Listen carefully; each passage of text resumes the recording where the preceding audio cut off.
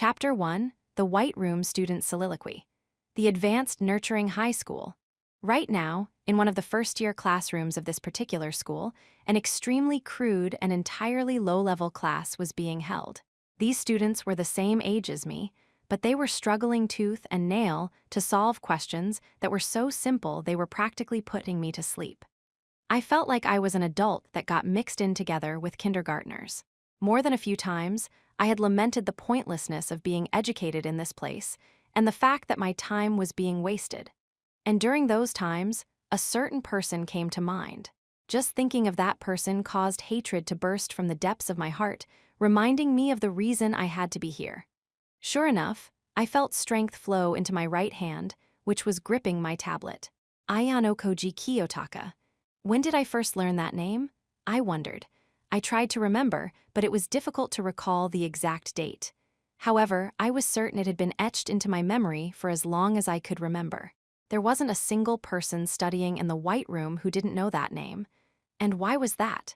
Because he was simply better than any other student there, of any age, from any point in time. Because no one could surpass the fourth-generation student Ayanokoji Kiyotaka. As a result, Ayanokoji Kiyotaka was held up as the perfect specimen. That one single child had an enormous impact on the White Room, and we, the fifth generation, were probably the most affected. It was said that he always got high marks, no matter how tough the curriculum was. But the same was true for me. I continued to get outstanding results among the fifth-generation students. I had continued to prove that I was a genius, superior to everyone else. And yet, I had never once been praised for my genius. I don't think I really need to explain the reason why. The cold-hearted words that came out of my instructors' mouths were always the same. Ayanokoji Kiyotaka from last year was far more remarkable. No matter how much effort I put in, no matter how outstanding my performance, I could never be recognized. All I ever got were commands instructing me to try and catch up to someone who was like an unreachable god. Some of the people studying in the same room as me even worshipped the deified Ayanokoji Kiyotaka. How pathetic. The people in the White Room were being trained to be the best of the best. But now, they were abandoning that goal. There was absolutely no way people like that could survive all the way to the end in the White Room. And sure enough, they ultimately fell by the wayside, not earning so much as a scornful chuckle from me. But that didn't mean there were never times when I felt weak myself. Although I didn't worship him, I had my suspicions that the person known as Ayanokoji Kiyotaka didn't actually exist, but that he was a fictional character created to inspire us. I guess my instructors were able to see right through those feelings of mine. One day, I was taken by my instructors to one of the observation rooms used by outside visitors.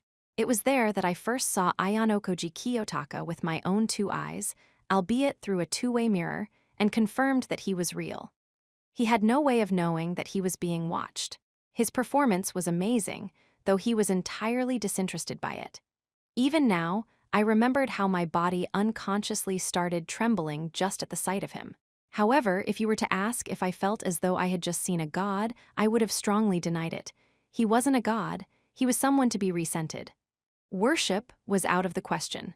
Hatred was precisely the emotion necessary to inspire us. Yes, it was hatred that caused my body to tremble. I had successfully survived the White Room precisely because I held on to that intense hatred, never forgetting it for even a moment. In the end, though, worship and hate were nothing more one's personal thoughts and feelings. To the people in the organization, what we students thought came second. The White Room's ultimate goal wasn't to create one individual who was the pinnacle of humanity. It was to conduct research and mass-produce extraordinary, outstanding people. That was the reason for the White Room's existence. If they had a successful model, it didn't matter who that person was. It didn't matter if it was me or Ayanokoji Kiyotaka, which was precisely why failures had absolutely no value. So, if Ayanokoji Kiyotaka were chosen as the successful model, then what would happen to me, who was studying at this school right now? I had no idea what my reason for being would be. As a failed experiment, my life would simply be over. Stripped of value. What a miserable end that would be. I'd be no different from the students who fell by the wayside.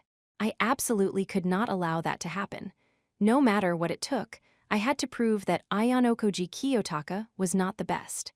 I had to make the organization recognize that I was a successful model.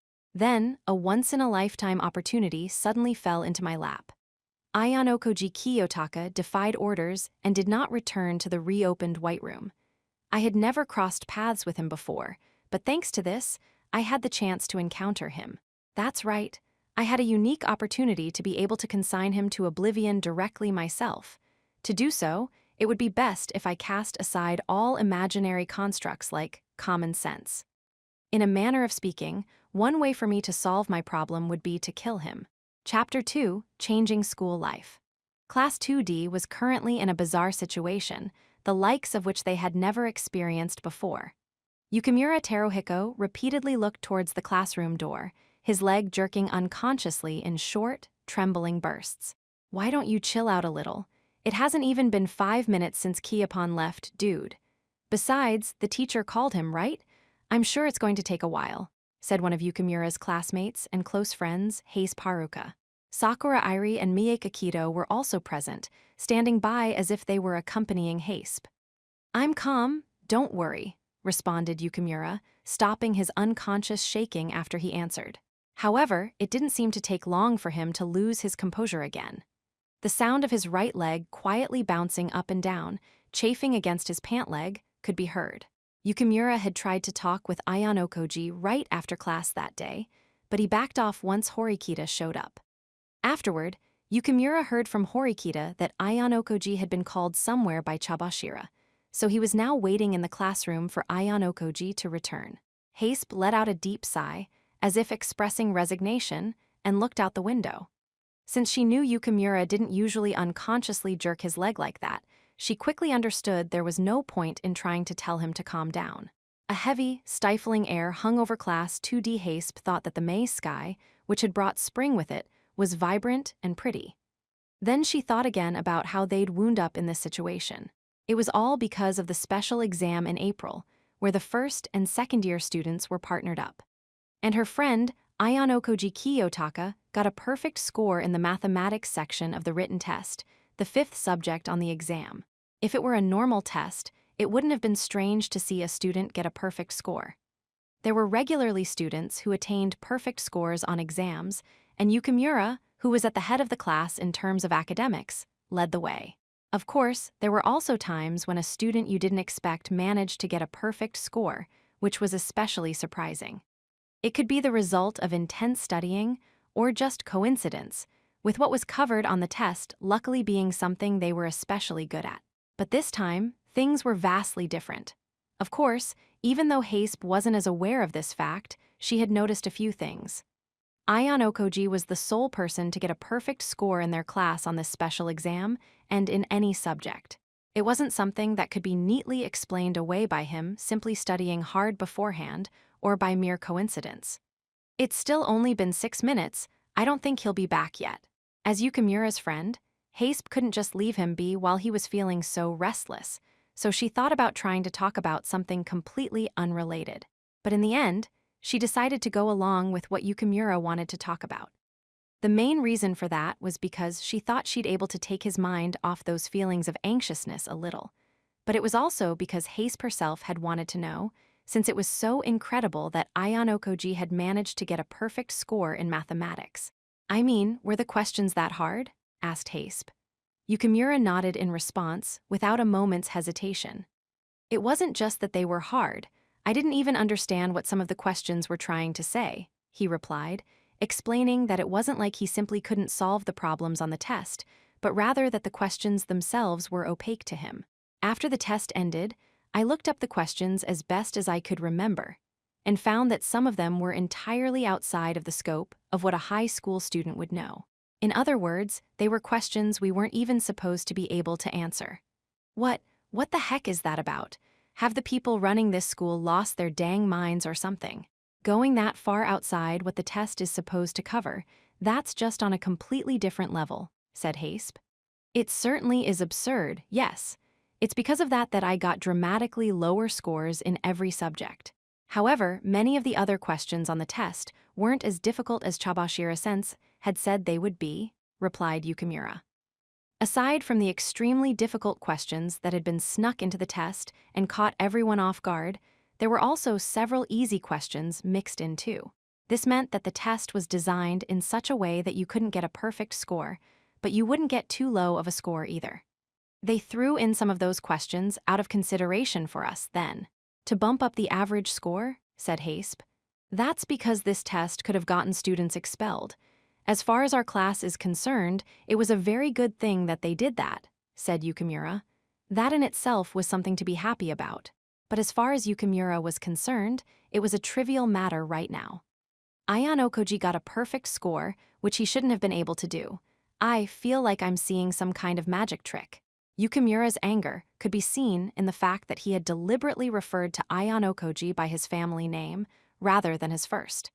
Kei Kiyotaka-kun is incredible, isn't he? I mean, being able to solve problems like that, remarked Sakura with a cautious smile, trying to ease the tension in the air. However, it seemed to have the opposite effect. Yukimura's expression grew even sterner, with a deeper look of resignation. I've been working to assess the academic abilities of everyone in our class over the past year, to some degree. I'm shocked by the results of this test precisely because I had determined there was no way anyone could have solved those questions, said Yukimura. Tell us more, said Shinohara, one of their classmates. She'd been listening to the Ayano Koji group's discussion and wanted to jump in. Many of their classmates had noticed their conversation and were listening in on what Yukimura was saying as well. You can confirm for yourselves it on your tablet. Is there anyone in our class who got a perfect score in even one subject? Well, no, actually, you'll understand even better if you look outside of our class too. Check out our entire grade level. Not a single person got a perfect score. Not Ichinose and not Sakahiyanagi either, explained Yukimura, presenting everyone with the reality of the situation as if to prove a point. Through their tablets, students could see the results of classes besides Class 2D. I hadn't noticed that. So we can see scores from the other classes too. Why? Shinohara, surprised, took the tablet that was handed to her and slid through the displayed pages with a curious look in her eyes. Who knows, maybe it's because of the introduction of the OAA app, or maybe it's for some other reason. Anyway, whatever the reason may be, the only way we'll find out is if we wait until the next test is announced, said Yukimura. Oh God, this is awful. Lots of people are going to be able to find out my test scores. This sucks, grumbled Karuizawa Kei, the leader of the girls in our class. Then she continued speaking, going back to the original point. Maybe Ayano Koji-kun is a genius just when it comes to math, or something like that.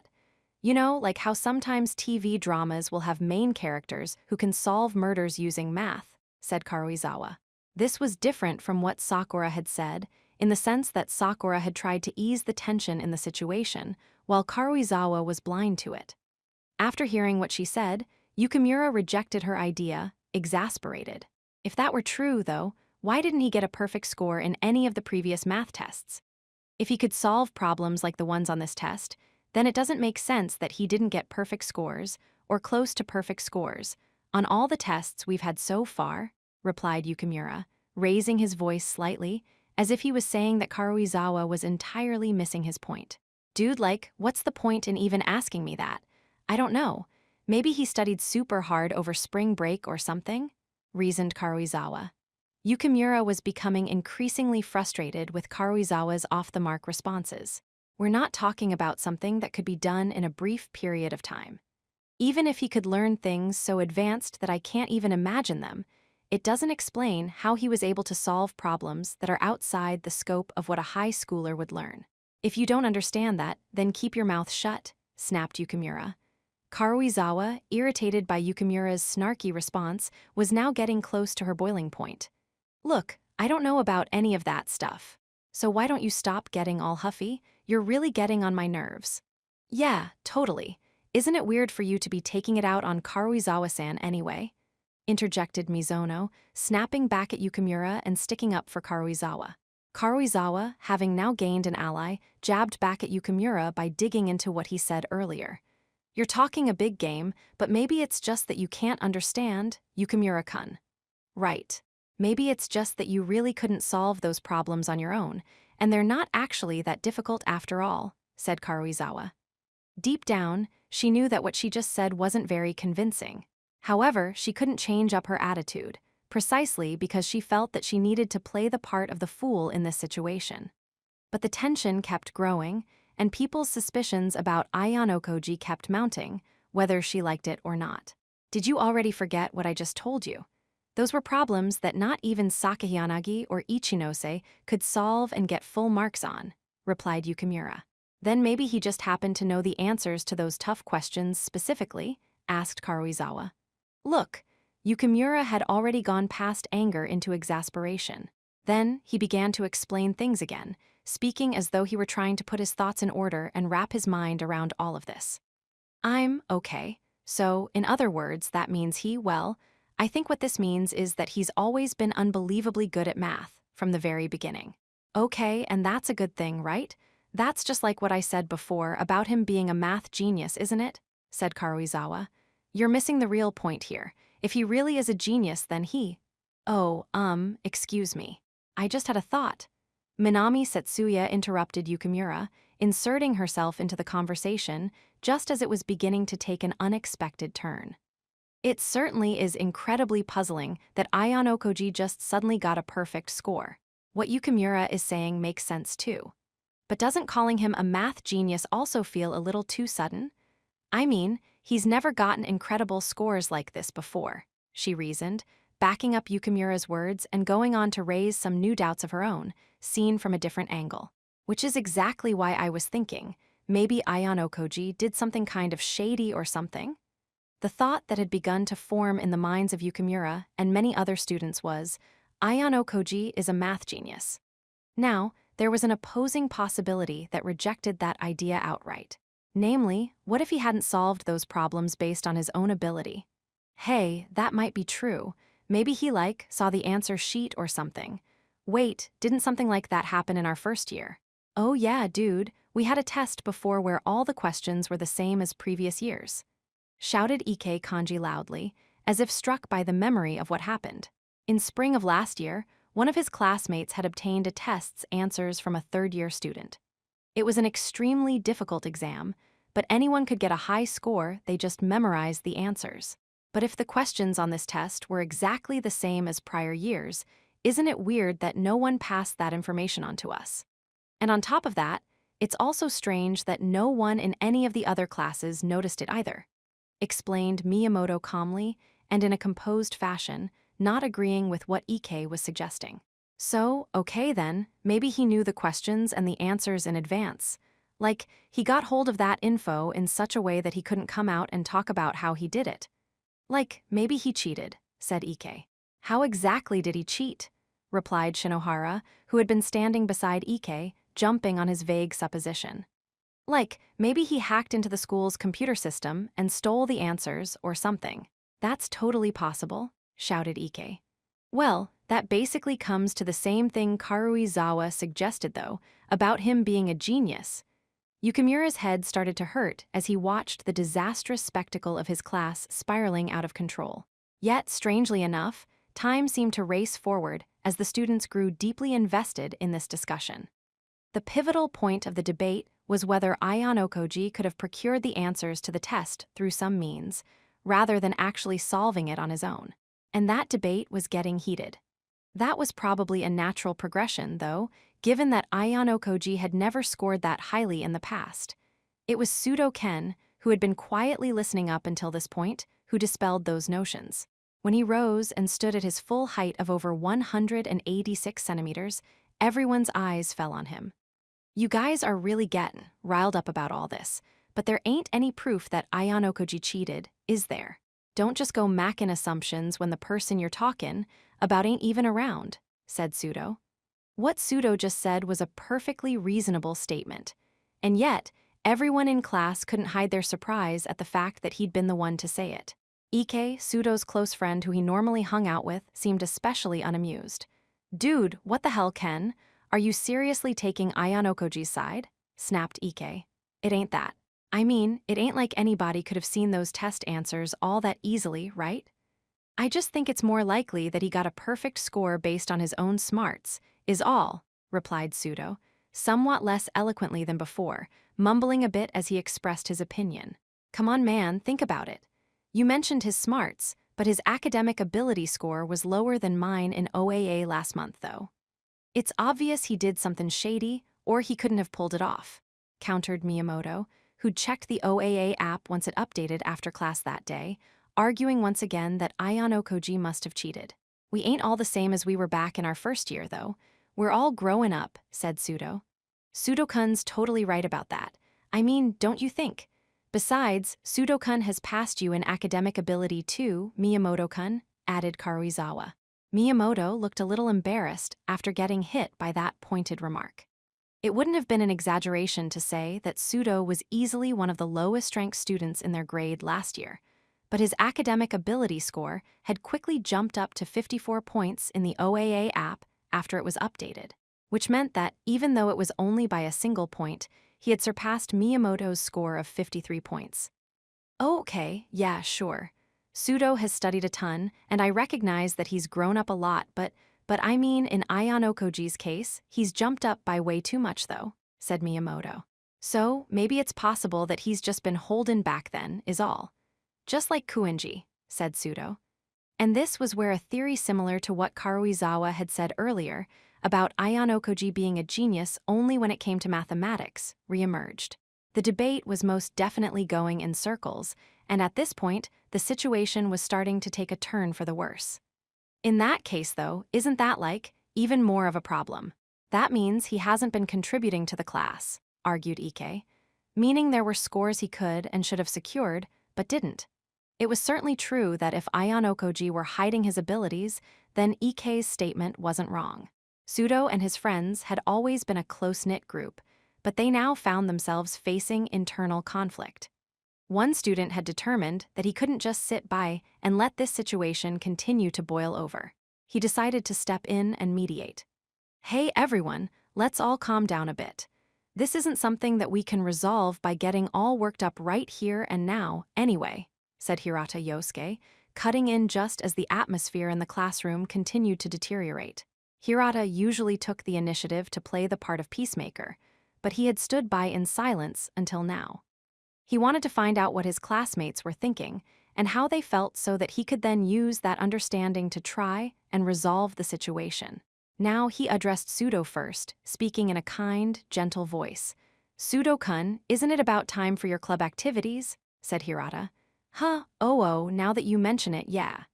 Sudo went back to being himself, as if he had just suddenly gotten hit with reality.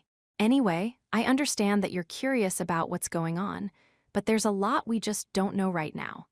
I don't think it's a good idea to let speculation get so out of hand that it gets in the way of club activities. I'm sure you understand that. I'll only be late just this once. Won't really fly as an excuse, right? Said Hirata. Hirata had decided that his first priority was to reduce the number of people in the classroom right now. Sudo and the others, who'd been getting heated and had forgotten their club obligations as a result, quietly regained their composure. With the introduction of the OAA app, the number of students who cared about their own scores had increased dramatically. Sudo was one of those students. Bag in hand, he looked briefly over at Suzune's back before quietly leaving the classroom. She hadn't spoken a single word during that entire spectacle. The rest of the students who had club activities of their own followed suit, leaving the room. I gotta go too. Sorry, but I'll leave handlin' Kaise to you. Yeah, see ya later then, Miyaki, replied Haspe. Akido, another member of the Ayano Koji group, gathered his things and left the classroom to go to the archery club. Haspe and Sakura watched him go. The feeling of restlessness still hung in the air. More students started to trickle out of the room here and there, making their way back to the dorms. However, more than half the class remained behind in the classroom. 2.1. We, the students of Class D, had just survived the very first special exam of our second year. I'd wound up with an injured left hand thanks to my little entanglement with Hosen, but successfully managed to eliminate the danger of expulsion. I understood well enough that it would take some time for my wound, which was the price I had paid for my efforts to heal completely, but there was nothing I could do about that. I left the reception room, with Tsukishiro watching me go, and let out a small sigh as I closed the door behind me. Now, I could go back to my ordinary, carefree everyday life as a student, well, no. Not really. Things had gotten to the point where I couldn't even entertain such naive thoughts anymore. Besides, my current environment had already begun to be a far cry from what you might call an ordinary, everyday life. Being summoned by the acting director to have a conversation with him was quite an unusual event, and one that would leave most students scratching their heads in confusion. Even as I thought that, though, I resigned myself to the reality of the situation, recognizing that there was nothing I could do. I had run away to this school. I had no other choice but to accept that things like this were going to follow me forever. The only way I could be released from the chains shackling me would be to get expelled. Looks like the discussion's over. Yeah, seems that way, I replied. Chabashira, who had been waiting for me a short distance outside of the reception room, came up to me as if it natural to do so. I felt a little bit disappointed to see her, but didn't let it show on my face. Tsukishiro didn't know I was currently working with Chabashira, the teacher in charge of our class, and Mashima-sensei, the teacher in charge of Class 2A. Given that, it was nothing short of unnatural for Chabashira to keep waiting around for me when Tsukishiro had called me. The fact that Tsukishiro had used Chabashira to bring me to his office was perfectly understandable, considering her role as my homeroom teacher, but I couldn't deny the possibility that he was using this opportunity to lay a trap. That was precisely why I'd wanted her to leave without making contact with me again. If you considered what a normal teacher and student relationship might look like, it was entirely unnatural for a teacher to do something like stand around and wait like she had. If the situation had been a little calmer, Chabashira might have realized that. I was sure her decision was influenced by the fact that I had gotten a perfect score on the math section of the exam and made my true abilities known to some of my classmates. I understood why this whole situation made her restless, but this was rash of her. But, well, I supposed if there was one thing that I could say in her defense, it was that we had vastly different opinions of him. From Chabashira's perspective, Tsukishiro simply had a connection with a student's father. A student she was a homeroom instructor for. That wasn't surprising, though, considering she didn't know any background information, like about the White Room. This naturally meant there was a difference in the level of caution we showed Tsukishiro and our attitudes toward him. Which was exactly why I wasn't going to say anything now. All I could do right now was leave as quickly as possible, so I put one foot in front of the other and made my way forward. "You've become a bit of a celebrity now," said Chabashira. I was wondering what she was going to say when she opened her mouth. So that was what she'd decided to go with, huh? I'm not happy about it, but it was a necessary measure. I just have to accept it as something within acceptable limits, I guess. But even putting aside the students from the other classes, how are you planning to explain this to your own classmates? You've been playing the part of the humble, inconspicuous student as much as possible so far. Now that you've gotten a perfect score on the math exam, despite how difficult some of the questions were, your classmates aren't going to leave well enough alone. Have you already made moves to prepare for that? She asked. As I let Chabashira's questions go in one ear and out the other, paying no real attention to her, I thought about what I was going to do from here on out. I had left my bag back in the classroom, so I had to go back. There was no way I could have taken steps to prepare for this beforehand. I'm going to have to start from here, I replied. Besides, it would have been crazy for me to deliberately go out of my way to announce to everyone that I'd be getting a perfect score in the math section of the upcoming special exam. You're going to face some hardships. You'd best prepare yourself for an onslaught of questions, said Chabashira. I know. If you already have some idea of what's going to happen next, I'd really prefer you just let me go as soon as possible, I thought. Is it okay if we part ways right here? If I'm caught walking around alone with my homeroom teacher, I'll end up attracting unwanted attention, I told her. Yes, I get it, mumbled Chabashira before walking towards the faculty lounge. I was sure she was trying to suppress her emotions as much as possible, but it was easy to see that she was positively bursting with joy. She might act more distant than the other homeroom teachers, but in reality, Chabashira was probably the closest to her students. It was because she had lingering attachments and regrets from her own time as a student that those uncontainable feelings welled up within her. Her poker face was good enough to cover that up when she was dealing with normal students, but, well, from my perspective, she was an open book. So much so that it was comical. The fact that she was easy for me to manipulate was an advantage, but right now, she was just getting in my way.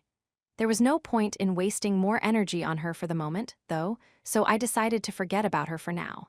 I took out my cell and tried to call Horikita, but even though the call rang, it didn't connect. I tried sending her a quick message as well, but she didn't read it. Well, I tried, I guess.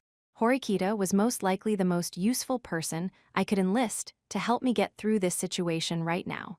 Considering the fact that we'd had our little wager over the math test, and that whole thing about the student council over the past year. With a little explanation of what was going on, I was sure I could get her to accommodate me to some degree. I would have liked to have laid some groundwork ahead of time if possible, but it looked like I was just going to have to deal with this situation on the fly. My classroom came into view. I wondered what the rest of the class was going to be like now that I'd gotten that perfect score in math. It would have been nice if almost all the students were already on their way back to the dorms, like usual. Holding that hope in my heart, I returned to my classroom and found a sight quite different from what I had hoped. It had taken me roughly less than half an hour to get back to the classroom after talking to Tsukishiro.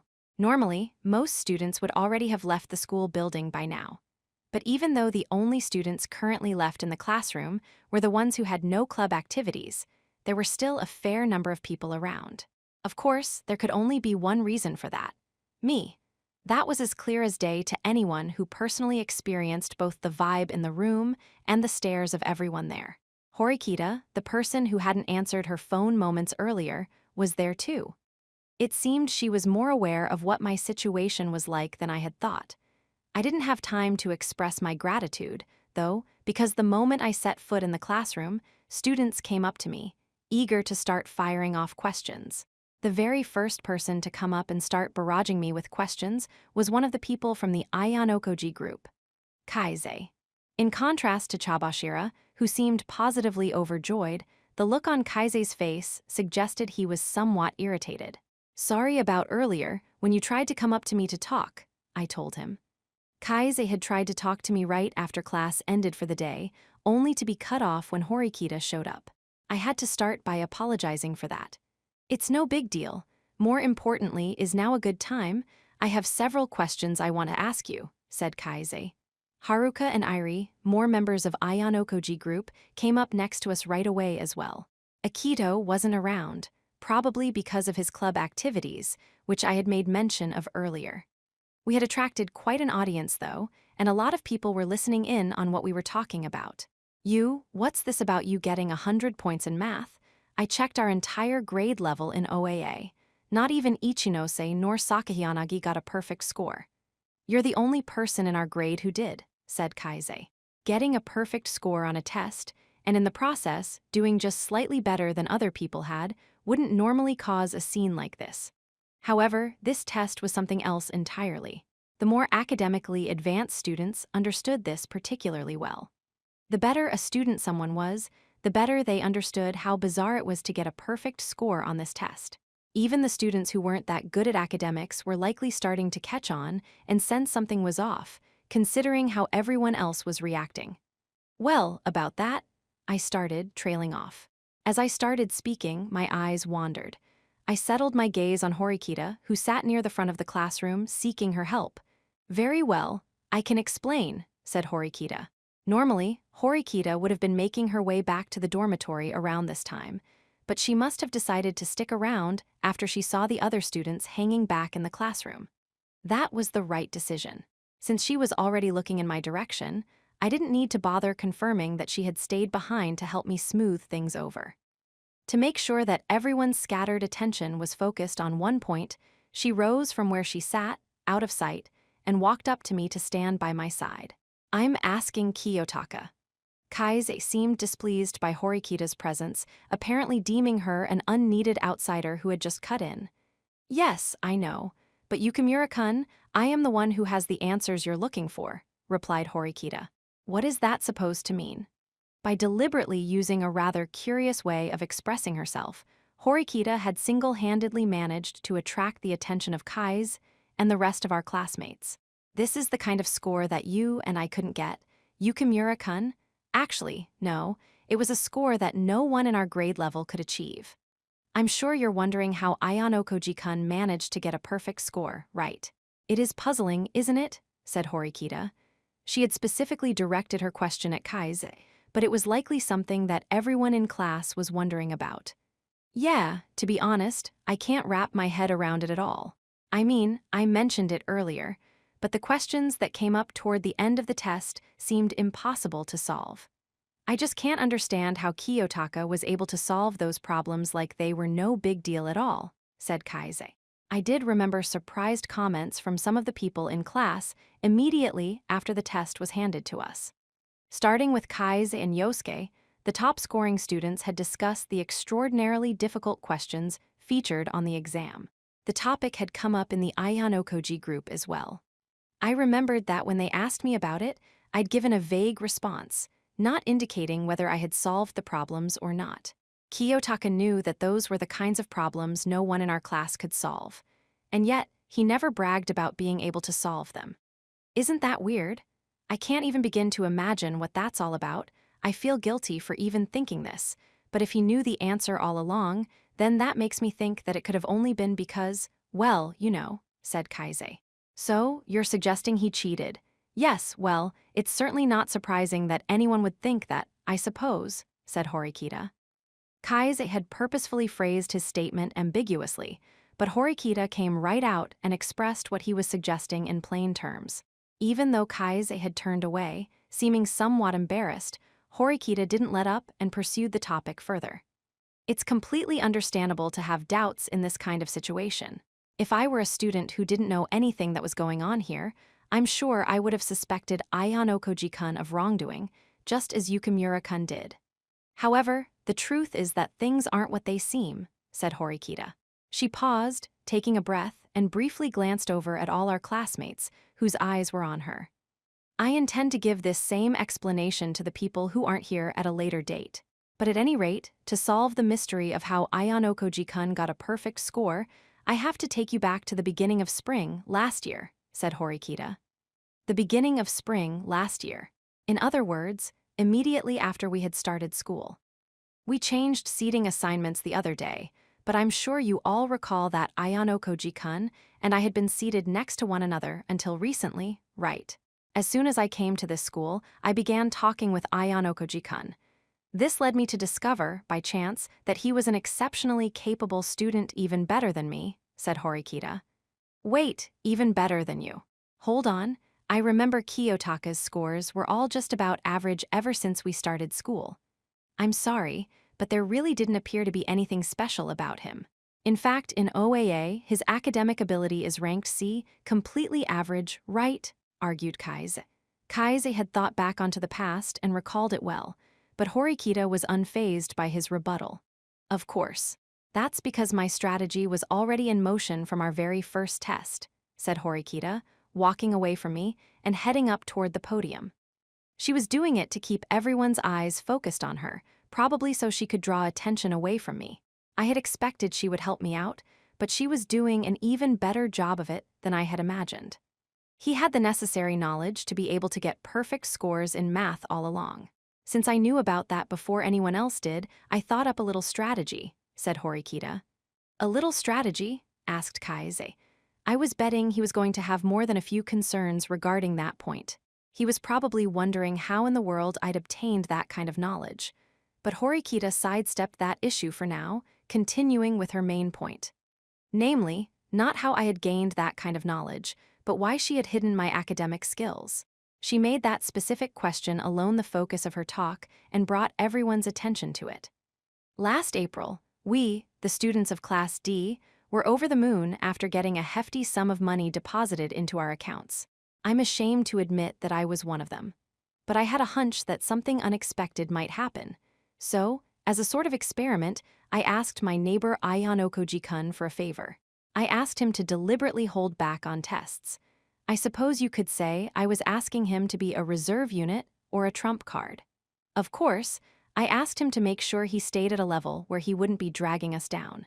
Namely, at the kind of level that the school deems a C in academic ability, said Horikita. Up until this point, my grades had been completely unremarkable. Horikita was saying that was all intentional, and in line with a strategy that she had formulated. Of course, if someone carefully thought back to what had happened a year ago, they'd find this all very odd. There were several things people could take issue with, such as the fact that Horikita wasn't the kind of person who had a good relationship with others back then, or the question of how and when she noticed my academic skills, and so on. But for many, a year was a long, long time. Those memories were distant. Unlike with an incident so intense that the memory of it was etched deep into your hippocampus, what Horikita suggested was easy to accept precisely because nothing about it was striking or memorable, making it seem even more indistinct. Very few students would be able to clearly recall those days. Many would just think, oh, that's how it was, and then fill in the blanks on their own. Of course, things weren't going to go over that easily with someone like Kaise, whose feelings of mistrust ran deep at this point. He went after the parts that were difficult to explain away, not letting Horikita off the hook. I find that all hard to believe. If you were having doubts about how this school operated, it would have been more beneficial for our class if you asked him to get high scores from the beginning. If he could get a perfect score on this exam, then it's not impossible for him to have an academic ability ranking of A or A+. Even if it's just one person's score we're talking about here, our class points would have gone up, slowly but surely, argued Kaise. He was saying that he didn't understand the benefits of holding me as a reserve unit. Yes, I suppose you have a point. That would be all well and good if you were only looking for class points in the short term. But what if he had given it his all from the start? What do you think would have happened to Ayano-koji-kun by now? Well, no, to put it more accurately, what kind of future could you have predicted for him? Asked Horikita. Faced with Kaise's mistrust, she didn't run or hide, but took his concerns head-on and improvised. She never faltered, and the words just effortlessly came out of her mouth. It was almost like she'd had it all planned out from the start. What kind of future could I have predicted for him? Repeated Kaise, not understanding the meaning of the question. Horikita began explaining what she meant. Let's assume, for the sake of argument, that Ayano-koji-kun had used the full extent of his abilities right away, starting in April, as you suggested, Yukimura-kun. In that case, his name would most likely become known to Sakahiyanaga-san, Ichinose-san, and Raiwon-kun. When it comes to mathematics, he may very well be the best in our grade. If such a person were left unchecked, the other classes would think of him as an obstacle. It wouldn't be surprising if they started putting plans in motion to get rid of him, said Horikita. So you're saying that he might have ended up being targeted? Asked Kaise. Yes, that wouldn't be surprising, would it? Anything could happen at this school, after all. In fact, the school even went so far as to administer a special exam, where a student was forced out by way of an in-class vote. And the truth of the matter is that Ayano-koji-kun was temporarily in danger of expulsion due to Sakahiyanaga-san's strategy. Although he was still considered an ordinary student at the time and was only used as something of a scapegoat in that situation, I did have concerns that Sakahiyanaga-san actually saw him as a real threat and was after him, said Horikita, explaining that depending on how the situation played out, I might have been the one who got expelled instead of Yamaguchi. Wait, hold on, that's not right. If Kiyotaka had been going all out right from the start, even if we were to compare him and Yamaguchi, the results would have been as clear as day, argued Kaise. I'm not so sure about that. Yamaguchi-kun might have conducted himself better to avoid getting expelled, and Sakahiyanaga-san's strategy might have become more complicated and more difficult for us to see through as a result. In addition, Yamaguchi-kun had many more close friends that Ayano-koji-kun does. It depends on what it is you're comparing, exactly, said Horikita. Because what they were getting into now was really a pointless, circular argument, Kaise couldn't really push further on this point. Even if he did bring up what had happened on other tests, Horikita would probably just respond with something similar. Okay then, why now? If Ayano-koji carelessly flaunts his ability now, we'll have the same problem, right? He's gotten everyone's attention by suddenly making a big splash, so he might become a target in the future, said Kaise. He was essentially saying there was no difference in risk if I had started going all out a year ago versus doing so right now. But it seemed like his response was well within what Horikita had expected. She showed no signs of panicking. No, There is a significant difference between if he had showed off what he could do a year ago versus showing it now. Our sense of unity as a class has grown by leaps and bounds over the past year. Each and every one of us has grown. We've also become capable of making the right decisions, said Horikita. Looking back at how we all were a year ago, even Kaise could probably see the truth of her words. And this isn't just limited to Ayanokoji-kun either. For example, yes. He isn't here right now, but I think Sudo-kun is an easy-to-understand example of this. Last year, he was a terrible student. He was, without a doubt, our class's biggest burden. But what about now? While some small traces of his rather rough-and-tumble temperament remain even now, he has shown incredible improvement. His grades have improved tremendously, in particular.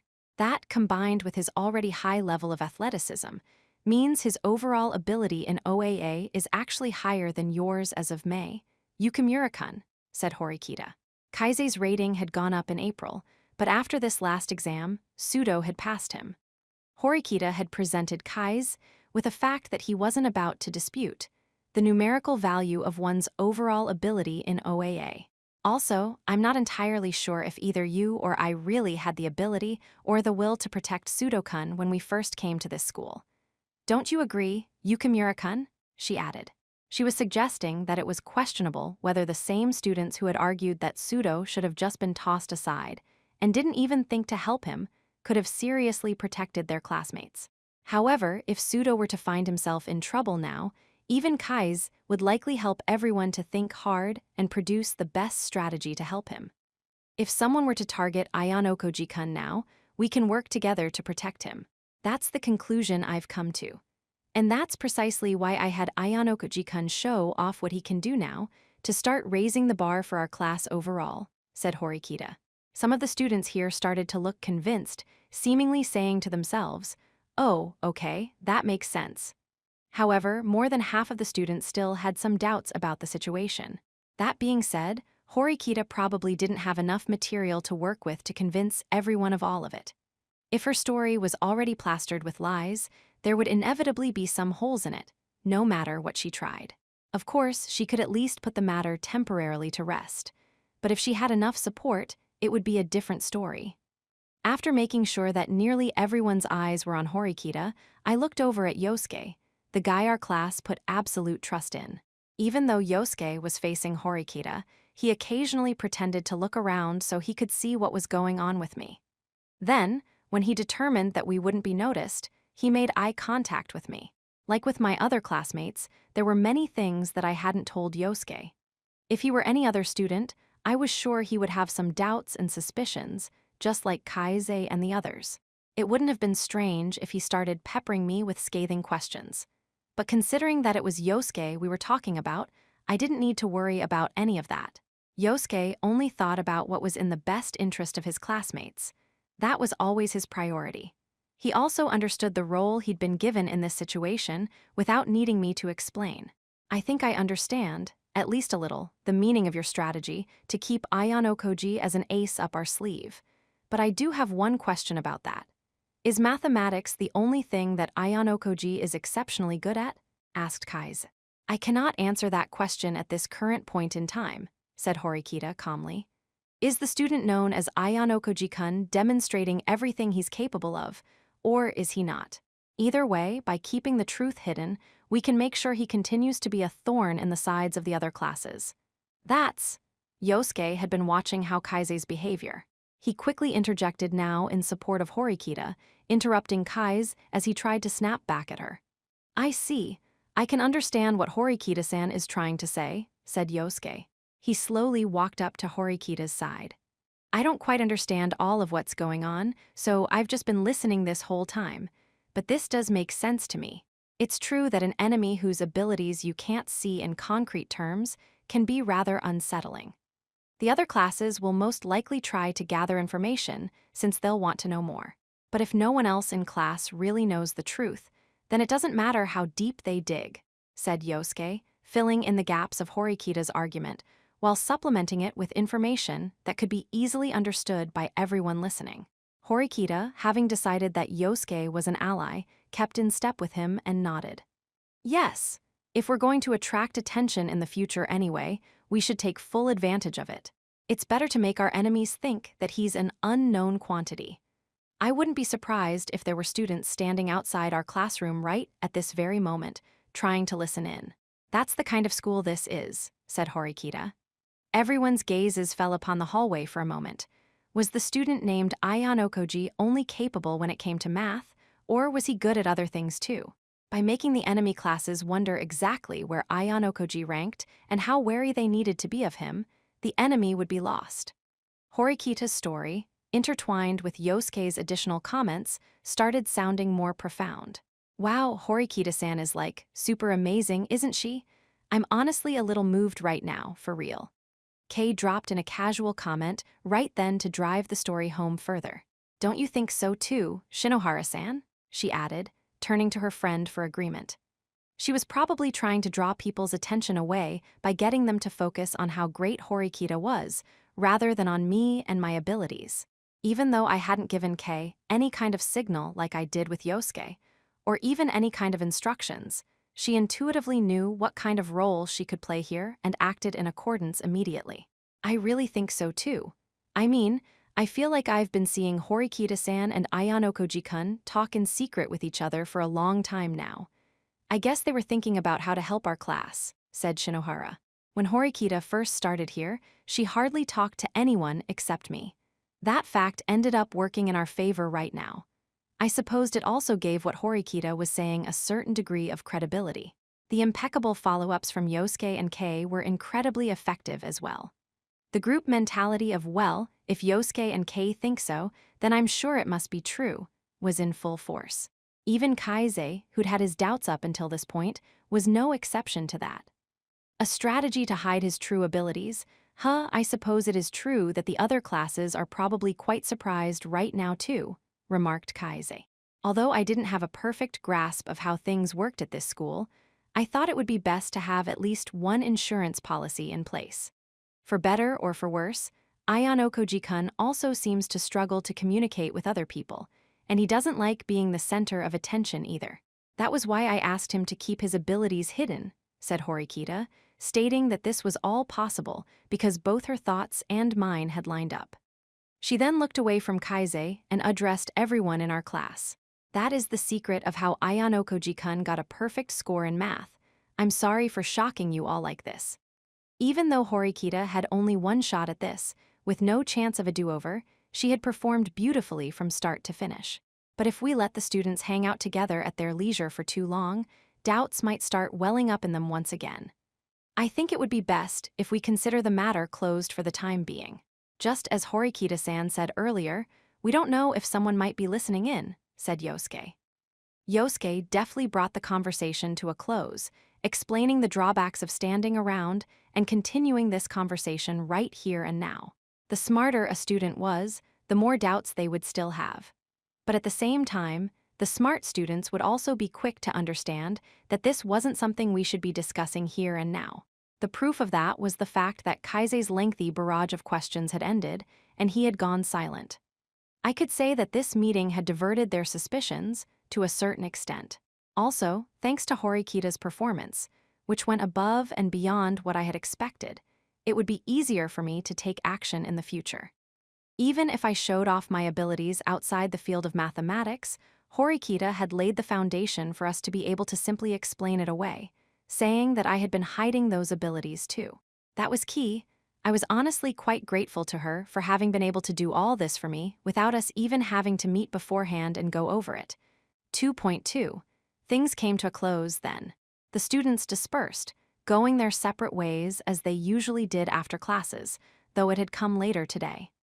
I figured it would probably be a good idea for me to go thank Horikita and Yosuke another day. Perhaps Horikita had sensed what I was thinking because she got up from her seat before anyone else did. Yosuke always walked off while chatting happily with a bunch of girls, with Kei at the center of the group. Blending in with them, I grabbed my bag and stepped out into the hallway. And thus ended my day. Well, no. Things weren't going to be so simple. Even though what had just happened was good enough to get the masses to understand the big picture, the personal issues it would cause me were an entirely different story. A few students started following me right after I walked off. I didn't even need to think about who they were, of course. They were the members of the Ayanokoji group. The footsteps of the student in the lead, as they approached me from behind, were especially forceful and loud. I didn't even need to look back to understand just how frustrated Kaise was. As I continued walking, pretending not to notice anything, I heard a voice call out to me, "Kiyotaka." After I heard my name called, I slowly came to a stop. When I turned around and looked at the three of them standing there, I saw they did have rather grim looks on their faces, after all. "What? You're just heading on back without even talking to us? That's kind of cruel, don't you think?" said Haruka, the most outspoken member of the group, addressing me in a forceful tone of voice.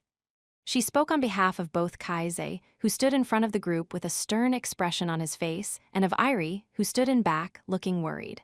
Perhaps what Haruka said had some effect on Kaise, because although he had opened his mouth to speak, looking like he was getting heated, he then closed it.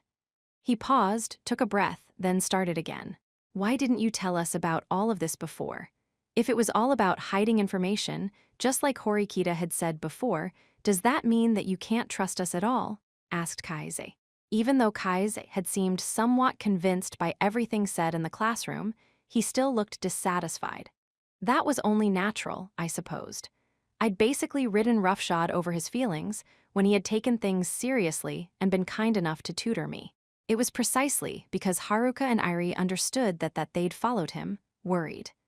The uncomplicated way out would be for me to put all of the blame on Horikita. However, I couldn't really bring myself to do something like that, since she'd played a key role in getting me through this situation earlier. Well, no. I suppose there was no need to resort to such emotional arguments. I needed to think about the future here. Kaise was an extremely smart student, and by no means the slowest in our class when it came to assessing a given situation. But if I didn't tackle this issue directly with him, it would probably continue to weigh heavily on his mind. And if Kaise stopped functioning properly, it would hurt our class. It would also hinder Horikita, who had taken command of that class and was acting as its leader. "I do trust you, but I decided that not telling anyone would be best, considering what might come in the future. I was tempted to come out and tell you, because we're close, but I decided to grit my teeth and keep quiet about it." I told them that I had made that decision voluntarily, without putting the blame on anyone else. Even though Kaise had approached the matter aggressively, what Haruka said earlier had made him hesitate a bit before coming out with everything he wanted to say. Telling him that it was my own decision essentially forced him to retreat further from those emotions. "I can definitely understand why you'd feel so upset with me over this, Kaise. You've done more for this group than anyone else, and on top of that, you were pushing to help me study." "I'm sorry," I told him. No one would feel great about discovering the person they'd been tutoring was hiding the fact that they were better than them. I was sure Haruka and Airi, who stood beside him, felt similarly. Haruka stood there and listened to my apology. Aside from what she said right at the beginning, she hadn't opened her mouth. I suppose that was probably because she had decided that Kaise should think about it and come to terms with things on his own first. To be honest, I'm still pissed. If you didn't need me to tutor you, you should have just said so from the beginning. You could have just told me that you could have gotten through the exams without any trouble on your own, said Kaise. That's true, I replied. From Kaise's perspective, my circumstances, background, and such didn't matter. I supposed it was only natural that he would have wanted me to tell him that from the start. And on top of that, according to what Horikita says, you're going to keep holding back and being vague in the future, right, Kiyotaka? If you can't tell us what subjects you're capable of handling and which ones you're not, I'm never going to be able to fully trust you, said Kaise. Kaise would continue to harbor doubts. What kinds of subjects was I capable of handling, and which subjects did I actually need assistance with? As a tutor, it would undoubtedly be uncomfortable to be around someone like that. I'd be lying if I said that I didn't feel like saying, "I want to leave the group, you know," said Kaise. "Wait, are you being serious, Yukamu?" exclaimed Haruka, having remained silent up until that point. I suppose there was no way she could have held her tongue after hearing him say something like that. "Yeah, I am. Until we had heard that full explanation from Horikita a little while ago, I was completely planning to leave the group, because I didn't think I could trust Kiyotaka anymore. But Well, since we've been in the same group for so long now, there's one thing I understand. I know that Kiyotaka isn't a bad guy. I suppose if he was hiding this for the good of the class, it makes sense why he wouldn't tell anyone about it. And even if he could have turned me down for tutoring help, saying that he didn't need it, I can understand how someone like Kiyotaka, who isn't good at communicating, wouldn't be able to actually come out and say that. Kaise clenched his fists as he spoke, responding with his honest thoughts. It's just that it's taking me some time to get my thoughts in order, I guess, he added, intentionally letting out a big sigh afterward. I guess it's pointless to drag this out any longer. In the end, what I wanted to say is, I don't care if you're hiding your true abilities from the rest of the class. It's not like you're dragging everyone down like Kuenji, and it's not like anyone has the right to complain about you. And if I try and accuse you of stuff like that, it's only going to make things worse between us, said Kaise. It was fair to say this whole situation had left Kaise most dissatisfied and displeased than anyone else. And yet, he was trying to swallow those feelings and keep them to himself, for the sake of the Ayanokoji group and for the sake of his classmates. I understand all that, but I can't help but feel a certain way about this. For that, I'm sorry. For the time being, I'll just consider the skills that you've shown us to be the real thing. And I'm going to assume that you're still only just adequate in every subject aside from mathematics, and I'll continue tutoring you. Is that okay? Said Kaise. Considering it wouldn't have been surprising if the situation had ended our friendship for good, I was incredibly grateful for his proposal. There was no reason for me to refuse, so I nodded my head in response, agreeing to his request. Thank you, Kaise, I replied, expressing my gratitude to him. Irie, after having witnessed the entire exchange, summoned up the courage to speak. Then, how about you two shake hands to make peace with each other, or something, she suggested. That's great. Yeah, make peace with a handshake, added Haruka, agreeing with Irie's suggestion. Kaise, feeling the tension was hanging over us beginning to disperse, shook his head from side to side. Oh, come on, lay off, that's embarrassing. Despite him rejecting their suggestion, Haruka had quickly grabbed hold of Kaise's right hand. Then, at almost the exact same time, she took hold of my right hand as well. Okay, make up, she exclaimed, forcing our hands together, trying to make us shake hands. Neither of us had exactly prepared for a handshake, though, so our hands just kind of hit one another. I'm not gonna let go until you two shake hands, okay? Said Haruka. All right already, exclaimed Kaise. Perhaps because he thought having our hands awkwardly joined together like this was more embarrassing than just doing a regular handshake, Kaise gave in. The two of us shook hands, signaling that we had officially reconciled. Well, I'm fine now, but Akito still doesn't know anything, said Kaise. Miyaki'll probably be just fine, I bet. I think he'll accept Kiapon just like normal. Right? Said Haruka. Kaise thought about that for a moment, but considering what he knew of Akito, he seemed to agree with Haruka's conclusion. Well, I suppose, yeah. Hugh, okay, everything's finally back to normal. It kind of feels like this weight's been lifted off our shoulders, huh? Said Haruka, locking eyes with Irie. The two of them seemed in total agreement. Anyway, it looks like you've become a celebrity all of a sudden, Kiapon, doesn't it? Wait. She trailed off at the end and stiffened up, staring at me intently, as if she had just remembered something. The three of us waited for her to continue speaking, but it didn't seem like she was going to. What's the matter, Haruka-chan? Asked Irie, worried about Haruka, who had gone completely stiff. Just then, Haruka started moving again, like she had been released from a spell. Nothing, no big deal. Anyway, now that you're a celebrity, things are gonna be pretty rough for you, huh? She said, turning back to me. Don't you think getting a full score might have been kind of excessive? The second highest score in our grade was Sakayanagi, with 91 points, said Kaise, worrying about a different matter after acknowledging things with me.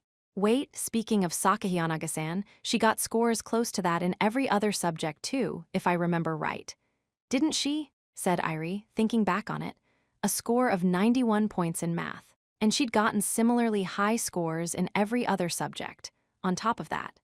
Considering the elevated difficulty of these tests, there was no doubt in my mind that she really was very academically gifted, after all. I was certain that she was the best in our grade level, after me.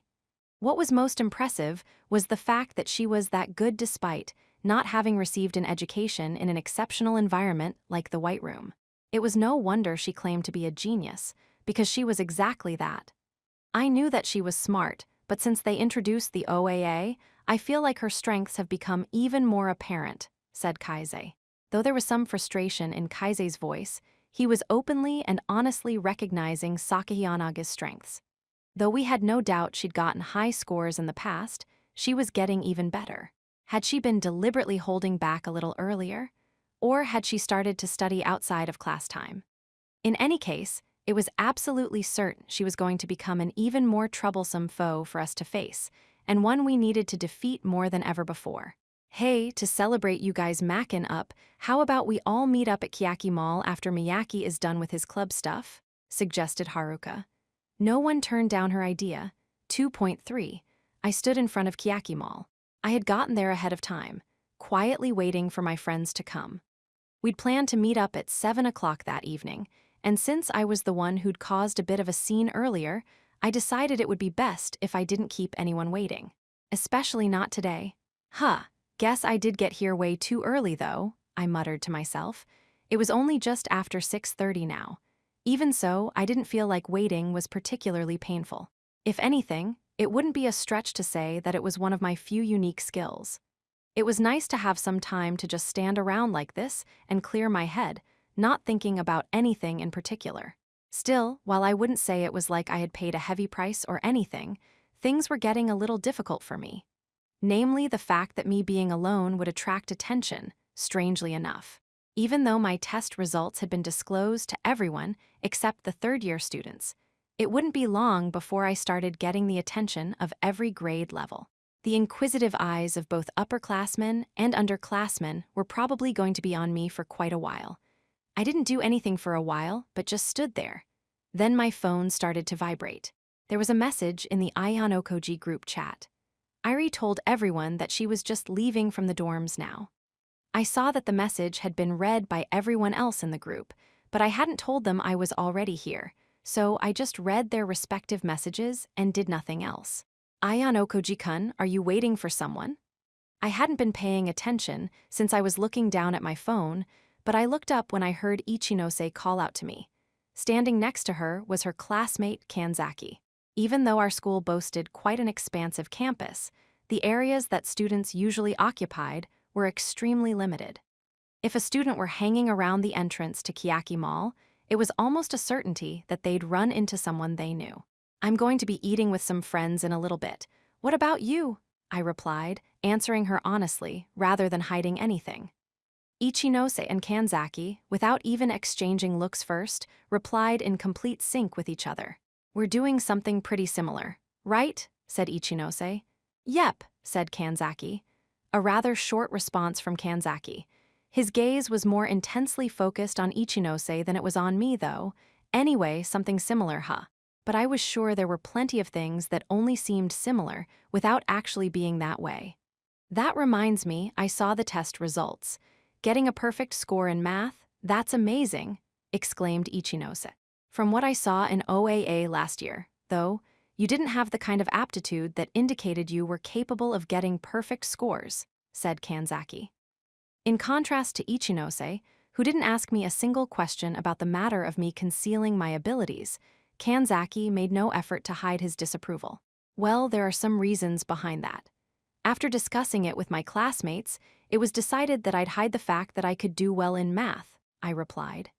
Even when I only explained that much, I was sure that Ichinose and Kanzaki would understand things, to a certain extent. They'd use their imaginations to fill in the gaps and flesh out the story themselves. Normally, that would have been more than enough. However, the sharp gleam in Kanzaki's eyes remained, unwavering. Which means you've been hiding it all this time, then. It seems you're a more dangerous opponent than I had imagined, said Kanzaki. Come on, Kanzaki-kun, don't say it like that. Every class has its own ideas and its own strategies, you know that, replied Ichinose. Kanzaki accepted what Ichinose said as a matter of course. That is certainly true, yes. And it's not as though he has used cowardly tricks like Raiwan, either. But there are a few things that I just don't like. As you know, Ichinose, it's not so easy to get a perfect score on a test with advanced problems like that in the first place. And even though he said that was going along with what his classmates had instructed him to do, Ayano Koji-kun isn't our enemy. Ichinose interrupted him, expressing a keen sense of dissatisfaction with his hostile attitude. It was certainly unusual for Kanzaki to act this way, but if you asked me who was doing the correct thing in this situation, I'd have to say it was the person who being more openly vigilant. So, Kanzaki. Our alliance with them has already been dissolved. Class 2D is, without a doubt, our enemy, said Kanzaki. Well, but there's still no need for meaningless quarreling, replied Ichinose. We're not quarreling. But we need to understand what our opponent's strengths truly are, said Kanzaki. Yes, Ayano Koji-kun kept the fact that he was good at math a secret. That was a truth he had concealed, said Ichinose, conceding the point. Kanzaki took a step forward, shortening the distance between us so that he was closer to me than I was to Ichinose. In that case, what else is there? Is being good at math the only thing he's hidden? No, I don't think so. He's probably hiding other skills. Was he hiding the impressive running speed he demonstrated during the sports festival last year on his classmates' instructions? The worst thing for us, for Class B Class C, would be if he has other abilities he's hiding as well, said Kanzaki. But test scores only go so far. No matter how capable you are when it comes to academics, you can only get up to 100 points per subject, and the highest grade you can get is an A+.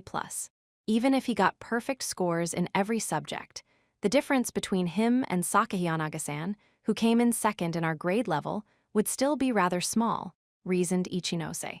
In fact, the difference in mine and Sakahiyanaga's math scores was a mere 9 points. Even if we had the margin of difference spread out over all 5 subjects on the exam, that would only mean a total of 45 points. Ichinose was saying that wasn't that great a threat. In terms of overall scores, our class is still higher. It'll be fine if our entire class works hard to make up the difference, to compensate for the points that Ayano Koji-kun is getting when he tries his hardest, she added. That might be true if you're only talking about written exams. But let's not talk about this anymore, Kanzaki-kun. You understand that this isn't the kind of time and place where we should argue so vehemently, right? Said Ichinose, interrupting him once again. Ichinose, who always strove to be a pacifist, feared it would cause a scene if they continued to have a heated discussion out in front of the Kiyaki Mall in public. Yes, I suppose you're right. I did lose my cool a bit, conceded Kanzaki. Perhaps deciding nothing would be resolved right now, even if they continued arguing. He shut his mouth and averted his gaze resignedly. I'll be going on ahead, said Kanzaki. And with those brief parting words, he quickly disappeared into the mall, leaving Ichinose behind. She and I quietly watched him go. I'm sorry. But well, considering that the situation being what it is, Kanzaki-kun is feeling some pressure, said Ichinose. They had been holding their position as Class B, but had now been demoted to C. It wasn't hard to see why Kanzaki was feeling pressured, since he was now being forced to change course after seeing that their battle tactics so far were no longer working. On the other hand, you could say that Ichinose, who was showing me kindness even in this situation, wasn't changing course. Kanzaki likely thought Ichinose should abandon that kind of naivete, and he wasn't wrong about that. Am I in the wrong? Said Ichinose. It wasn't like she didn't understand what Kanzaki was thinking at all. Even though she knew what he was getting at, she was still sticking to who she was. There was a world of difference between that and carrying on while not knowing anything. Do you remember what I told you before? I asked her. Yes, you told me to keep moving forward together with my classmates for as far as we can go, said Ichinose. In the future, there might be other students like Kanzaki who are going to try and change your class.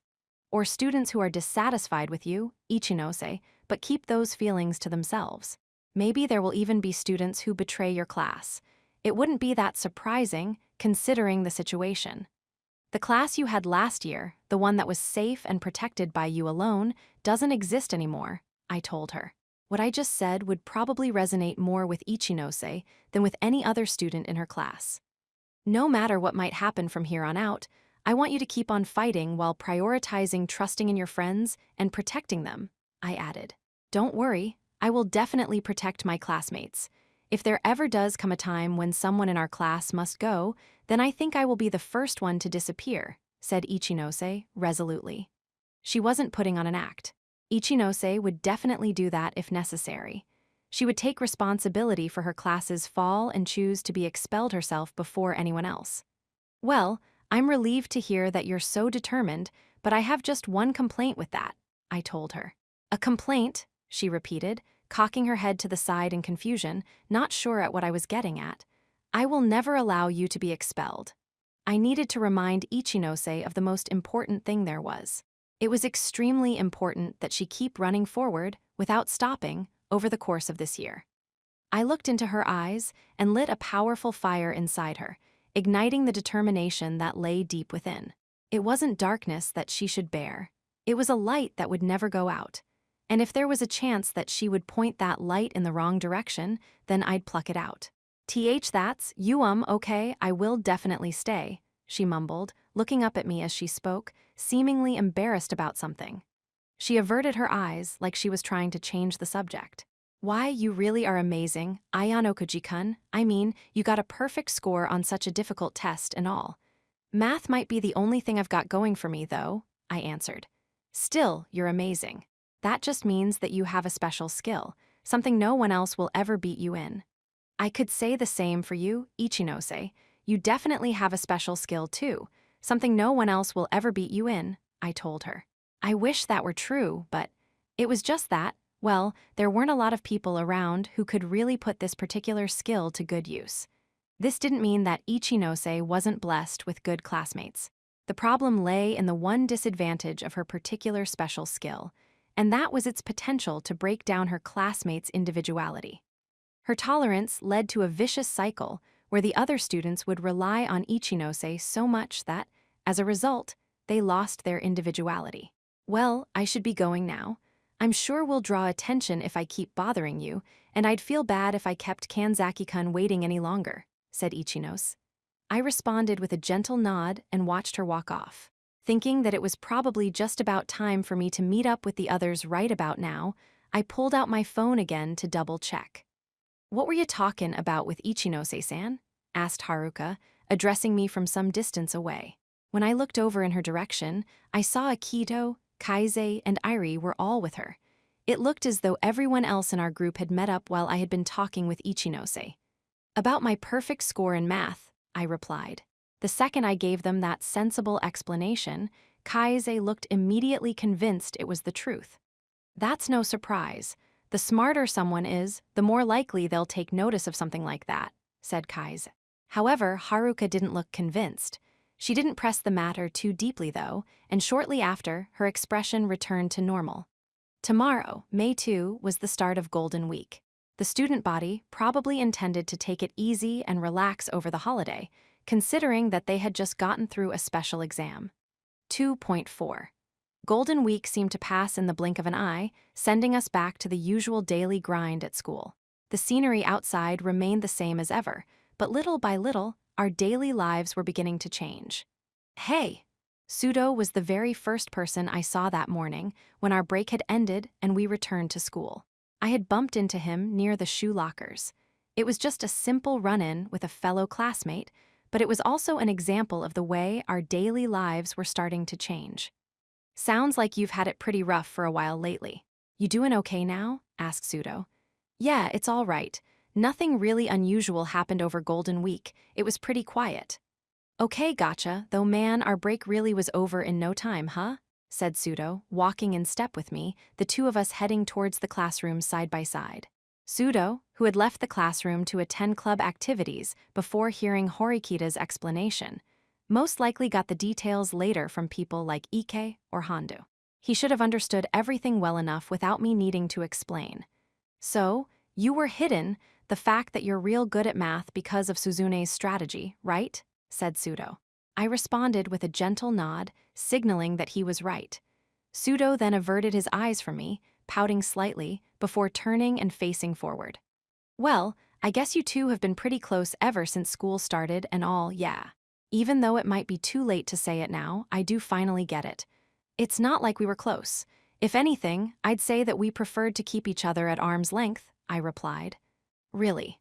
Sorry, but it didn't look like that to me though, said Sudo. That was probably because Sudo was looking at Horikita through the filter of seeing her as a member of the other sex. It wasn't like pointing that out was going to help matters, though, so I just let it slide. By the way, Yosuke told me afterward that you covered for me, I told him. I dunno if I'd say covered or anything. More like I was just statin' the facts. You say that they were the facts, but at the time, you didn't know the real truth of the matter. Yeah, course I know that, said Sudo, sounding slightly irritated, puckering his lips once again into a slight pout. Sounds like the fact that you're a math genius is a secret. So, is the fact that you're real good in a fight just as much of a secret too?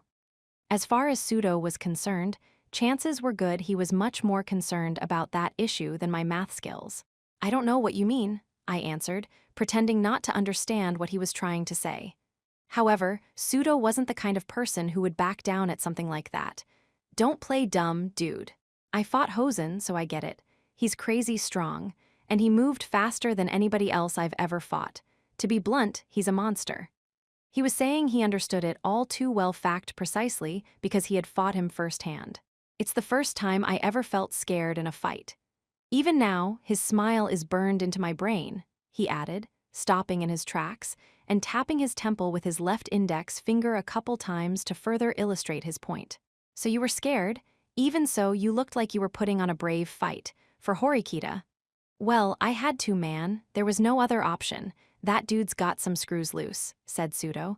There was no denying that.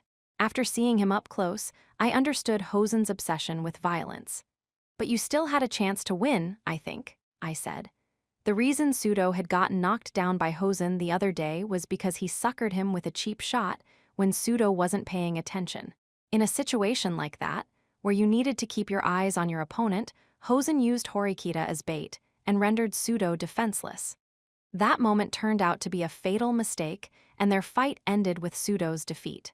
I'm not so sure about that, dude. If we were to really throw down in a serious fight, I probably couldn't beat IM, said Sudo. Sudo was by no means a weak person. If someone with his strength and athleticism spoke that highly of Hosen, then that just meant that Hosen was not someone to be trifled with. Even if I were to handpick the best of the best, like Horikita's older brother Manabu, who trained in martial arts, or Albert, who had been born with an impressive physique, they wouldn't stand a chance against Hosen in a fight. I mean, hold on, that ain't it. I don't want to talk about me right now, said Sudo. He turned to look at me. You were evenly matched with, or maybe even stronger than that monster Hosen, though. You stopped him. I'm right, aren't I? Even if I said something like, I just happened to muster more strength than usual in the heat of the moment, it wouldn't do anything to convince Sudo otherwise. It was only natural that he would connect the dots, reasoning that since I'd gotten a perfect score in math, it wouldn't be surprising for me to be exceptional in other ways too.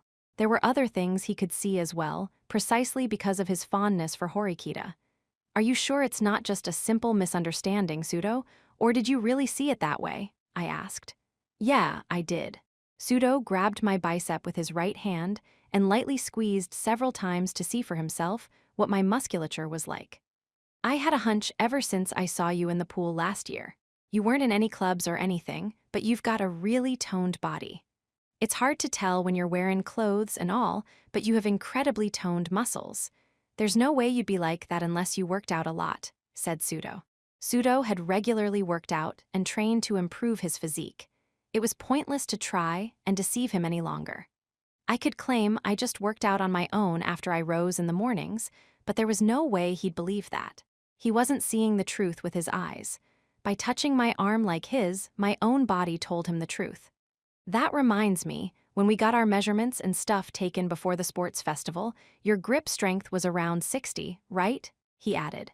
Sudo was started gradually remembering the events of last year. I mean, I thought that was already pretty amazing at the time, but you were holding back. What is your grip strength, really? No clue. Honestly, I don't know. You don't know, he repeated. I don't remember ever getting an actual measurement of my grip strength before. Wait, the hell? Dude, we have like physical examinations and stuff a bunch of times, both in elementary school and junior high, right? I honestly had no memory of anything like that. Of course, our bodies were examined periodically in the White Room. And I was sure they'd collected a massive amount of data on us, enough to be incomparable to the kinds of physical examinations that were conducted in a normal school. However, that data was known only to the instructors. They didn't bother giving the students details on how they'd performed, and the students weren't especially interested in the numbers, which changed from day to day either. They saw them only as numbers that went up or down. However, even though I'd been sticking to a daily routine to keep in shape, I was sure my physical abilities were slowly declining from what they'd been in the White Room. "You really don't know," said Pseudo, looking into my eyes, probably sensing that I wasn't lying before. Back then, I heard that the average grip strength for a first-year high school student was around 60. So I adjusted my grip to purposefully score around that mark. "I was trying to be as inconspicuous as possible," I replied. I had later learned that 60 was higher than average. I remembered being surprised by that. "Just how incredible are you, really? The real you, I mean," asked Pseudo. An inquisitive mind included things such as envy and jealousy. "How incredible, huh?" I repeated. The answer to that question, and the angle you chose to approach it from, would depend on what your criteria for incredible were. I thought about it for a little while, but then... "Wait, actually, you don't have to answer that. Just forget it." Pseudo withdrew his question, as if refusing my answer. Even if I came out and told him my whole life story, no one would be able to understand it anyway. It wasn't something that could be expressed clearly in only a few short words. "Whether you're really incredibly strong or not, it won't mean anything to me unless I see it with my own eyes, I guess," said Pseudo. He let go of my arm. It seemed he, like Kaise, was starting to come to terms with this situation. "But anyway, I do get that you're like, this really crazy dude. You are seriously just incredible, Ayanokoji," said Pseudo. "Does it bother you that I've kept quiet about it?" I asked. "Well, I mean, at first I thought like, what the hell? I get how Yukimura feels. It doesn't really feel too great when you think that you're hot shit only to find out that there's someone way better hiding nearby. But it ain't like I don't understand how you feel too, Ayanokoji. You don't like to stand out for no reason, right? I guess I've come to understand that, more or less," said Pseudo. He followed this with something I hadn't expected. "I mean, I'd be lying if I said that I didn't have a lot on my mind about all this, but I'm gonna keep working hard and trying to grow, in my own way. It doesn't matter what other dudes think. I've decided to think 'bout things that way," he concluded. Focusing on oneself rather than focusing on others. That was what Pseudo was getting at. He was doing what was best for himself. "Besides, no matter how incredible you are, I'm definitely better at basketball," said Pseudo, wearing a big, bold grin on his face for the first time that day. He said it with confidence and without the need for confirmation. Of course, it was an undeniable fact. Even if we played a couple rounds, the results would be as clear as day. There was no way I could beat him. "Hey man, if we're talking basketball, I'd be happy to take you to school anytime," he added. "I'll pass. I don't really feel like being a punching bag, sorry," I replied. "Ha ha ha ha ha, all right then, you get it, huh?" It was easy for people to relax and feel at ease when they had something that they excelled in more than others, even if it was just one thing. Anyway, I ain't gonna tell anyone what happened with Hosen. I feel like this whole conversation was kinda a roundabout way of us getting here, but that was the main thing I wanted to tell you today, said Pseudo. Gotcha. That was really thoughtful and considerate of him. I honestly felt truly, sincerely grateful. "Oh, so I'm about to be done talkin' about Hosen today and all, but is it okay if I ask you one last thing?" asked Pseudo. "Sure, if it's something I can answer." "Did you not think that I'd tell anybody about the fight with Hosen?" he asked. I supposed it was inevitable that question would come up during this conversation.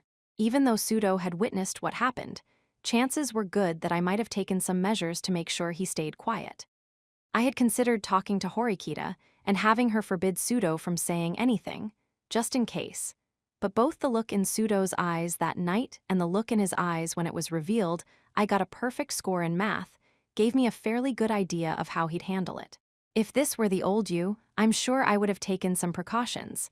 I probably would have asked Horikita to make sure that you kept your mouth shut, I told him. If it were the old me, said Pseudo. As anyone can see by looking at the overall ability scores in OAA, when it comes to growth potential, you're among the best in our class. I'm sure you can assess situations calmly and rationally now, unlike before, when you were a reckless hothead. That's why I didn't do anything. My decision was based on my own analysis of the student known as Pseudo-Ken. If a student like Ike or Handu had been present for the fight with Hosen, well, that would have been an entirely different story. It kinda feels like I'm Bane, talked to by a draft coach or something, said Pseudo, sighing partly in exasperation and partly out of admiration. Well, I'm totally convinced. And it sure doesn't feel bad at all if someone like you thinks I'm hot shit. Afterward, Pseudo drew in closer, bringing his face near mine. There's one more thing I want to ask you. About you and Suzune, you. We're not going out, I replied, cutting him off. I responded to him quickly and decisively, emphasizing that what I had said was the truth, while at the same time putting some distance between us because his face was way too close to mine. Okay?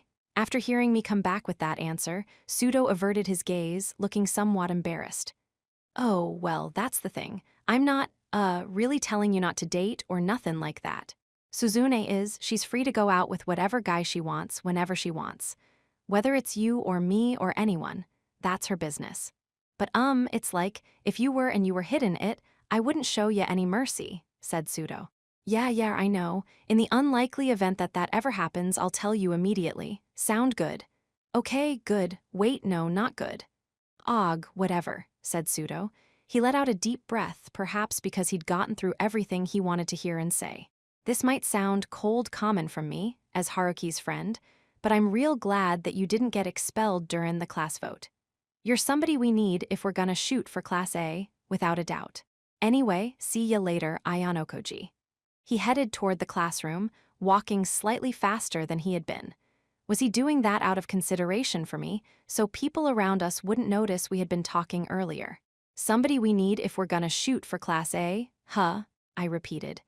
I never thought the day would come when I'd get such high praise from Pseudo. However, I wasn't the kind of person our class needed right now. Rather, I had no doubt that Pseudo was the one who was important to our class.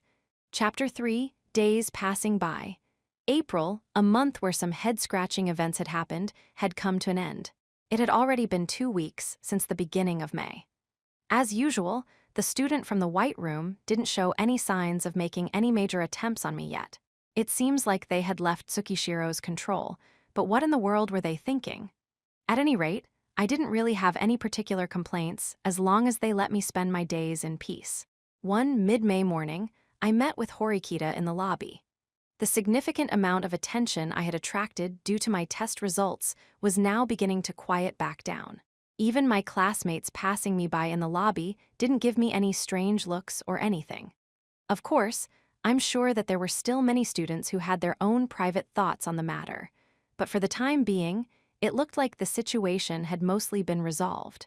While I waited for Horikita, I opened the OAA app, which had just been refreshed with new data.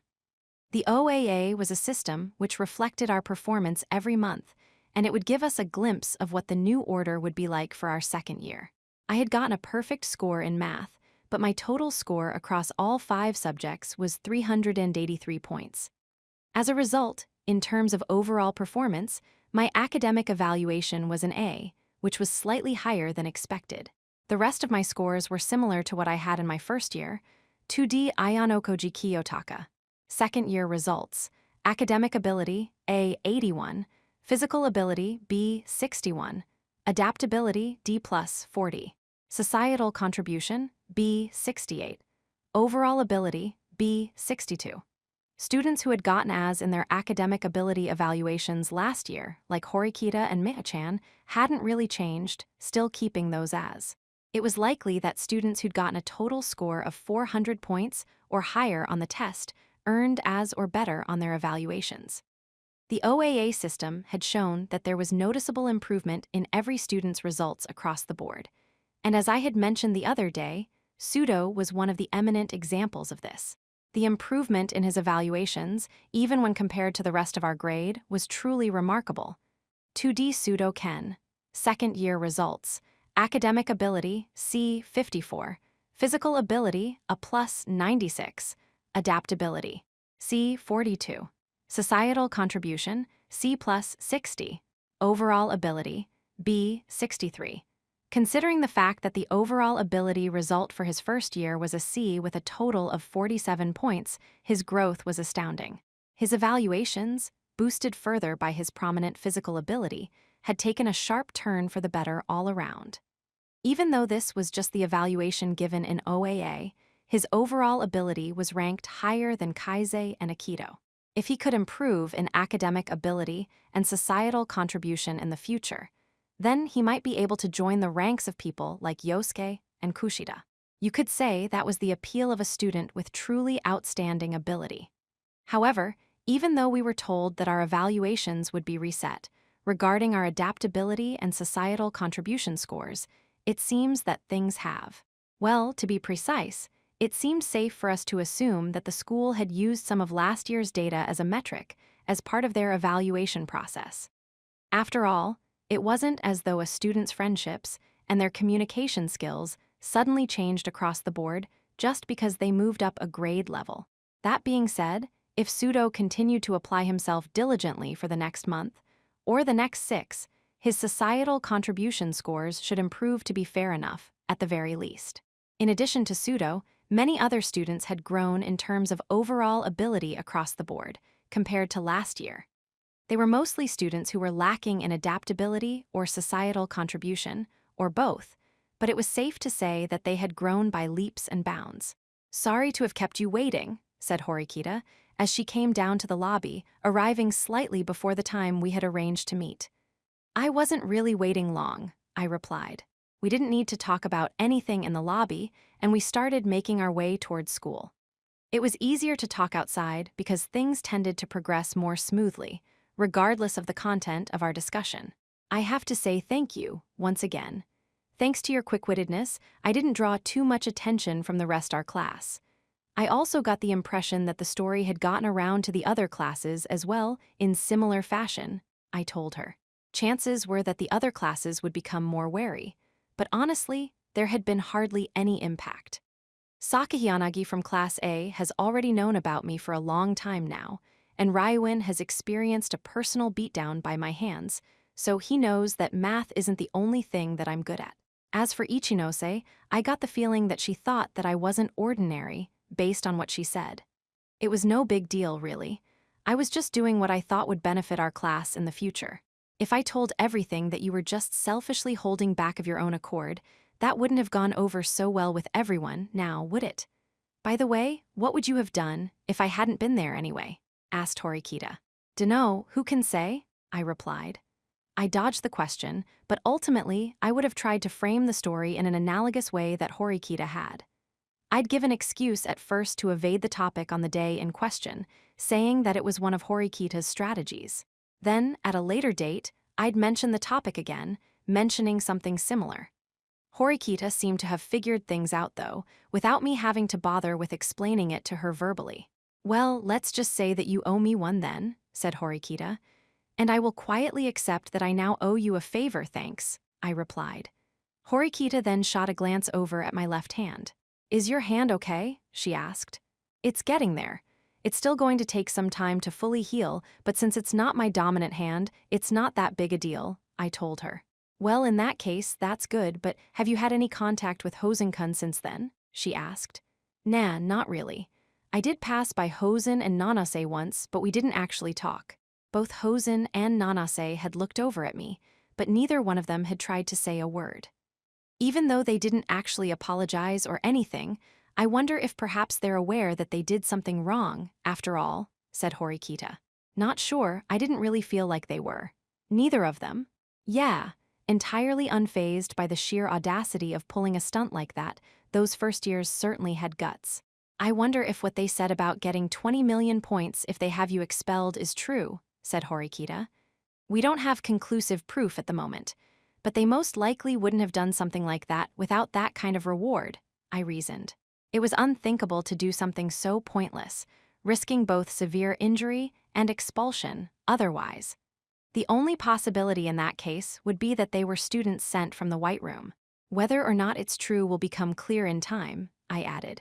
But that's not a pleasant development at all. Even though it's an entirely absurd idea, if it's some form of special exam, all 4 classes will likely know about it, right? asked Horikita. Nanase said as much too. She told us that to make us pay attention to all the classes in her grade. That meant there were at least 3 people, from the 3 remaining classes, who knew about me. Amasawa-san, from Class A, we owe her a debt of gratitude for partnering with Sudo-kun, but there's no doubt she was an accomplice to Hosen-kun, right? Said Horikita. I responded with a subtle nod.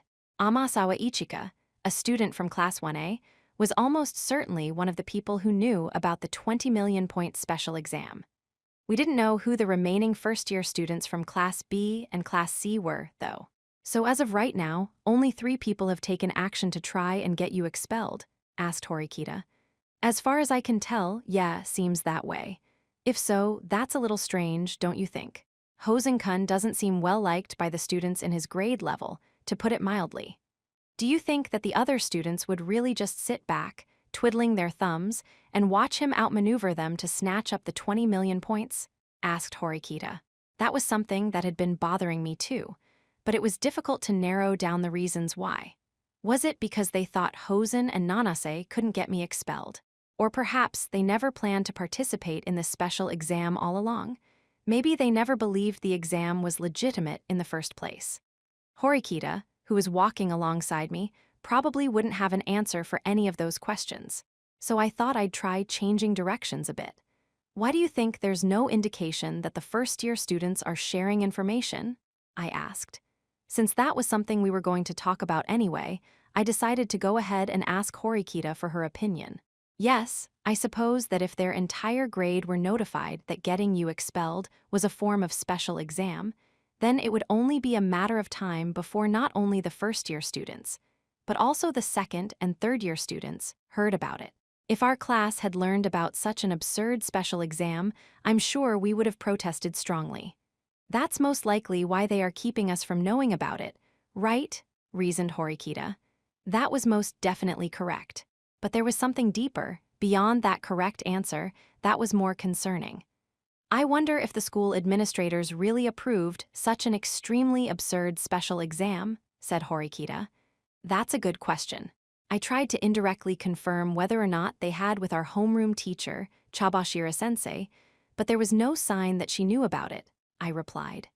In truth, I hadn't checked with her at all, but I was almost certain that she wasn't informed of it. If we go from there are 2 possibilities we can consider. The first is that what Nanase and Hosen said was actually completely nonsense. In that case, there was no special exam that involved getting me expelled at all. But as I said before, it'd hard to imagine that they would do something so risky without any reward, so we can eliminate that possibility, I reasoned. Yes, replied Horikita. The other is that it's possible that this isn't really a special exam at all. To put it in more precise terms, it's possible that someone enticed the first-year students into this by offering to pay them 20 million points if they have me expelled. I see. If someone personally put a bounty on you, then this story starts to make more sense, said Horikita. What these people were doing was questionable, but I was sure it wasn't a violation of school rules. And I was sure that, as Horikita began to work out the situation, she would come to understand something. Horikita continued to process the situation, gradually nearing the truth. So, are you saying that someone in our grade or someone in a higher grade posted a generous sum of points for that purpose? Said Horikita. Since Horikita had no point of reference to work from that would lead her to deduce the possibility of Tsukishiro being the perpetrator, the ideas that she could come up with were inevitably limited. Though we can't deny the possibility that this was some sort of game set up by some of the first-year students themselves, it's hard to believe they could have arranged something like this when they've only just started school here. They have no trust or capital to work with. I'd say that the odds of that are slim, I replied. So, we're looking at someone who had both the ability to pay out 20 million points and is trusted by the first-year students. As Horikita worked through this scenario, a certain person likely came to her mind. The student council president, she concluded. The words that came out of her mouth fit surprisingly well into place. Student council president Nagumo couldn't possibly have something to do with this. Could he? Said Horikita. I'm not so sure about that. While I'm sure he doesn't like me at all, I'm skeptical that he'd be willing to come up with 20 million points to get me kicked out of school. and using first-year students when he doesn't know what kind of people they are or what kind of abilities they have. That's odd too. If he really wanted to use someone to get me expelled, he would have been much better off using one of the third-year students who were under his thumb. It's possible that he's connected somehow, though, I added. I didn't have enough information to state with certainty that he wasn't involved in some way. And since he had the title of student council president, the first-year students wouldn't doubt him at all. It's possible you've made him jealous without even knowing it, actually. Student council president Nagumo was fixated on my big brother, but my brother was always going on about you, Ayano Koji-kun. It wouldn't be surprising if he had some mixed feelings about that, like I do, said Horikita. If Nagumo was involved, that was likely the only connection. Well, even though it's taken a while for us to get to this point, let me get to the main thing I wanted to discuss with you. I'll be going to the student council office after class today. I'm going to meet with student council president Nagumo and ask him about joining, said Horikita. I see. After many twists and turns, we were finally making progress on the matter of Nagumo, which had been Horikita's brother Manabu's one lasting regret. But if President Nagumo doesn't give me his approval, you can't hold me responsible, okay? Said Horikita. I already told you before. The president's stance is that he won't turn down anyone who comes to him, I answered. Yes, I suppose you did. Horikita had been highly emotional at the time Manabu graduated, but she did seem to remember what we had talked about. Although Nagumo had said himself that he wouldn't turn away anyone who came to him, I was sure that wasn't all. She was Horikita Manabu's younger sister, who followed him everywhere. It was unthinkable that he'd ignore a person so precious. The reason you want me to join the student council, you said that it was to monitor student council president Nagumo, but it's not like you just want me to stand around and keep watch on him, right? Said Horikita. She was asking for instructions on what she should do after joining the student council.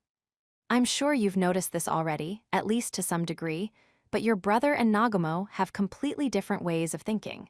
Your brother, precisely because he valued tradition, did not find Nagumo's reforms agreeable. Before he left, he said something to me. He said that the class is a unit and everyone has a shared destiny, and that he doesn't want that framework to change, I replied.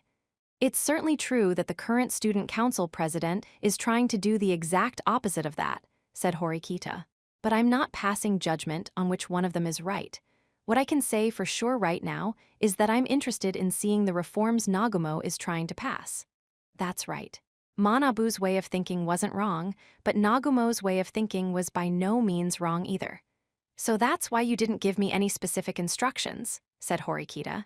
Yep. Then why do you still want me to serve on the student council? If you wanted to watch what he's going to do, there's no need for me to join the council and monitor him in the first place, is there? If Nagumo does steer things in the wrong direction, there's going to be a need for someone to stop him then, won't there? I replied. And the person who should do that wasn't me, but Horikita Suzune, the younger sister of Horikita Manabu. Of course, it was a rather one-sided imposition, which was exactly why I made it my condition for our competition before. There are still some things I don't like, but I'll chalk this up as a net gain, said Horikita. I was sure it had something to do with the topic of the bounty that Horikita herself had mentioned earlier. Joining the student council would improve her chances of being able to obtain information about that. I suppose I'm in no position to impose conditions on you when I had lost our wager, but would you please sit with me? Asked Horikita. Sit with you, I repeated. Yes, I want you to come with me, so I can prove to you that I met with student council president Nagumo directly, said Horikita. Meaning, she wanted to prove she wasn't lying in the unlikely event that she was denied entry into the student council. If student council president Nagumo is somehow involved with the matter of your bounty, then we might get some kind of reaction out of him, added Horikita. Indeed, we certainly might be able to get some clues regarding the 20 million points. All right, so after school, I replied. Having made plans with Horikita, our day had begun. 3.1. Class had ended for the day, and Horikita and I set off for the student council office together. Do you have an appointment? I asked. Even if you just dropped by for a surprise visit, there wasn't any proof that Nagumo would be in the office. Of course. I went through Chabashira-sense, and asked her to help us arrange a meeting with Student Council President Nagumo, so there's no problem. That's one more reason why I put this off until today. But it's probably a good thing that I delayed this long. Thanks to that, I feel like my motivation to join the student council has increased a bit, said Horikita. Because of the bounty we talked about? I asked. That's right. The student council is an entity which is supposed to remain absolutely neutral. If they were to do something unfair, which placed a burden on our class alone, then, well, if that's true, then that's an issue that needs to be fought and fought hard. I stealthily cast a sideways glance at Horikita's face, sensing something akin to determination. It's great that you're all eager to go, but don't get too carried away. There's no proof that Nagumo is involved in anything yet. And besides, even if he is involved, he's not the kind of opponent that can be dealt with so easily, I told her. Even if it was true, I doubted Nagumo would withdraw the bounty on my head just because we asked him to. Of course, I'm not going to do anything careless. I'll wait until I'm absolutely certain to make a move, said Horikita. I felt relieved to see that though fired up, she seemed to still have a great deal of self-control. Shortly after, had arrived at the student council room and opened the door. Please pardon the intrusion, said Horikita, as we stepped inside the room. Once inside the student council office, we saw that the person sitting in the president's chair was none other than Nagumo, obviously. He crossed his legs, then greeted Horikita like he was a king or something. Nothing felt out of place about it, either. The fact that he looked so perfectly suited to the part was proof that he had a certain dignity about him. In addition, I felt like Nagumo was even more calm and composed than before. That might be because the only person who was his equal, or perhaps even his better, Horikita Manabu, was no longer here. And by his side was the vice president, Kiriyama. Kiriyama briefly cast a glance in my direction, then quickly shifted his gaze over to Horikita. I hear you want to talk to me about something? Asked Nagumo. Yes. Thank you so much for your time, said Horikita. Kiriyama urged Horikita and I to take a seat, and so we obediently did as he instructed. Nah, don't worry about it. My schedule's relatively open right now, anyway, said Nagumo. Even with me there right in front of him, Nagumo seemed the same as always. Even if it were only the barest sliver of guilt we were talking, it wouldn't be surprising if it showed up in his attitude, but anyway, what did you want to talk to me about? You didn't come here just to have a regular all-chat, I assume, right? Said Nagumo. Although that was a gesture meant to welcome us, that also was his way of asking Horikita to cut to the chase. I'm sure that your time is valuable, so I'll get straight to the point. I would like to join the student council, said Horikita, her voice carrying all through the student council office. Upon hearing what she said, both student council members reacted in similar ways. They seemed to neither welcome nor reject what they just heard, but both simply wore looks of surprise. You want to join the student council? Repeated Nagumo. His expression then changed from one of surprise to one of slight anticipation. Well now, you could certainly call this a curious turn of events, eh? Though I admit I don't feel like just saying, yes, outright, mind you, said Nagumo. Meaning you're not going to welcome me onto the council? Asked Horikita. That's not what I'm saying. Basically, my stance is that I won't turn away anyone who comes to me. If someone wants to join the student council, I'll let them in as long as there's room available. I'm not interested in why someone wants to join. Whether it's because of OAA or for future employment or some sense of justice, that's all fine, replied Nagumo. That was the sort of thinking typical of Nagumo, who, unlike Manabu, was open to anyone. But you're special, Horikita Suzune, so I'm going to let you join the student council on just one condition, said Nagumo. And what would that condition be? Asked Horikita. I want you to tell me the reason why you want to join the student council at this time, said Nagumo. Was he disturbed by me being there with Horikita? No, in a good sense, Nagumo wasn't the type of person to worry about the little things. He genuinely wanted to know the reason why Manabu's little sister wanted to join the student council. Of course, Horikita wasn't going to say that it was because she lost a bet with me. Speaking honestly, she'd still be able to join the student council that way, but that would be all. She'd most likely never be able to win Nagumo's trust ever. There is some antagonism between my brother and me, so I came to this school to settle that conflict. But even after I had enrolled here, The relationship my brother and I had didn't change, said Horikita. Nagumo listened to Horikita's words, which she spoke slowly and in a clear tone, very intently. I hadn't grown at all. There was no way my brother was going to recognize me. In the end, I spent an entire year unable to even talk to him, all the way up until he was just about to graduate, said Horikita. It seemed like Horikita chose certain truths from her past to tell Nagumo. So, were you able to make up? Asked Nagumo. Yes, it was at the last possible minute, but we were able to reconcile. That was when I first developed an interest in the student council, which my older brother had dedicated his school career to. It's been a long and winding road for me, but I want to follow the same path that my brother took, said Horikita. She'd originally had no intention of joining the student council. So if you were to ask me if everything she just said was how she really felt, then I'd say no, not everything. Still, by covering her statements with many little truths, she was able to cloud Nagumo's ability to discern the authenticity of her story. The path that your brother took, eh? That's quite a noble story, said Nagumo. However, it was precisely because Nagumo sensed that she had done something to blur his vision that he seemed to be somewhat wary of Horikita. Does that mean I can assume that you're intending to eventually become student council president? Asked Nagumo. No matter what kind of answer Horikita gave, it probably wasn't going to impress him. This was the kind of situation where a simple lie wouldn't leave a good impression. Yes, as I mentioned before, I wish to follow the same path my brother took, so I also intend to become student council president, said Horikita. Horikita had, quite daringly, chosen to set a difficult goal hurdle for herself. What she said didn't seem to be a lie, either. Now that she had decided to join the student council, it seemed like she was really prepared to follow in Manabu's footsteps. I see, but Hanami has already been working hard for a year now as a member of the student council, albeit from behind the scenes. You do understand that means that you're lagging behind her in being considered for the position of student council president, right? Said Nagumo. I don't think the gap is wide enough that I can't bridge it, said Horikita, responding more quickly and more forcefully than she did with any of her previous statements. Kiriyama, who had remained silent up until this point, turned to Nagumo and spoke. Even though they don't really look much alike, I suppose she really is Horikita-senpai's little sister.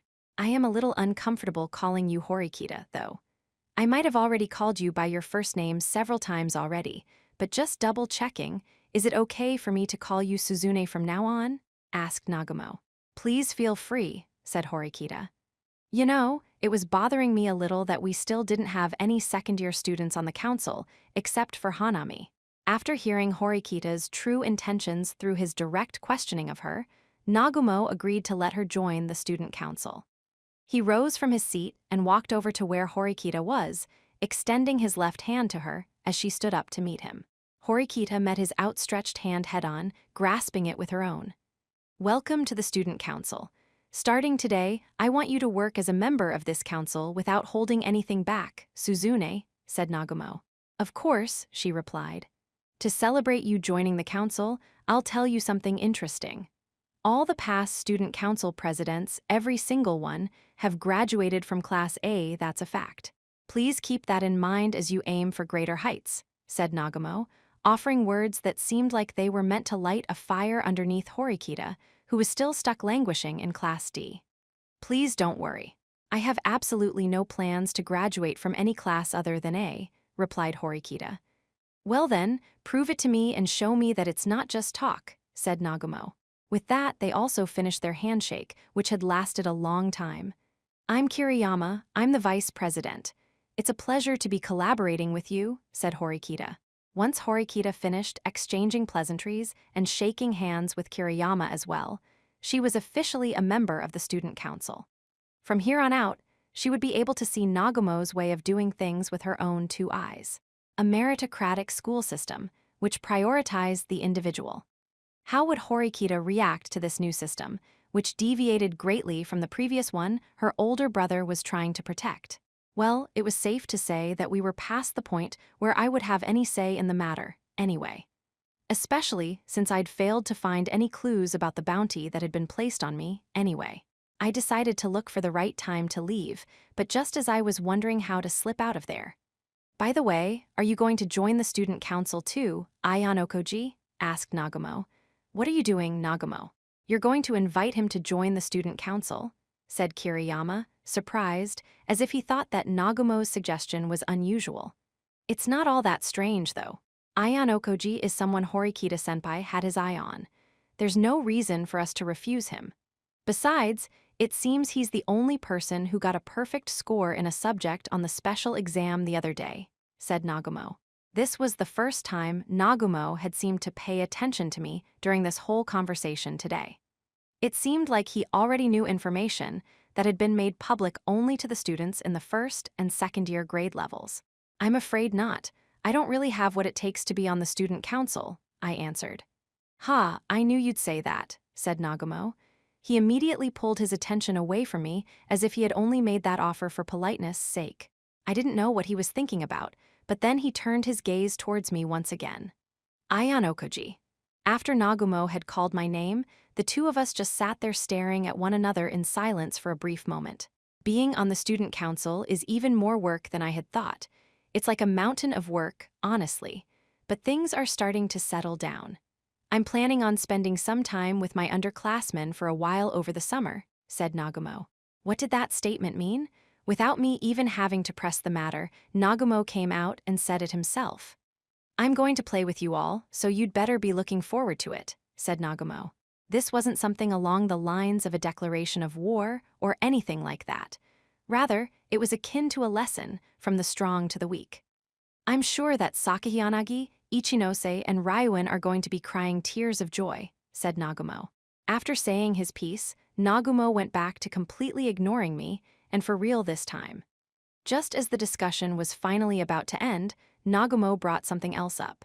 By the way, Kiriyama, why exactly did you decide to get involved for today's rather curious turn of events? Said Nagumo.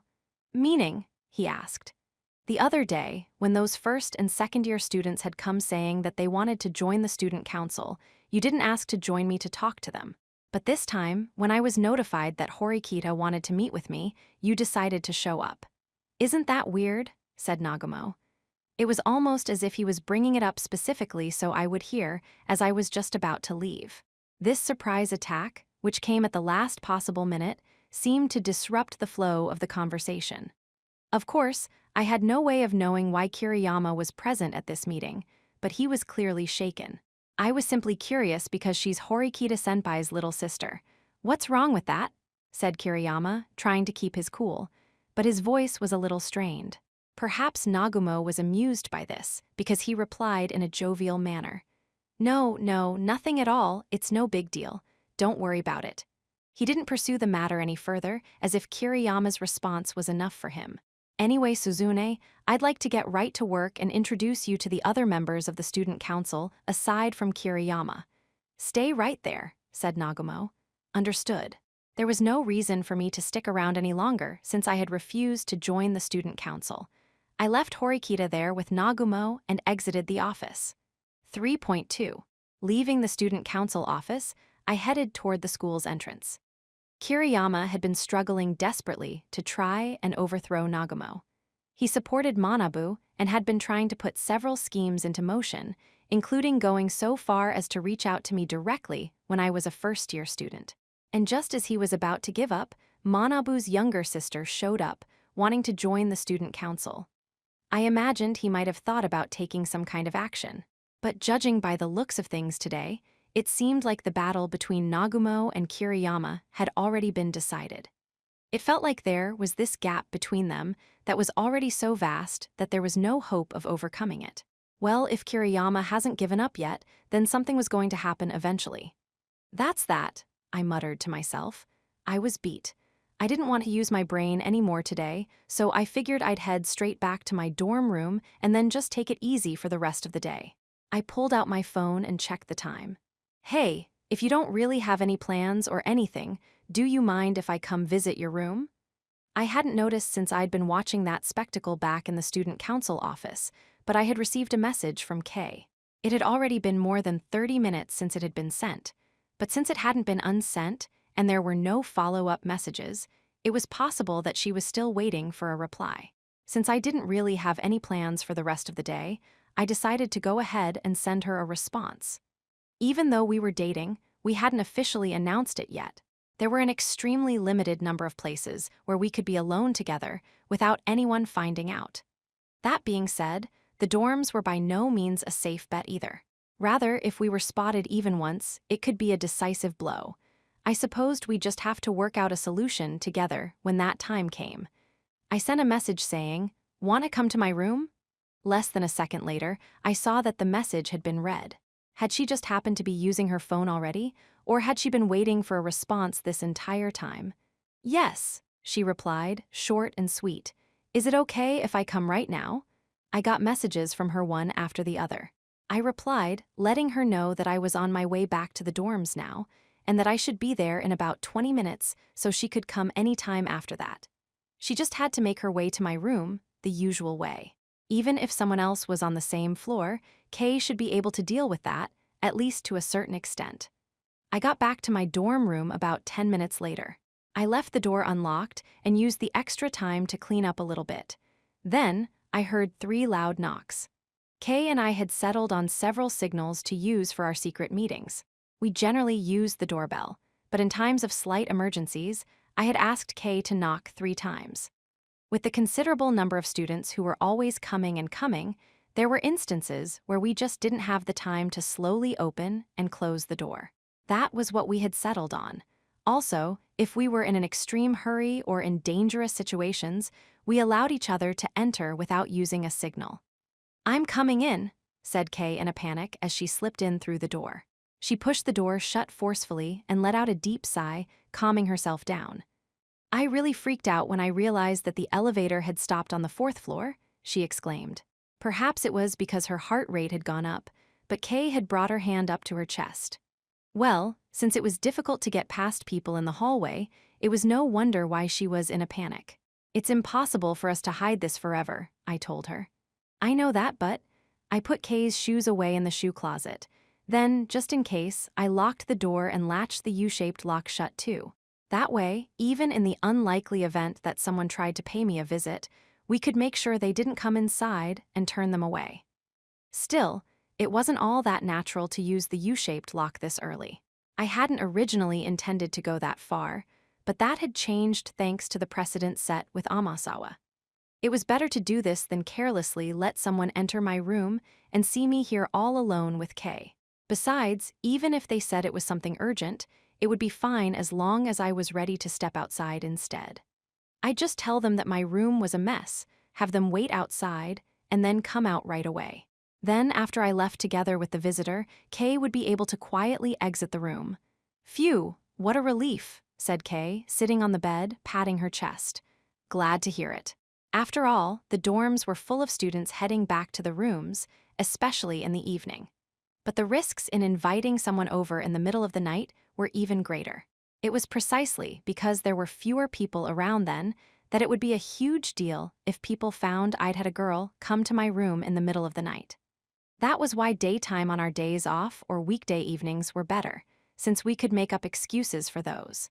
Even if our relationship were exposed, it would be seen as healthy behavior. "Want something to drink?" I asked, calling over to Kay after she had calmed back down. When I asked her that, though, she ran from the living room over the kitchen in a hurry. "I'll take care of it." Well, this is curious. You don't normally do this," I told her. "Well, I'm sure it's really hard for you right now, with your hand injured. Besides, even I can boil water at least," said Kay. From the sound of it, she was apparently offering to take care of it out of concern about my injury. "Okay then, sure, I'll let you handle it." "Okay, good, I'll have black tea. What would you like, Kiyotaka?" she asked. Let's see, the same as you would be good, I guess." I decided to have the same thing as her because I thought it'd be less of a burden, but what I did must have backfired because she had a disgruntled look on her face. "Do you not have any faith in me?" she replied.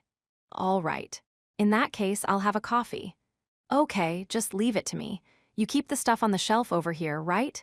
said Kay, opening up the kitchen cupboards.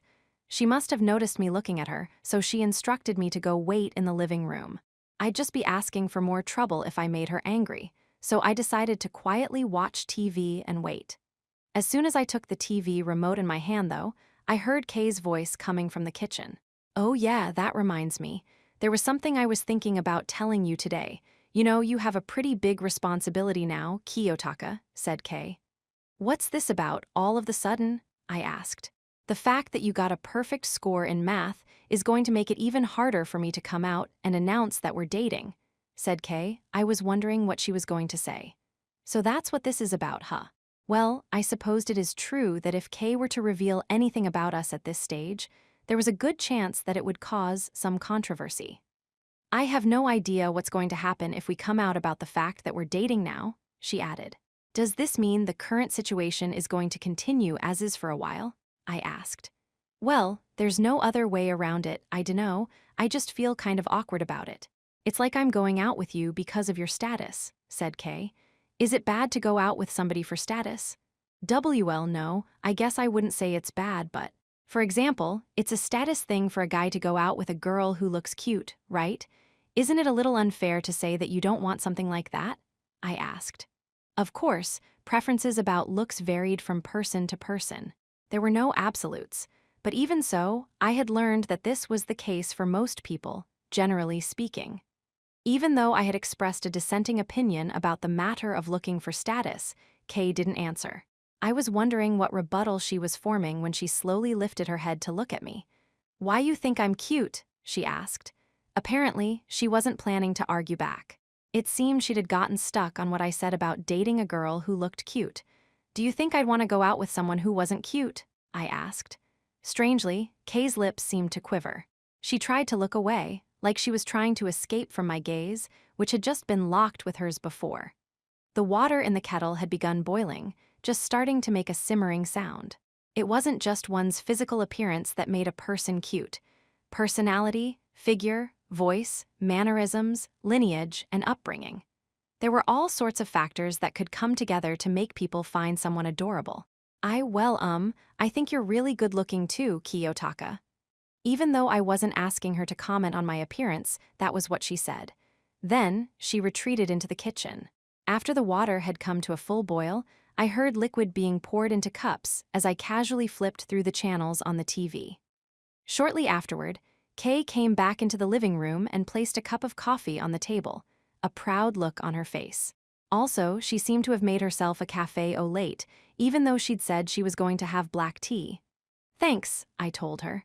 You're welcome, replied Kay. We spread our textbooks from our first year out on the table. We also set out notebooks and pens to stage the scene as if we were studying. That way, even if something unexpected did happen, we'd have an excuse. I'd like to avoid that scenario if possible, though.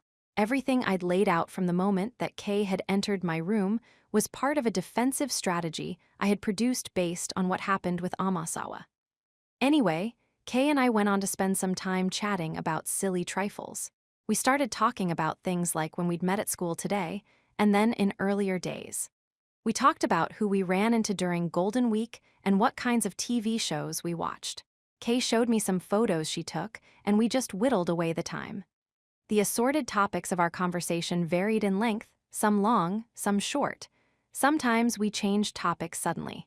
The time we were spending together could be seen as time wasted, but that was by no means a bad thing. Somehow, I was starting to understand what love was, little by little. I was on a stay-at-home date with Kay, who let me see all kinds of expressions on her face, from laughter to anger. As we burned through several topics of discussion, there naturally started to be fewer and fewer things to say. The casual chatting starting to die down, and periods of silence grew more frequent. The mood in the room had clearly started to change from what it was like earlier. We were both starting to feel something for each other. We both started to become aware of something. Well, no, it wasn't just something. We already knew what it was. Feelings of wanting to touch one another, feelings of craving the other person, were welling up inside us. But they weren't feelings that we voiced out loud. We were communicating with just our eyes. But taking that first step was by no means easy. No matter how well you thought you understood your partner, you had to consider the unlikely risks. Even if you thought you were both headed in the same direction, you had to consider the possibility that you weren't. Negative emotions would start to erupt within you as you wondered, what if they reject me? Even so, I met Kay's gaze, not letting her look away. Is this okay? But, those feelings were colliding with one another. Eventually, Kay seemed to stop fighting it. She wasn't running away from it anymore. As I felt that sensation course through my body, slowly enough that it felt like time was coming to a halt. We brought our bodies closer together, and then our faces, shortening the distance between us. We eventually got close enough that we could feel each other's breath on our skin. I picked up the scent of milk and coffee from Kay's breath. In just 2 more seconds, no, in just 1 more second, our lips would meet. Ding dong. Our time alone together was mercilessly interrupted by the sound of the doorbell. Our lips were just barely apart, so close and yet so far. My consciousness, which had been on the verge of flying away, was suddenly and violently pulled back down to reality. "Oh, the door?" stammered Kay. Her cheeks were bright red as she pulled away from me in a panic, but I didn't exactly have the time to sit there and gaze at her for long. Let's see.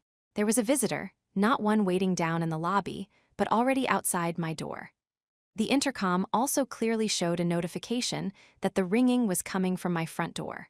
Unlike in the lobby, there were no cameras on the individual room doors, so it was impossible to know one way or another who was visiting you. I could have just pretended to be out, but if they had seen Kay enter my room, that would be bad.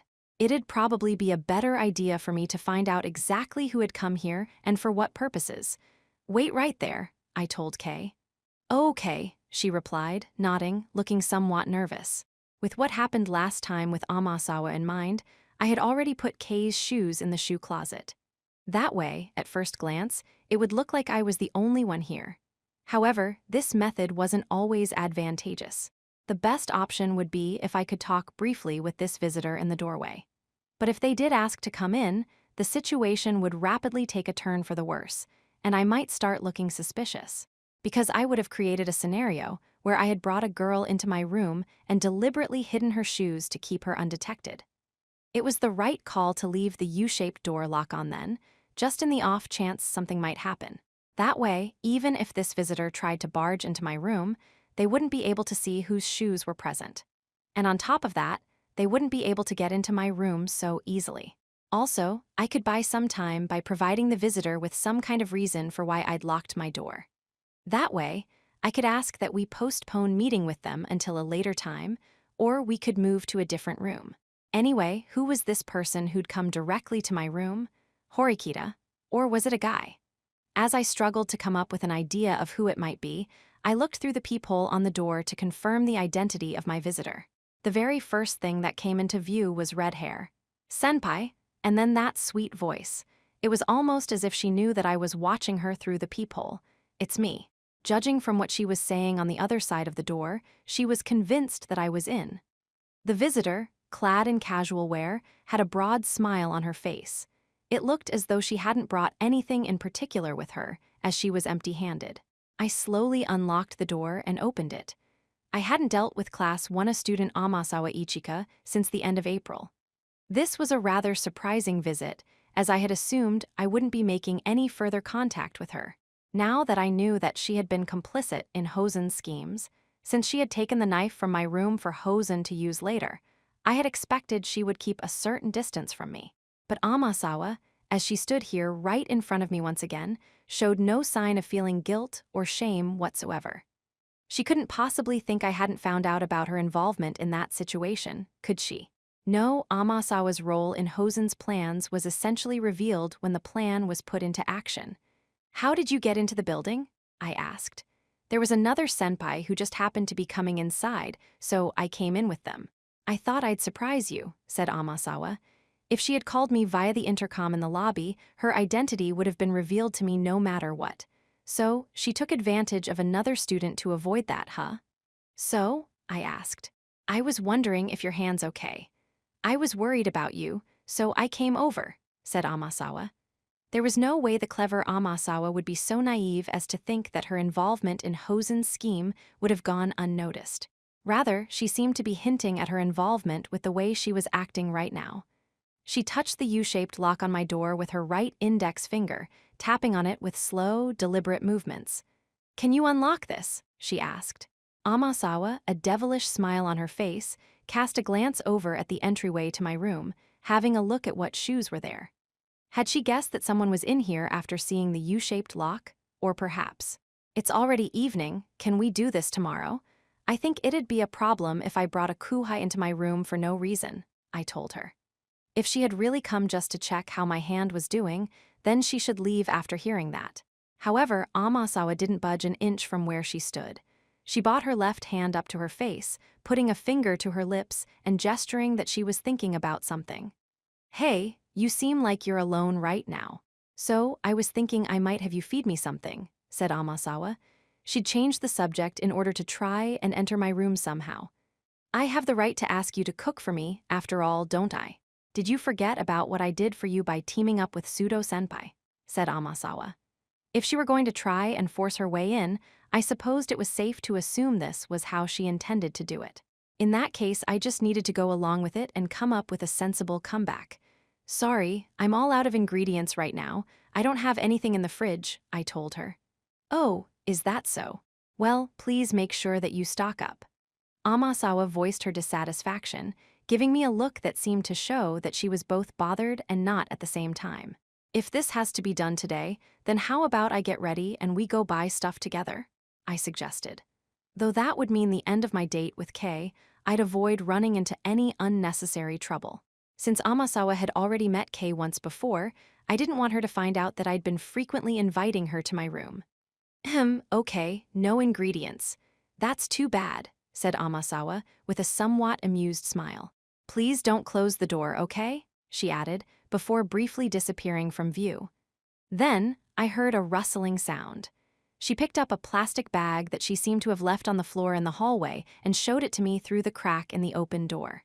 I had made sure that she was empty-handed when I looked through the peephole in the door before. Even if she had placed something directly by her feet, it would have still been in view, if barely so. It seemed she had deliberately placed the plastic bag, full of foodstuffs, somewhere outside my field of view. She had figured out exactly what kind of escape route I was trying to use. Now, my reason for not letting her inside, because I was short on food, wasn't going to work. I had known Amasawa was smart, but it seemed she was cleverer than I had imagined. Well then, now that it had come to this, should I admit that I lied and try and find a different way to turn her away? If I said I wasn't feeling up to it today, and that I'd lied because I didn't want to turn her down outright, that might work. I had come up with several countermeasures after my experience with Amasawa, but I didn't think that the very first person I'd be trying them on would be Amasawa herself. Whether she'd buy my excuses was another matter altogether. I felt confident that I could pull one over on other students, but Amasawa knew about me and Kay. Did you lie to me because you don't want me to come into your room? Asked Amasawa. In less than 1 second of silence, Amasawa had pushed me up against a wall with no chance of escape. In that case, it was no coincidence that she had chosen this time today to pay me a visit. You aren't alone in there, right, senpai? She asked. What makes you think that? I replied. So she was convinced that Kay had come to my room after all then, and had acted accordingly. I'm sure that Kay had been watched from somewhere. Because I was watching her. I was watching Karuizawa-senpai the whole time. Ever since she got back to the dorms, said Amasawa, confirming that she'd been watching her and proving my suspicions correct. I was guessing she'd gone out to buy food after she secretly confirmed that Kay had come to my room. Even though she had to take on the risk of getting past the auto-locking doors of the building twice, that was the strategy she'd decided to use. Considering the fact that you've hidden your girlfriend's shoes to make it look like she's not here, does that mean you two were doing something naughty? Said Amasawa. I only hid her shoes as a precaution, because we haven't told anyone about our relationship yet. That's all, I answered. Oh, so you finally admit it, Well, it's not like I don't understand why you'd want to hide it, but I already know all about you two, so you don't have to lie to me. Okay, said Amasawa. She had somewhat of a pouting look on her face, as if to express her dissatisfaction at me hiding it from her. You know, I've been keeping your secret for the time being, out of the goodness of my heart, but I wonder maybe I should spill the beans, she added. It seemed that Amasawa had done her research, even to the point of finding out that my relationship with Kay wasn't out in the open yet. If she hadn't, she wouldn't be using it as leverage in our negotiations right now, meaning that this whole conversation was basically a formality. If I refused her, there was a real chance she might tell everyone. If she revealed that Kay and I were dating, it might hurt Kay in the future. It was preferable for us to disclose that information ourselves, voluntarily. In that case, I supposed I should give in. Being on the defensive left me at a disadvantage, and so I admitted defeat. Wait a minute. I'll unlock the door, I told her. Okie dokie, replied Amasawa. I closed the door and gave Kay, who had been watching me anxiously from inside the room, a look to say that it was all right. If Amasawa was going to go this far to shamelessly barge into my room, then we had no choice but to meet her head-on. I then took off the U-shaped lock, opened the door, and let Amasawa inside. As soon as Amasawa's eyes met with Kay's, Kay having only just shown her face, she gave a mischievous grin. Kay, on the other hand, was looking back at Amasawa with a sour look, like she had just swallowed a bug. My oh my, this won't do. A young man and young woman together, all alone with the door locked? Amasawa teased, sounding almost excited as she took off her shoes. It's not like we can't be alone. There are lots of people in relationships who do this sort of thing, everywhere, argued Kay. Well, sure, I suppose that's true. It's just that when I look at you two, I get the feeling there's something dirty going on, said Amasawa. I would have liked her to have shown us some evidence for saying so, but I supposed that considering the fact that we were just about to kiss earlier, I couldn't really get upset about Amasawa's point. As soon as Amasawa entered the living room area, she cast a watchful gaze over towards the bed. Your clothes aren't all rumpled, and the bed doesn't seem too messy, either. I guess that means you weren't doing anything, after all, said Amasawa. Oh, of course we weren't. Anyway, why the heck did you barge in here all of a sudden anyway? Huffed Kay. Amasawa's appearance had caused Kay, who had been meek and sweet until now, to get really angry. I was guessing her anger was accompanied by a hint of anxiety too. She must have heard that Amasawa might expose our relationship if we offended her. And here I thought for sure that you were engaged in some illicit affair, I thought you were having sex, said Amasawa. Amasawa had already been skirting the line of inappropriateness. Now she went deliberately over the line, bringing up the topic of sex. And on top of that, she didn't direct that last comment to me, but rather to Kay. Kay choked up, at a loss for words. It was less that she was blushing, and more that she went completely beet red. She turned to me with a strained look on her face, which seemed to be saying, "What is she talking about?" Amasawa seemed to be probing us all through this encounter. And every time she did so, she would look over to check how Kay was taking it. Having realized she wouldn't get anything out of me, she was instead using Kay to gather information. Unable to let Kay bear this burden any longer, I spoke up. That's forbidden by the school rules, I told Amasawa. My intention was to try and put Kay at ease after Amasawa had upset her by responding to Amasawa's probing as calmly as possible. However, Amasawa didn't seem to flinch in the slightest after hearing what I said. School rules? That's just a simple formality, isn't it? Just lines on paper. There are tons of kids all over the school who are obviously in relationships, making out with their sews and stuff. If you go to the convenience store, you can even find contraceptives. To tell you the truth, I actually tried buying some. And you know what? The clerk just pretended not to see it. I guess in a situation where it's like, this is banned, that's banned, and you have young people all running wild, well, if students ended up getting pregnant, that'd be a big problem, wouldn't it? Said Amasawa. She proceeded to reach inside the plastic bag with her left hand, took out some contraceptives, and placed them on the table. It seemed like she'd done so to prove that she actually did go out and buy some. Well, it was certainly true that if products like these weren't available, the end result of an illicit sexual relationship would be pregnancy. I suppose that meant it was a sort of unspoken rule in this school that while having sex was ostensibly forbidden, if you were going to go ahead and do it, you needed to make you sure didn't not get caught, and also to use protection. Kay was at a complete loss for words now. Her eyes darted back and forth between Amasawa, me, and the contraceptives on the table. Here, take these as a gift from me. Well, actually, I suppose they're my way of apologizing, said Amasawa. I don't remember you doing anything you need to apologize for, I answered. Oh, come on, the injury on your hand. I was involved in that, remember? I cooperated with Hosen-kun, said Amasawa, without a hint of guilt or shame in her voice. Rather than having me make her come out and say it, she freely admitted it herself, Is that true? Said Kay, who couldn't help but be taken aback by what she just heard. I really hoped that Kay would refrain from making any unnecessary remarks right now. With just one statement of shock, she'd be handing information over to Amasawa. Amasawa would be able to judge how much I told Kay and whether she was someone worth talking to. Ayano Koji-senpai, I think that maybe you've got the wrong idea about me, said Amasawa. The wrong idea? I repeated. I'm not your enemy, Ayano Koji-senpai. I'm guessing you've probably noticed how I feel already, but I can't believe that. Really? Just because I put an idea into Hosen-kun's head? Said Amasawa.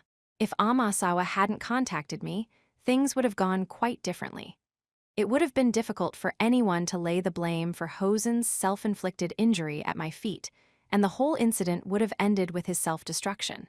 Well, I was sure Hosen would have come up with something else on his own, but regardless, there was no doubt whatsoever that Amasawa's involvement situation was what turned his idea into a viable strategy. Let me have a guess at what you're thinking right now, senpai. I modified Hosen-kun's plans to have you expelled, thereby increasing the chances that you would get kicked out of school. A person like that saying that they're not your enemy. I'm sure you're thinking, yeah, right, don't make me laugh. Am I right? You know, I think you've really underestimated me, Ayano Koji-senpai, said Amasawa. I don't remember ever underestimating you. I think I've given you enough credit, I replied. Really? You sure? I don't think so.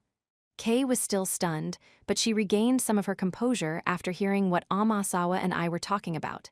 Hey, wait, hold on a second. Someone was trying to have Kiyotaka expelled? Huh, what do you mean? Asked Kay, flustered. She'd been informed about the injury to my hand, but not in detail. After seeing Kay's flustered reaction, Amasawa smiled broadly, deeply interested. Oh, Ayano Koji-senpai, you didn't tell your girlfriend. Does that mean you haven't told her about the 20 million either? What is she talking about? 20 million what? Said Kay. It was safe to assume that Amasawa had deliberately started this conversation in order to probe my relationship with Kay. You can ask your boyfriend over here about the details later. Right, senpai, said Amasawa, turning to me at the end. Now that she'd said something like that, I was going to have to explain things to Kay afterward. Hosen-kun and I were going to use that knife to get Ayano Koji-senpai expelled. I'm sure you realized that fact when we went shopping together, right, senpai? Said Amasawa. Having told me all that, she now started to work on making me change my mind about her. That was the first time I had seen kitchen utensils here at this school, but I didn't hesitate at all when choosing the knife. And after checking with the clerk a few days later, you found out that someone else tried to buy the same knife. Which was why you were able to make a quick judgment call and prevent Hosen-kun from injuring himself. Isn't that right? Said Amasawa. The answer I had arrived at was the one that Amasawa had left traces to lead me to. But they were traces that she had left behind on purpose, choosing not to conceal them. She had assumed that I would arrive at the correct answer, and that I would prevent Hosen from pulling off his scheme before he could do it. It was certainly true that if Amasawa had played her part perfectly in that situation and covered her tracks, things might have turned out differently. You're too kind, I told her. I just thought it would be sad, you being expelled without even knowing the reason why, all because of a bounty on your head, said Amasawa. I wondered if a normal high school student would have been able to think that far ahead. I had my doubts about that. Amasawa Ichika. Considering her thought process, if someone told me she was the white room student, I'd find that quite believable. But if that were the case, then telling me this much was basically the same thing as telling me her identity. What was the advantage in letting me know her identity right here and now? Or was she perhaps a genius like Sakahiyanagi, refining her skills in a place unrelated to the white room? In any case, Amasawa had gone up in my mental ranking of people to watch out for. Ah, I'm pretty thirsty. I think I want a coffee or something, said Amasawa, demanding a drink in a coaxing, wheedling way as if she were wanting something. Kay had a look of blatant disgust on her face when she heard that, not even bothering to hide her displeasure at Amasawa's attitude. Hey, go fix a cup of coffee for Amasawa, I told Kay. Huh, me, stammered Kay. If you don't want to, I can do it, then you can talk with Amasawa. I'll do it. Given a choice between fixing some coffee and talking with Amasawa, Kay seemed to have weighed her options and chosen the better of the two. When Kay stood up and started making her way into the kitchen, Amasawa added a special request to her order, speaking at Kay's back. Sugar and milk, please. NGH? Okay, okay. Kay, furious, puffed her cheeks out. Amasawa had just one more thing to add as well. Oh, and please don't put garbage in it because you don't like me, okay? I wouldn't do something like that, shouted Kay. Amasawa chuckled in amusement, having deliberately made a statement meant to offend. She was, without a doubt, a devilish little imp. Well, actually, we could omit the little part. She was a full-fledged devil. Kay had temporarily left our field of vision for a short while, leaving Amasawa and I alone in the living room. It was just the two of us. Amasawa glanced down at the textbooks and notebooks placed on the table. Wow, this all seems pretty contrived, doesn't it? These study guides and stuff placed here, I mean, talk about forced. I guess since you were kind of biased already, you can see it that way. Since Amasawa already had her doubts about everything Kay and I were doing right from the very beginning, it was pointless for us to try and cover anything up. What's this? Let's see here. What was the convention adopted by UNESCO in 1972? Said Amasawa, reading one of the problems from a textbook. She grabbed a mechanical pencil with her right hand and wrote the words "Convention Concerning the Protection of the World Cultural and Natural Heritage" neatly in a blank space in the notebook. Ding, ding, ding. That's the correct answer, said Amasawa, giving herself a round of applause for getting it right. Kay, curious about what was going on, peeked into the living room to see. Hey, wait a second. Don't go writing stuff in my notebook, she shouted, warning Amasawa not to do something like that without permission. Oh, come on, it's fine, isn't it? I mean, just a little bit, said Amasawa. No, it's not fine, shouted Kay, pulling back in anger. Wow, senpai, your girlfriend seems a little hot-tempered, said Amasawa, casually whispering into my ear. It would be bad if Kay saw us in this position, but somehow we managed to avoid being seen. Kay returned from the kitchen with a cup of coffee in hand, not even making an attempt to hide her displeasure. She had made sure to include sugar and milk, just as requested. Here, you are, huffed Kay. Thank you oh so much, Karuizawa-senpai, replied Amasawa with a broad grin. But she then stood up without even drinking any of the coffee. Well then, now that I've given you my apology gift, I think I'll be heading back now. Feel free to help yourself to that food, said Amasawa. Having apparently finished what she came here for, she turned her back to us, preparing to leave. Wait, what? You're not even going to drink it. You had me make it for you, though, shouted Kay. Well, I don't particularly mind hanging out here and relaxing for a while, but is that what you want? Asked Amasawa. I mean I'd like for you to leave, said Kay. Yep, that's what I thought. Anyway, I'll be going now. So she deliberately had Kay make her coffee, just for fun. I guess this was what it meant to know no fear. Amasawa, standing up straight, left as quick as the wind. As soon as she had left, the room instantly became quiet again. However, the sweet atmosphere of just a little while ago was gone, leaving things feeling awfully strained and gloomy. Kiyotaka, what was with that girl? Shouted Kay. That's something I'd like to know too. She really ticks me off. Kay was clearly quite touchy about it, but there was no point in talking about Amasawa forever. She must have wanted to change the topic herself as quickly as possible, because she came back with something else. Hey, explain it to me. What's this 20 million point reward about? Does it have anything to do with your injury, Kiyotaka? She asked. I wasn't keeping quiet because I wanted to keep this thing a secret or anything like that. Instead, it was because I didn't want to cause Kay any unnecessary heartache by telling her about it. But given the way things were now, there was no way I could say that. And so, I decided to tell Kay what was going on. Chapter 4, Approaching Summer, Premonition of a Fierce Battle. Mid-June was almost here.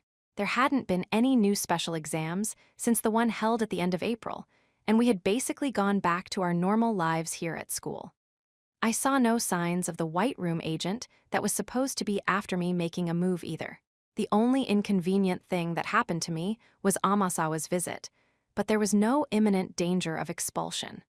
However, it did seem like the incident had left a deep impression on Kay and me, considering that even now we were still holding off on trying to kiss again. Even in situations when the mood was getting fairly good, it was like there was this invisible wall separating us. While I wanted to remove that wall and to make progress, there was probably no need to rush things. With time, Kei should be able to break past that wall on her own and naturally move on to the next step, which might be more effective in the sense of helping her to grow both emotionally and mentally. Summer was approaching steadily. At the same time, I was experiencing a daily routine that was almost too fulfilling for a high school student. The temperature outside was slowly beginning to rise, just like in years past. On particularly sunny days, the temperature started reaching as high as 30 degrees. We truly were in the transition period between spring and summer. Having spent an extended period of time living the carefree student life now, there were some topics that I heard people talk about quite often.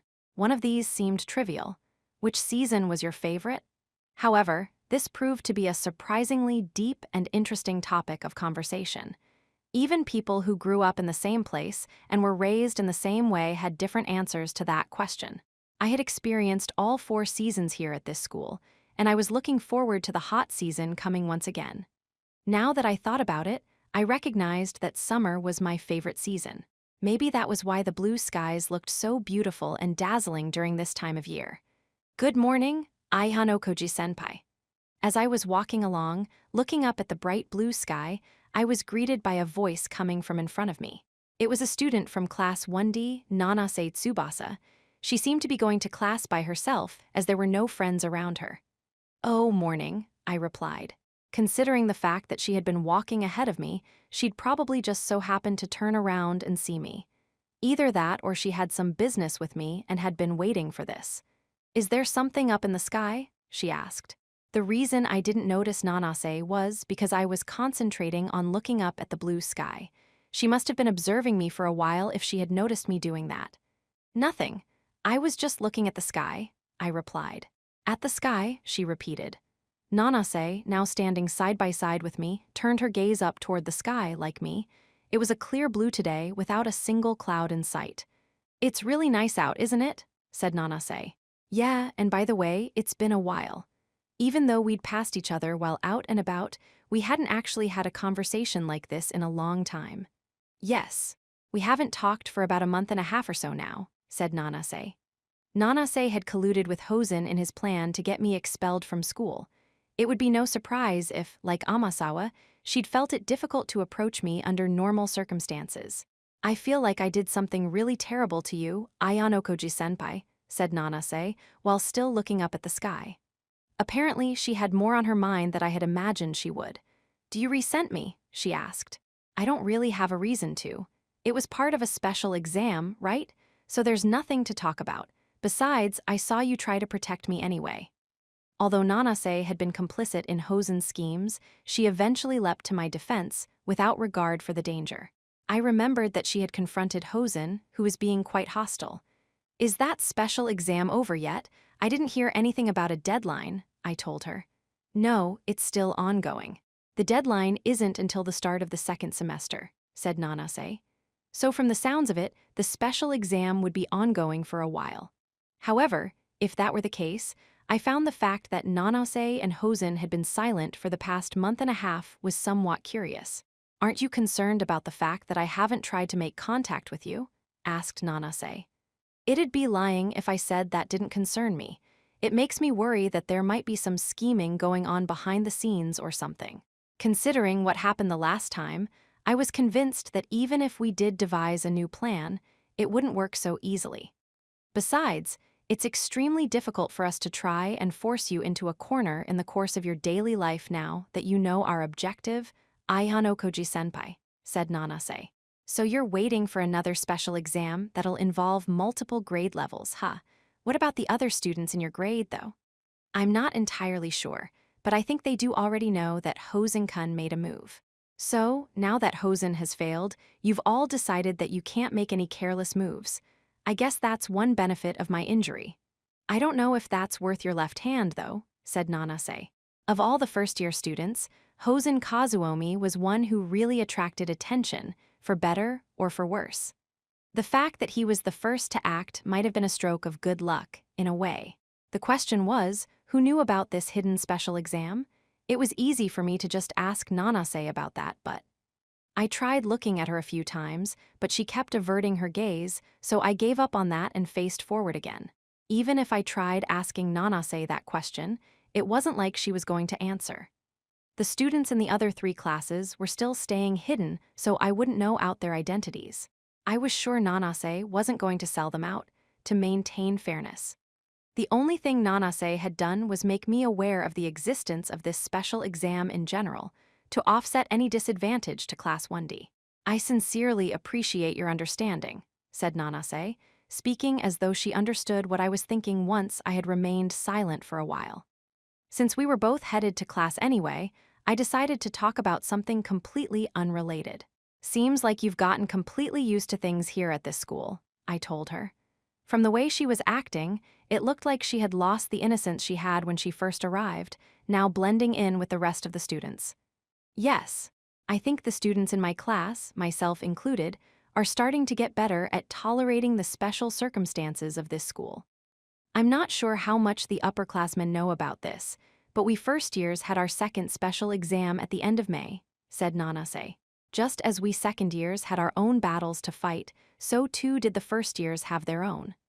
I haven't had this information directly confirmed by anyone, but I hear that a student has been expelled, said Nanase. We second-year students had also heard news about someone getting expelled. One student had been expelled from the last special exam. It seems like you are also aware of it then, as I expected. The expulsion was one boy from Class 1C, said Nanase. We'd found out because there was one student's name missing from the list in OAA. He'd had an A in academics, so he must have been hit with some kind of penalty.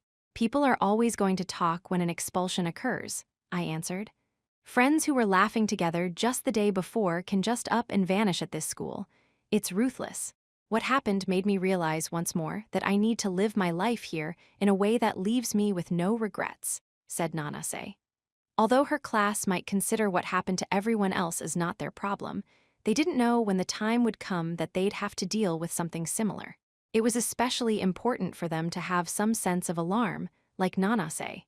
That being said, I didn't know anything about the class point situation in the other grade levels, meaning that I had no information at all about who won or who lost. What kind of results did your class get in the special exams? I asked. Unfortunately, we didn't do so well. We came in last place the previous time and in third place this time.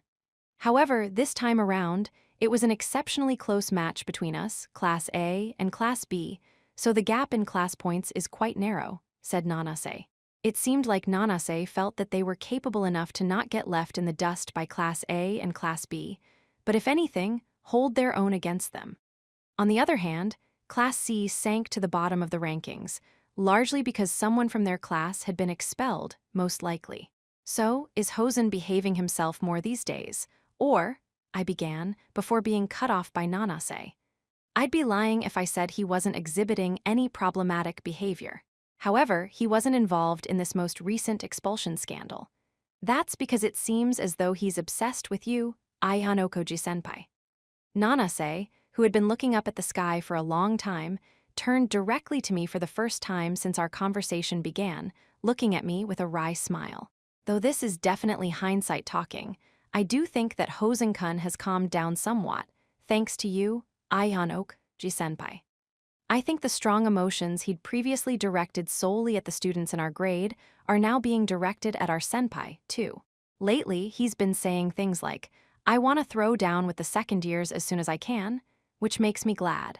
Well, I supposed it was certainly good news for the first-year students anyway. The Hosen and I would occasionally lock eyes when I passed his large, conspicuous form, but if I recalled correctly, the look he gave me felt something like, bring it on already. Sooner or later, there might come a time when we have to fight your grade, I answered. We had only worked together once so far, but if Nagumo's policies were strongly endorsed by the school, the day we'd end up competing with each other wasn't that far off. I intend to live my life here at this school without regrets, said Nanase. That's nice. Just like Nanase had said earlier, a friend who was laughing with you one day might very well be gone the next. This was the sort of school where things like that could happen. That was why we had to cherish each and every day that went by and not take anything for granted. Because each day that passed could never come back. They would be in the past. Ayano Koji-senpai, Please try and live your life here at this school without regrets, too, said Nanase. She said in a way that implied my days here at this school were numbered. And there seemed to be some kind of powerful conviction in her eyes as she looked at me. Of course, I'll make sure I don't have any regrets, I replied. After she heard my reply, Nanase responded with a nod, seemingly satisfied. Well then, if you'll please excuse me. She bowed to me and went her own way, just as we neared the school building. 4.1. Considering that the first-year students had had their second special exam at the end of May, it wouldn't be too surprising if we, the second-year students, had one announced any day now. It was about time for us to be ready for something like that. Then, as if to evaluate our resolve, our usual morning homeroom began. It seems like everyone is present. That's good. After Chabashira had finished taking attendance, she started fiddling with her tablet, most likely to project something up on the monitor. Shortly afterward, she must have finished what she was doing, because the screen went completely white. When that happened, the students looked up at it. We have been together for quite a long time now, so I'm sure you probably have some idea of what this is about, said Chabashira. A new special exam was about to begin. Even though everyone clearly had something they wanted to say, they all waited to hear what Chabashira was going to announce. After a brief period of silence, she let out a little chuckle as she took in the gazes of nearly all of the students in the class. Yes, we will certainly be discussing a special exam. However, to keep you in suspense for a while longer, we'll hold on to that discussion until later.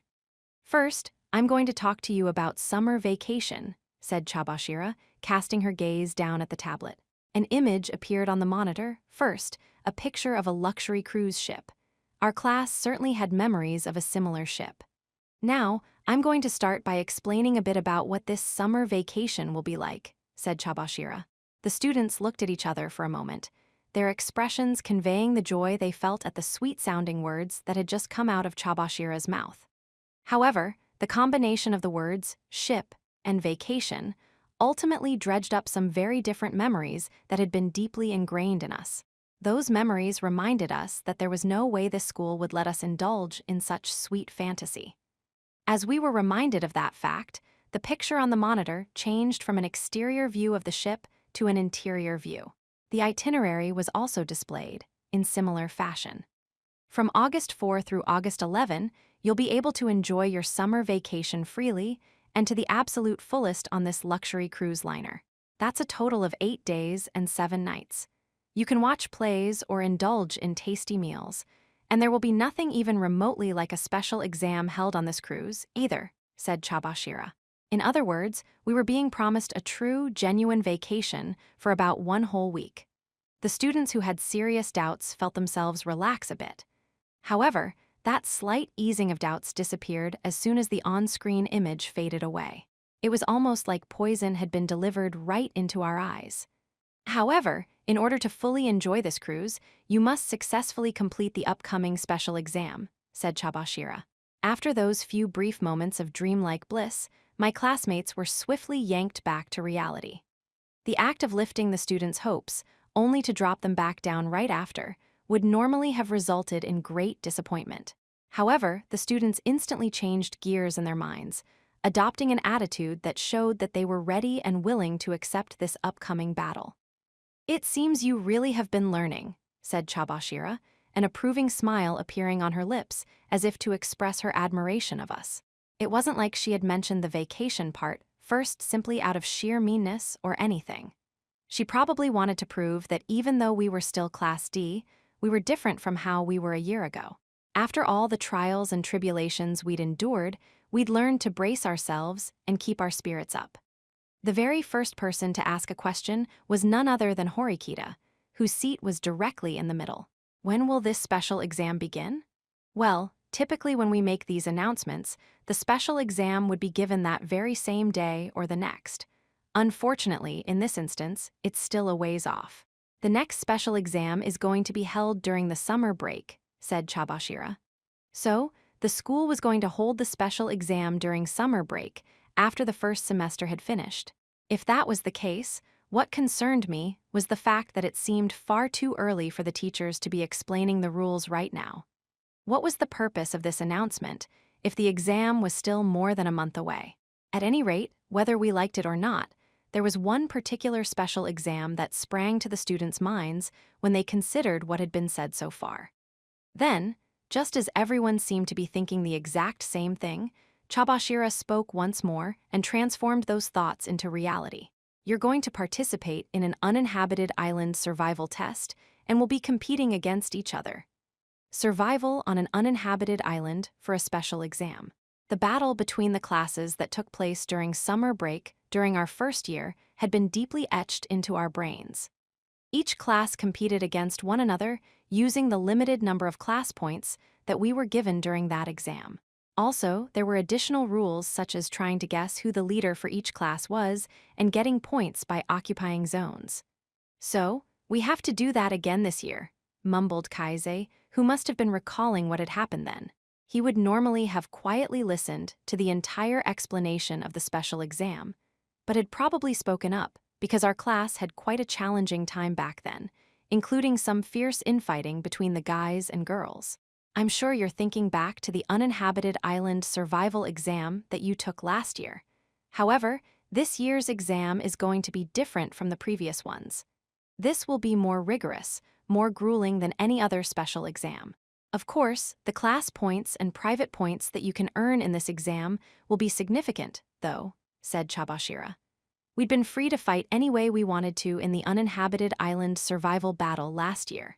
If you were determined to win, you needed to be frugal with your assets, but if you were fine with giving up on trying to win, then you were allowed to spend your time relatively freely. That was the kind of exam it was. There were no harsh measures, such as expulsion, at least not as long as the students didn't violate any important rules. She said that this exam was going to be more rigorous and more grueling, but what changes would be implemented from last year's exam? I didn't need to worry about getting an answer to that question, though, because I was sure Chabashira was going to tell us right away. Let's start by going over the schedule. You can download it to your own devices later and look it over, so there's no need for you to take any notes here, explained Chabashira. She put up the schedule for the special exam, just as she said she would, the monitor lighting up again now that something was being projected to it. July 19, assemble on the sports field, depart by bus, board the cruise ship at the harbor, depart. July 20, special exam begins, explanation of special exam, distribution of supplies, etc. August 3. Special exam ends. Rankings will be announced on board the cruise ship. Rewards will be handed out accordingly. Private points for the month of August will be allotted after the results of the uninhabited island special exam are applied. August 4, start of free time on the cruise ship. August 11, arrive at harbor, return to campus, dismissal. The closing ceremony, which would mark the end of the first semester, was going to be held on Friday the 16th. We were scheduled to depart 3 days after that. Moreover, we could tell from the schedule that the duration of this special exam would be twice as long as the previous one, at 2 weeks. Sensei, based on this schedule, won't our summer break be shortened like a lot? Asked Nishimura, launching his question like it were an arrow. The summer break was generally supposed to be around 40 days long, but even if you counted the free days spent lounging around on the cruise ship as part of our summer break, we still were only getting about 24 days. It was no wonder students felt dissatisfied. Unfortunately, there will be no making up for that lost time. The fact of the matter is that your summer break will most definitely be shortened this year. That's just how it is, said Chabashira. The school had stopped Nishimura's arrow dead in its tracks. I suppose that a bit of booing was unavoidable. To many students, days spent on break were more valuable than days spent learning in school. However, on the bright side, you'll get to spend 1 week on a luxury cruise ship. Depending on how you look at it, this 1 week you get to spend on the cruise ship might be more valuable than the 2 weeks of normal time that you'll be losing. And as I stated earlier, you can enjoy your time on the ship purely as a vacation period, said Chabashira. It seemed like Chabashira was trying to encourage us to hang in there by saying all of that. We did get to ride on a cruise ship last year, but we'd had extraordinarily little time to actually enjoy it. After the uninhabited island survival exam ended, I remembered we'd been thrust into the Zodiac exam. To the students who lived here on campus, the outside world was so fresh and exciting. And even though we were going to be on board a ship, we could still say we'd be able to spend our time there differently from how we usually would. It could be the best summer vacation ever. Even the students who had been complaining seemed to be satisfied, more or less. If you weren't satisfied, you couldn't move forward. And besides, unlike last year, we had replenished our private points to a certain extent, so it wasn't like we'd be inconvenienced by a lack of funds on the cruise ship. I supposed that was another reason why this might be less stressful on the students. Now then, let's get down to business. This is similar to the uninhabited island survival exam that you had last year, but you could say that the most significant difference here is in terms of scale. In addition to the fact that there's going to be a 2-week-long test period for this exam, the island that we're using for this is larger in size than the one you were on before, explained Chabashira. An uninhabited island in the middle of the ocean was shown on the monitor. The photographs seem to have been taken from the air. And this time, it won't just be students in the same grade competing. Students from every grade level will be competing against each other, meaning that the competition was going to be larger in scale than the previous one in many ways. Therefore, the number of opponents you have to fight will also be higher than ever before, added Chabashira. Well, that was an unexpected development. This test of survival would involve all grade levels, and on top of that, students wouldn't just be facing off against opponents from their grade. That bit was particularly unexpected. So, wait, doesn't that mean that the first-year students will be put at a significant disadvantage, whereas the third-year students will have an advantage? Asked Hirata, a student who despised inequality. If this were an exam where we were partnered with students from other grade levels, then everyone would be equal. But that didn't seem to be the case this time. If so, it meant the difference in physical ability and experience that came with age would create a considerable handicap. I understand what it is you're trying to say, but let me just go ahead and say that no exam is ever going to be 100% fair. Even if we're only talking about you second-year students, you'll be competing on the same stage despite the fact that there's nearly a year's difference between those born in April and those born in March of the following year, right? Replied Chabashira. To put it another way, though, that meant there were also cases where students in grades only a year apart might have an actual age difference of nearly 2 years. That would be a significant handicap. If a first-year student comes to you asking you for advice, it befits you as their senpai to give them at least some kind of answer. However, the exact nature of what you say to them is entirely up to you. Likewise, you could also ask a third-year student for their opinion, said Chabashira. So, while there didn't seem to be a problem with discussing things as much as you'd like or if necessary, it would basically be like helping the enemy. There will be a minor handicap applied based on grade level, but you're basically going to be on a level playing field. So how are we going to make up for the difference in grade level, you ask? The answer is that the lower the student's grade level, the more rewards they can receive and the fewer penalties they have to worry about, said Chabashira. Which in turn meant that the higher your grade level, the fewer rewards you might receive, and the more severe the penalties, This seemed somewhat similar in structure to the special exam that was held in April, where we had to find partners. Though the test contests were the same in that exam, the penalty the second years faced expulsion, whereas the first years just saw a difference in the number of private points they'd gain. That was a significant difference. Anyway, taking all of that into account, let's move on. I'm now going to explain part of the outline regarding the new rules for the uninhabited island survival exam, said Chabashira. The word part made the students exchange looks. That means not all of the rules are going to be revealed to you today, at this time, she added. Chabashira instructed us to listen quietly to her explanation and then brought up a new image on the monitor. We looked up at it, seeing the word group stand out prominently. In order for you to understand the rules of the survival battle on the uninhabited island, we must begin with the rules regarding the formation of groups, said Chabashira. It seemed the preliminary part of this particular special exam was going to be much longer than any we'd had before. This also seemed to hint at the intensity of the battle that awaited us. Your next special exam, which is to say, the uninhabited island survival battle, has a rule that allows you to form large groups of up to 6 people and cooperate with one another.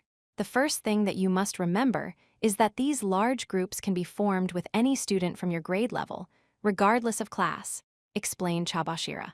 So, does that mean the other second-year students are our allies? Muttered Horikita quietly to herself. She'd assumed, until then, that everyone outside our own class was an enemy. Her quiet monologuing echoed throughout the room. I was sure her muttered words had reached Chabashira's ears, but she continued speaking without answering the question. For the next 4 weeks or so, from today until the end of Friday, July 16, you second-year students will be given the right to form small groups of up to 3 students with any partners of your choosing in your grade level. These groups will be the basis for the large groups. However, even though I said you can team up with partners of your choosing, there are some restrictions involved. One of those is, as I just said, that you can only choose students from your grade. You cannot form a group with first-year students or third-year students, explained Chabashira. We could work with anyone from our grade. In other words, students from Class A could team up with Class C. Apparently, first-year students were allowed to make small groups of up to 4 students, while third-year students could make small groups of up to 3, like we second-years could. I supposed that was one of the handicaps were being doled out for each grade level.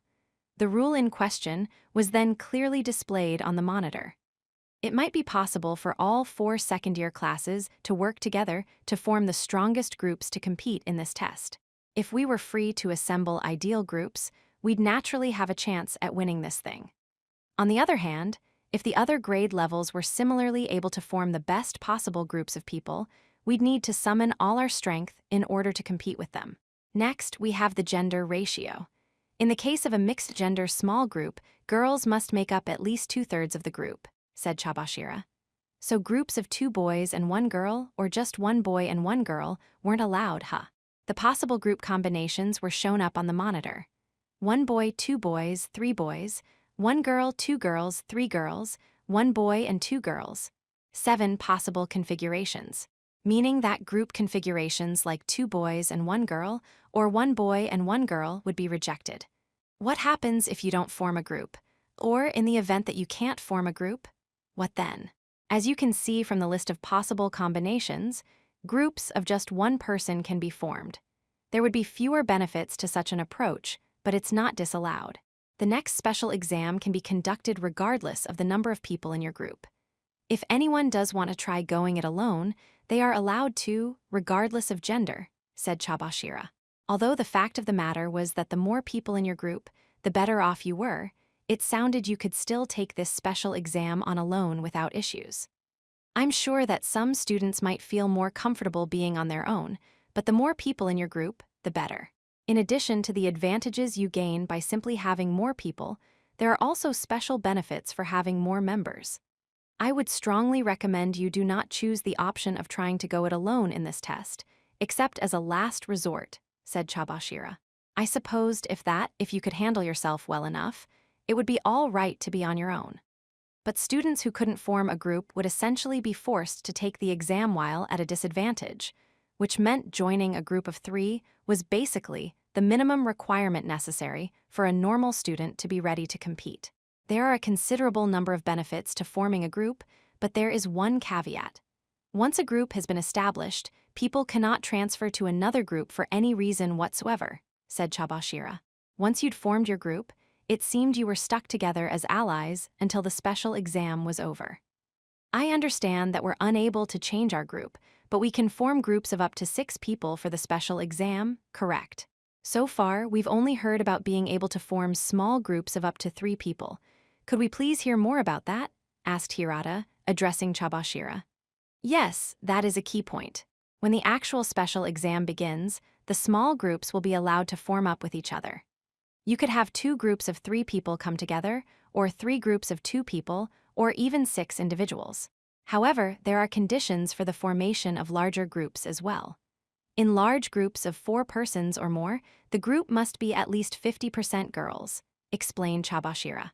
So the gender ratio rule would change, requiring groups to have a 1-to-2 ratio of girls instead of 2-to-3. If these restrictions were going to be changing, I supposed sticking with a small group of just 1 or 2 people in the beginning was a viable strategy.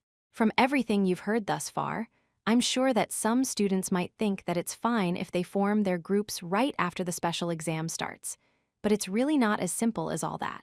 Though you are free to form groups with anyone you'd like, it will be extremely difficult for you to form your ideal large group during the exam. There will be many cases where you might want to form a group of up to 6 people, but won't be able to do so, said Chabashira. So it seemed that being in a smaller group wasn't necessarily entirely without merit.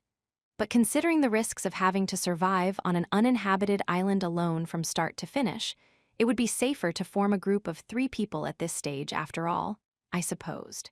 If we didn't take into account students who had been expelled, there were 40 students for each class in all grade levels. With 4 classes in each grade level, that was 160 students per grade. Since the school had clearly stated that groups of up to a maximum of 6 students could be formed, the minimum number of groups that could be formed in this test, for all grades combined, would be 81. Since there were no guarantees that you would be able to form a group of 6 people during the actual test, depending on how things played out, it was possible that the number of groups competing against each other could actually be somewhere in the triple digits. I understand you must feel perplexed after being told to just go ahead and form small groups of your choosing. If you don't know what the contents of this exam will be, you can't exactly narrow down what kind of people you might need, said Chabashira, sure that everyone in class had arrived at that conclusion. She continued speaking. I cannot tell you exactly what the next special exam is going to be assessing you on, but I can lightly touch on what kind of skills that you may need. That kind of thing, she added, taking a look at the students, whose expressions had tightened. I'm sure many students were left feeling frustrated by last year's survival exam on the uninhabited island, feeling as though they were unable to really demonstrate their potential. However, it is safe for you to assume that this year's exam is going to test all kinds of ability. Academic ability, physical ability, emotional strength, and communication skills. There's a strong possibility you'll be able to make use of strengths other than those I just mentioned, too, explained Chabashira. So it wasn't enough to simply be good at academics or sports. This meant that students who were good at many things would have an advantage, from the sounds of it. A connection between an uninhabited island and academics was difficult to imagine, but I supposed there were many ways in which it could be accomplished. For example, a rule that said you didn't get any food if you couldn't answer a question correctly first. A group made up of people who could only boast of their physical prowess could be eliminated all too quickly. Although it is important for you to choose students you have a good relationship with, a group's overall strengths are likely to tie directly into their performance during this special exam. I recommend that you look for the right people for the job when forming your groups, explained Chabashira. This meant students who were talented all-rounders would simply have better odds if they teamed up with each other. However, as Chabashira had said, choosing students you got along with was an important consideration, too. Considering that we weren't sure exactly what kind of exam this would be, chances were good that cooperation would be key. Although I've said that the more people you have, the more advantages you'll have, the reason this is true isn't because you'll have 6 brains or 6 bodies working together. It's because there's a rule for this exam which implements a dropout system. Let's compare what would happen in a situation if Hirata tried to get through this exam by himself versus what would happen if we were in a group of 3 with Sudo and Handu, said Chabashira. She then typed something on her tablet. After she did so, there were 2 groups displayed up on the monitor. One was a group made up of just Hirata, and the other was a group of 3 people, which included Hirata. Each name shown on the screen was colored blue. Let's suppose that, during the special exam, Hirata suffered some kind of unfortunate accident that made it impossible for him to continue. Naturally, if he were going this test alone, that would mean his group would be disqualified at that point, and he would be penalized, said Chabashira. In the box for the one-person group, Hirata's name now turned red, indicating disqualification. On the other hand, what would happen if Hirata were forced to retire during the exam if he were in a group of 3, said Chabashira. Though Hirata's name in the 3-person group went red, the other 2 names remained blue. Hirata would be disqualified and sent back to the cruise ship, but the remaining 2 members of the group would be able to continue the test without any issues. And if the group managed to stick around until the end and win first place in the exam, Then Hirata would be considered as having come in first place as well, since he was also a member of the group, she explained. So even if an individual dropped out, it would be okay as long as the rest of the group survived. That being said, the loss of any member of the group was bound to have a negative impact. It doesn't matter how many people you lose along the way. The group will continue to function without issue until the very last person is gone. In other words, the more people you have in your group, the more lives you have, to put it simply, she added. I see, this confirmed how significant the groups were. No matter how capable a student might be, accidents were still bound to happen, like getting injured or falling ill. In order to minimize that risk, the formation of a group of 6 was essential in order to win. Now that you understand the importance of the groups, let's talk about the rewards, said Chabashira. Now the real impact of this uninhabited island survival battle would become clear to us. Rewards: first place group, 300 class points, 1 million private points, 1 protection point. Second place group, 200 class points, 500,000 private points. Third place group, 100 class points, 250,000 private points. Groups in the top 50%, including those in first through third place, 50,000 private points. Groups in the top 70%, including those in first through third place, 10,000 private points. Class points awarded to the groups in the top 3 places will be transferred from the grades of the groups in the bottom 3 places. Class points will be divided evenly by the number of classes, regardless of the number of the students, rounded. Based on the rewards shown up on the monitor, the class point and private point rewards were fairly large. If one particular class dominated the top 3 spots, the class rankings would be significantly shaken up. But there were some bizarre things to take note of. This is the list of rewards for this particular exam. It is important for you to note that you cannot form groups with students outside your own grade for this exam. So essentially, each grade level will be competing against each other. However, the effects of the rewards and penalties are applied based on the composition of each group. In other words, if a group made up of only Class D students takes first place, then the rewards for first place will all belong to Class D. On the other hand, if a group composed of students from all 4 classes wins first place, then the rewards will be divided equally among the 4 classes. So, if you create a group made up of the best, most capable students from each of the 4 classes, you might be able to increase your odds of winning. But your class point standing might not really change all that much, explained Chabashira. And because the number of people in a particular group didn't factor into the equation at all, the 300 points would simply be divided out equally among the 4 classes, which means that even if you did take first place in that situation, you wouldn't really be able to close the gap in class points. Well, actually, I supposed, given we could only form 3-person groups at this stage, we wouldn't be able to form any with students from all 4 classes in the first place. That would make it impossible for us to have any sort of ideal discussion, most likely. And then, the total class point rewards for the top 3 places, a massive 600 points in total, will be collected equally from the grades that fall into the bottom 3 groups. Say, for example, that the group that comes in first place is made up of second-year students, and the group in last place is made up of first-year students. That means class points will be collected from each of the first-year classes. The rewards for the group that comes in second correspond with the group that comes in second to last. And similarly, the group that comes in third place will get their rewards from the group that comes in third to last, explained Chabashira. So there was a strong possibility that different grade levels would try and rob points from each other, from the sounds of it. Now then, I'll go on to explain what will happen in a situation where groups from the same grade level come in first and last place, respectively, for the sake of comparison. In this instance, it would be a bit of a special case. The classes included in the group that placed in last would have to pay 100 class points to the classes that had come in first place. Second to last place, 66 points. Third to last, 33 points. If a group made up of a single class comes in first place, they will still get the 300 points as usual. However, if another group of students from the same class were to come in last place at the same time, that means 100 points would be deducted, so the winning class would only get 200 points, explained Chabashira. Which meant that if a group comprised of students from all 4 classes were to win, Each class would get 75 class points. No matter how many students your class had in first place, if you happened to have students from your class in a group that placed at the bottom, it was possible that you could lose out.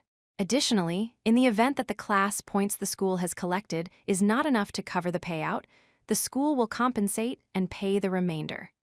The same rule applies when collecting points from the other grade levels, as well, she added. Apparently, even in situations where they didn't have enough class points to pay up, the rewards would still be guaranteed.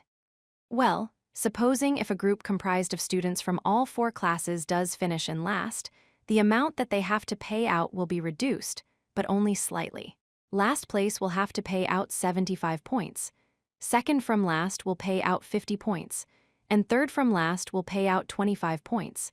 I suppose you could say that everyone shares the burden equally, said Chabashira. I supposed that was kind of a bonus, in an exam where cooperation was quite difficult. And of course, groups that place at the bottom of the rankings will naturally suffer some penalties. The groups that place in the bottom 3 positions will have class points snatched from them, as I had mentioned earlier. But that's not all.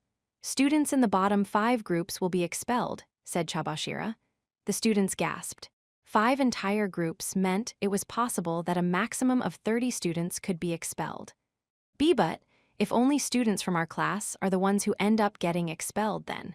In the worst-case scenario, that would leave only 9 of you. But there's no need to worry about that. In the unlikely event that you are penalized, you could pay 6 million private points to save yourselves. That amount is divided by the number of people in a group. So, for a group of 6 people, it would cost 1 million private points per person, explained Chabashira.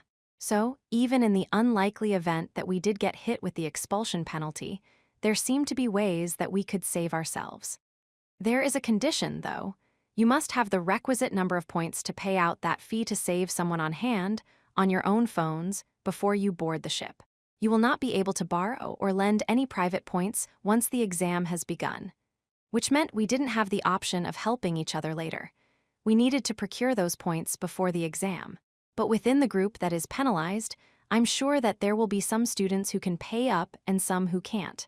What happens if one of the students in the group doesn't have enough points to cover their share? Don't worry about that. Even if 5 out of the 6 people in a group come up short and can't pay their share, the 6th person, the one who does have enough to cover their share, can still save themselves by paying out that 1 million private points, said Chabashira. Basically, if you had enough people, it seemed like you didn't need to worry about having the others dragging you down with them.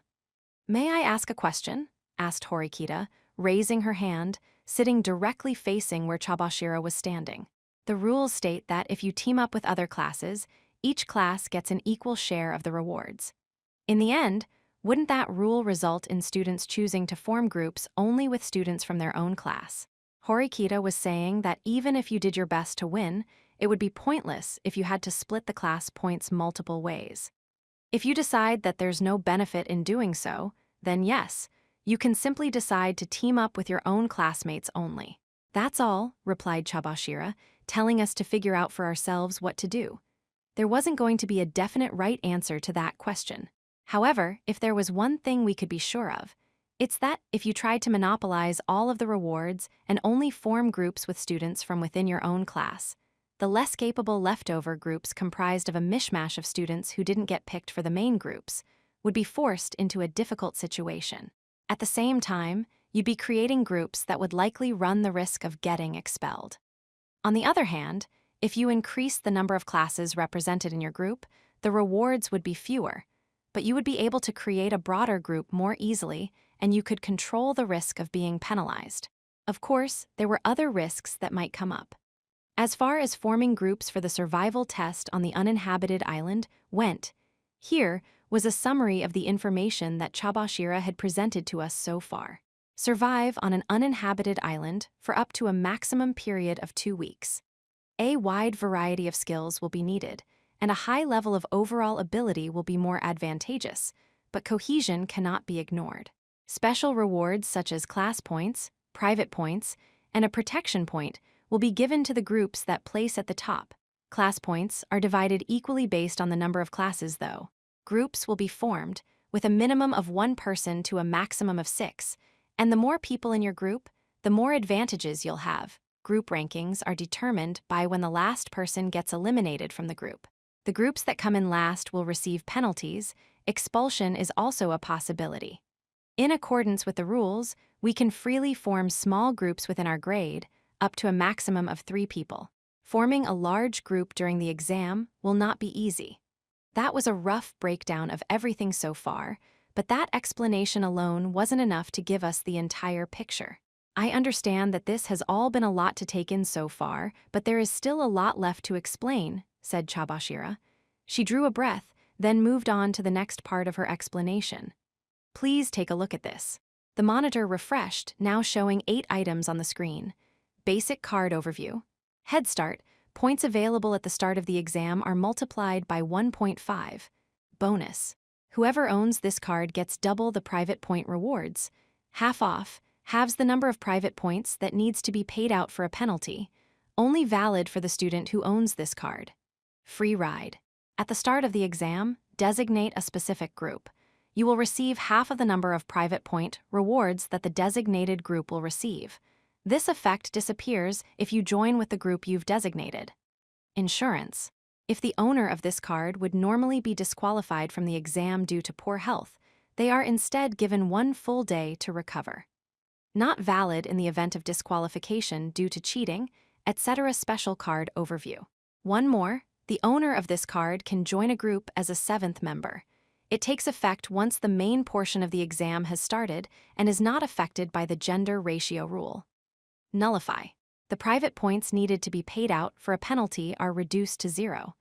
Only valid for the student who owns this card. Trials and tribulations. Using this card entitles you to be able to earn 1.5 times the class point rewards for the special exam. However, if your group fails to place in the top 30%, then your group will be penalized. The school will cover the increased reward amounts. What are those all about? These cards are items that will affect the uninhabited island survival exam. Everyone will receive 1 card. With one exception, there is no drawback to having any of these cards. Their efficacy can be roughly understood by looking at the descriptive text on the cards, explained Chabashira. There was a total of 8 kind of cards in the lineup, ranging from cards that would give you an edge in the special exam to cards that specialized in protection. The latter cards were useful in the sense that you can keep yourself safe. But if you consider that they were basically for when you're prepared for defeat, it was likely that those cards would be evaluated differently. The tricky card out of the lineup would be Trials and Tribulations, the only one that has a disadvantageous aspect to it. If you use the card effectively, then it carried greater potential than any other rewards, but it wouldn't be easy to break into the top 30%. Each student will get one of these 8 cards, selected at random. The cards will be distributed tomorrow morning. The cards that you've obtained can be transferred or traded with students from other classes so long as they are in your grade level until the special exam officially begins. Anyone can view who holds which cards in the OAA app. You can sell your cards to anyone who wishes to buy them from you. You can even buy up a bunch of cards and hold onto multiple. However, the same card effects cannot be stacked, so there is absolutely no point in having 2 of the same card, explained Chabashira. Card overview and rules.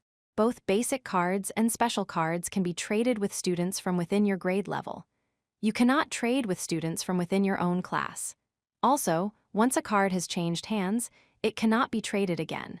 Even if multiple copies of the same kind of card are used, card effects do not stack. This meant that a single student could theoretically hold up to a maximum of 8 kinds of cards at once and could use them all. However, because the cards had positive and negative applications, it wasn't like you could activate all their effects at once. In the end, you would just have effective options at your disposal that you could use. Also, regarding the special cards, there are 3 kinds of special cards, and they'll be handed out randomly, but only one will be handed out to each grade level. Therefore, there is the possibility that, through sheer coincidence, one class may come to hold all 3 cards. That's all, said Chabashira. An explanation of the uninhabited island special exam, followed by an explanation of the rewards and penalties, and then an explanation about the distribution of items called cards. And thus, we came to the end of the long overview of the uninhabited island survival exam. I'm sure that some of you might not have understood everything that we just went over, but by lunchtime, the special exam manual will be automatically distributed to your tablets, so you can check out the information that way, said Chabashira, having now finished explaining everything to us. The bell rang loud and clear, signaling that it was the end of our first period class. I suggest that you think long and hard about what kind of group strategy you're going to produce. You have time, she added. After giving us that bit of advice, Chabashira left the classroom. Afterward, the students began to huddle together. Kuenji, who was sitting far to the left of me, one empty seat between us, stood up and then went out into the hall. It looked like he was simply acting according to his selfish whims, as we had come to expect, but he was walking at a quicker pace than usual. I felt like there was something off about the way Kuenji was behaving, so I decided to follow him. I tried to soften my footsteps and anything else that might cause me to be detected so that I wouldn't be noticed. That being said, there was only so much that I could do. There weren't an infinite number of things I could hide behind, like I could on the island. However, ordinary people didn't usually go about their day with the consideration of being followed. Even if an amateur were to try and tail another amateur, the person being followed would probably only vaguely suspect something was up. Shortly afterward, I heard the voices of both Chabashira and Kuenji coming from around the corner. I hid near the corner, holding my breath, and listened in on their conversation. So, what did you want to talk to me about, Kuenji?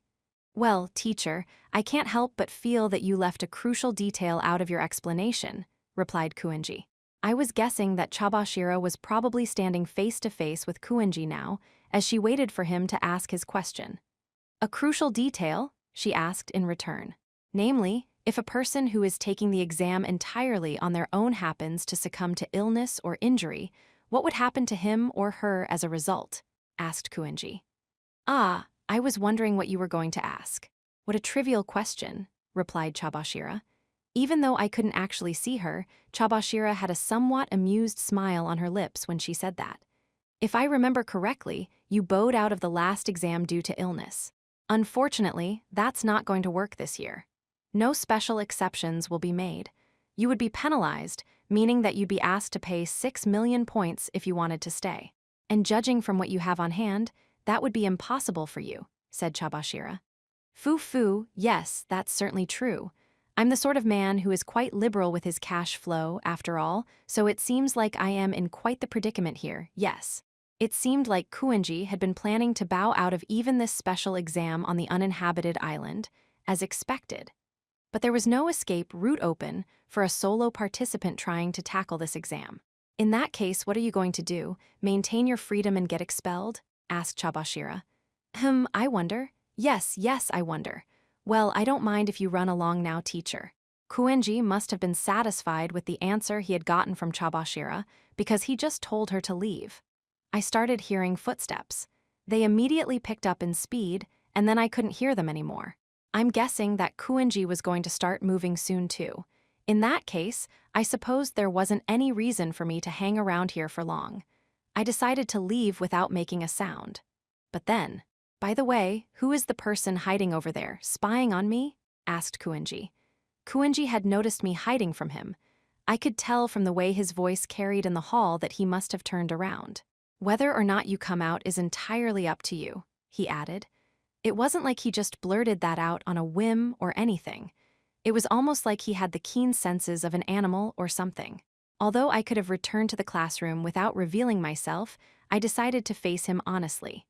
Oh ho, Ayanokoji boy, do you have some business with me, perchance? He didn't seem surprised at all. If anything, he was indifferent to my presence there, acting nonchalant about it. It wasn't so much like he had been anticipating that I would have been there. It was more like he just didn't care who was there. Horikita told me to keep an eye on you. She said it's because she can't tell what you're going to do, I replied. Kuenji looked at me as though he were sizing me up, and then slowly started walking towards me. You seem to be quite good at coming up with a front to hide what you're up to. But I see neither truth nor lies from you, Ayanokoji boy. I won't trust the words of a person like that, said Kuenji. I never saw you as the type of person who would trust anyone anyway, I replied. Foo foo foo, well, that's certainly true, yes. I do not trust anyone other than myself, not a single person. Or perhaps it would be more accurate to say that I'm not even interested in anyone else. Once Kuenji got directly beside me, he stopped completely still. And of course, that applies even to you, Ayanokoji boy, he added. Even after I had gotten that perfect score in the math section of the exam, Kuenji looked no different than usual when he left the classroom earlier. And there hadn't been any signs at all of him asking anyone about it, either. I could detect no lies whatsoever in what he was saying. What are you planning to do for this special exam? I asked. Yes, I'm sure there will be more to discuss, but may I be included in your group? Asked Kuenji. I was wondering how he was going to respond to my question. I see. So that's how it was going to be. If he partnered with at least one person, then that means Kuenji can withdraw from the exam right at the start with ease.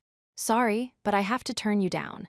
I don't exactly have the kind of leeway to invite in the sort of person who is essentially guaranteed to bow outright when the exam begins, I replied. Foo foo foo, I see. Well, I suppose that's that then, said Kuenji. Is it okay for you to think that way, though? Even if you find a group somewhere that'll let you in the end you'll be leaving the fate of your expulsion in someone else's hands, I answered. Yes, that certainly is true. If I simply withdraw without doing anything, that is, said Kuenji. He resumed walking, moving past me. As he did, though, he gave me a parting shot. I'll think long and hard about how I'm going to get through this before the exam begins. With that, he returned to the classroom. 4.2. Special exams on uninhabited islands for 2 years in a row. I mean, it's not like I hadn't considered it at all or anything, but I was expecting something like this to happen, and it has. When I got back to the classroom, I saw that discussion regarding the special exam had begun. You could say was sort of a customary thing that happened now whenever we had these sorts of tests. Nearly everyone in class, Yosuke included, had gathered near Horikita's seat in the front row and were trying to sort out the situation. Kuenji had returned to his own seat, swooning over his reflection in his prized hand mirror. The especially important part of this special exam is that while there are certain conditions, we can team up with anyone in our own grade level. That was most definitely a new rule that we hadn't seen in any of the special exams until now. Besides, such a rule being implemented should have been outside of the realm of what was expected at this school, in the first place. But what about how the class points are gonna be handed out when you win, though? I mean, I more or less get the idea behind it at all, because we've basically gone through something kinda like it. But I don't see the benefit in teamin' up with other classes, said Pseudo. I supposed it was quite natural that Pseudo would have brought that point up right away. This special exam is a battle between grade levels, but also between different classes in the same grade level. The only way to finish this exam in an efficient and effective manner was for a group consisting of only students from your own class to take first place. Even still, the school really had come up with some interesting rules. It was much easier to aim for the top spots if your group was made up of many students from within your same year. You'd minimize the risks, but there weren't many rewards. Low risk, low return, I suppose they'd say.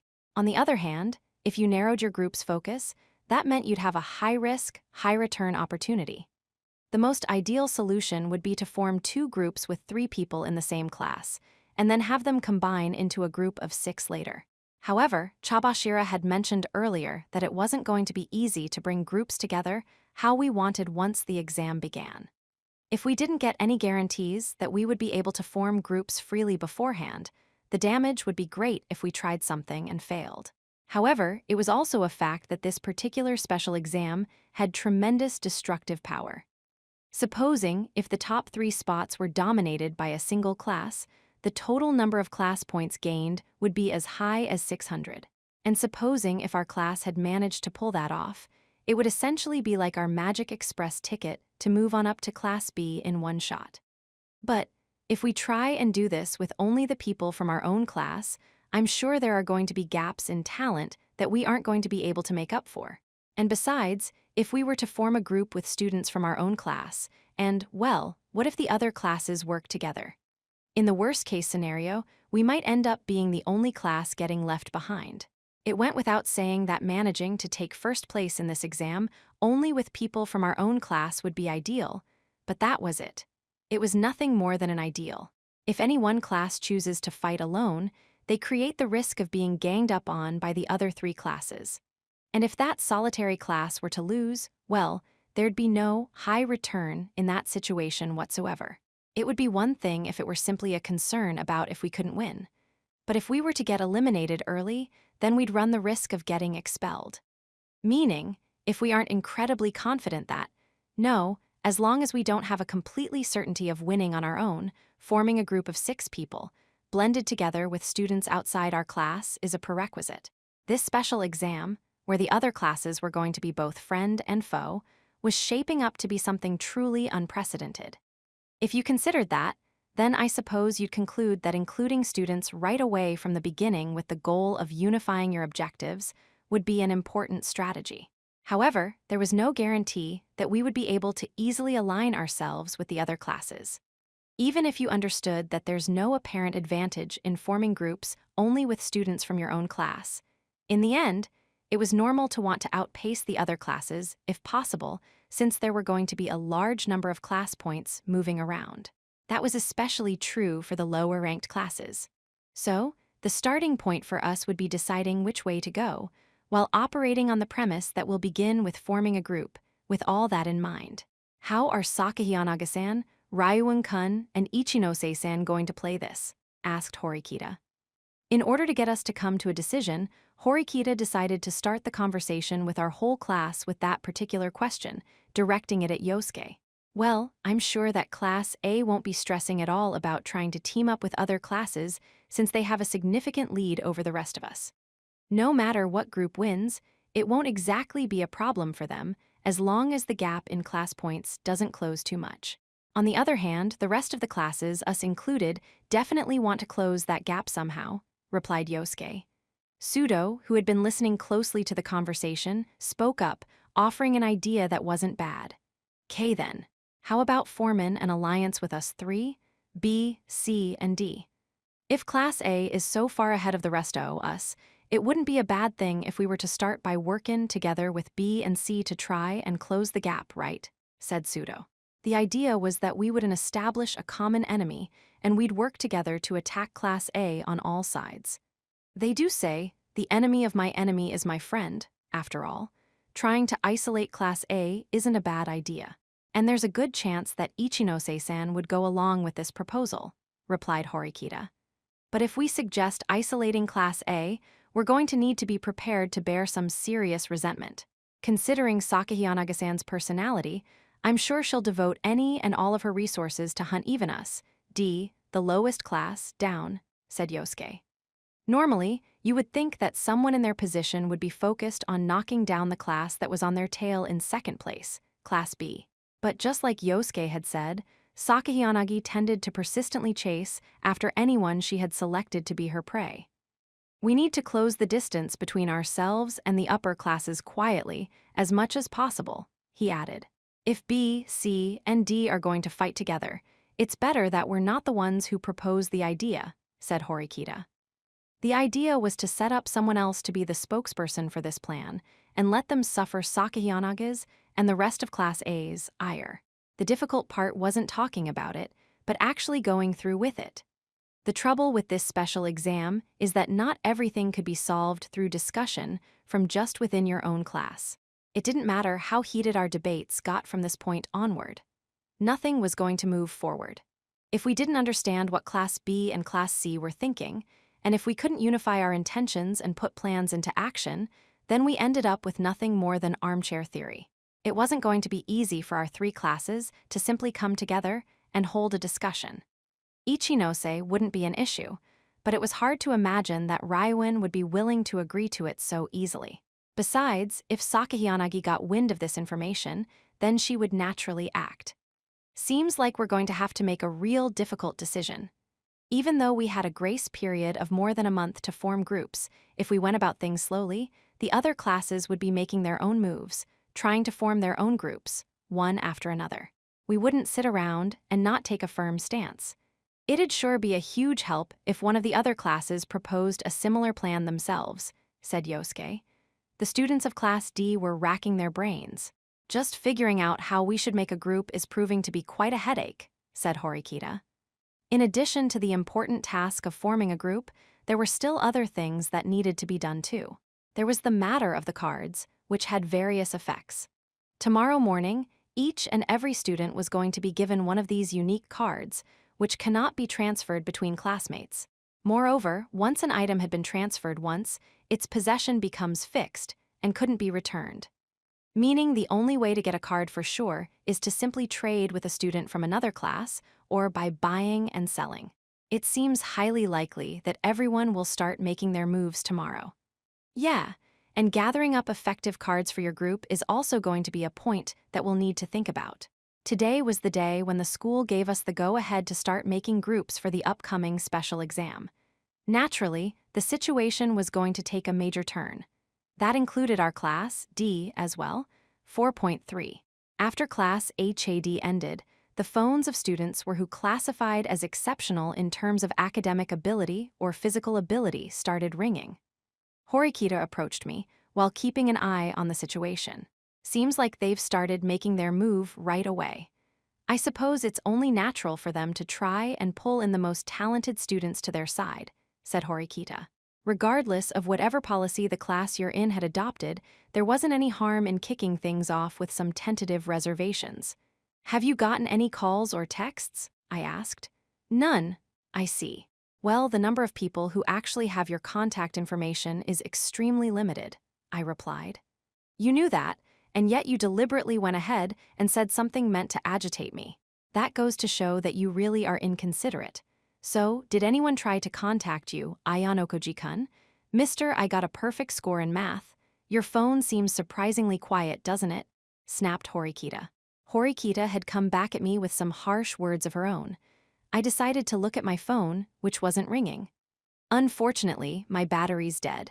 I haven't charged it for about 2 or 3 days now, I replied.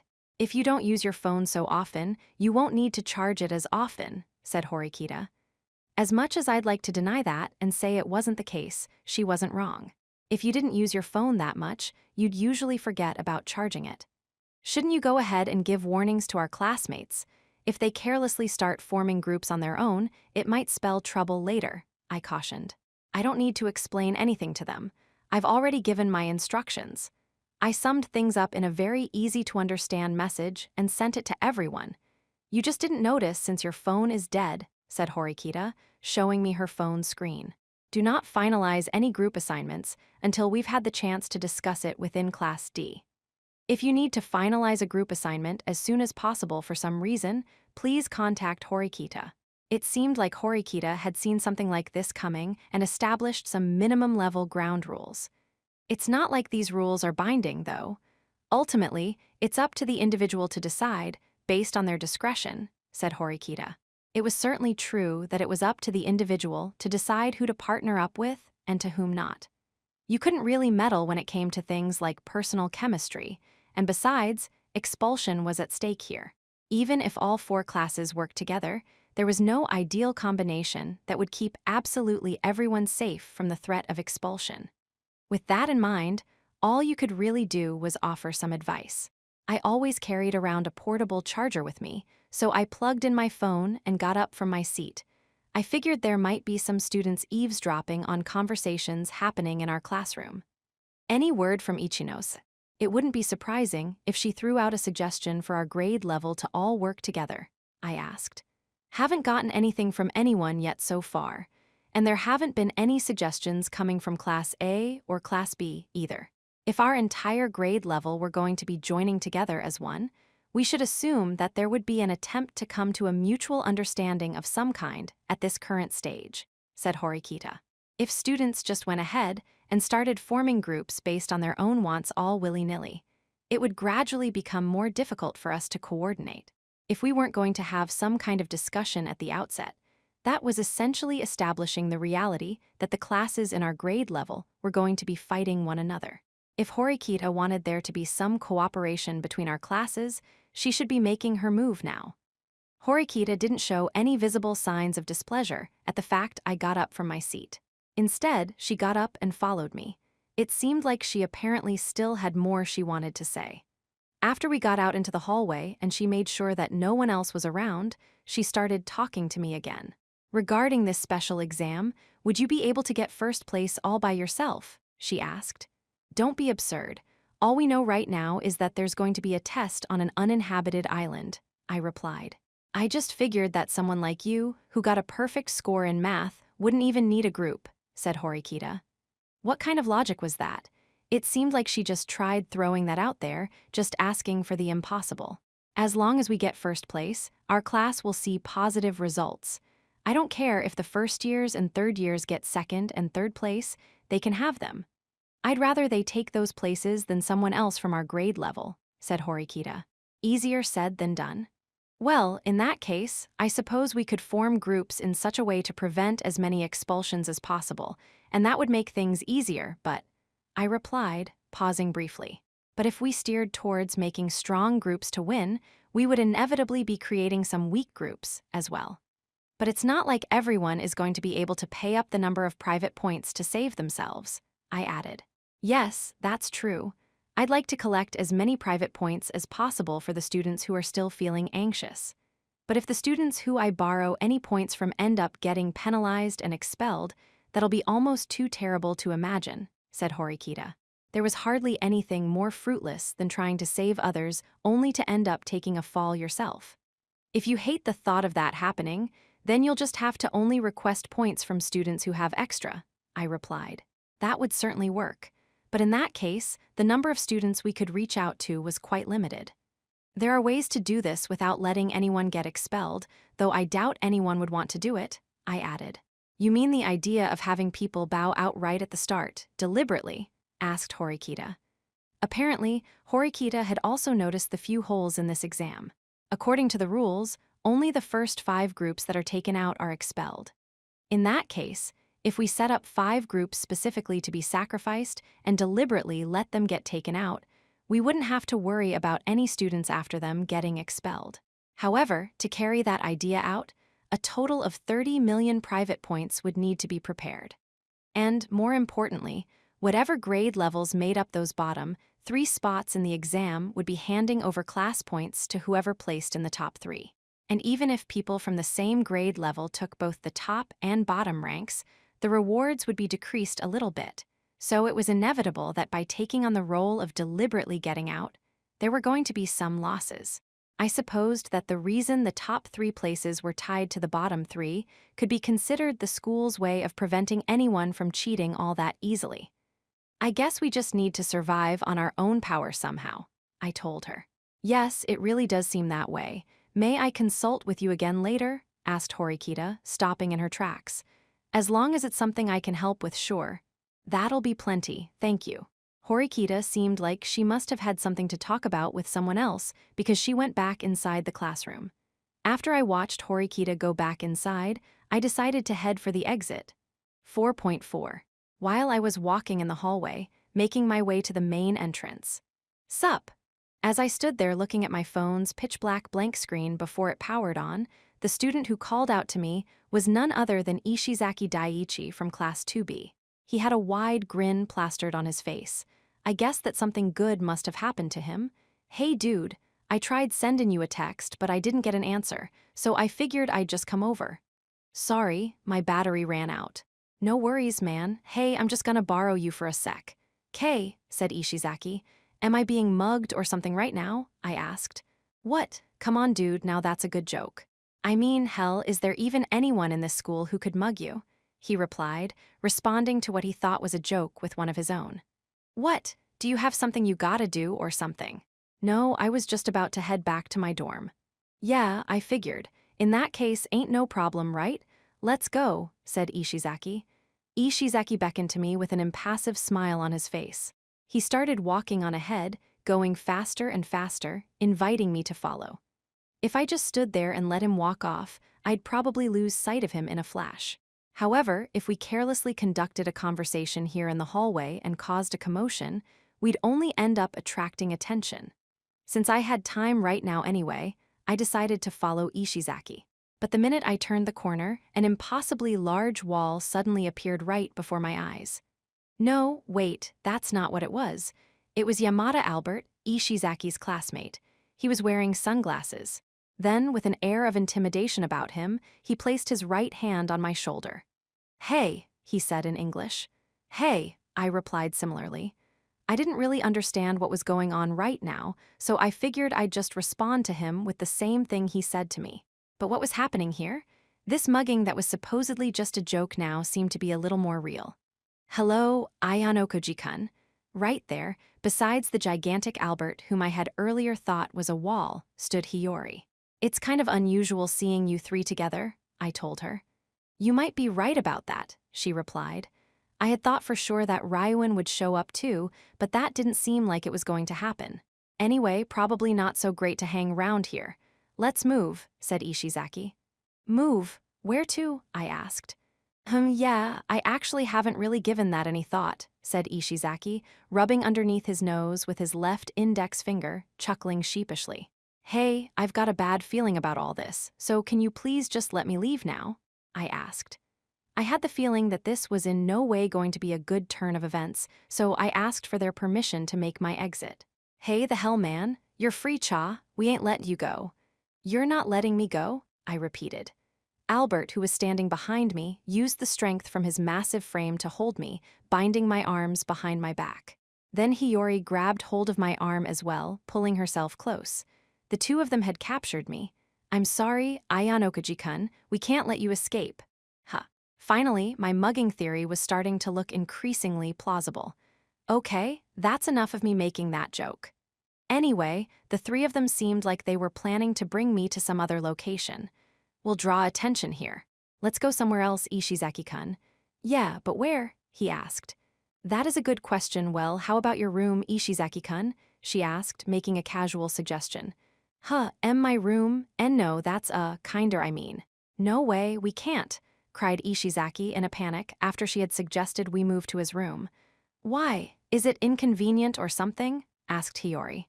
There's, lots of reasons.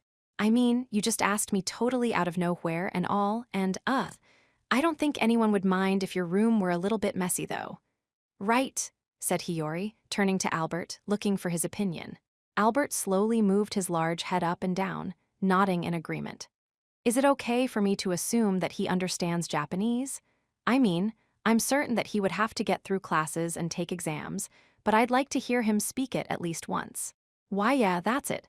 And it's not just a little messy, it's like super crazy messy. It's like you won't even have anywhere to step, it's that bad." "Oh darn, that's just too bad," said Ishizaki. "There's no need to worry.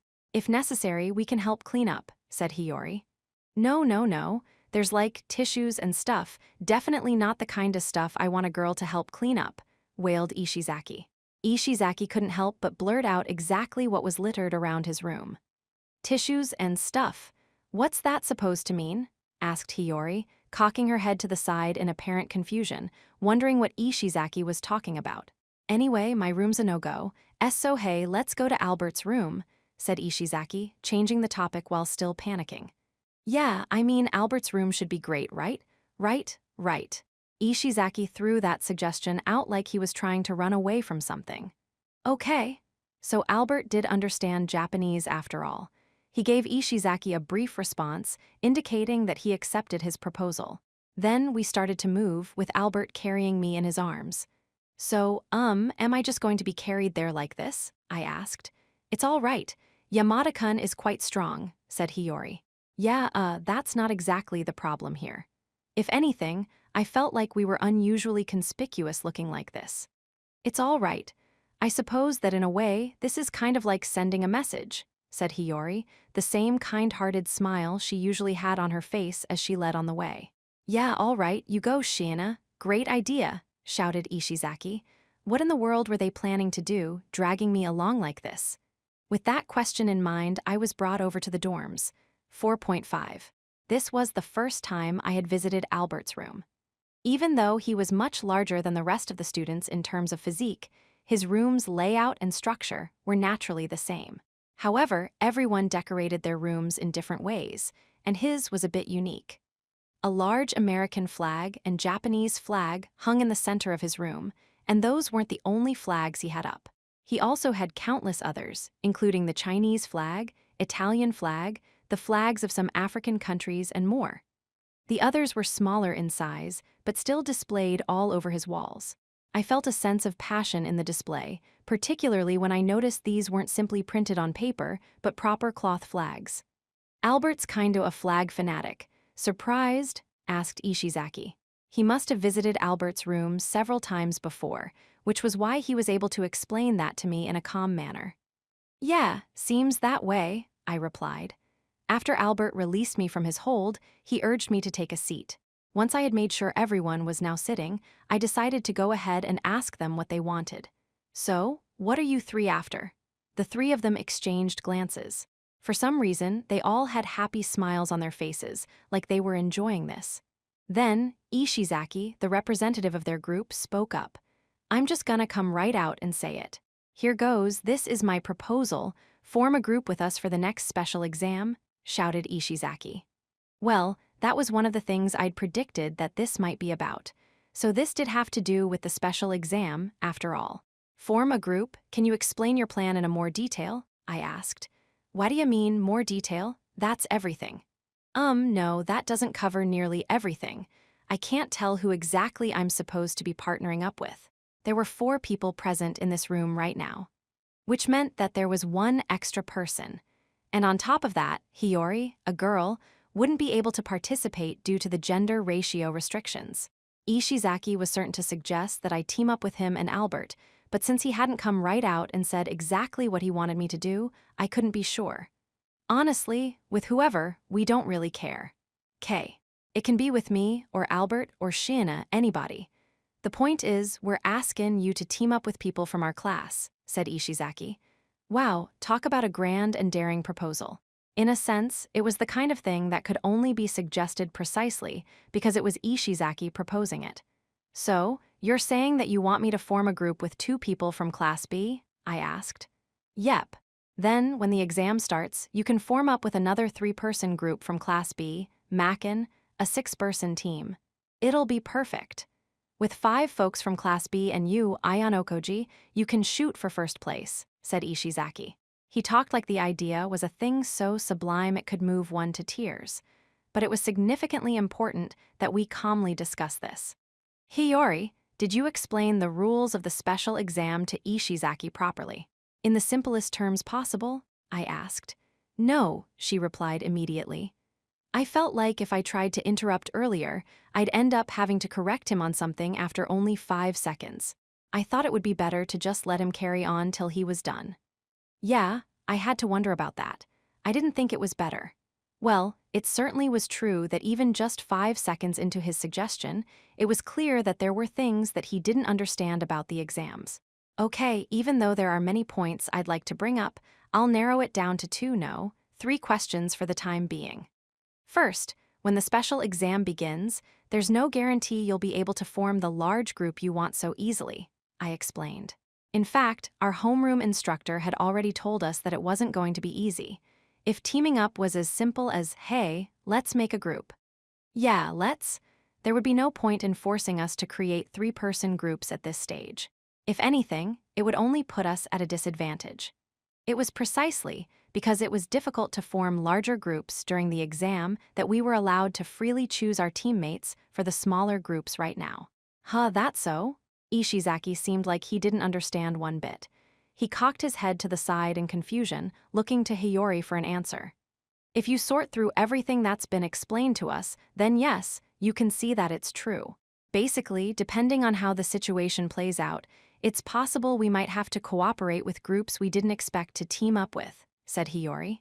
Oh, what's the deal with that? I don't get it at all, man. During the exam, there might be certain prerequisites necessary for teaming up with certain people or to make certain groups. That's what we're talking about. And the heck is that supposed to mean? Asked Ishizaki. I supposed if he'd understood what that meant, he wouldn't be struggling so much right now. The details are unclear, but judging by what the school has explained to us, we can be sure it's not going to be easy, said Hiyori. But even if there are conditions, we gotta get ready. We gotta start actin' on the idea of Mackin groups, right? Asked Ishizaki. Well, if you put it that way, yes, that's true. Then we're all good, right? We just gotta go ahead and prepare for the exam like I suggested, and then we'll be golden. The fact that he could break things down in such simple terms was honestly something I kind of respected. Hiyori was also listening to Ishizaki's suggestion with an amused look. I mean, ain't no reason to worry about stuff I don't really understand, you know? Said Ishizaki. Was it safe for me to say that this was one of Ishizaki Daiichi's charms? Well, anyway, on to my second point, I continued. Figuring I couldn't really get him to understand my first point, I decided to just move on to the next. Who else have you talked to other than me, or are you planning to talk to anyone else? I asked. Ain't really talked to anybody else, no, and not plannin' on it either. Right, said Ishizaki, looking to his two companions for approval. They both nodded, indicating their agreement. Meaning you've only talked to me then, and the reason for that is… Well, ain't that obvious? I mean, you're just as amazin' as Raiwan-san. Well, no, if I had to say, I think you're even more amazin' than Raiwan-san is right now. It's like, you're crazy strong in a fight, and your quick thinkin' has even gotten Raiwan-san's seal of approval.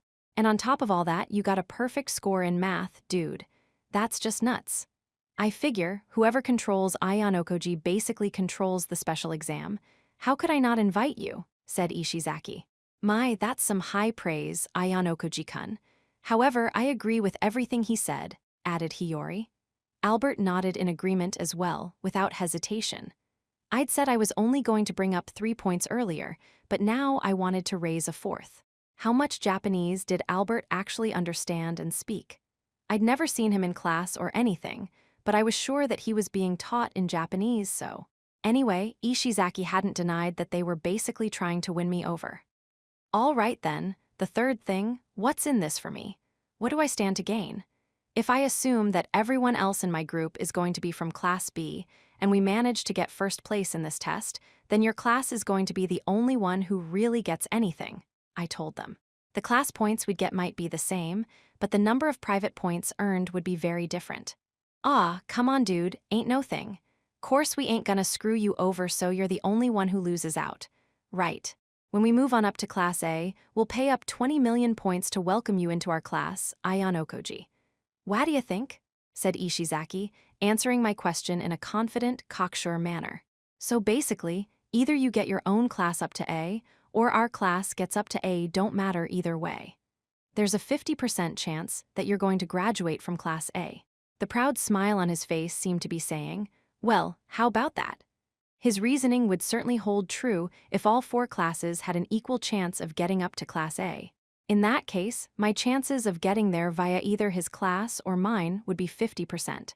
But that wasn't how this worked. Each class had a different level of skill, making it difficult precisely calculate their chances of making it to Class A. Of course, there was no denying the fact that even having one more class I could potentially move into would be an advantage for me. Hiyori and Albert agree too, right? Said Ishizaki. Yes. We would welcome you with open arms, said Hiyori. Yes, said Albert, but in English. Both of them went along with Ishizaki's proposal happily, even though they understood it was nuts. What was going on here?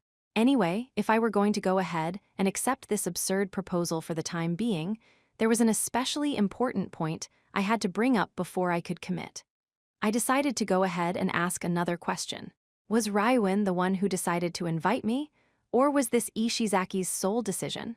I asked. Ishizaki had been answering all my questions in a casual manner so far, but he now wore a tense look for the first time in our conversation. It was my decision. Raiwan-san doesn't know a thing about it. So apparently Ishizaki had thought up this plan and made this decision all by himself. I had thought that might be the case, but wow, that really was reckless of him. If that were the case, though, I now understood why Ibuki, who usually hung around Ishizaki, wasn't here right now. Did that mean that Albert and Hiyori were Ishizaki's advocates then? Have you thought about what might happen if Raiwan were to find out about this? I asked.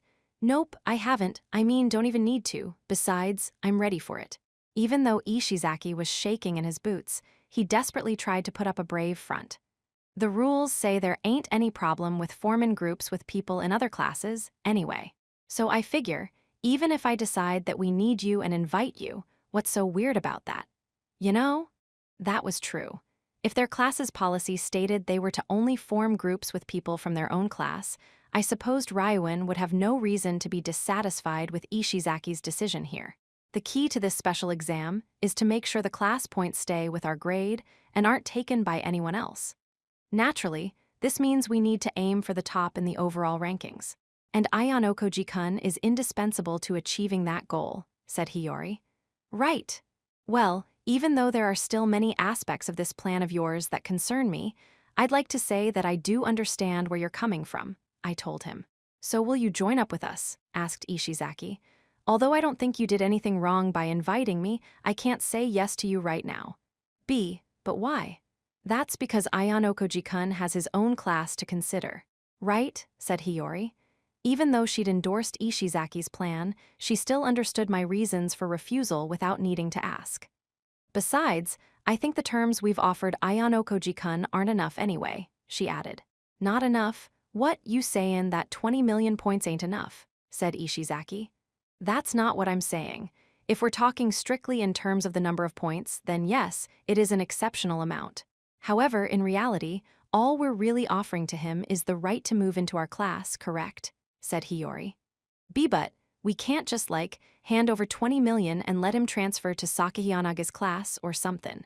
If Ishizaki and company said I was free to use the points they gave me however I wanted, then of course I'd go to the class that was sure to be Class A in the end.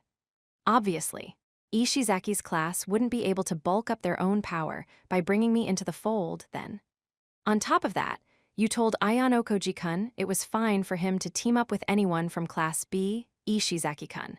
But that's a problem, too. Surviving on an uninhabited island isn't a task for a single person. If you really intend to strive for first place, your chances of successfully doing so are much higher with capable teammates. Hiyori, who had simply sat back and listened to Ishizaki lay out his proposal so far, now viciously pointed out each flaw in his plan in turn. And every time she pointed something out, Ishizaki started to panic, sweating bullets. Well, then anyone would be fine, he exclaimed. If it were up to me to choose a group right now, yes, all right. I would choose Ryuin-kun, Kanda-kun, and then Ayano-koji-kun to make up a group of 3.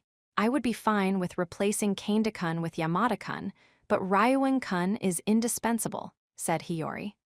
In terms of leadership capability, he was one of the best in our grade, and he had the guts to break the rules with his schemes. Last year, he'd been the only person left standing in his class on the uninhabited island. He even had the physical and mental fortitude to endure on said island.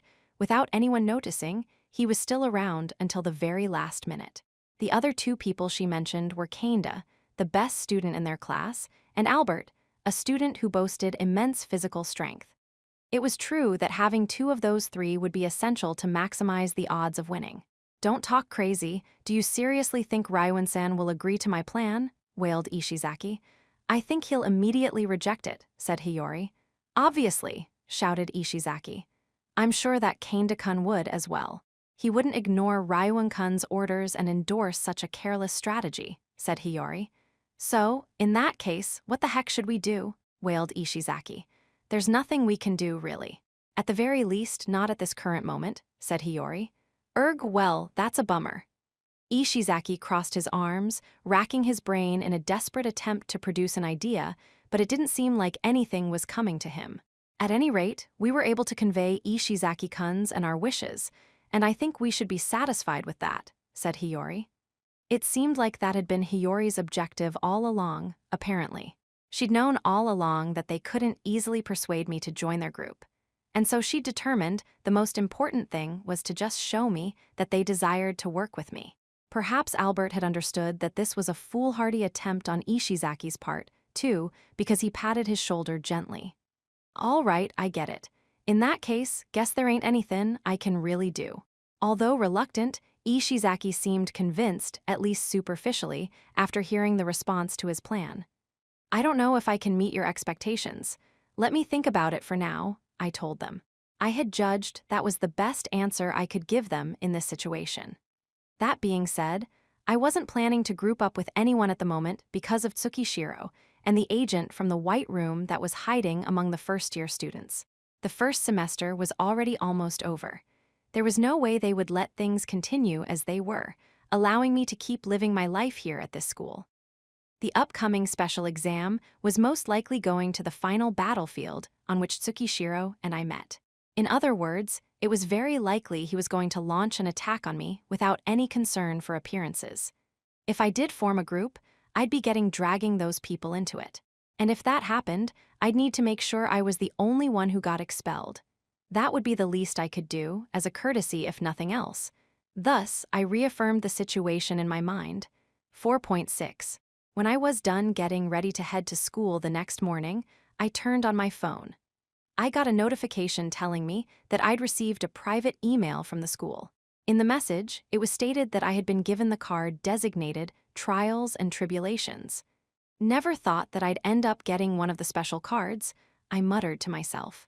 Just when I'd thought the infamy I gained after getting that perfect score in math had finally died down, this happened. The Trials and Tribulations card was powerful, although it was a double-edged sword. Having possession of this card was likely to attract attention. It was safer and preferable to trade it with another student who needed it. But since the Trials and Tribulations card had powerful effects that could go one way or the other, it couldn't easily be handed off to someone from one of the other classes. If the group I ended up trading it to get first place, then the blame would fall squarely on me. It was possible that Tsukishiro had slipped the card into my possession deliberately to get me expelled, but considering the fact that cards were transferable, that was far too weak a strategy to drive me out. It was more natural to simply interpret this as luck of the draw. The two remaining special cards seemed to be in the hands of Amakura Mako from Class C and Yano Koharu from Class A, respectively. The former had drawn the One More card, and the latter had drawn the Nullify card. I supposed it was fortunate that the cards had been well separated. I left my dorm room a little earlier than I usually did, pondering about what I was going to do from here on out. When I set foot on the elevator, I bumped into Shinohara. "Morning." "Good morning," she replied. Even though we were classmates, we weren't particularly close, so we didn't really do more than exchange that simple greeting as we headed down toward the lobby. The ride wasn't long. When we reached the first floor, I pressed the open button and let Shinohara off first. In the lobby, we saw Ike, who normally showed up at school relatively late. He looked over in my direction, seeming somewhat restless. I thought he might have been waiting for Sudo, but that didn't seem to be the case, since he only exchanged a brief greeting with her as they crossed paths and then proceeded to watch her leave. Right after she went out, however, he followed her.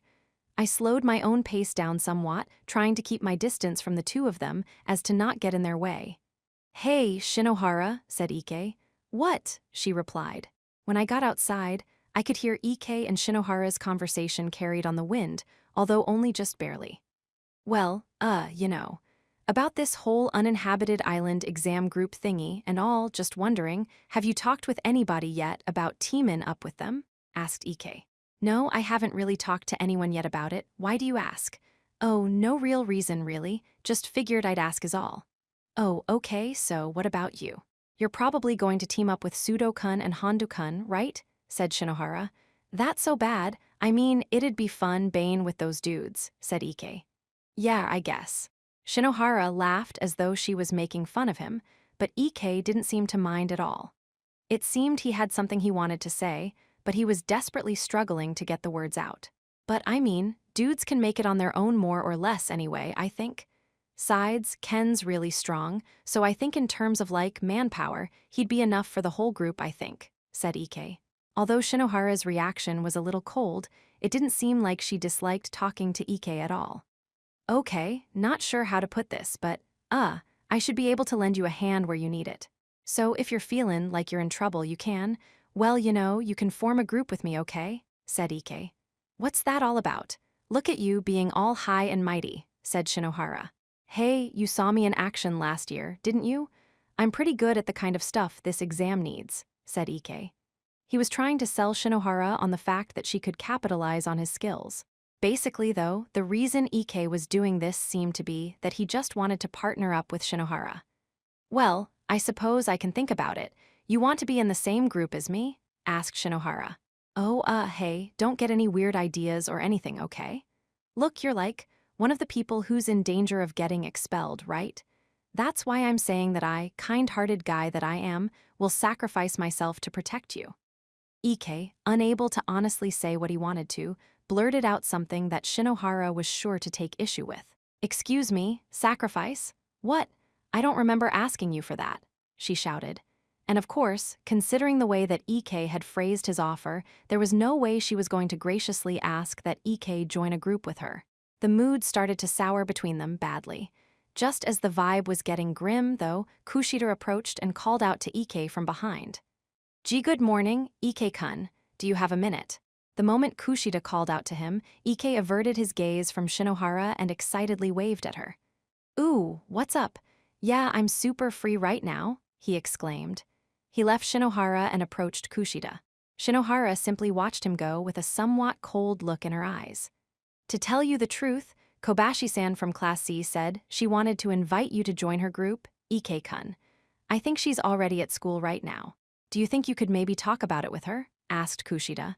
Seriously? Yeah, totally, let's go, let's get going right now, Ike shouted. He looked incredibly excited to learn he was being requested by a girl. Oh, but it seems like you were just talking with Shinohara-san just now. Is it okay for Ike-kun to go talk to her? Asked Kushida, wanting to make sure that Shinohara was okay with it. Yeah, it's completely fine. He's been annoying me with all his babbling. Take him with you, said Shinohara. Hey, you're the one who's been annoying me, shouted Ike. They were each giving as good as they got. Ike was mainly at fault here, but he started walking away with Kushida with a skip in his step. Shinohara stopped where she stood, watching them go with a somewhat lonely look on her face. It wasn't long before I caught up to her and then proceeded to pass by her. How should I put this? Ike was just the sort of guy who got carried away rather easily. It seemed he'd grown so ecstatic at being requested by a girl that he was missing something big. Satsuki.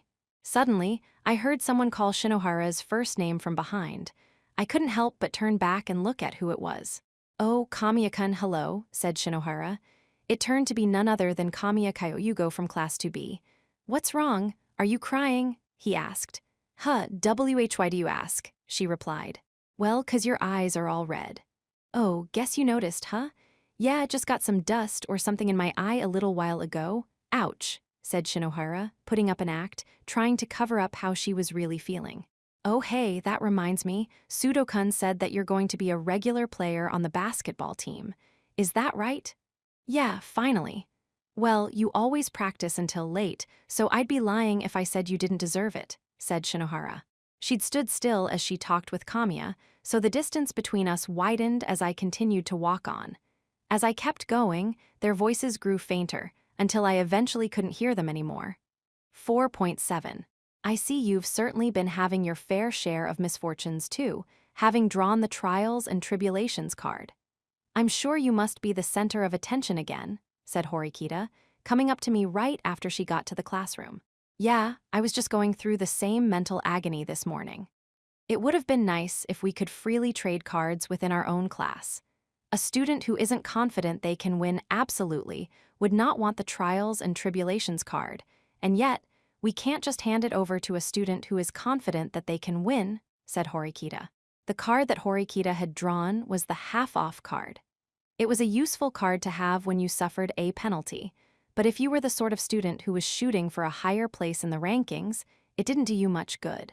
In any case, since things have turned out this way, you're simply going to have to work hard, get into the top 30%, and if possible, win the prize, said Horikita. You're talking to me like I'm a stranger or something. Aren't you worried about me at all as a classmate? I asked. If you really, really want to rely on me so badly, I'll help you, of course.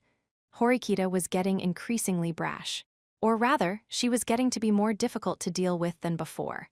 The incendiary glare she was giving me seemed to be saying, "What the heck do you want?" It made me not want to rely on her. Sorry, but if I find someone who wants it, then I might hand it over to them, I replied. What you choose to do is entirely up to you. I hope it'll be easy for you to find someone who'll take it for sure.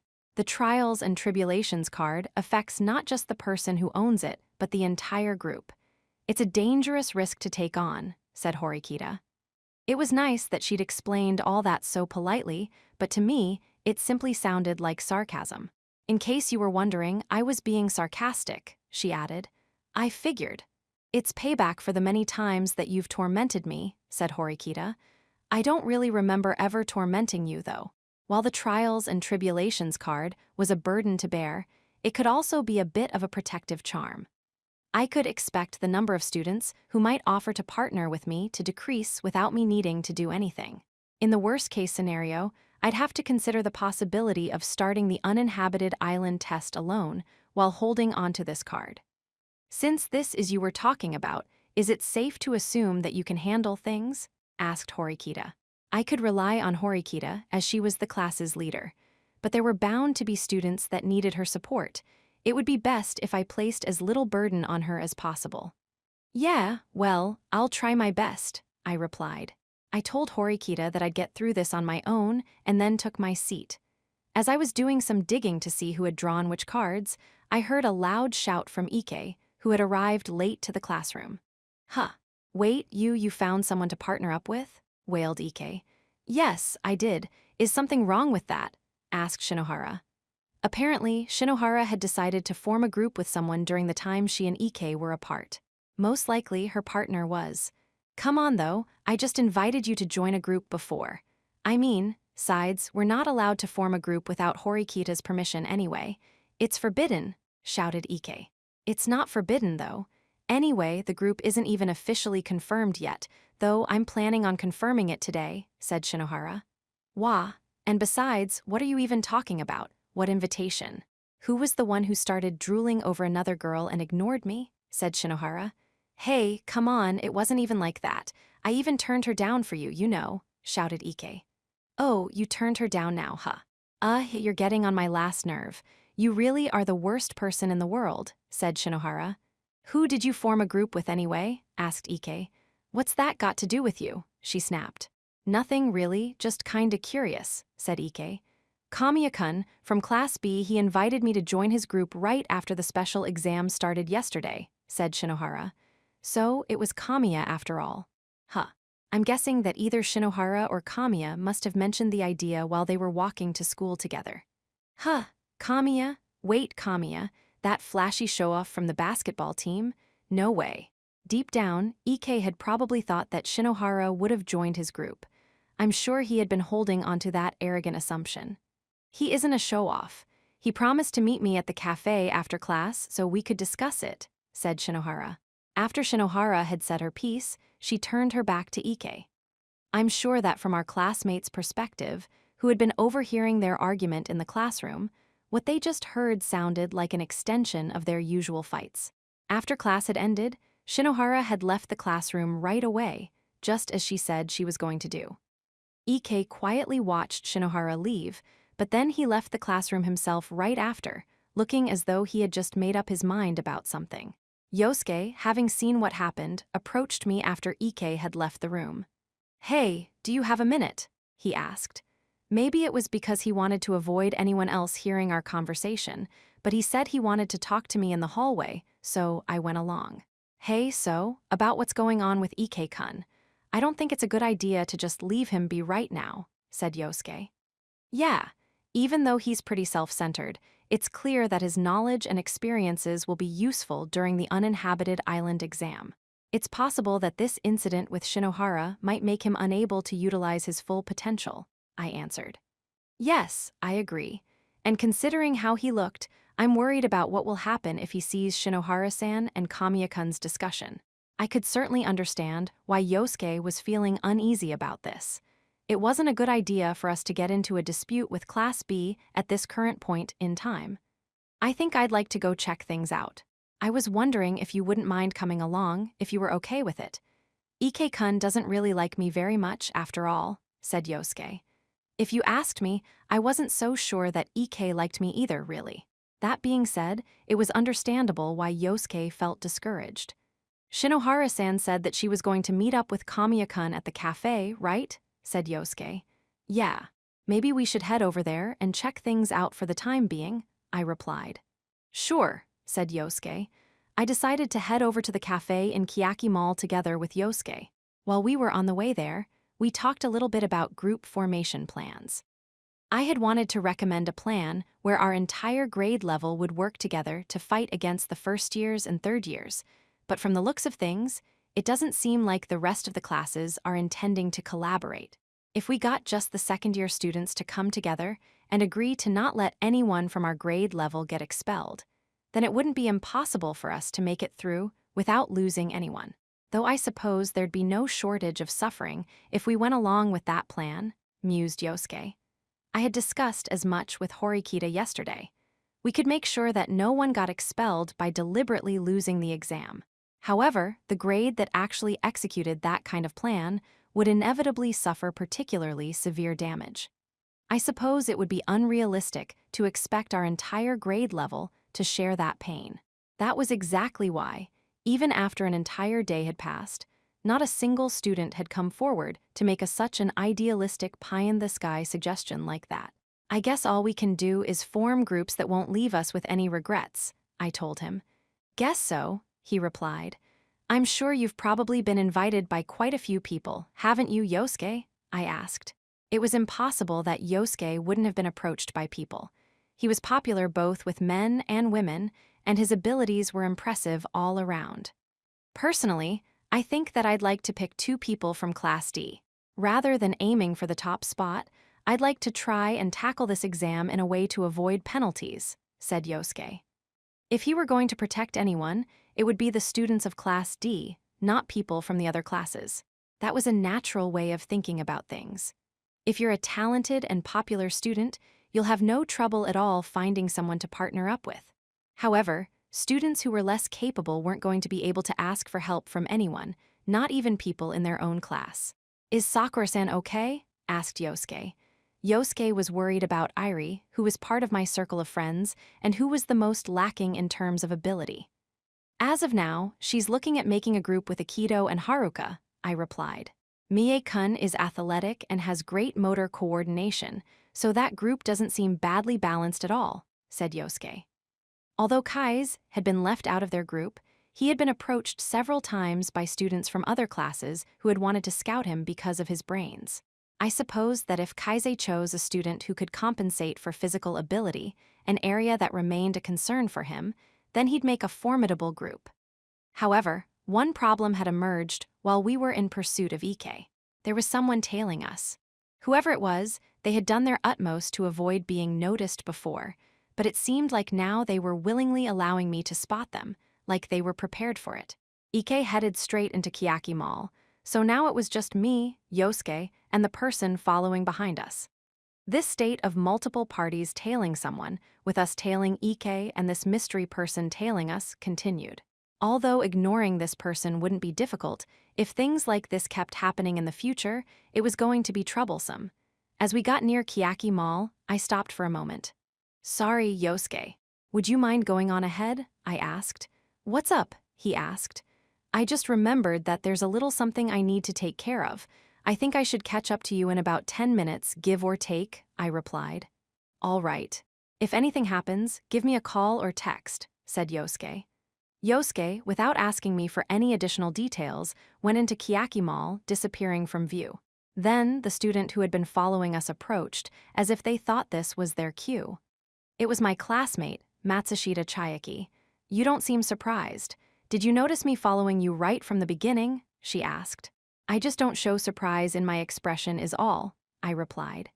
Was this the first time since spring vacation that I had talked with Matsushita alone like this, just the 2 of us?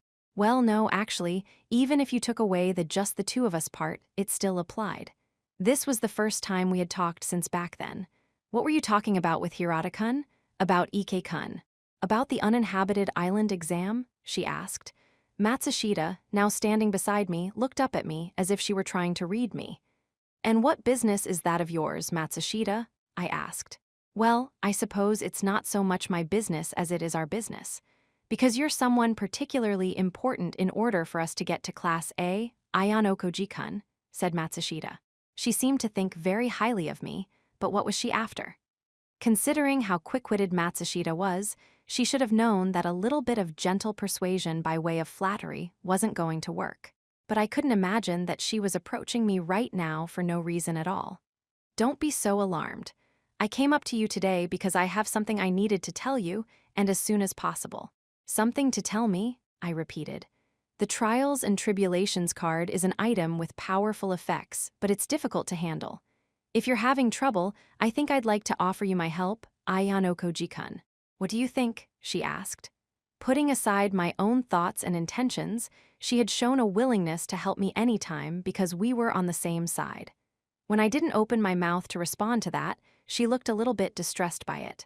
I guess you're not going to give me an answer unless I tell you straight out, huh? Said Matsushita. I wasn't trying to be mean to her or anything, but I didn't want to get thrust into a conversation like this while there were so many people coming and going. It was after class, and you could start to see all kinds of students around. It wasn't like Matsushita hadn't noticed that herself. Then, without waiting for an answer from me, she started talking once again. You need to stay at the top of the rankings to avoid a penalty, so you're having a difficult time finding people to form a group with, right? Which is why I wanted you to rely on me if you're having trouble, said Matsushita. After she said that, she must have forgotten something important, because she quickly spoke up and made an addendum. Of course, I intend to completely follow your instructions during the exam, Ayanoko-ji-kun. Apparently, that was the message she had wanted to give me, going as far as deliberately tailing me to do so. I'm honestly happy that you're offering to help me, but you'll be penalized if we don't make the top 30%. Do you understand that you'll be taking that risk on too, Matsushita? I asked. I understand. That's exactly why I think it's important for me to cooperate with you by helping you out, Ayanoko-ji-kun. It wasn't like I thought she didn't have good intentions, but I figured that the true essence of her request must have laid elsewhere. While suppressing my wish to hurry things up and go join up with Yosuke, I turned towards Matsushita, who was walking alongside me. Did you determine that your odds of survival are highest if you form a group with me? I asked. To put it simply, you would normally expect that the group with the trials and tribulations card would have a higher chance of getting expelled. Yet despite this, Matsushita had offered to help me without concern for the dangers. I couldn't interpret that simply as something done solely out of good intentions. Guess I've been found out, huh? Said Matsushita, smiling with her whole face, raising the white flag in surrender. I was thinking that it won't be difficult for you to stay in the top percentage of groups, Ayanoko-ji-kun, since, well, it's you.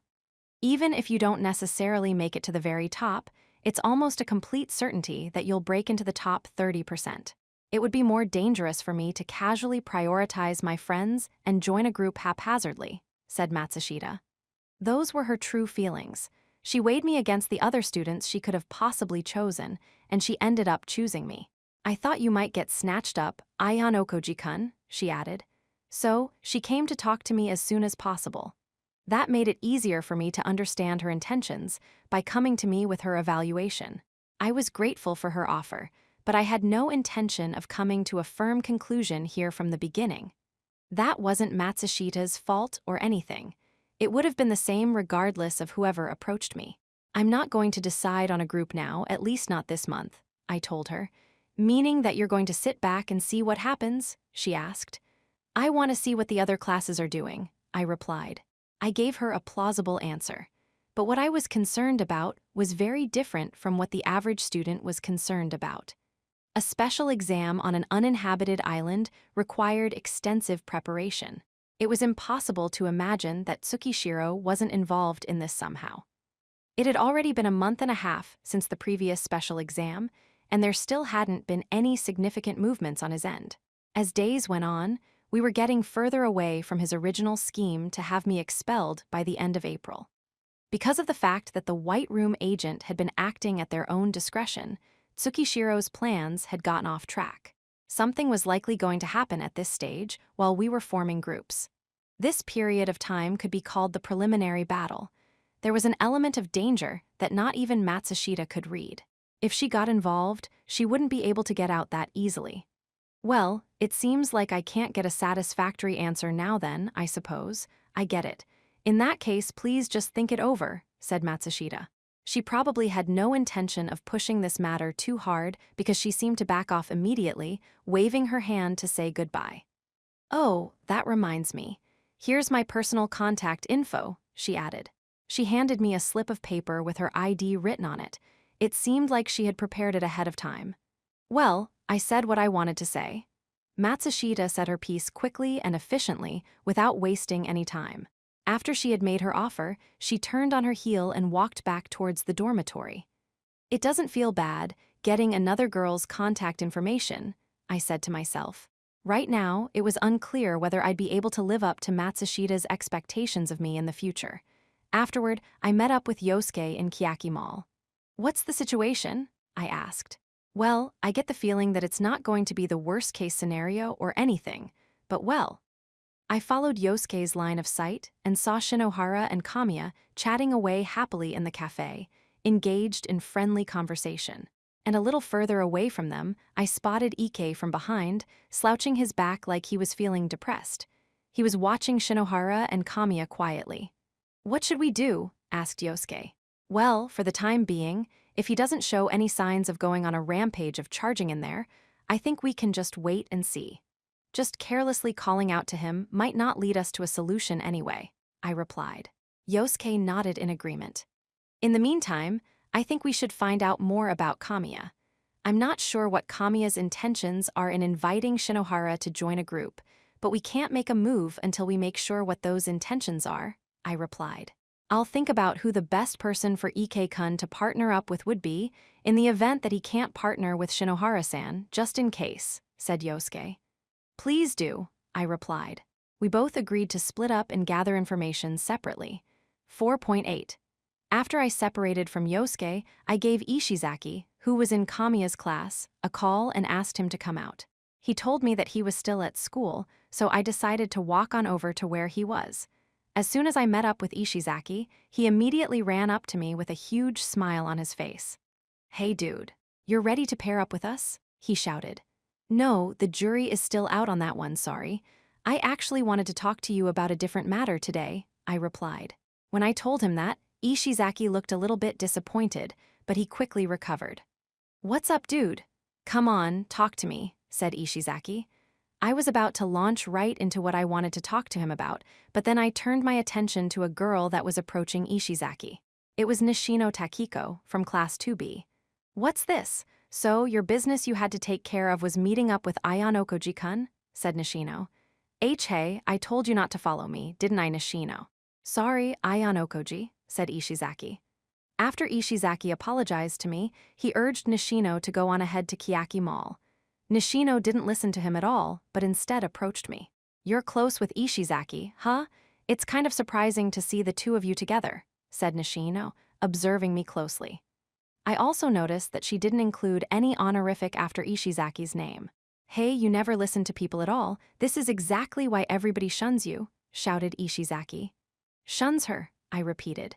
"Oh, yeah, she's all alone in our class right now. She hasn't got a single friend." "It's kinda a problem," said Ishizaki. "All alone? I'm not really bothered by it though," said Nishino. On that subject, that reminded me, Ibuki was also something of a lone wolf herself. Apparently Nishino was quite like her. "Anyway, just go on ahead." "K," said Ishizaki. "Nope," said Nishino.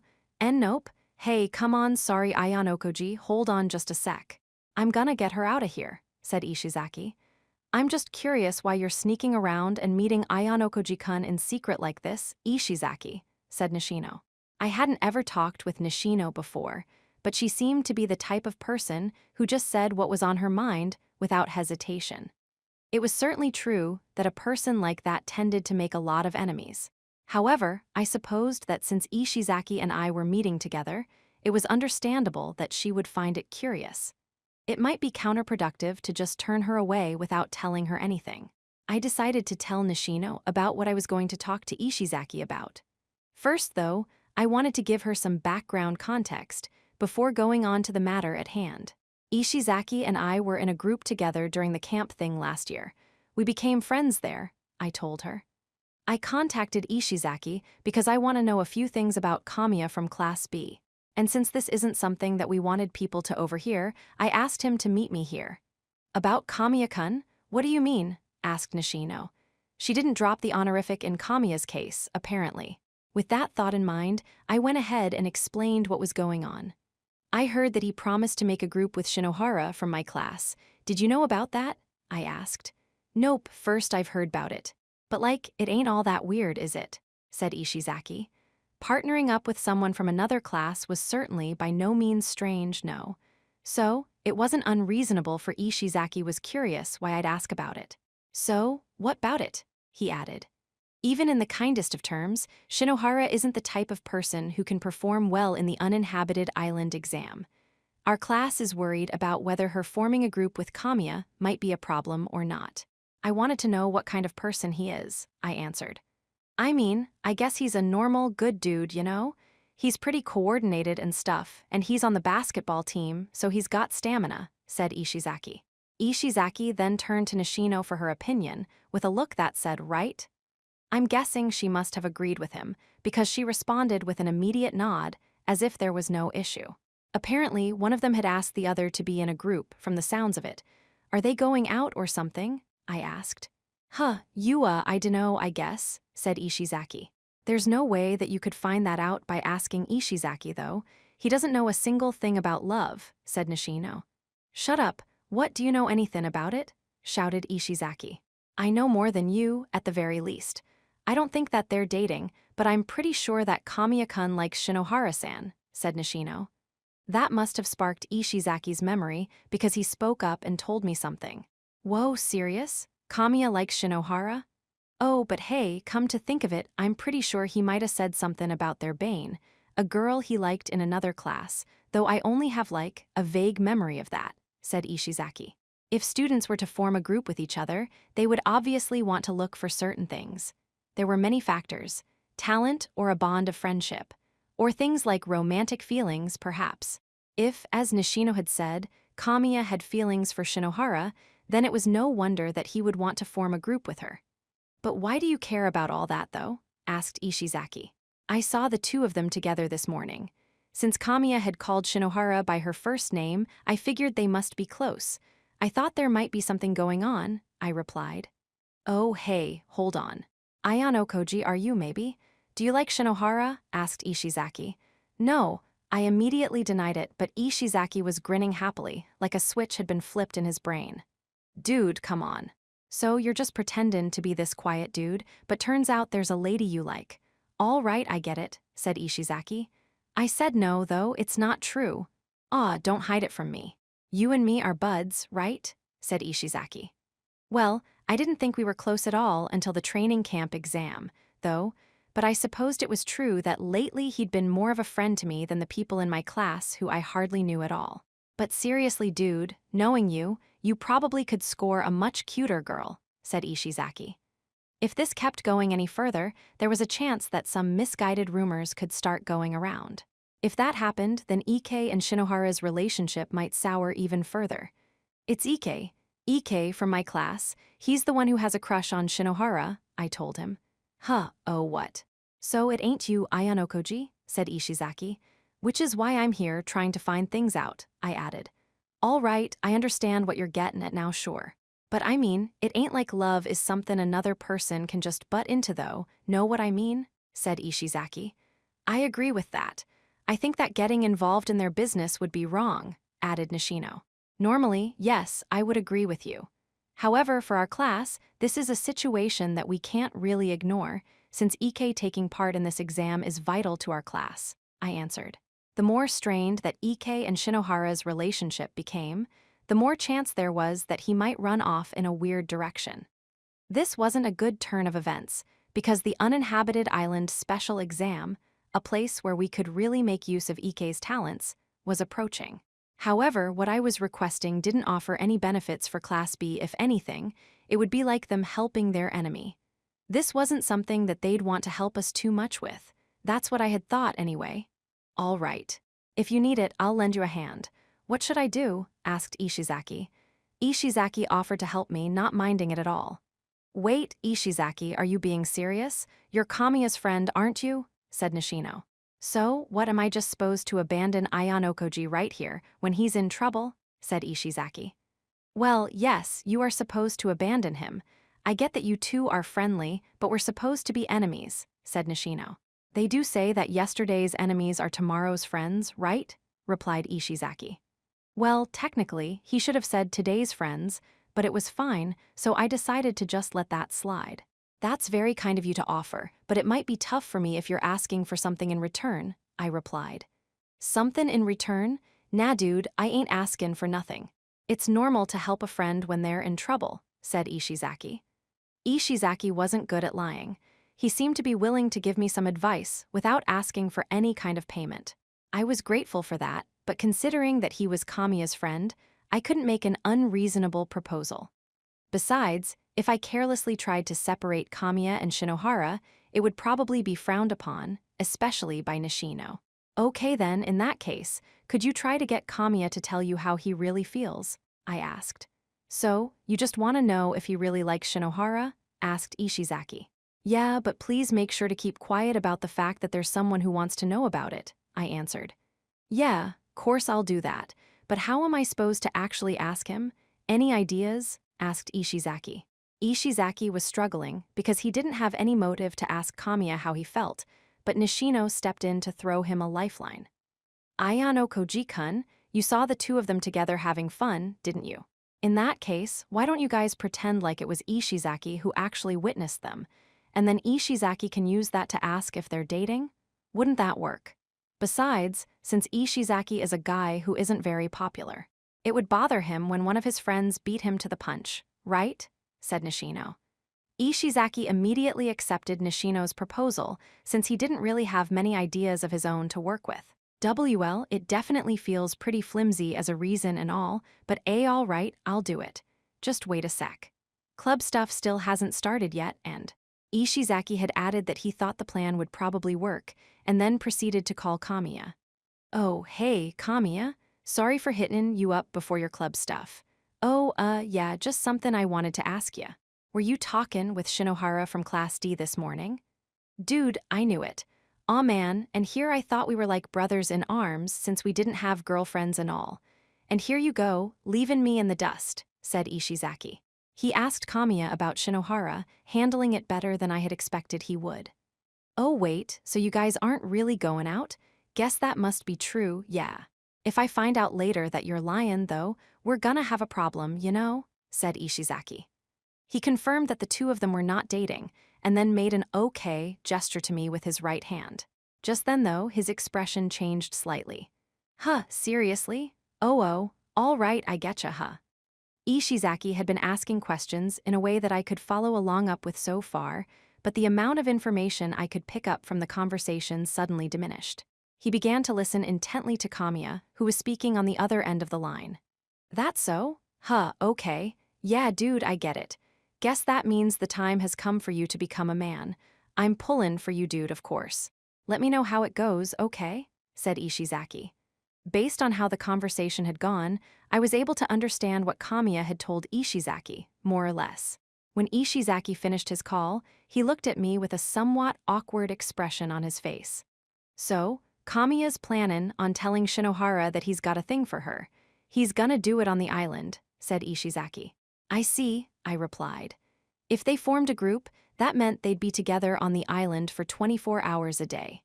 I'm sure there would come plenty of times when he'd have the perfect opportunity to tell Shinohara how he felt about her. What now? I mean, ain't no way we can stop him, right? Said Ishizaki. He was right, of course. Kamiya had the unassailable right to tell her how he felt. Besides, even though Ike and Shinohara both liked each other, neither one of them had taken that first step in the first place. So if someone else were to cut in before Ike were to get there himself, well, that just meant that was the way things were meant to be. Or maybe after Kamiya told her how he felt, Ike could eventually win her back. Anyway, thanks for the help. I think I'll talk to Horikita about all this. Oh, and if Nishino seems to be having a tough time getting a group, come talk to me. I might be able to help in some way, I replied. I told you I didn't need anything in return though, said Ishizaki. Well, it's just like you told me. If you're in trouble, I'll help you out too. As long as it's something I can do, I'll help, I told him. Thanks. I know you've got a lot you're dealing with too, so hang in there, said Ishizaki, offering me some words of appreciation. I decided to go ahead and report back to Horikita on the matter. 4.9. That evening, I called Horikita to the cafeteria. Since there were so many people around, it would be difficult for anyone to pick up on our specific conversation, even if they were trying to listen in. I told Horikita about how Ike had a crush on Shinohara, but was unable to take that first step. I also told her that Kamiya had a crush on her as well, and that he was planning to tell her how he felt. I also told Horikita about how deeply I think it might affect the upcoming exam, and Horikita's reaction to all of that was, wouldn't it be fine to just leave them alone? I had halfway expected as much, but her reaction was one of cold indifference. You said you wanted to talk to me about something, and I was wondering what it could have been about. But this really isn't something that other people should get involved in.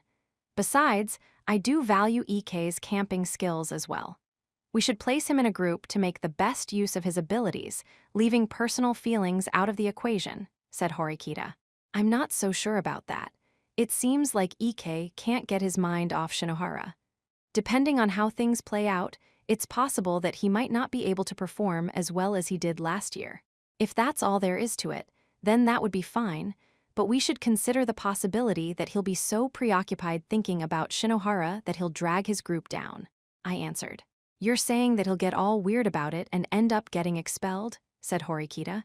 Well, I can't say for sure that it's impossible. In that case, that could be a problem. This is absolutely stupid, replied Horikita, letting out a bitter sigh, seeming to be at her wit's end.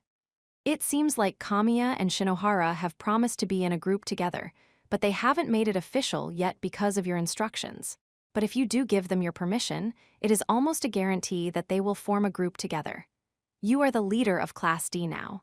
If you tell Shinohara that teaming up with Kamiya is, strategically speaking, a bad move, then Shinohara couldn't go against it, I told her.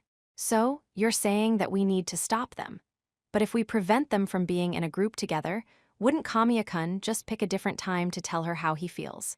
Depending on how things play out, he might even decide to tell her that very same day, said Horikita. We can't discount that possibility, I conceded. This issue is more trouble than it's worth. It's impossible for us to see what's going on before they officially become boyfriend and girlfriend, said Horikita. In that case, what do you think we should do? I asked.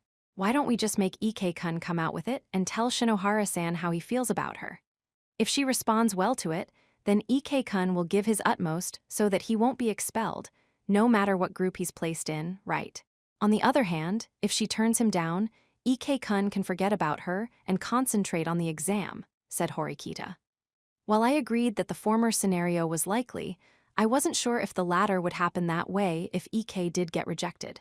There was a possibility that he'd fall into despair and just give up. But we could keep talking back and forth about this topic all day long. It was certainly true that getting Ike make his feelings with Shinohara clear at this stage would be the simplest, least time-consuming solution.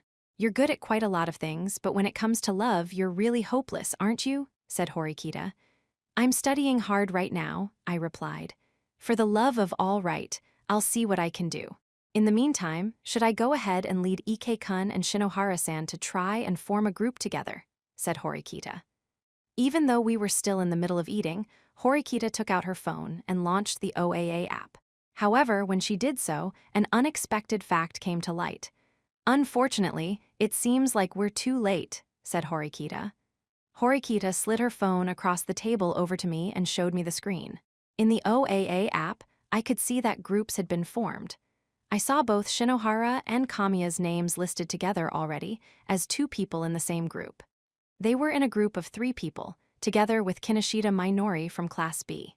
Since it's come to this, we're going to need to take steps to make sure that Ike-kun doesn't lose motivation, said Horikita. Let's talk about this with Yosuke too. He's been thinking about ideas for the best group to put Ike into right now, I replied. Completing the task of forming groups for the uninhabited island special exam was fraught with difficulties. 4.1. That evening, my stay-home date with Kay started, something that had become a regular happening for us. The topic of our conversation today mostly centered around groups, starting with Ike and Shinohara's breakup due to their fight earlier. So, hey Kiyotaka, who are you planning to group with for this exam? Asked Kay, looking up at me as she asked that question with a somewhat bashful look on her face. I'm not planning on joining a group with anyone right now, I told her. Why? I could sense that Kay had wanted to be in a group with me, but even if we did team up, it wouldn't work out in my favor. It wasn't like she was lacking in ability or anything. It was more that, considering we would be going up against Tsukishiro, she'd be unfit for the task. There are definitely advantages in forming a group. However, that doesn't necessarily mean that you can't win on your own. In fact, if anything, there are advantages in being able to stand freely without being influenced by others. In addition, depending on how things go, you might be able to save other groups. If a group is about to get eliminated, you could step in and cover for them, I told her. So, you're saying that in general, you could be more resourceful and adaptable if you're going it alone, answered Kay. Whether you were a boy or a girl, you were still allowed to take part in this exam by yourself. In other words, there was a chance for students who prided themselves on their versatility to be able to win on their own. If a student were to take first place and they were acting alone, that would mean only their class would be getting 300 class points, I told her. Do you think you could get first place, Kiyotaka? I mean, considering the fact it's you. What do you think? I asked. After I turned the question back at her, our eyes had met. We stared at each other for a while as Kay stiffened, lost in thought. I feel like you would get first place without even breaking a sweat. Huh, but wait, hold on. If you get first place, it'll get even harder for me to tell people that we're going out, won't it? She wailed, immediately starting to imagine what the future would be like, panicking. If you get first place all by yourself, Kiyotaka, I think I'd be so happy that I'd swoon. I would think that you're super cool. But I don't know what the best thing to do is, she added. You're getting overly excited. Don't worry about it. It's not like getting first place is that easy, I answered. So hold on, does that mean that you don't think you can win? She asked. Let's just say my chances are about 50-50, I replied. Just saying that you have a 50% chance is still absolutely incredible though, said Kay. Anyway, the thing you should be concerned with right now isn't who you'll be partnering with, Kay. Huh. Wait, isn't that really important though? If I slip up, I might get expelled, said Kay. That's right. There is the threat of expulsion in this special exam. If you slip into the bottom 5, then you'll get penalized. However, you can't just freely choose someone to partner up with, I told her. Okay, to be honest though, I wanted to partner with you, Kiyotaka. I want you to protect me, said Kay. Kay had basically asked me as much before, albeit in an indirect way. But now she had come out and honestly said how she felt. There are ways to save you without me having to protect you though, right? By that I mean you can hold on to the number of private points that you need to save yourself. Well, yeah, that's true, but, said Kay, trailing off and pausing for a moment. Although it required a substantial number of private points, if you put it another way, that meant that as long as you held onto that number of points, you'd never get expelled. So, yes, it is true. But even if you form a group of 6 people during the exam, you'd still need 1,000,000 points to avoid getting expelled, right? I don't have that many, said Kay. How many points do you have left now? I asked. Let's see, 240,000, I think. Anyway, though, I have been saving points pretty well lately, though, said Kay. I didn't really say anything that indicated I was blaming her for her lack of points, though. Since I was in a comparable situation financially, I couldn't really criticize her. So, you're short 760,000 then, I replied. I had about 250,000 points on hand. Even if I handed them all over to her, she would only have a total of around 500,000. Kay, you've got the free ride card, right? I asked. Yeah, what's it worth in terms of value? She asked in return. I couldn't say it's a good card, to be honest. For better or worse, it seems to be the card that has the least impact on the holder. It's not the sort of card that will add to your efforts or help you when you make a mistake, I told her. You could basically only bet on whatever group was likely to win. In terms of simple value, you could say that her card had the least value. Yeah, you're right, replied Kay, letting out a dejected sigh. She had already known that was the case, more or less. You have the Trials and Tribulations card if I remember right, Kiyotaka. Yeah, it has some powerful effects if you win, but if you lose, it would be really traumatic. Oh, well, I know that you're not going to have any problems at all, of course, Kiyotaka. I was really hoping I would have gotten the half off or nullify card. I suppose that from Kay's point of view, it was natural that she would feel more appreciative of a card that could save her in this exam. It's not like there aren't any hopes for your card, though. Chances are there are many students who feel like the half-off or nullify cards are worthless. In those students' eyes, there may be value in the free ride card, I replied. Unlike the Head Start and bonus cards, her card might not really resonate with students who were confident in themselves. On the other hand, though this card was targeted for the middle-of-the-road students who didn't think they could win. Furthermore, the middle-of-the-road category was likely to be comprised of the greatest number of students, making it easier to find someone who would want to trade. However, cards like half-off were greatly desired by some students both in that middle-range category and in the lower-range category. They'd want it so badly that they could taste it. Depending on who was holding the card, some cards might seem worthless, while others might shine like they were solid gold. "I'll take care of the points," I told her. "Huh, you'll take care of, but how?" she asked. "There are several ways to do so. Selling off the Trials and Tribulations card to get the funds we need is one way," I answered. "But that means you might have to give up your card. Are you sure?" asked Kay. "It's more important to make sure that you don't get expelled," I replied. "Okay, thank you," she replied, blushing. Afterwards, we went on to talk about summer vacation, which was exciting, but new developments in our relationship were being put off for later. 4.11. The school had allowed us to form groups of up to 3 people up until the summer special exams started in earnest. However, there was a conversation happening that didn't cover just that. It was also about looking ahead to the future. "I'm glad that you've come, Ichinose-san. Sorry to have kept you waiting, Sakahiyanaga-san. It was after school on the first Friday after we were given permission to start forming groups. Sakahiyanagi had called Ichinose and asked her to come to the cafe. Is this a good time? I was thinking that you might have turned down my offer since I had made this request so suddenly," said Sakahiyanagi. "It's a perfectly good time, no problem at all. Though to be honest, I was a little surprised since I didn't think that you'd contact me, Sakahiyanaga-san." That day, just an hour before they had met up with one another at the cafe, Sakahiyanagi had suddenly contacted Ichinose and asked her to come out. If Ichinose's schedule had been packed, it wouldn't have been surprising if she had turned down the offer, of course. "I really wanted to meet you today and talk with you, Ichinose-san." That was a lie on Sakahiyanaga's part. Inviting Ichinose so suddenly and without any advance notice was part of her strategy. It was meant to give Ichinose no time to think. If they had arranged in advance to meet in a few days, Ichinose would have thought about what would be discussed. And depending on how things went, she might have even sought help from her classmates, like Kanzaki. This was a precautionary measure on Sakahiyanaga's part to prevent that from happening. "At any rate, why did you accept my sudden request to meet anyway?" asked Sakahiyanagi. "Why? Well, I didn't really have any plans today," said Ichinose. "That isn't what I meant. I have done some terrible things to you before, Ichinose-san. I thought it wouldn't be surprising if you hated me," said Sakahiyanagi. Sakahiyanagi had secretly gotten details about Ichinose's past out of her in their conversations as part of a plot to bring Ichinose down. Sakahiyanagi had tormented Ichinose by taking something from her past that she didn't want others to know and revealing it to a great number of people. If someone you trusted and talked to betrayed you, many people would end up hating that person. Or even if they didn't come to hate that person, they should feel an intense sense of distrust and want to keep their distance.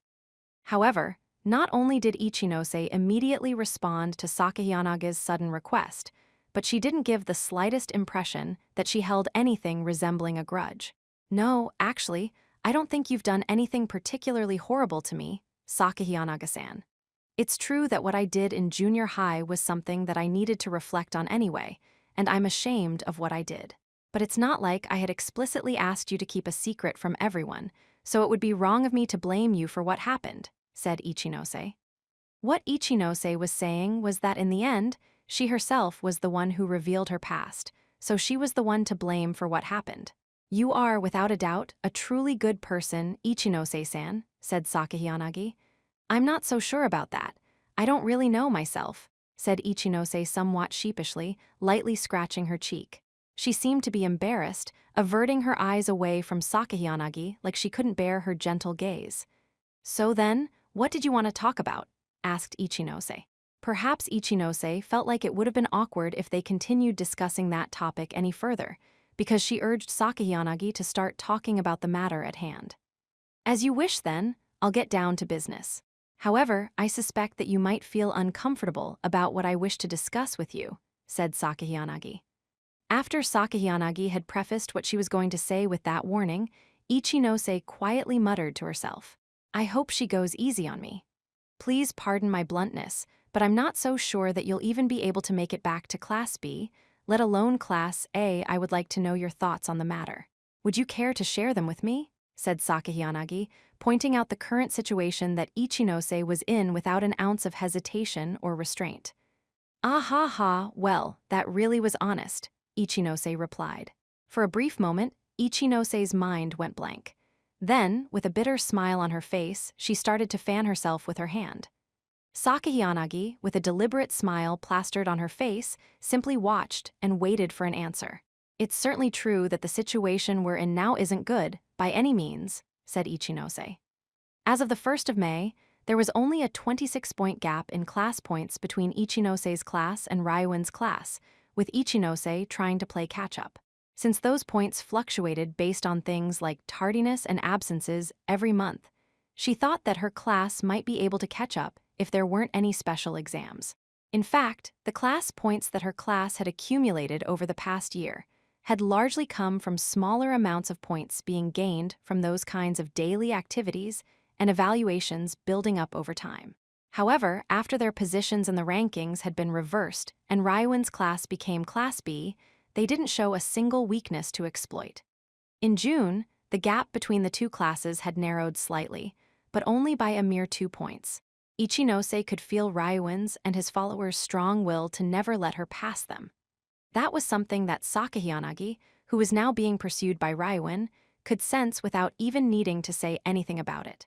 I am well aware that they're very formidable opponents, added Ichinose. Even though you're aware of that fact, there are still some things that you just can't seem to do anything about, aren't there? Ryuin-kun's boisterous, excessive class hasn't been causing any problems lately with their behavior, which is so surprising that it's practically unthinkable. If you cannot catch up to them from daily activities, then you have no other option but to put your heart and soul into future special exams, said Sakayanagi. Ichinose nodded meekly.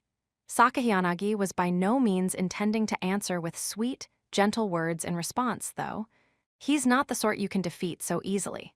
It is no exaggeration to say that he would be the most difficult kind of opponent for you, Ichinose-san, as someone who takes a very honest, straightforward approach, said Sakayanagi.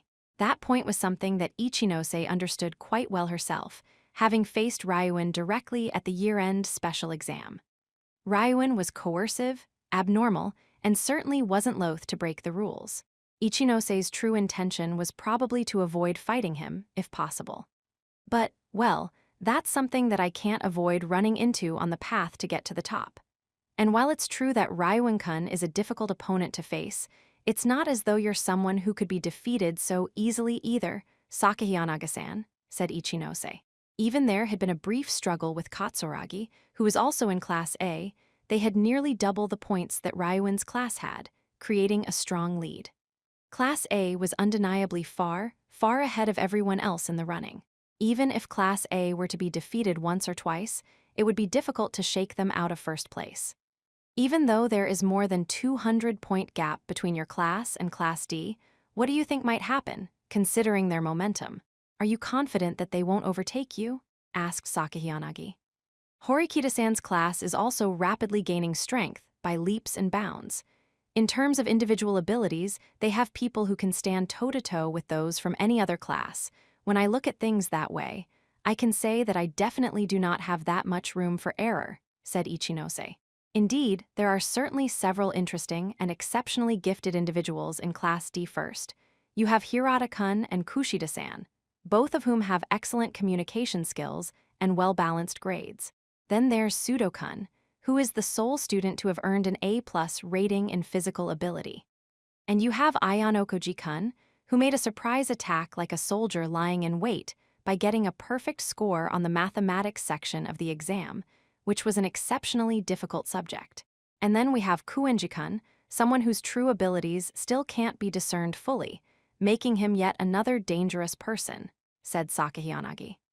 Sakahiyanagi had made Ichinose once again feel the depths of what Class 2D had to offer by deliberately making mention of their strengths.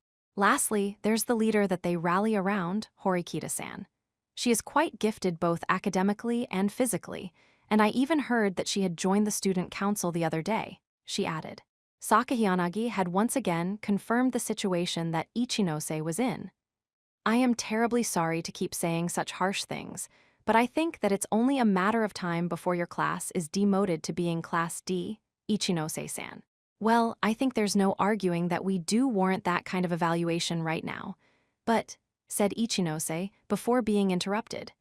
Are you going to say something abstract, like you'll make it through hard work and friendship? Said Sakahiyanagi, cutting her off. Ichinose had been made to swallow her words when Sakahiyanagi had precisely taken them right out of her mouth beforehand. It is impossible for you to win with such vague ideas. Every class has clearly grown in power over the past year, but I don't see any significant growth coming from your class, Ichinose-san.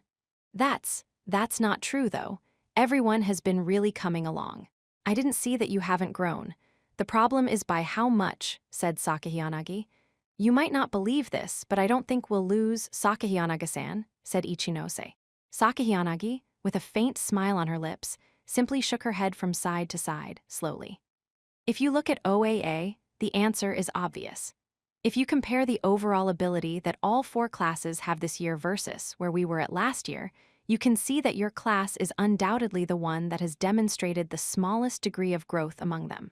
I had thought you would have at least checked into it that much, Ichinose-san, but perhaps you already knew that and pretended not to notice anything, or maybe you were too afraid to check for yourself, said Sakahiyanagi. Ichinose firmly recalled a time before when she had been alone with Sakahiyanagi. It was almost like an adult with a child. It was only natural that Ichinose felt like she was being talked down to, driven further and further into a corner. She was unable to say anything back to Sakahiyanagi, who was accurately exploiting her weakness. You are a smart student. In an honest and equal tete-a-tete, I don't think you would fall behind me by any means. However, you're unable to demonstrate your abilities when put in a disadvantageous position. Both then and now, you could only stay silent as your weakness was exploited. However, both I and Ryuun-kun, who you are facing off against now, are able to bear our fangs when placed at a disadvantage. Do you understand? Said Sakahiyanagi. Yes, I do. Those two would not doubt their strength, regardless of whatever situation they were in. I think it's safe to say that as you are now, Ichinose-san, you have no chance of winning. Is that what you called me here to talk about? Asked Ichinose. If I were simply trying to harass you, I could do that anytime, anywhere. I wouldn't waste precious time, said Sakahiyanagi. Then, Sakahiyanagi decided to tell Ichinose the real reason she had called her here today. Why not join forces with me, Ichinose-san? Huh. Sakahiyanaga's shocking proposal came as such a surprise to Ichinose that she was at a loss for words. Wait, but that's... A cooperative relationship between classes isn't a terrible thing.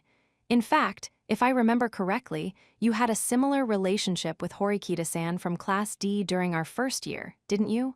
Asked Sakahiyanagi. It wasn't strange that Sakahiyanagi had heard about their alliance. Now, this is merely speculation on my part, but I believe that Class D might have already nullified their partnership with you. Even though they are at the bottom of the class rankings, they have accumulated more class points than any other class has in 1 year, and they are gaining momentum. In comparison, Ichinose-san, your class has fallen a step behind and has been demoted to Class C. From the perspective of Horikita-san and her peers, continuing to collaborate with you would have no benefit whatsoever, said Sakahiyanagi. Sakahiyanagi had perfectly and succinctly summed up what had happened, almost as if she had witnessed the conversation that Ichinose and Horikita had firsthand. Ichinose couldn't deny any of that. She responded in a way that halfway sounded like she was openly admitting to it. Yes, I suppose so. Partnerships can't last forever, said Ichinose. Yes, for a collaborative partnership to be maintained, a certain condition must be met. Your class and Horikita-san's class had fulfilled that condition last year. And it was precisely because of that that you were able to successfully establish a good relationship without fighting each other in vain, said Sakahiyanagi. Ichinose nodded meekly in agreement. And that certain condition was the difference in class points, added Sakahiyanagi. In fact, that was exactly it. The truth of the matter was that the reason Ichinose and Horikita's classes made a ceasefire agreement was because of the difference in class points they held. Although I don't think this was intentional, there is now quite a substantial difference between my Class A and your Class C, Ichinose-san. In other words, I think that it wouldn't be impossible for us to join forces, said Sakahiyanagi. The sad thing is, though, I can't really think of this as a happy proposal. Because it implies that our class is insignificant to you, we're not even worth being cautious about, Sakahiyanagi-san. If I may be so bold, that's because that's exactly true. The merciless reality of what Sakahiyanagi was saying struck Ichinose, but Ichinose didn't stop smiling. Although emotional denial would have been easy, she couldn't turn away from the reality that her class was in a crisis. I can't imagine that there are any benefits for you in partnering with us, though, Sakahiyanagi-san. No, that's not quite true. If we look at things purely in terms of power, then yes, it is true that you come up short. However, you possess a powerful weapon that no other class has, said Sakahiyanagi with a smile.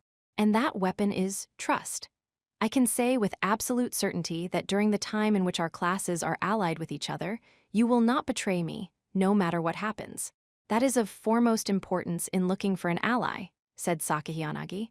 A partner that you could rest easy about and trust to watch your back. Sakahiyanagi was saying that alone was worth an alliance. While I'm happy that you think so highly of me, we're in a situation now where we can't really care for appearances, right? Said Ichinose. Yes, that is true. However, I cannot imagine that you would abandon that weapon called trust, which you have built up so much so far, Ichinose-san. If you do abandon that trust and betray me, then the blame would fall squarely on me for having judged incorrectly, said Sakahiyanagi. Even if this were a trap that Sakahiyanagi had laid for her, Ichinose couldn't help but feel that being trusted wasn't a bad thing. However, she already taken into consideration the fact that Sakahiyanagi was someone she couldn't drop her guard around. Could I ask that you please give me some more details about what you're thinking? Asked Ichinose. Can I take this to mean that you wish to move forward with this partnership? Replied Sakahiyanagi. Yes, that's right. In that case, let's discuss. Sakahiyanagi started to act to take Class 2C, led by Ichinose, under her banner. The upcoming special exam, where we need to survive on an uninhabited island, has some rather troublesome rules. We can only form groups with students from our grade level, and the rewards are distributed equally. This means that even if you were to bring together the best of the best from each class, it wouldn't create any gap in class points whatsoever, said Sakahiyanagi. Yes, you're right about that. Which is why it's inevitable that we'll have to make a group that's capable of winning from within our own classes, said Ichinose. But in that scenario, you couldn't say that you're able to handpick the best of the best in forming your group, no. There would inevitably be certain areas that each class won't be able to cover on their own, however. What if two classes were to work together? I would say it'd be a different story if we could freely choose between a total of 79 people, said Sakahiyanagi. So, if your class and our class work together, although you wouldn't be able to chip away at the lead that Class A has, you would be able to overtake Ryuin-kun's class and widen the gap with Class D as well, said Sakahiyanagi. But if we do this, that means we'll be losing an opportunity to catch up to your class then, Sakahiyanagi-san. As we head into the second and third semesters, isn't your first priority to return to a stable position? Even if you refuse to join forces with me here, that doesn't necessarily mean that you're going to win. Am I wrong? Well, on the other hand, if you lose to the other classes, you will be demoted to Class D, Ichinose-san. You will lose out on a lot of class points, thereby putting you in an extremely tricky situation. If that were to happen, it would be close to impossible for you to aim for Class A, wouldn't it? Said Sakahiyanagi. Ichinose had once again fallen silent, unable to respond to what Sakahiyanagi had said. I think that you still harbor some doubts about me, but I don't think there are going to be many chances for the other classes to team up with each other. Neither Class B nor Class D would ever join forces with me. As they are intending to catch up to Class A, their only option would be for D, C, and Class B to form a clique and to challenge Class A together. That way, they could form strong groups, said Saka Hiyanagi. No matter how strong Class A was, if B, C, and D worked together, Class A's chances of winning would be slim. I'd be lying if I said that I haven't thought about that myself already, said Ichinose. Yes, quite. However, D, C, and B working together isn't a realistic strategy. Ichinose-san, have you received word from anyone about that yet? In the few days since we've been notified that we're allowed to create groups? Asked Saka Hiyanagi. Ichinose, eyes cast downward, slowly shook her head from side to side. If 3 classes joined forces, that would mean the class point rewards would be divided equally amongst them. Even if you did your utmost and were able to take first place, you would only close the gap between us by a mere 100 points. If you placed second, then 67 points. And if you got third, that would be 33 points, said Saka Hiyanagi. Even if classes 2B, 2C, and 2D had managed to secure all of the top positions, that would still only decrease Class A's lead by a mere 200 points. Although that was by no means a small amount, it would be difficult to monopolize the top spots in this special exam in the first place. It's natural to want a win on your own and to close the gap by 300 or 400 points, said Saka Hiyanagi. But if we enter a partnership, Saka Hiyanaga-san, then Horikita-san and Ryuin-kun might make a partnership, too. And besides, there are people who have already formed their own groups in our own classes already, aren't there? Said Ichinose. Yes, rather, I've been waiting for the group building to begin. So, while we are currently seeing a trend where the individual classes want to join forces and instead compete on their own, I propose that we team up and focus on a main fighting force, said Saka Hiyanagi. And what would this main fighting force be? Just like last year, I am unable to move around on the island because of my legs. However, I am allowed to participate, albeit in a somewhat special position, though. Special. Students who are unable to participate due to reasons like illness or injury are eliminated from the beginning, yes. However, I will be participating in this exam as a partially eliminated student. Partially eliminated. I cannot walk around freely on the island because of the state of my legs. However, I have the right to remain at the starting point and compete just like everyone else, while adhering to the same rules. Meaning that if you come seeking my opinion, I can give it to you, and if there's a difficult problem, we can solve it together. However, if the point comes where I am the sole remaining person in my group, then my group will be eliminated from the exam, said Saka Hiyanagi. So that's what you mean when you say you're participating via a special position then, replied Ichinose. Although there would be a need to be a way to remain in contact, Ichinose immediately understood that having Saka Hiyanagi function as the brain of a group could be a major factor in the exam. You can freely choose anyone out of myself, Hashimoto-kun, Kidu-kun, or Masumi-san. We are undeniably the main fighting force of Class A, and from Class B, I suppose that would be you, Ichinose-san, Kanzaki-kun, and then Shibata-kun. All the students that Saka Hiyanagi had just listed then had not yet formed a group and were monitoring the situation. At this current stage, there were no inconveniences for either side. That's right. If you consider that physical strength will be required on the island, I think that's true. However, there's no guarantee that we'll be able to merge groups as we'd wish once the actual special exam begins, right? Asked Ichinose.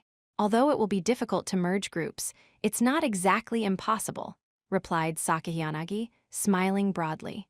Her smile showed that she was confident that they could form groups no matter what difficulties there were. Saka Hiyanaga-san, may I tell you my honest thoughts? Asked Ichinose. Of course. Saka Hiyanaga-san, you really don't want B, C, and D to fight together, even more so than I had originally thought. Actually, if anything, you're afraid of that happening, aren't you? Said Ichinose. What makes you say that? Asked Saka Hiyanagi. You said that I and my class are partners that you can trust, and I think that you really do mean that. However, the most important thing for you is that you want to avoid a situation where B, C, and Class D were to work together and get on Class A's tail.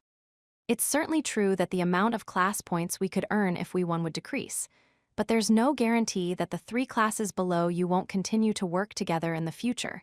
Should that happen, said Ichinose. Ichinose, who had been relentlessly pushed around during this whole conversation, so far by Sakahiyanagi, struck back with the feelings she had been holding onto. If we successfully managed to pull it off, the idea of the three classes banding together and chasing after Class A, then that would mean you'd be forced into fighting an uphill battle from this point onward. Sakahiyanagi-san, am I wrong about that? Said Ichinose. Sakahiyanagi looked surprised, albeit only a little, after witnessing Ichinose's counterattack, since she had only been on the defensive this whole time. Apparently, it looks as though I've underestimated you a little, Ichinose-san. Sakahiyanagi didn't care at all if any of the classes below her happened to win this particular special exam on their own and gain the 300 class points. The most important thing to Sakahiyanagi, whose Class A was so substantially far ahead, the thing that she wanted to avoid the most, was the three lower classes banding together and gaining a sense of solidarity. What Sakahiyanagi was doing here was making a preemptive move in anticipation of more tests like this that may come in the future. If there were someone who could rally the three other classes together, it was highly likely that person was Ichinose Hanami, which is exactly why Sakahiyanagi had decided to take Ichinose into her hands first. So, regarding my proposal to form a partnership, does this mean you will not accept? Or will you? Asked Sakahiyanagi. After acknowledging what Ichinose had said, Sakahiyanagi had come out and pressed for Ichinose's cooperation. If you do collaborate with me, I don't mind giving you a pledge for 3 persons worth of deposits. I will loan you a total of 3 million points for the students who are at a considerable risk of expulsion. In the unlikely event that you are to be penalized, you may use those points to save those students. I would think this is quite a helpful proposal to you, Ichinose-san, since you wish to avoid letting anyone get expelled more strongly than anyone from any other class, said Sakahiyanagi. Sakahiyanagi, fearing that her offer would be rejected, held out her hand. Would you mind giving me enough for 5 people? That way, I would feel totally reassured, I think, asked Ichinose. My, quite greedy, aren't we? Although I had been planning to distribute a similar number of points in the near future, I will offer you a special loan, said Sakahiyanagi. Class A had been continuously receiving the highest number of private points out of any class for over an entire year. As a result, the amount of funding that each of their students had accumulated was far beyond what any of the other classes had. Okay, I suppose we have a deal then. But to be honest, I would have chosen to work with you even if you hadn't mentioned the financial help, Sakahiyanagi-san. Our ultimate goal is to get to Class A, of course. But as you said, I've been demoted to Class C, and we really have our backs against the wall now. If we were to be demoted to Class D, I'm sure that the class's motivation would drop significantly. I don't want that to happen, said Ichinose, offering her hand to Sakahiyanagi for a handshake. So, regarding your proposal that Class 2C and Class 2A fight this battle together, I accept, she added. Now that the two of them had shook hands on it, both classes had mutually entered an alliance. And now I'll be able to fight without worry. I apologize for how sudden this might be, but I do have one request, said Sakahiyanagi. I'm guessing that it's about how to maximize our chances of winning, that it'll be necessary to start things off by handing over the one more card to Class A's main fighting force. Right, replied Ichinose. Now that Ichinose was their ally, she had already started to think about the best path forward for their battle as an allied force. By using the one more card, of which there was only one of in their grade level, you could form a group of up to 7 people. This was also one of the reasons why Sakahiyanagi had decided to fight together with Ichinose. I sincerely appreciate that you understood what I meant so quickly, said Sakahiyanagi. But even still, Ryuin-kun and Horikita-san are both formidable opponents, said Ichinose. Sakahiyanagi also was absolutely not going to underestimate those two, by any means. It wasn't going to be an easy fight, considering the lingering shadow of Ayano Koji looming behind Horikita. However, Sakahiyanagi had chosen to fight together with Ichinose because she was sure that she would definitely win. First place is ours to take. Thus, I do not intend to skimp on the efforts necessary for that goal, said Sakahiyanagi. With their forces consolidated, Sakahiyanagi was going to challenge Ryuin and Horikita's respective classes, as well as both the first and third years. Chapter 5, Battle of the First Years and Third Years. It had been almost 3 months since the new students first started here at the advanced nurturing high school, and they had begun to understand the state of things at this institution. The first-year students were also right in the midst of forming groups for big upcoming special exam. However, it wasn't long after the school gave the students permission to start forming groups that things already started to not go so smoothly. The students in Class 1D, led by Hosen Kazuomi, stubbornly refused to join any groups and rejected offers to trade cards. If a student from another class came to them wanting them to be in a group, the Class D students demanded points in exchange, or otherwise they wouldn't join. Because of that, the new students were put into a situation where they couldn't freely form groups. Although representatives from each of the other 3 classes had been hoping that Hosen would have changed his mind sometime in June, even today, on the 1st of July, the situation still hadn't changed. There were classes within their grade level who tried to ignore Class D, but Yagami Takuya from Class 1B put a stop to them. While it was easy for the other students to ignore Class D and to create groups just from their own 3 classes, competition with the other grade levels was an important part of this special exam. Yagami had voiced the need that, in the event that issue was to be prioritized, they would absolutely need to handpick the best of the best from each and every class to make optimal groups. At about the exact same time, with the support of students who shared Yagami's views, the 3 other classes had agreed to take a wait-and-see approach until July. However, Hosen's continued deliberate ignoring of the situation meant that those previous talks wound up becoming meaningless. And today, now that the deadline had arrived, the representatives of the 4 classes from their grade were supposed to gather to resolve the situation. Yagami had proposed that the gathering be done in a simple manner so as not to intentionally raise the level of confidentiality of the meeting. It was agreed that the leader of the class or someone close to the leader would attend. But as the time came after class ended that day, there was no response from Class D, the class that was at the center of all these issues. In a hallway lined with rather unsurprising, nondescript first-year classrooms, the first person to show up to the meeting was Yagami from Class 1B. That was because he thought it necessary that he show up before anyone else as the original advocate of the proposal. Not long afterward, Udomiya Riku from Class 1C had shown up as well. Seems like it's still just you here, Yagami. Oh, hey, Udomiya-kun. I was kind of expecting it would have been you participating in this talk, replied Yagami. Although it's not really like me to be a leader or anything, I came because no one else wanted to. While the kids in my class kinda like to go ahead and say whatever they want, they seem to not like these kinds of headache-inducing things, said Udomiya. I think it's because they know that you're such a dependable person that they asked you to come. I saw the updated OAA values this month. It says that your societal contribution score got bumped up to a B, didn't it? Said Yagami, with a bright and chipper smile. Udomiya, despite the fact he was being complimented, responded by wrinkling his brow. The person he was talking with, Yagami, had a C in physical ability, but an A in academic ability. In addition to that, his adaptability and societal contribution scores had gone up to a thanks to his repeated contributions to Class B in terms of overall ability. He was certainly a cut above. More importantly, though, Class C wasn't exactly in a situation that they could be happy about. We've lost somebody. To be honest, I think it's a pretty big loss, said Udomiya.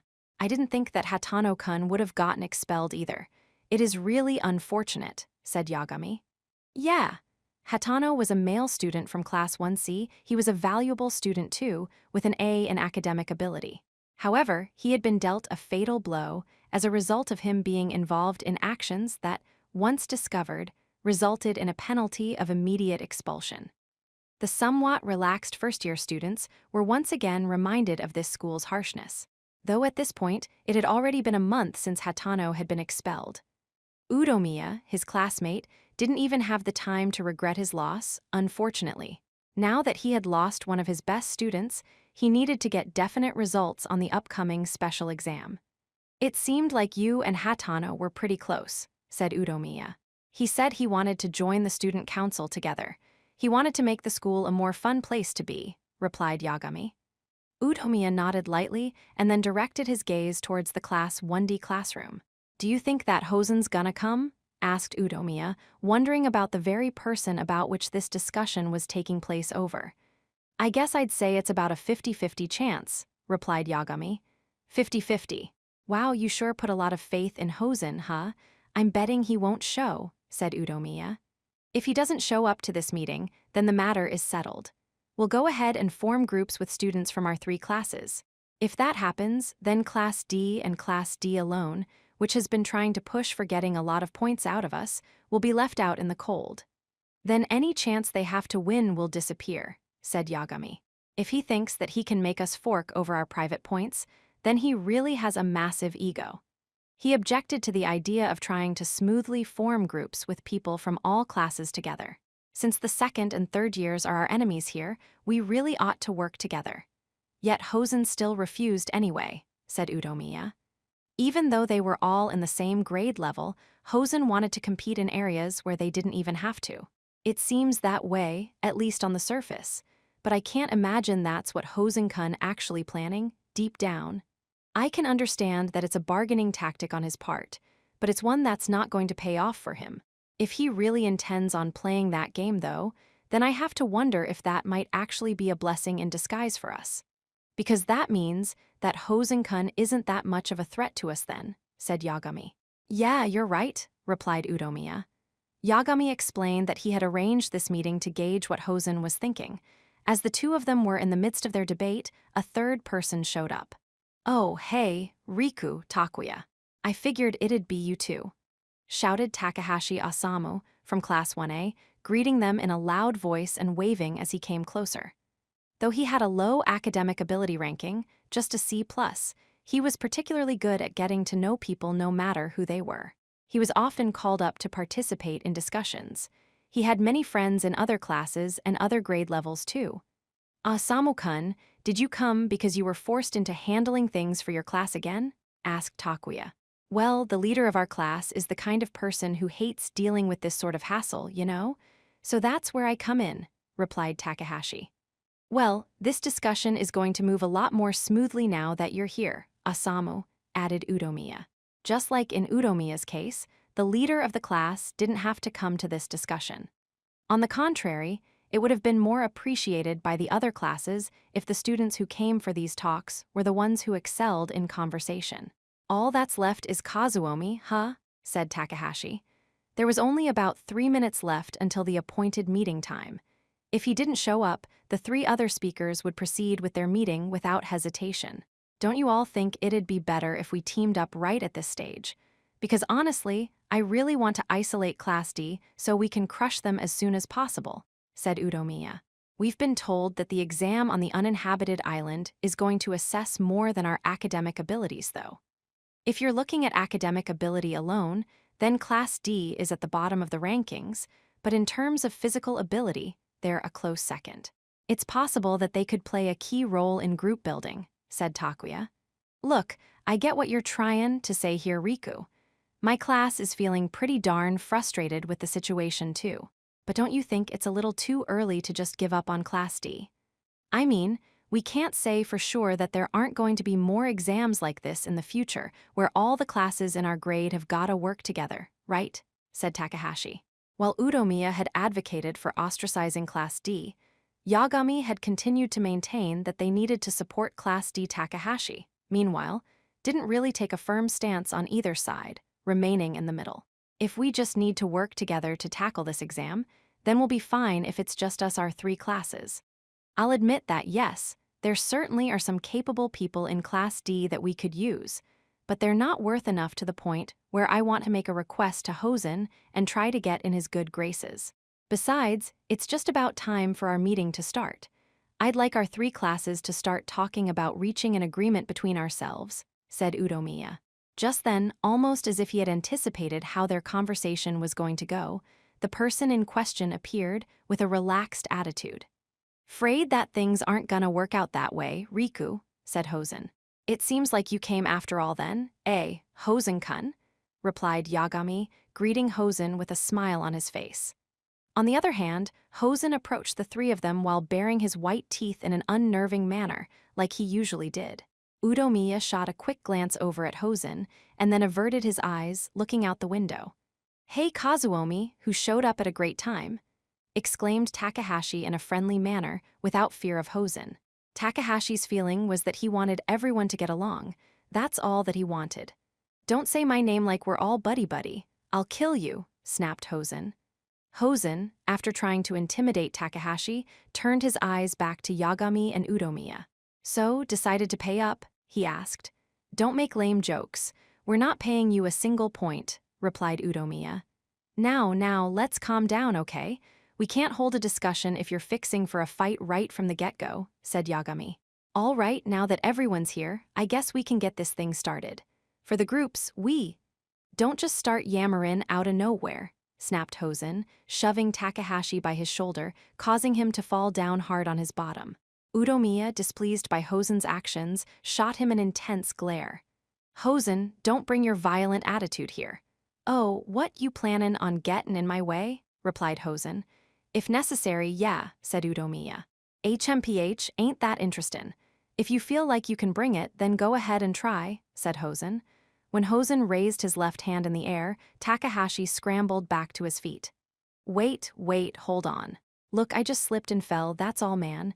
"Come on, calm down, Riku," shouted Takahashi in a panic. "See, that's all it was, yeah," said Hosen. "Unfortunately for you, I'm not as nice as Takahashi," replied Udomiya. "In that case, why don't you show me what you got?" Just when Hosen made a fist, Udomiya reached out and grabbed his arm. "Oh!" Hosen smiled happily upon feeling the strength of Udomiya's grip being applied to his arm. The look in Udomiya's eyes showed that what he was doing wasn't just for show. He had the determination to fight right then and there if necessary. Hosen had thought it'd be fun to have a fist fight right there, but then he reconsidered it. Hosen certainly craved fighting against the other grade levels more than anyone else, although he did things in a unique way. "Well, seems like I'm gonna have fun playing with you. I'll save the fun for later, though," said Hosen. "You think violence is a game, do you?" replied Udomiya. "Sure it is," answered Hosen. "How stupid. But if that's what you want, then I'll give it to you right now. You don't have to wait until next time. But only on the condition that you never lay a hand on any of my classmates ever again." During this situation, where things seemed like they could go off at any moment, both sides glared at each other, unyieldingly. Hey, what do you mean by that, huh?" said Hosen. "It means that I'm guessing you were the one who got Hatano expelled. He wasn't the kind of student who would have broken school rules so easily," said Udomiya. "Come on, that little small fry just got all scared of getting expelled, and he blew himself up. That's all it was, right?" said Hosen. "I clearly remember the look on Hatano's face after he got expelled. He got screwed over by somebody." "And you're saying that's me," said Hosen. "Who else could it be but you, jerk?" snapped Udomiya. Although Hosen had backed off a little earlier, sparks started flying once again. "Hey, come on, calm down, both of you.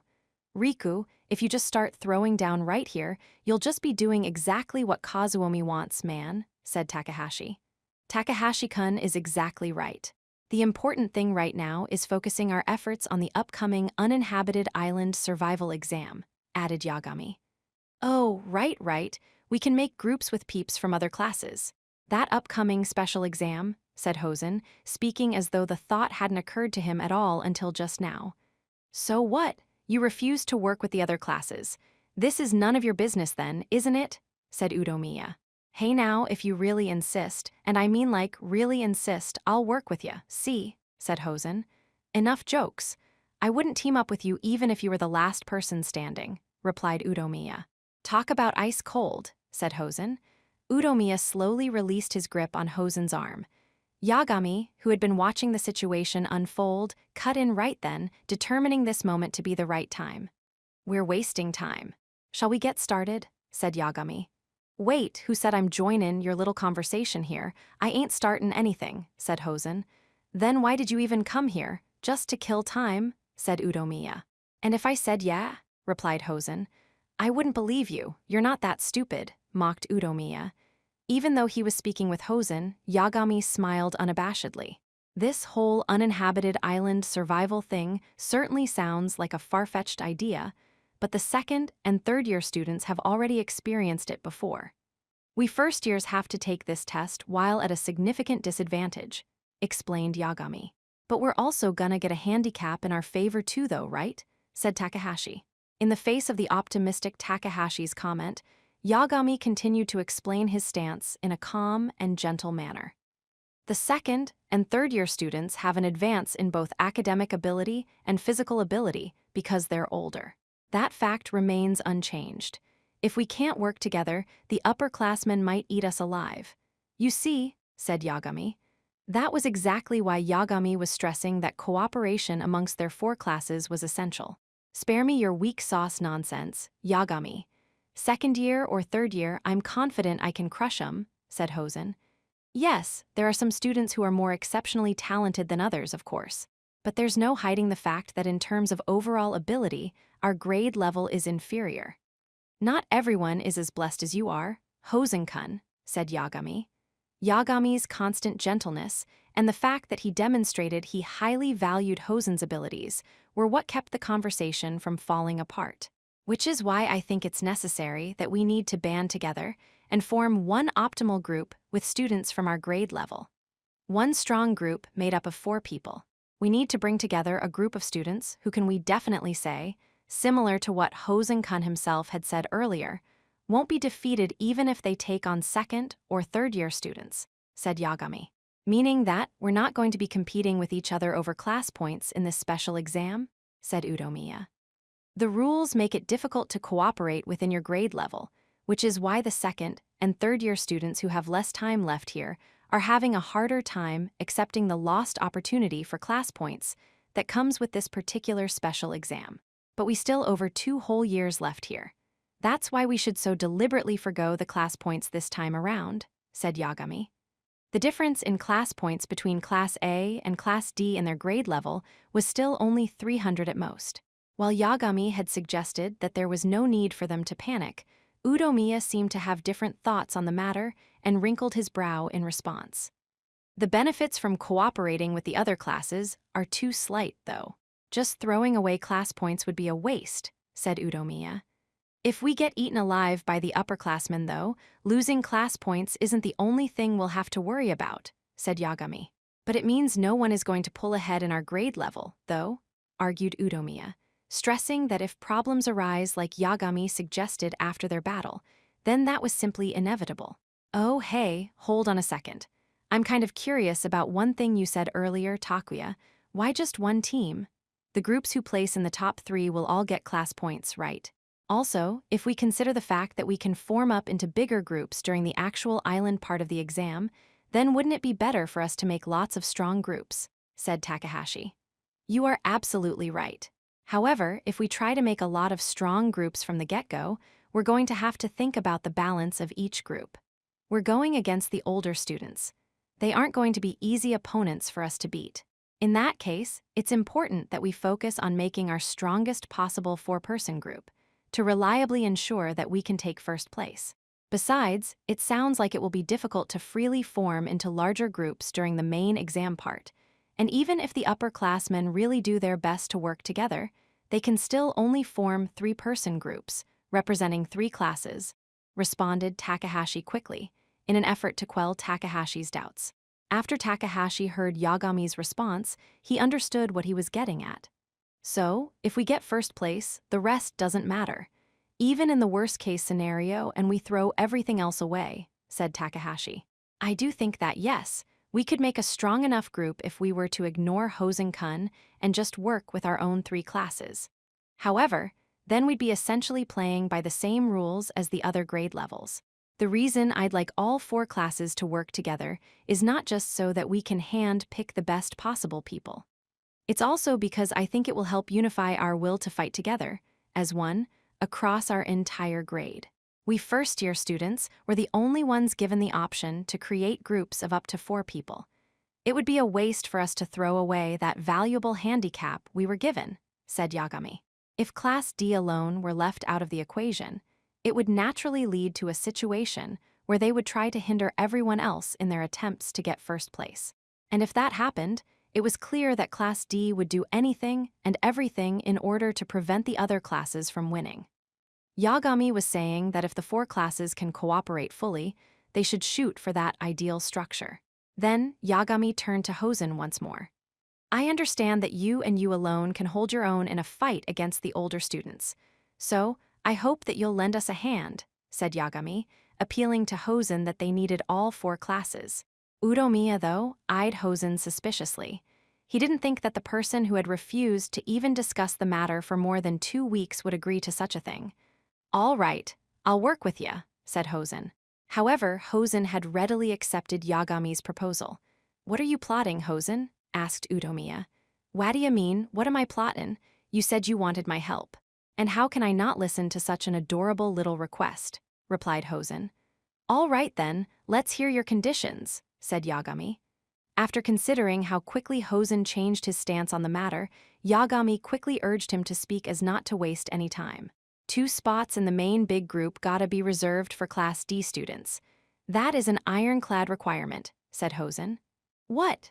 Balked Udomiya, naturally disgusted by Hosen's proposal, which had the possibility of benefiting only his own class. But what happens if we can't form the kind of big groups we want on the island? What then? Said Yagami. I already told you. My conditions are that Class D students are included in the main group. No buts, said Hosen. I see. If we can't bring 2 Class D students into the group on the island, then we'll clear it with just the initial 4 students, said Yagami. Sides, if we got the 4 the best in a group to begin with, it shouldn't really matter, right? Ain't gonna mess with our chances of winnin'. That's enough of your crap, Hosen, said Udomiya. I ain't bullshittin'. If you don't like it, then you can screw off. Look here, jerk.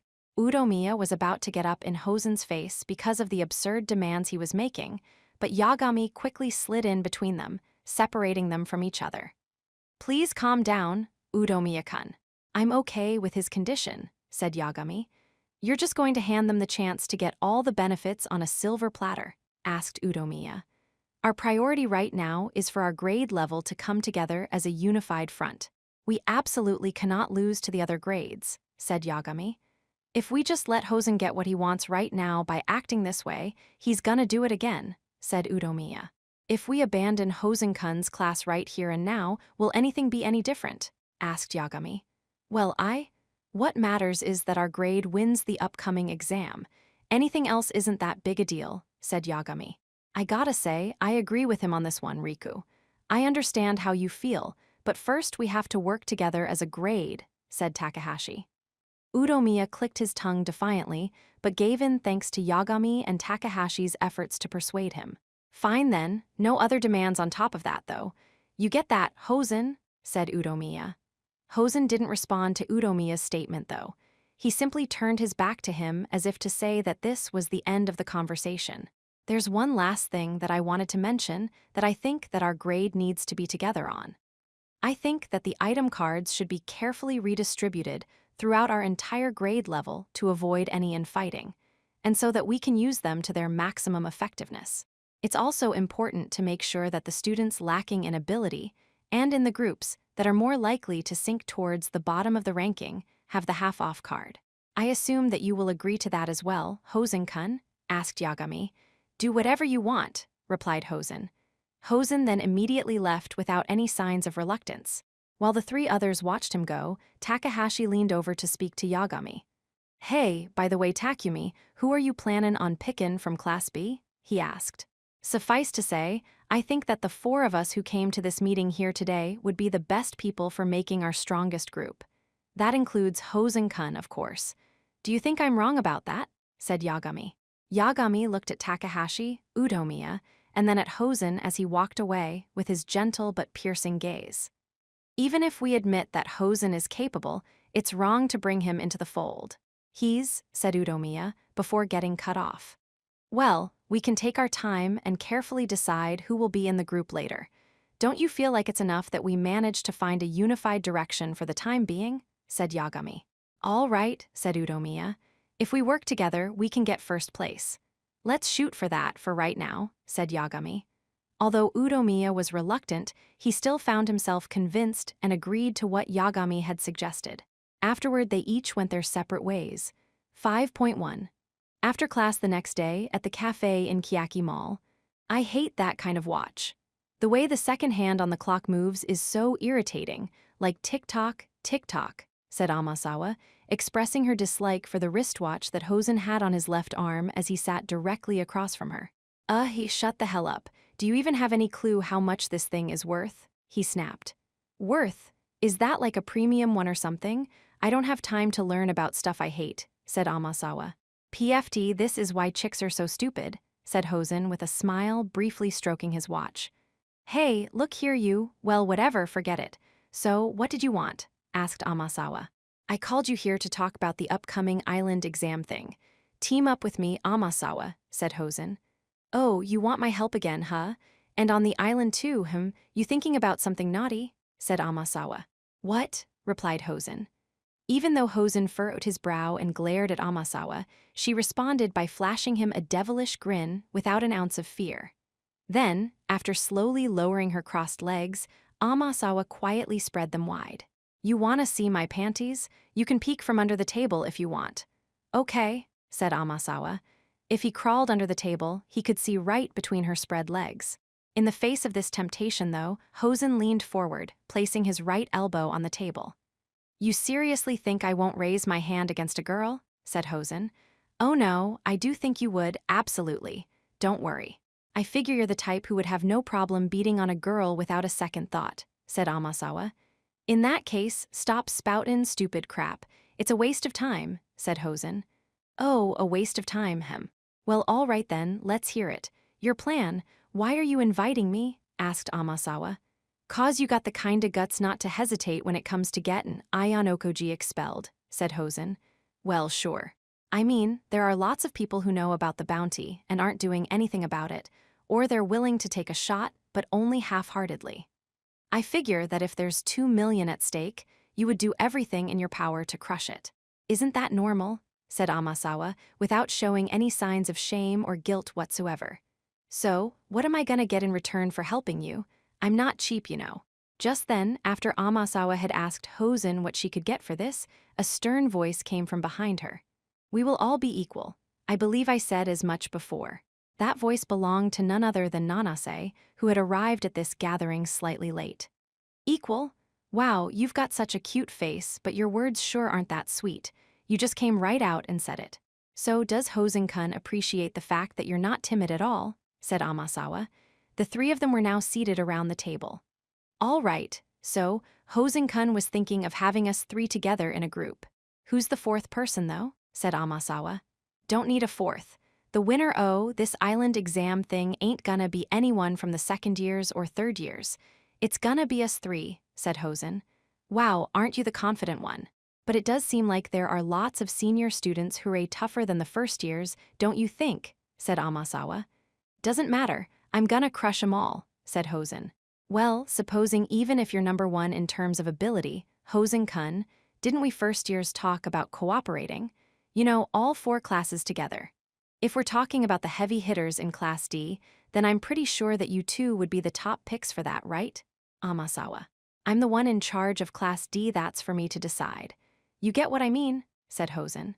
Yeah, you mean that you're going to unashamedly send in a couple of small fries from Class D to represent us as our main forces for the group. You're gonna be making enemies in all directions, teased Amasawa. That all depends on what you consider the criteria for our main forces to be. If we send in students who have high academic or physical ability at the very least, then there won't be that much risk. Besides, if we place Hosen-kun in that supposed strongest group, there will be problems, said Nanase. Yeah, sure seems like he doesn't exactly play well with others, that's for sure. In that sense, it's safer that we leave him out of that group. Anyway, back to the topic at hand, how much are you gonna give me? Said Amasawa. There aren't any points for us to give you. As I had just said earlier, we will be equals in this partnership. Of course, we will give you an equal share of the private points that Class D receives, replied Nanase, implicating adding, is that not enough to satisfy you? But it's not like our level of contribution is necessarily equal though, is it? After all, I'm confident that I can contribute more than anyone else, on the uninhabited island or wherever. Seems like this exam is gonna take an awful lot of stamina. Nanase-chan, you're a little cutie. Can you keep up with me? Said Amasawa. Shall we test that? Replied Nanase, responding to Amasawa's provocations with one of her own. Amasawa turned her gaze onto Hosen for a moment, but then without warning, Amasawa extended her arm, reaching for Nanase's face. She was intending to catch Nanase off guard and surprise her with a slap to the face to rattle her. However, Nanase didn't show any hesitation either and quickly grabbed hold of Amasawa's arm as she extended it towards her. "You're pretty bold, aren't you? Thinking you can test me right here," snapped Nanase in a harsh tone. "Oh wow, you can hold your own pretty good, huh? I just love strong girls," said Amasawa. "You're not exactly normal either," said Nanase. "Maybe. Wanna test things a little more?" said Amasawa. While one of them was smiling, the other was stone-faced. It was as if they were spending that time assessing each other's strength. "You, me, and Nanase are gonna make a group of 3, got it?" said Hosen. "Well, I get that Nanase-chan can hold her own more or less, but I still can't think that we're really on equal terms, you know." "Why? Is that because the two of us are from Class D?" asked Nanase. "I don't care about that. I mean, sure, it seems like the private points will be evenly split between everyone, sure. It's just, well, since you're asking me to help you, I think need something extra for it," said Amasawa, putting her left hand into a fist, and then making the gesture of asking for a tip by pinching her thumb and index finger together and then rubbing them.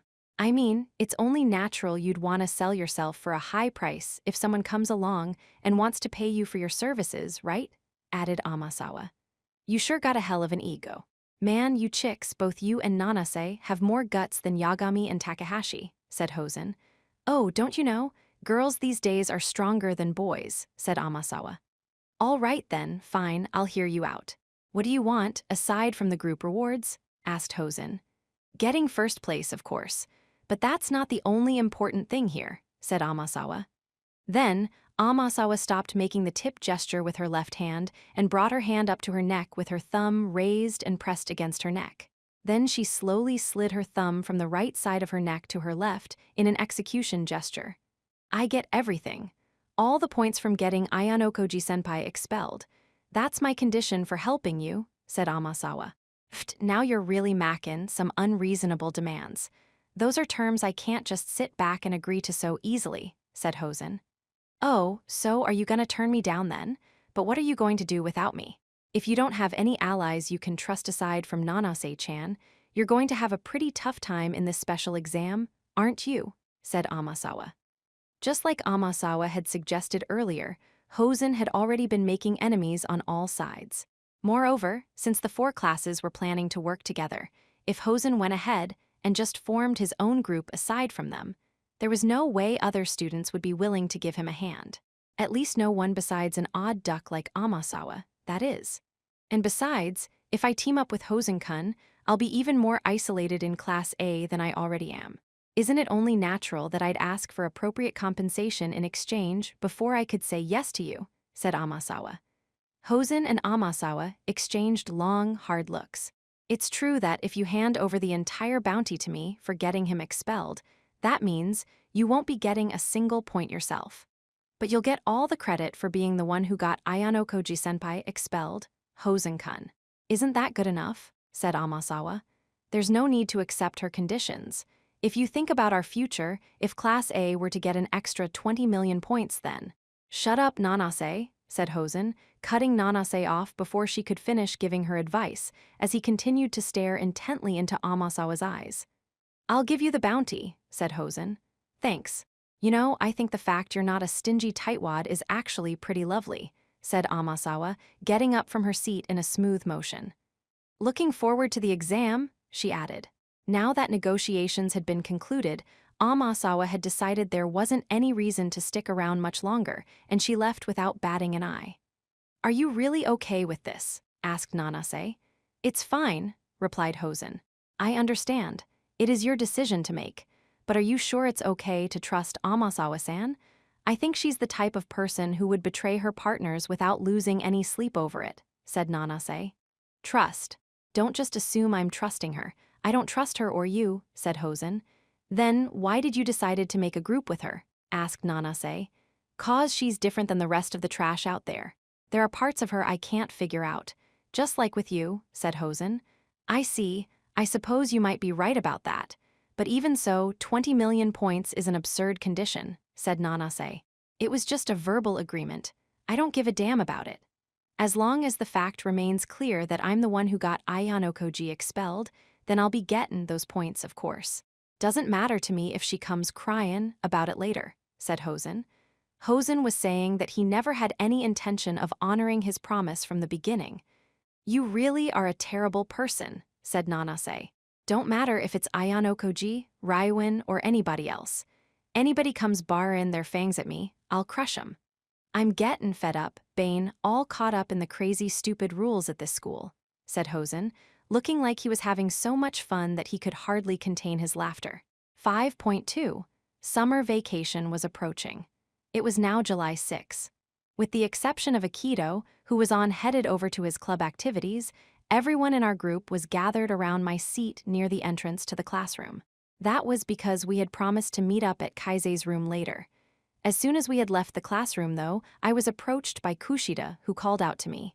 Ayano Koji-kun, may I have a moment? Asked Kushida. What's up? I asked.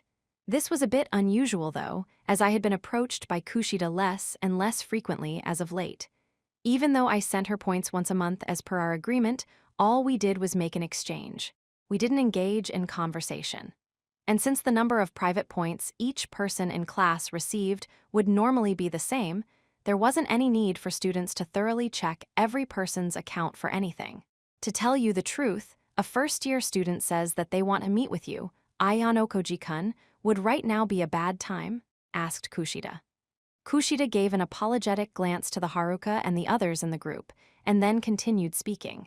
I think that it'll probably take about an hour or so. They asked me to help set up a meeting between you, she added. What's up, Kiyapon? Maybe some first-year girl is gonna tell you she's got the hots for you or something? Teased Haruka, her joke causing Irie to panic. What? Really? Wailed Irie. If it is true, then I feel like we can't allow him to go, concluded Haruka.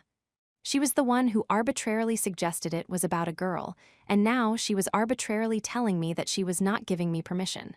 Is that true? I asked, deciding that I ought to check with Kushida if it actually was the case, just to be on the safe side. Well, it was a boy who said that he wanted to meet with you, sorry, said Kushida, apologizing to me with a somewhat uncomfortable look on her face. Well, she really didn't need to apologize to me for that at all, though. Even though I didn't think it was something like what Haruka suggested in the first place anyway, I was relieved to hear Kushida tell me that. Well, it's fine for you to go, don't you think? I mean, I think it's a good thing to have a little tete-a-tete with the new kids, right? Said Haruka. Yeah, I agree. Our circle of friends isn't particularly good at relationships with people, so it wouldn't be a bad idea for Kiyotaka to get to know some more first years, replied Kaise.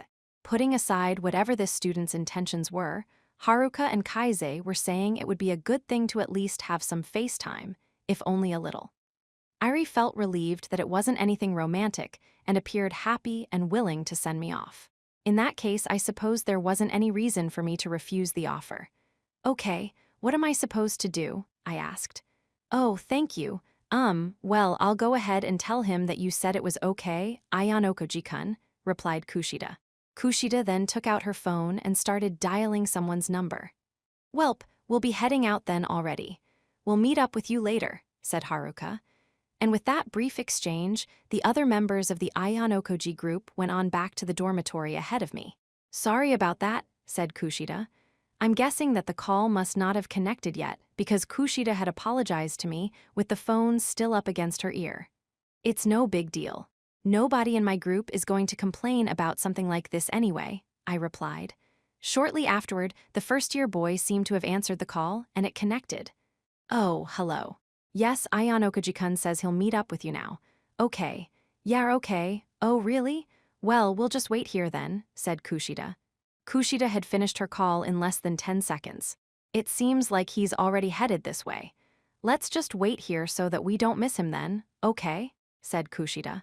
Apparently, this new student who wanted to meet with me had already set his signs on the second-year classrooms. It seems like you're already on pretty good terms with the new students, Kushida, I told her. Oh, well, it is already July, right? I think that's already plenty of time, she replied.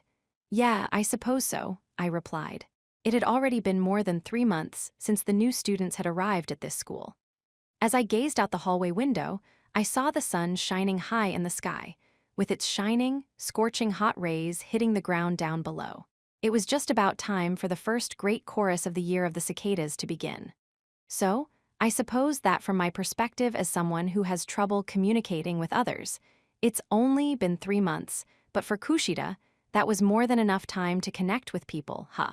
Ayano Koji-kun, have you made any friends out of the new students? Asked Kushida. She had said that in such a way that it sounded like it was only natural that I should or would have, but no, that wasn't the case. I still haven't met anyone I could call a friend, no, I replied. I see. Well, there's no need to rush. There's still lots of time, said Kushida. Kushida had offered me kind, considerate words, but her assurance seemed somewhat hollow. There were certainly several first-year students that I've started talking to, sure. However, we hadn't developed any kind of relationship where we'd be contacting each other privately. My conversation with Kushida came to a sudden stop once the mood got awkward.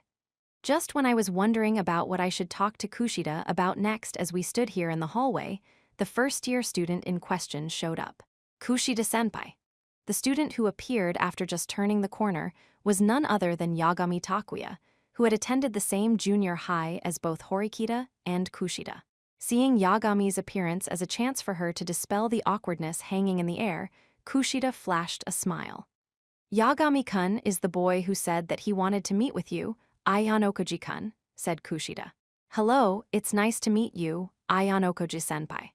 Thank you for making the time to meet with me today, said Yagami. Because he was a first-year student who was reaching out to me via Kushida, I had a certain idea of what he was like in mind. If I remember right, you're in Class 1B, right? I replied. Yes, that's exactly right. My name is Yagami Takuya.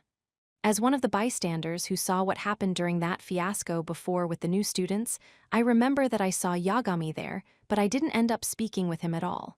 This was the first time we had actually had a conversation, right now, before the start of summer.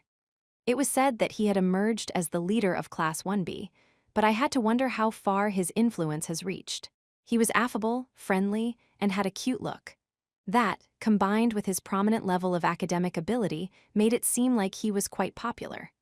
Well, I suppose it might not be appropriate for us to have our conversation standing around here, but how would you feel about heading to my room? I actually have just gotten my hands on some rather rare black tea leaves that I had ordered. It takes a while to brew, but it is quite delicious, said Yagami, adding that if I would like some, he would love for me to partake. I didn't normally drink black tea, so I was a little curious. But if we did that, then we might not be able to get this meeting completely wrapped up within the hour. Oh, sorry, Yagami-kun. To tell you the truth, Ayano Koji-kun is supposed to be meeting up with some friends later. I think it would be better if the meeting could be kept under an hour, if possible, said Kushida. Kushida had guessed that Yagami's proposal would take some time, so she went ahead and gracefully rejected his offer on my behalf. I see. That's all right. Well then, how about we have our talk in the cafe at Kiyaki Mall? He suggested.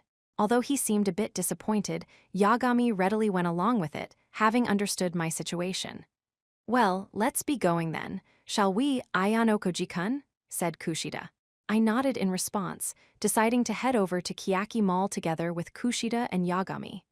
Oh yes, that reminds me. The special exam on the uninhabited island is about to begin, right? Kushida-senpai, Ayano Koji-senpai, you had experienced a similar exam last year, right? Asked Yagami. Yes, it was a tough time, said Kushida. Could you possibly tell me what rules there were in that exam? And about what had happened then? We first-year students don't have the benefit of that experience, so we'd like to at least gather some information, said Yagami. Well, I don't mind sharing that with you, but I'm not too sure if it'll be useful. It does seem like the rules this year are completely different from what they were last year, said Kushida. Yes, I understand. I've also heard that the exam that you had taken was different from the island exam that the third-year students had before as well, said Yagami. Oh yes, now that you mention it, the third-year students did have an uninhabited island exam too, didn't they? Said Kushida. From the sounds of it, they had also taken it in their first year, like you. It seems that before, This uninhabited island special exam had only been conducted once during a student's educational career at this school. Is this year an exception? Or has the rule changed starting this year? Asked Yagami. Apparently, Yagami had a lot more information than we did. Do you find it strange that I have information about the third-year students? Asked Yagami. Yagami had directed his comment at me. I had been quietly listening up until that point. It's because I joined the student council. In doing so, I was able to ask President Nagumo, and he gave me new insights into the uninhabited island survival exam that had been held the year before last. At the time, students were divided into groups of 4 within their classes, and a total of 12 groups had competed with each other, apparently, said Yagami. The rules for their uninhabited island survival exam were different from the rules that we had in ours before. It was basically safe to assume that, with few exceptions, no special exams would be the same as ones that came before. How did you spend your time on the island before? I was thinking that I might be able to get some clues from that, said Yagami. Even if Kushida and I kept quiet about it and deliberately didn't tell Yagami, it was obvious that someone else was going to tell him anyway. There probably wasn't any need to pointlessly try and hide it from him. And besides, there was no way that Kushida wasn't going to answer anyway. Then, just as expected, Kushida started to politely explain what happened during last year's island exam. I continued to listen in silence as I followed behind the two of them. 5.3. By the time that Kushida had finished telling Yagami about the island survival exam that we had before, the Kiyaki Mall Cafe was now just around the corner. We had expected that it would have been easy for us to have gotten seats at the cafe, but an unexpected situation had arisen. It's quite crowded, isn't it? Remarked Kushida. The cafe was completely booked up. There were even students already waiting near the entrance, hoping for seats to open up. What should we do? Do you want to try looking at the second floor for a place to chat? Asked Kushida. Please just wait a moment, said Yagami. He took out his phone with his left hand and started fiddling with it. I just checked with my friend. It seems like the cafe on the second floor is crowded too. Since we have to wait in either case, and there only are 2 parties in front of us, why not just sit tight here? He suggested. Apparently, his friend was already at the other cafe, and Yagami had just contacted him via text. He had made a quick decision to avoid wasting time. At the same time that we had told Yagami that we agreed with his decision, he noticed a student approaching from behind. Maybe it was because he figured that if we dawdled too much in putting our reservation down that another group would get in front of us. But he grabbed a pen with his free hand, while his other was still clutching his phone, and wrote down both the number of people in our group and his last name on the board at the cafe entrance, with rather nice penmanship. It was quite noticeable when compared to the scrawls of the other students who had written down their reservations above ours. Wow, Yagami-kun, you have such nice handwriting, exclaimed Kushida. It was only natural for Kushida to compliment him like that after seeing his penmanship. Yagami smiled, seemingly pleased about it. Then, the 3 of us sat down on chairs that were placed outside near the cafe to wait our turn. Well, my grandfather taught me that even if I'm not capable in my studies, that I should at least write neatly, said Yagami. Your grandpa? Asked Kushida. Yes, my grandfather is a calligraphy instructor, you see, he replied. That's amazing. My handwriting isn't particularly neat, replied Kushida humbly. Kushida was being modest. As far as I could remember from the few times that I had seen her writing, I wouldn't say that it was bad at all. Though her handwriting wasn't as sophisticated as Yagami's, I remembered that she had neat penmanship and used rounded, girlish characters. Even so, this student Yagami didn't seem to be boastful about his own abilities. Even though he said something about not being capable academically earlier, his academic ability ranking in OAA was currently rated A, which was exceptionally high. He was an honors student without a hint of nastiness about him. That impression made me think that he was practically Yosuke's double. After a while, a table for 4 became available, so we put in our orders and took our seats. To tell you the truth, well, you might be thinking that it's rather late for me to be mentioning this, but there's something I wanted to tell you, Ayano Koji-senpai. You already know about the special exam that had been given only to an extremely limited number of first-year students, right? Said Yagami. Kushida listened to what Yagami was saying with a puzzled look on her face, probably because she hadn't received any explanation about this prior. This special exam that Yagami was talking about, which was limited to very few people, was where the school would pay out 20 million points to anyone who manages to get me expelled, of course. Considering the way that Yagami had said that, though, it seemed like it wasn't just a rumor he heard about. He seemed to know about it as a real thing. However, just to be sure, I decided to wait and see what he was going to say next. Without confirming nor denying what Yagami had said, I instead waited for him to continue speaking. In response to that, Yagami nodded. I had heard about it myself back in April. However, since I wasn't interested in setting someone up to fall like that to receive a reward, I didn't want to participate at all, said Yagami. It was true that Yagami hadn't done anything to me at all. If he had been interested in getting the bounty, then it wouldn't have been surprising if we exchanged glances once or twice. However, Yagami never seemed to have even looked in my direction until recently. Why are you talking to me about this now? I asked. I had recently heard that Hosen-kun made a preemptive strike which ended in failure, and that his attempt was the cause of the wound on your left hand, Ayanokoji-senpai. I don't find the idea of him doing something inhumane unbelievable at all, but it seems like what he actually ended up doing went far beyond what I could even imagine, said Yagami. Well, I'm not going to deny that, I replied. Kushida's gaze flickered back and forth between Yagami and me as she listened to our incomprehensible conversation, trying to make sense of what she was hearing. At the rate things were going, Yagami was likely going to spell everything out loud anyway. There is also one more reason why I decided to talk to you, senpai, said Yagami. However, Yagami didn't get into telling me about that one other reason right away. I had intended to simply stay on the sidelines as a bystander, for the sake of protecting the first-year students. However, if I leave things as they are, then Ayanokoji-senpai will, well, I had determined that, depending on how this situation played out, there was a possibility that the damage could even extend to your classmates, Kushida-senpai. That's why I had asked Kushida-senpai to set up this meeting so that I could tell you everything that I know, said Yagami. Kushida, who had been listening to the conversation, raised her left hand apologetically, hoping to find out what was going on. I'm sorry, but I really don't understand what you're talking about, said Kushida sheepishly. Would it be all right if I continued? Asked Yagami, turning to me. I don't have any right to stop you, I replied. It seemed that Yagami had Kushida sit with us during this meeting because he was worried about her. Even if I told Yagami no, that it wouldn't be okay for him to talk about this here, if he ended up talking with Kushida later about it, without my knowledge, it wouldn't make a difference. In that case, I'll explain everything, starting from the beginning, so that you can understand the full story. It started with a call from the Student Council President Nagumo. We were instructed to choose 1 or 2 representatives from each class and to gather in the Student Council office in secret.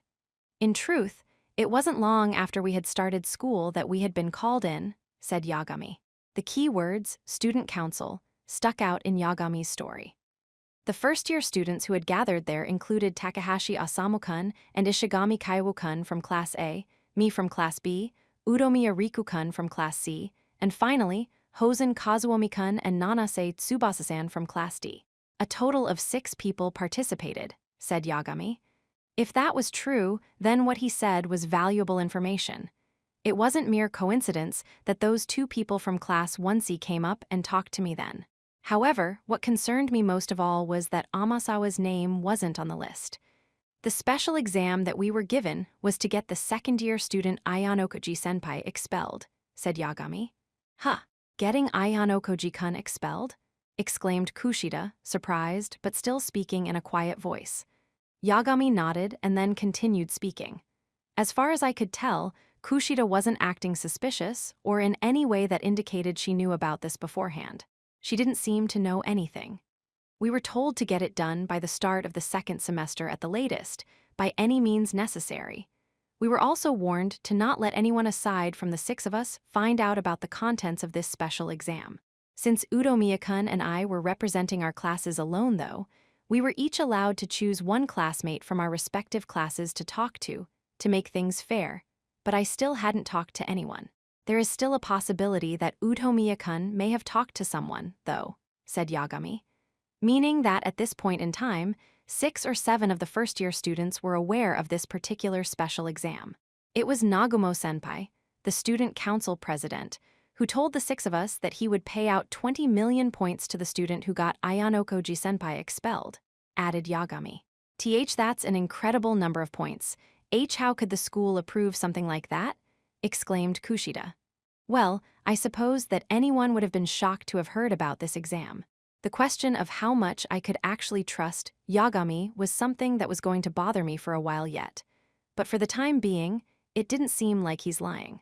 On the other hand, if he was lying and those lies were exposed later, then the relationship that Yagami and I would turn sour. If the second-year D class were disadvantaged in some way, Kushida would probably be harmed as well. It's perfectly understandable why you'd be so surprised to hear this, Kushida-senpai. We didn't know much about this school ourselves back in April, but now we know much better. We understand that this special exam is certainly highly unusual. It was only because I had been able to make that determination that I had asked you to help me arrange this meeting, said Yagami. After he had gotten through that much of his explanation, Yagami brought his cup close to his mouth, looking like he was taking a moment to pause and catch his breath. Now that Kushida had come to learn about the connection between the 20 million points and getting me expelled, Kushida asked Yagami a question. Isn't it kind of strange, though, that the student council president would hold his own special exam? She asked. Yes, I suppose so. Well, I think it's better to say that it's a matter of how I express the idea that is causing the confusion here. Although this has been called a special exam for simplicity's sake, when you get down to it, I think it might be easier to think of this as a sort of challenge issued by Student Council President Nagumo to the first-year students, said Yagami. There was a chance that Nagumo was involved in this matter. Horikita had the job of exploring that possibility. However, just when I thought that Nagumo himself wouldn't reveal his involvement so easily, the truth came out from an unexpected party, Yagami. Ayanokoji-kun, though, are there any other students that are being targeted like he is? Asked Kushida. Just Ayanokoji-senpai, as far as I have heard. As for the question of why him, I don't think there's any significant reason for it. President Nagumo said that he chose randomly from the second-year students, which means that he simply drew one person out of 157 names, said Yagami. I suppose that Yagami wouldn't have a way of understanding the full story as he didn't know about Nagumo's background. He didn't seem to even doubt the idea that I had been randomly selected. Of course, it wasn't like there was a 0% chance that Nagumo had gone through the trouble of setting up some kind of lottery system, and I had just been chosen by completely chance. But given the circumstances, I didn't think that was likely. I had to wonder if Nagumo would go through the trouble of preparing 20 million points to deal with me. From what I had seen of him through now, I couldn't imagine that he was the type of guy to go that far. Well, no, to be more precise, I'm sure that he would do anything if he decided he'd do it. But I wasn't sure that his opinion of me was high enough to warrant it. Assuming that this is a special exam initiated by the student council president personally, how could he have gotten the 20 million points? I asked, prodding Yagami a little to find out what hidden possibilities could still be in store. Yes, that's a good question. I'm sorry to say this, but couldn't this all be a lie or a joke? I can't believe that he would put up 20 million points for such a puzzling exam, said Kushida, incredulous. I had expected her to react that way. 20 million points was just far too large a sum. If the student council president suddenly told you that he was going to pay out such a high amount, anyone would normally be suspicious. It certainly is a hefty sum, for sure. I can see now how difficult it would be to accumulate that many private points. But at that time, we first-year students had only just started here, and with him being a third-year student, student council president, and someone from Class A, we naturally trusted him more than any regular student. More importantly, though, I suppose we naively thought that of course he would have that many points, said Yagami. Although the amount of points the students got this year was lower than what we started with last year, the new students still all received 80,000 points upon entering the school, and that amount was deposited into their accounts every month. The dormitory was clean and well-equipped, and the Kiyaki Mall was almost exclusively for the students' use.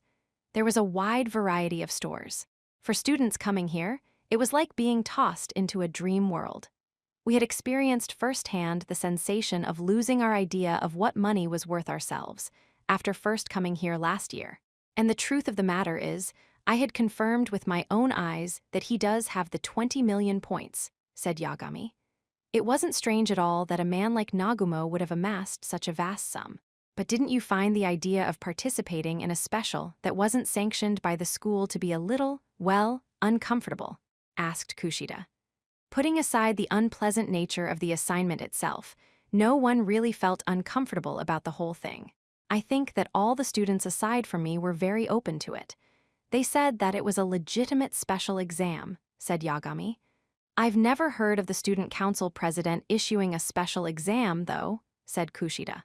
Well, it wasn't because he trusted President Nagumo that we accepted the idea of the exam, though, said Yagami. Huh, replied Kushida. When the student council president told us about the exam, the acting director was present as a witness, said Yagami. And so, Tsukishiro, the person who had suspected was most likely to have been involved in this matter, had now come into play. The fact that Tsukishiro and Nagumo were working together, and behind the 20 million points being put up, had now been confirmed. In a situation like that, it would be entirely reasonable to accept what was said as a special exam without question, don't you think? Said Yagami. Yes, if the acting director was there. Yes, you're absolutely right, said Kushida. A special exam to get a student expelled. Some students would find that idea outrageous and suspect something was up after hearing something like that. However, the fact that the acting director was present had drowned out those suspicions. That is all the information I have on the matter, said Yagami. Although I'm grateful that you told me all of this, you might have brought some danger on yourself by telling me, I told him. This was immensely helpful advice for me, but there wasn't any benefit for Yagami. Will you be all right, Yagami-kun? If the fact you told us about this happened to get out, then, said Kushida, trailing off. I'll be all right, Kushida-senpai. I didn't hear anything about any sort of penalty for telling other people about it, said Yagami, flashing a smile, ignoring the concerns. Besides, I'm already prepared for the hate that I'll be getting from the other first years. We were destined to clash with each other sooner or later anyway, he added. It seemed like he was fully prepared to meet the challenge, from the sound of it. Yagami Takuya of Class 1B was most likely, fundamentally speaking, the type of person who adopted a non-aggressive defense policy. However, he might also make a preemptive strikeout based on the principle of self-defense if the situation called for it. However, the extent to which Yagami was able to see the situation was unclear. In a corner of the cafe, among the many students there, a female student occasionally glanced over in my direction repeatedly. She was seated directly behind Yagami, so he probably hadn't noticed her there. It was Tsubaki Sakurako, from Class 1C not too long after we started our conversation. She showed up at the cafe and positioned herself perfectly amongst the crowd, observing us from her seat. She had her cell phone in her hand and appeared to be talking to someone. Was she after me? Or perhaps her intention was to monitor Yagami, who had been casually chatting with me, at length. In any case, Tsubaki now knew that Yagami and I had been in contact. Whether this was coincidence or an inevitability, this was not a desirable situation for Yagami. In the relatively small confines of this campus, it was difficult to avoid being watched, no matter what you did. Even if a student couldn't track a person on their own, they could cover a large area if their entire class were working together. This was also proof that the first-year students were engaged in their own battles. Please be careful, Ayanokoji-senpai. It's quite possible that there are other students who, like me, broke the rules by telling their friends about this special exam, said Yagami. Okay, with that in mind, who do you think I should watch out for then, Yagami? I asked. Let's see. I suppose that if you really think about it, Hosen-kun from Class 1D is definitely someone you should be wary of. An opponent who completely disregards the rules when he comes after you can be quite troubling, said Yagami.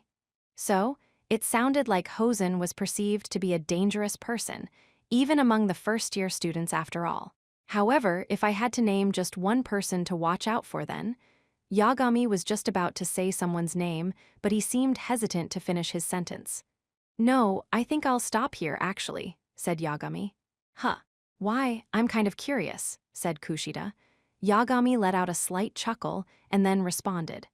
I feel like this isn't something I should talk about with you or the other students in your grade.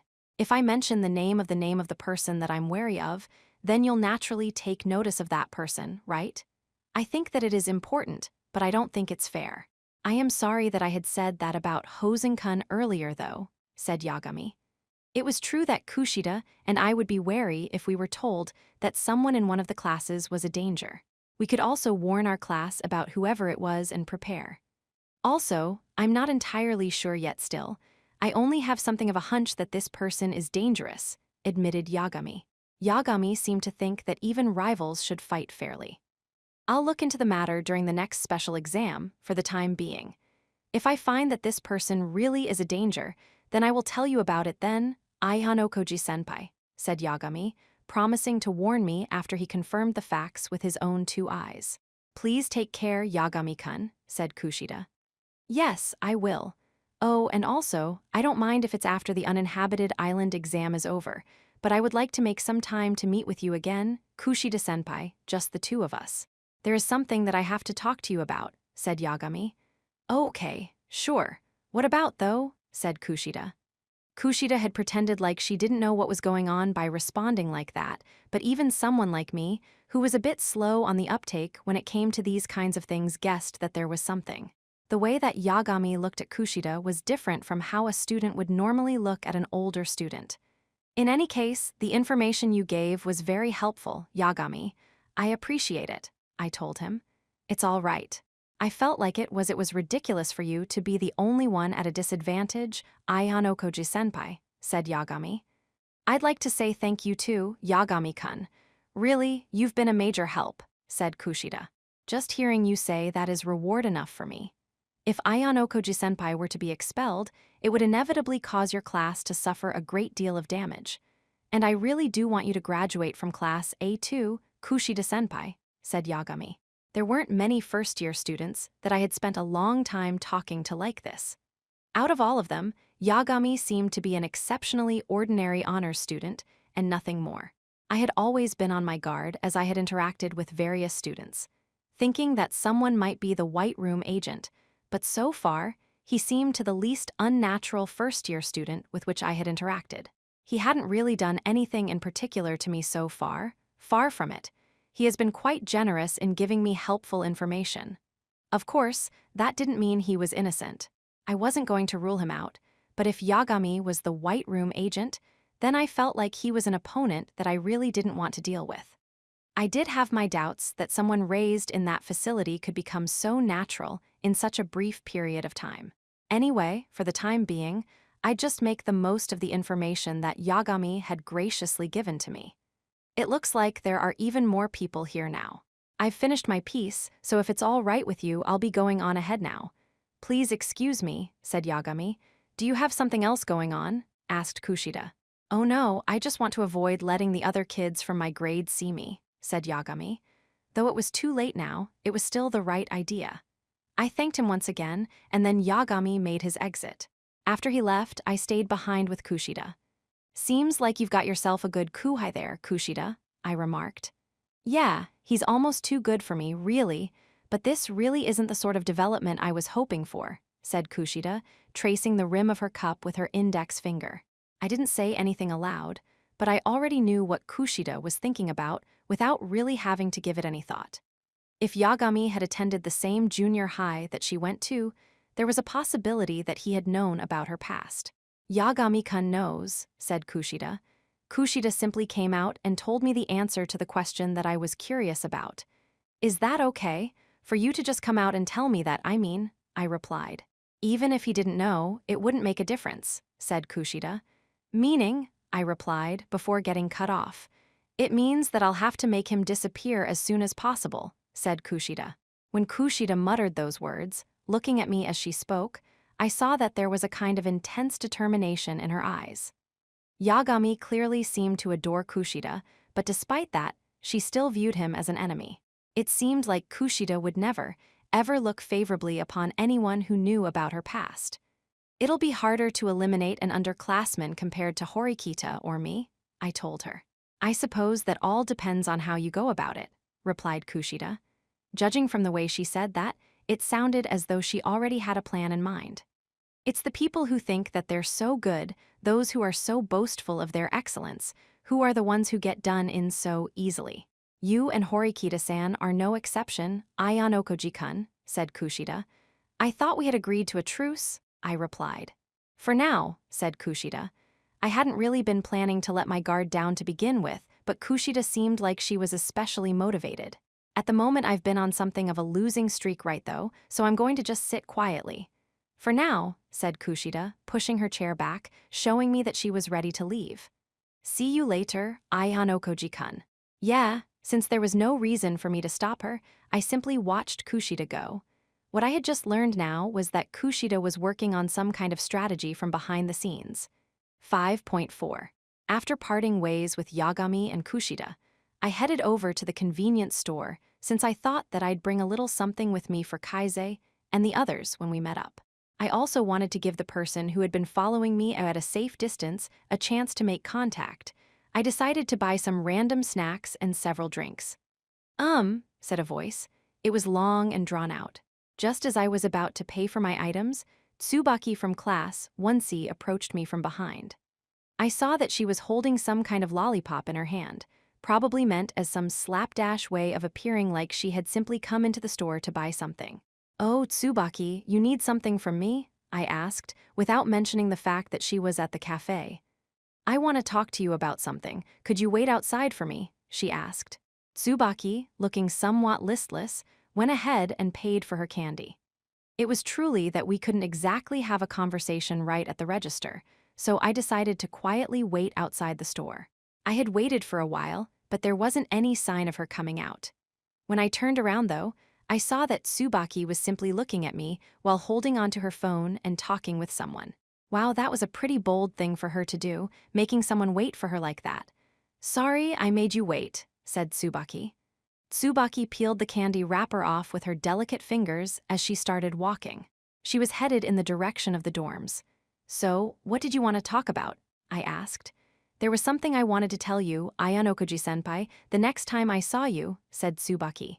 Okay, so she had been thinking there was something she wanted to tell me. What though?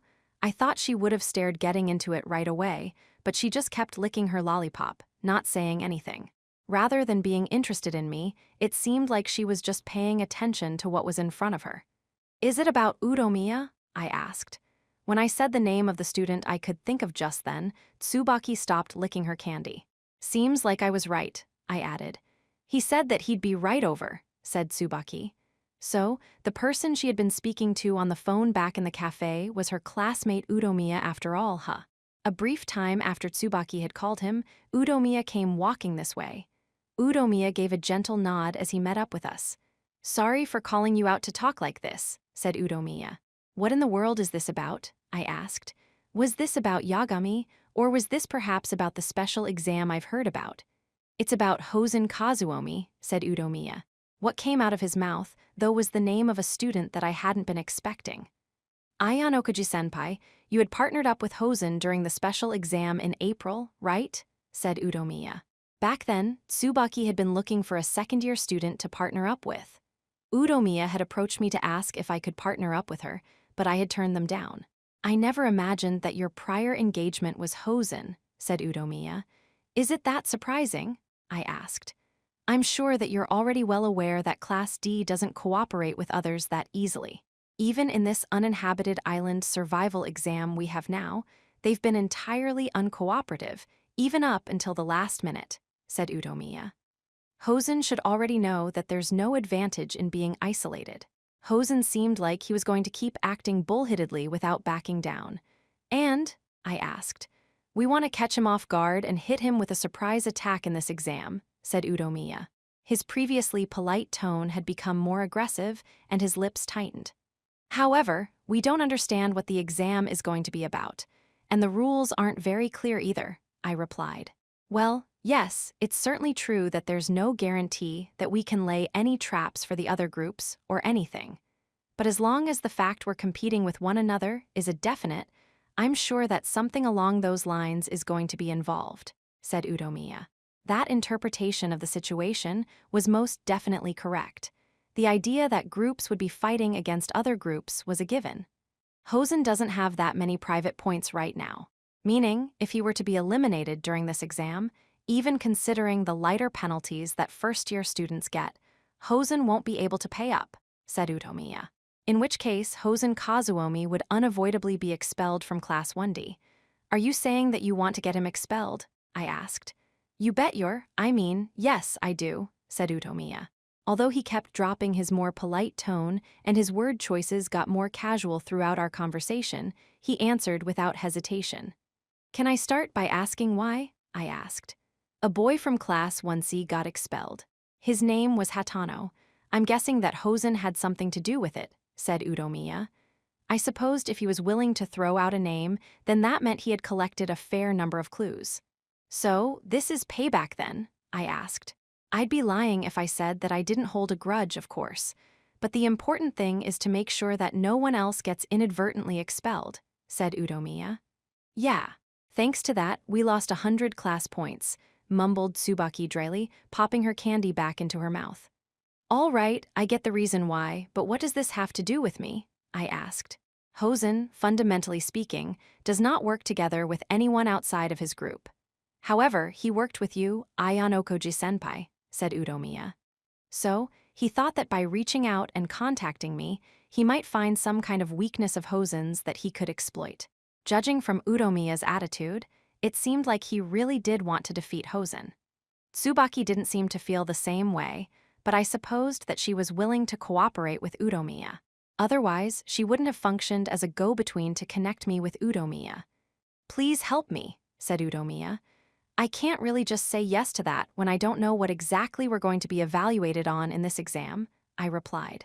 In that case, would you please at least consider the offer and keep it in mind? If you do help us to eliminate Hosen at an early stage of the test and manage to get him expelled, then, when that happens, we will reward you handsomely, said Utomiya. He seemed to be offering to buy my services, but there are more than a few things about this that I found difficult to swallow. Didn't you consider the possibility that maybe I'm on Hosen's side? We might even have a decent relationship, considering that we were partners before. Didn't you think that there could have been a risk in telling me what you just did? I asked. In any case, he was divulging way too much information without trying to protect himself at all. Well, said Utomiya, before suddenly stopping. Utomiya then directed his attention over to Tsubaki for the first time during the course of our conversation. I followed suit, looking over in her direction as well. Her lollipop was starting to get smaller, and Tsubaki looked somewhat forlorn. Perhaps she hadn't realized that she had attracted the attention of both of us, but she just stared at her candy. Not too long afterward, though, she opened her mouth to speak. Didn't you get the injury on your left hand during your altercation with Hosen-kun, though? She remarked, proceeding to lick her candy again with the tip of her tongue. What makes you think that? I asked. Because we were after the 20 million point reward, too, she replied, openly admitting to it without seeming to feel any guilt over it. I see. So, you were taking part in that special exam too then?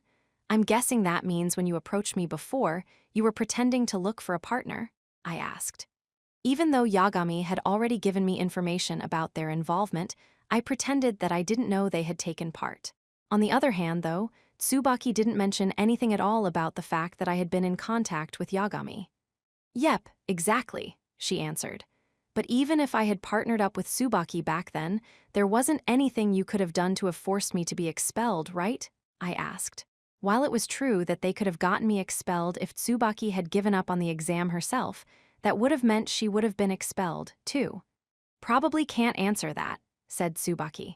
Up until this point, I had thought that out of the two of them, Utomiya had been the brains of the operation. However, judging from how things looked now, I could see something that suggested that wasn't the case. I do apologize for that.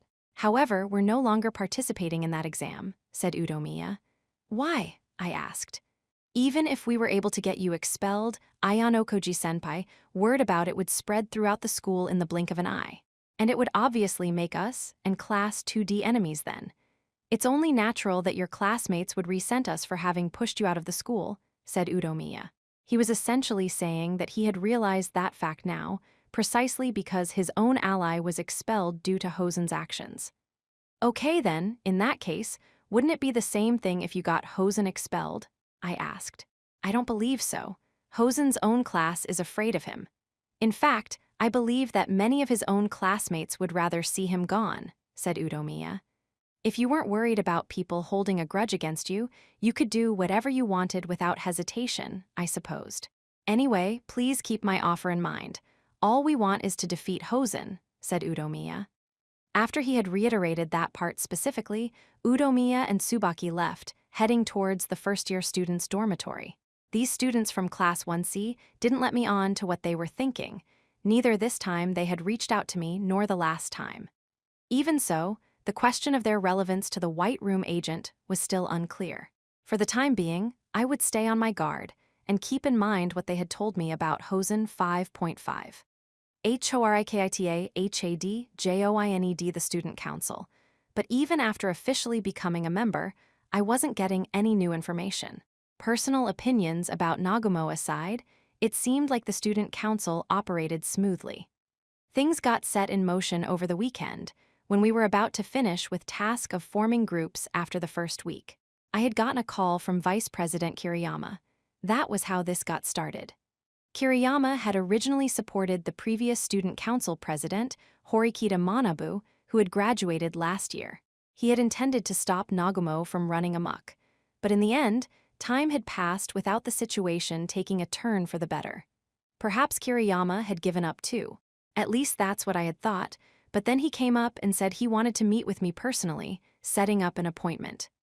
Still, what in the world was he thinking, calling me out to talk in broad daylight after class on a weekday? If he wanted to keep this meeting a secret from Nagumo, he could have chosen to meet late at night or early in the morning. That wouldn't have been out of the ordinary.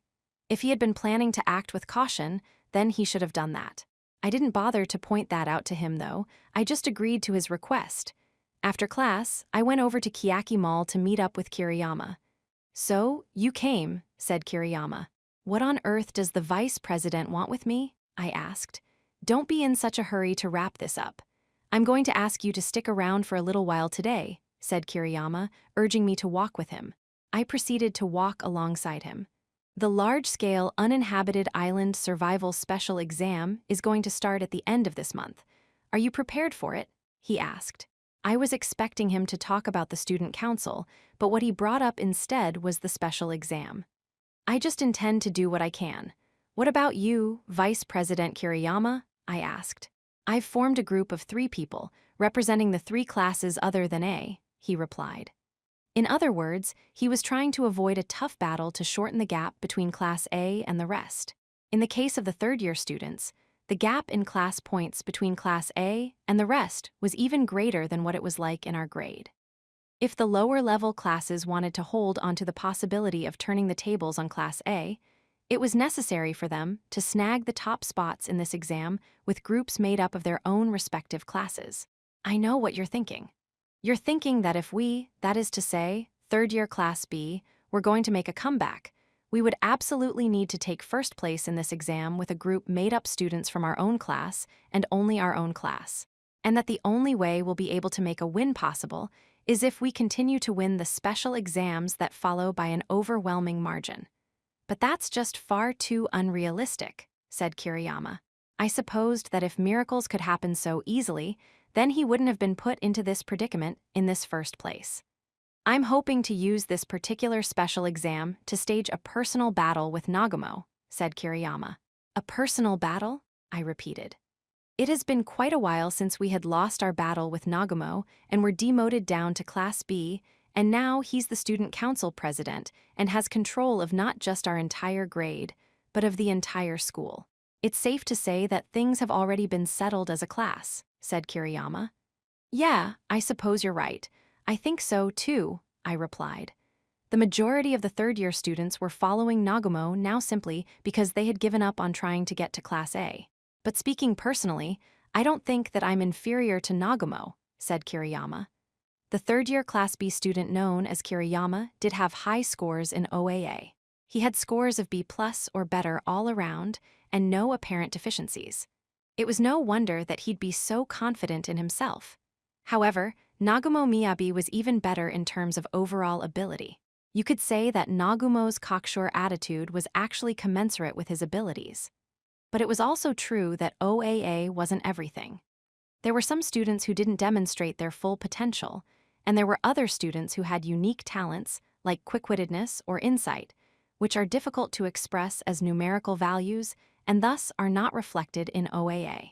If Kiriyama personally believed that he can beat Nagumo, though, then he must have some chance of success. You can form groups of up to a maximum of 6 people, regardless of class. And in order to win, you need an eye for talented people that you need on your team, as well as the ability to actually bring them onto your team. In that respect, I don't think I'll lose to Nagumo, said Kiriyama. This was a special exam that had 2 distinct aspects.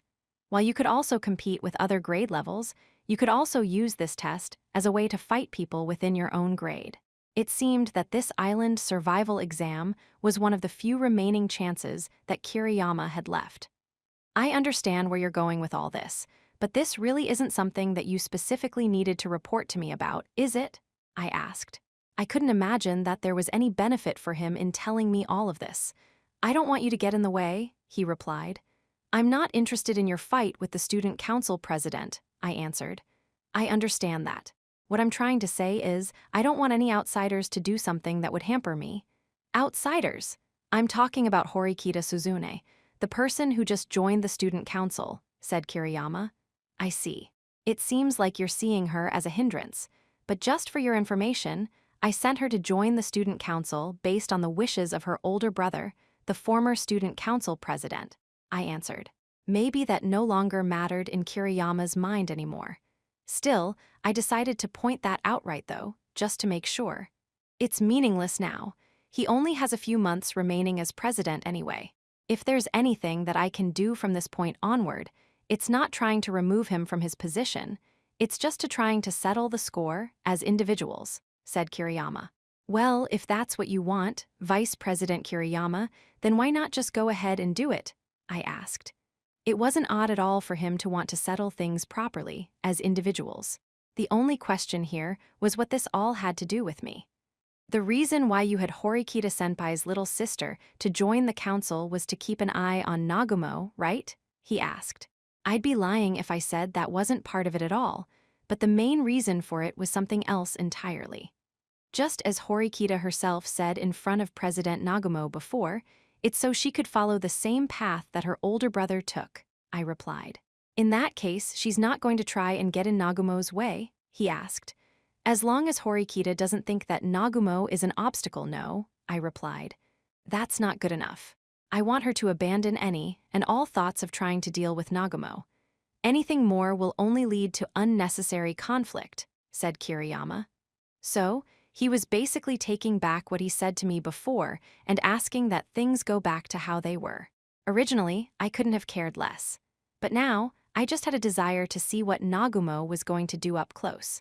If Horikita determined that what Nagumo was doing was wrong, she would most likely stand up to him. But it was a bit odd that Kiriyama was telling me not to let her do that, saying that it would be meaningless. I listened to his warning and thought I'd give him a vague response just to keep things moving. I'll keep what you said in mind, Vice President Kiriyama, I replied. Perhaps Kiriyama didn't like hearing such a non-committal answer because there were signs of disapproval in his eyes. I meant that as a polite, indirect way of saying, don't do anything, said Kiriyama.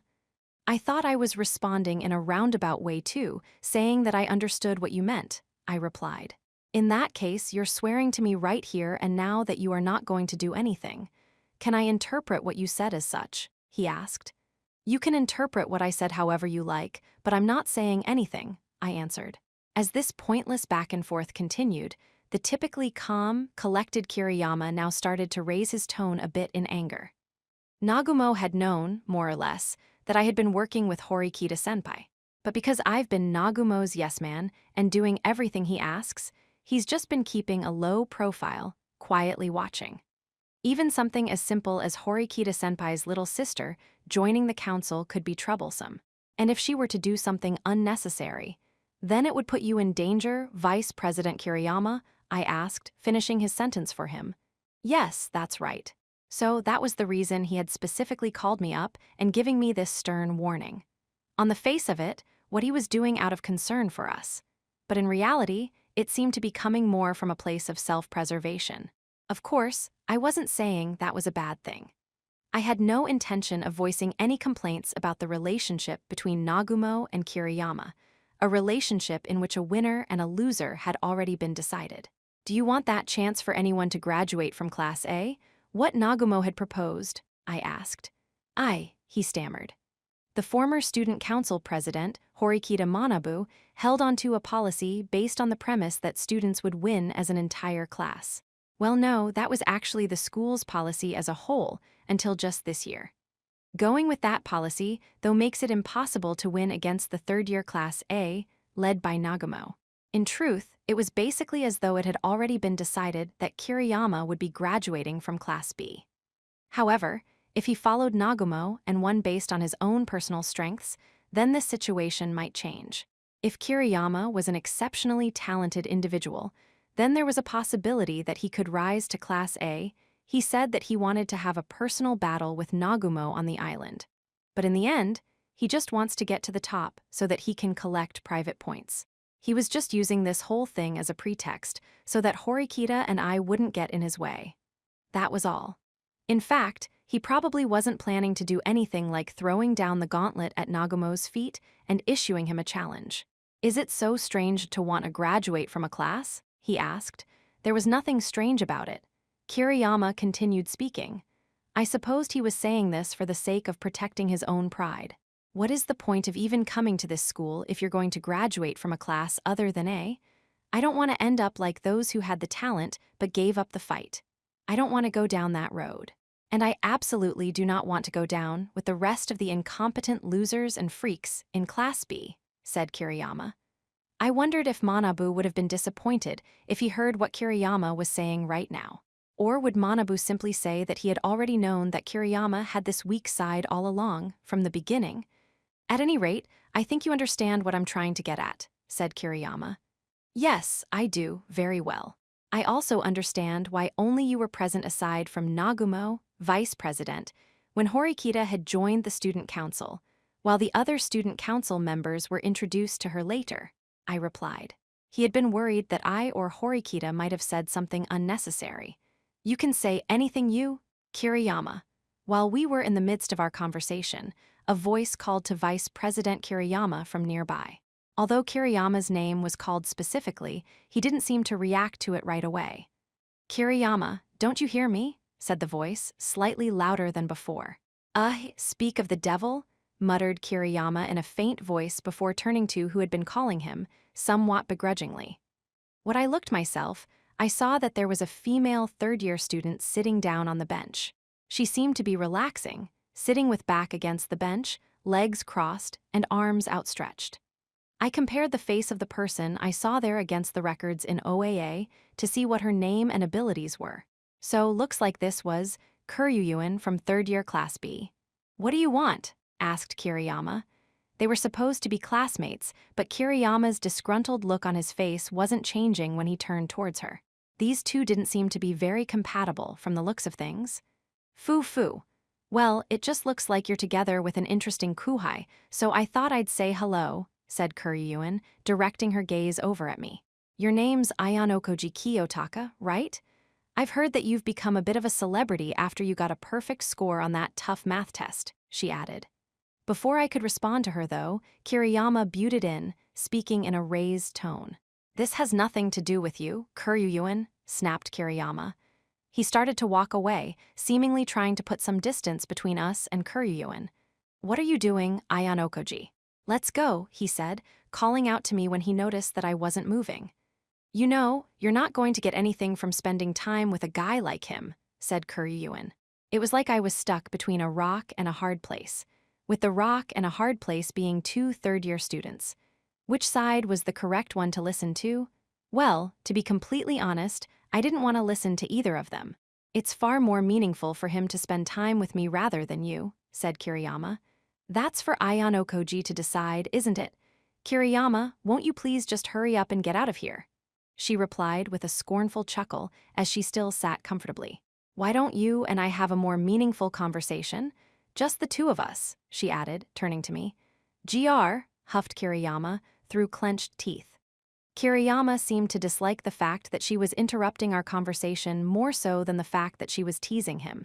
You can ignore that girl, said Kiriyama, issuing me a warning, his tone aggressive. She's a third-year student, though, just like you, Vice President Kiriyama, so I can't do that. That's Kuryuin. She's in Class B, same as me. I saw in the OAA app. She's a highly rated student, isn't she? In terms of grades, yes, but Kuryuin doesn't have anyone backing her up like Nagumo does. She doesn't even have a single real friend. Kiriyama was basically saying that there was nothing to worry about if we were to ignore her then. Hey now, don't compliment me so much. You're going to make me blush. Even though he certainly wasn't complimenting her at all, Kuryuin wore an audacious smile. If we were to compare her to somebody from your grade level, I'd say she's like Kuenji. Whatever you say, whatever you do, it's just a waste of time to try and engage with her, said Kiriyama. Well, that was a name that I never expected to be heard as a point of comparison for someone. Kuenji had a peculiar personality, the likes of which you could say was 1 in a million, but here was someone else just like him. Anyway, she did certainly seem to have a unique personality too. My curiosity had been piqued, but at the same time, I felt like it would be better for me to not get involved. I did notice, however, that Kuryuin's grades of academic ability and physical ability were both a plus. She was the only student in our entire school, male or female, who had an A+ in both of those categories. Her societal contribution score wasn't necessarily that low at a C+. Her sole flaw was her adaptability score, which was rated D. If you simply looked at the scores, then you could say she was the best in our school. "What's up? Aren't you coming?" she asked. "Are you talking to me?" I replied. "If you don't come with me, I'll just go with you instead." "But are you okay with that, Kiriyama?" asked Kuryuin. "This is exactly why I'm cursed to be stuck in Class B, because of people like you," said Kiriyama in a low voice. "With exceptional classmates like her, though, aren't you able to resist President Nagumo?" I asked. "I just told you that she's exactly like Kuenji, didn't I? As a human being, she's a lost cause. She has not contributed to the class in the past 3 years in any way, other than focusing on her own performance. She's always only ever acted alone. She's like some foreign contamination in our class who just selfishly butts in when she wants to," said Kiriyama. It was certainly true that looking solely at OAA, she had maintained an outstanding record. But I had never once heard her name from a third party before. If she were someone that Nagumo or the recently graduated Horikita Manabu had been keeping an eye on, it wouldn't have been surprising if I had heard about her from them. "Ah, thank you for the compliments, Kiriyama," said Kuryuin, whispering directly into Kiriyama's ear. Ack! Now that she had gotten up from the bench and was standing, I saw that she was unexpectedly tall. I think she was over 170 centimeters tall. Her extreme athleticism was also evident from her graceful, well-built body. I couldn't believe that there was a third-year student who gave off this sort of impression. It reminded me of something that Kiriyama had said in our conversation earlier. Something about how he was not wanting to go down with the rest of Class B, which was full of incompetent losers and freaks. I supposed that Kuryuin was one of those freaks that he had referred to earlier. "If you've got something to say, come out and say it," snapped Kiriyama. "I intend to, of course, but you're in the way, Kiriyama," said Kuryuin. "Fine, do whatever you want. I'm leaving," he replied in a huff. It seemed like he had no intention of being around Kuryuin, so Kiriyama decided to make his exit. "Don't forget what I was just telling you, Ayano Koji. Depending on how this plays out, I might become your enemy too," said Kiriyama. I received some friendly words of advice from the vice president. Normally, I would have been leaving at this point myself, but this other person, Kuryuin, was also from third-year Class B. "Let's not stand while we have our little chat. Why not sit down?" said Kuryuin, urging me to take a seat on the bench. "Sure," I replied. I was hoping that I could be let go from here as soon as possible. "So, what did you want to talk to me about?" I asked. "Anything. If I can find out what kind of person you are, then that's plenty," said Kuryuin. "Find out what kind of person I am? Vice President Kiriyama said that you didn't really contribute to your class, though, Kuryuin-senpai." Doesn't that mean that you're not interested in what your classmates are like? I asked. Being interested and cooperating are completely separate things, aren't they? There are some interesting people among my classmates, and sometimes I want to have a friendly conversation with someone, like what we're doing right now, said Kuryuin. I see. That's certainly true, I supposed. I'm not interested in the system here at this school of trying to reach Class A. It seems like the biggest selling point of it all is that if you graduate from Class A, you can go on to higher education anywhere you like or get a job anywhere. But I'm convinced that I can already down that with my own abilities anyway. I chose to go to this school on a simple whim, said Kuryuin. Judging from what she was saying, she certainly did give off a similar impression to Kuenji. She had absolute, overwhelming confidence in herself, and she did receive an A+ in academic ability and physical ability, which supported that confidence. Would you have not chosen to come here if you had known beforehand that this school's curriculum is designed around the assumption that you'd cooperate with other students? I asked. No, I wouldn't say that. I like this school. In fact, I've never once felt dissatisfied about anything here, even once. The point system is also very pleasant, said Kuryuin. Kuenji seemed to be enjoying himself fully too, so I'm guessing he must also like this school, as well. Students who could manage to do anything on their own after graduation didn't need to cling to Class A. It seems like you don't mind being disliked by other people, I told her. Other people's evaluations don't mean anything to me, she answered, boldly and confidently, followed by a strange smile.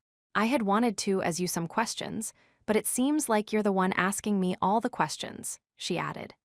Kuryuin, as if she were switching from being on the defensive to going on the offensive, immediately went ahead and prompted me to speak. I think it's about time you tell me about yourself, said Kuryuin. Why me, though? There are lots of academically gifted students here, I replied. A hunch. My intuition is telling me that this student who was passing by is no ordinary person, said Kuryuin. So, she was asking because of her instincts, with no real basis for anything whatsoever. I had already thought she and Kuenji might be similar, but now they seemed like the same exact person. Are you planning to get first place on the uninhabited island survival exam? She asked. There aren't any students who don't want to be first, are there? Except for people like you, Kuryuin-senpai, I suppose, I answered. Putting aside first place, I am one of the people shooting for one of the top spots. If I get a high score, I can get private points. I'm the type of person who spends whatever she has on hand, so I'm always short on money, said Kuryuin. So, class points and protection points were secondary to her. In the end, it seemed like Kuryuin was only participating in this exam to get private points. Nagumo and Kiriyama and the others are naturally hoping to get first. And I'm sure there are some quite competent underclassmen lined up as well, right? This upcoming special exam will be a battle to determine who gets first place in the school, said Kuryuin. It certainly might be, yes, I replied. The abilities needed in this exam weren't limited strictly to academic ability or physical ability. If this was a battle of overall ability, then you could say that was exactly what you needed. Whether or not my interest in you fades will depend on what you do on the island, said Kuryuin. If I had to say anything in response to that, it's that I'd rather that you lose interest in me, senpai, I answered. I see. You say some intriguing things. I'm looking forward to fighting you, Ayanokoji, said Kuryuin. And with that, Kiriyama waved me away like she was trying to shoo away some small animal, signaling that I should leave.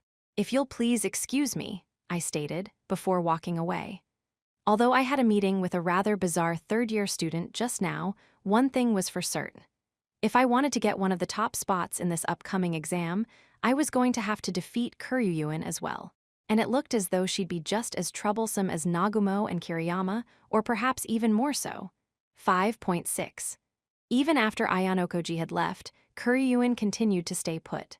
Her daily routine was to simply relax and enjoy the day at her leisure, according to her own whims. In her line of sight, she saw a familiar head of blonde hair swaying about. Next to the owner of that blonde hair was Student Council Vice President Kiriyama, who had walked off just moments ago. Well, well, well, it looks the faithful dog has returned, and he's brought his master with him, said Kuryuin. What? Huffed Kiriyama. Well, if what I've said there is making you angry, It seems that it's because you had interpreted it a certain way, Kiriyama. I don't remember stating exactly who the faithful dog and master are between the two of you right here. I'm just saying this as a third party, someone who doesn't know your situation. Why do I say this? Because you're the one who walked away earlier, Kiriyama, and thus, you're the only one who fits the description of a faithful dog, she replied, as Kiriyama approached her with Nagumo standing beside him. What an irritating chick, mumbled Kiriyama. That's a rather unpleasant thing to say, Kiriyama. It certainly doesn't sound like something a serious vice president should say, replied Kuryuin. Nagumo, engaging with her is a waste of time. You already know this quite well, said Kiriyama. Yeah, I'm of the same opinion. Can the both of you please get out of my sight immediately?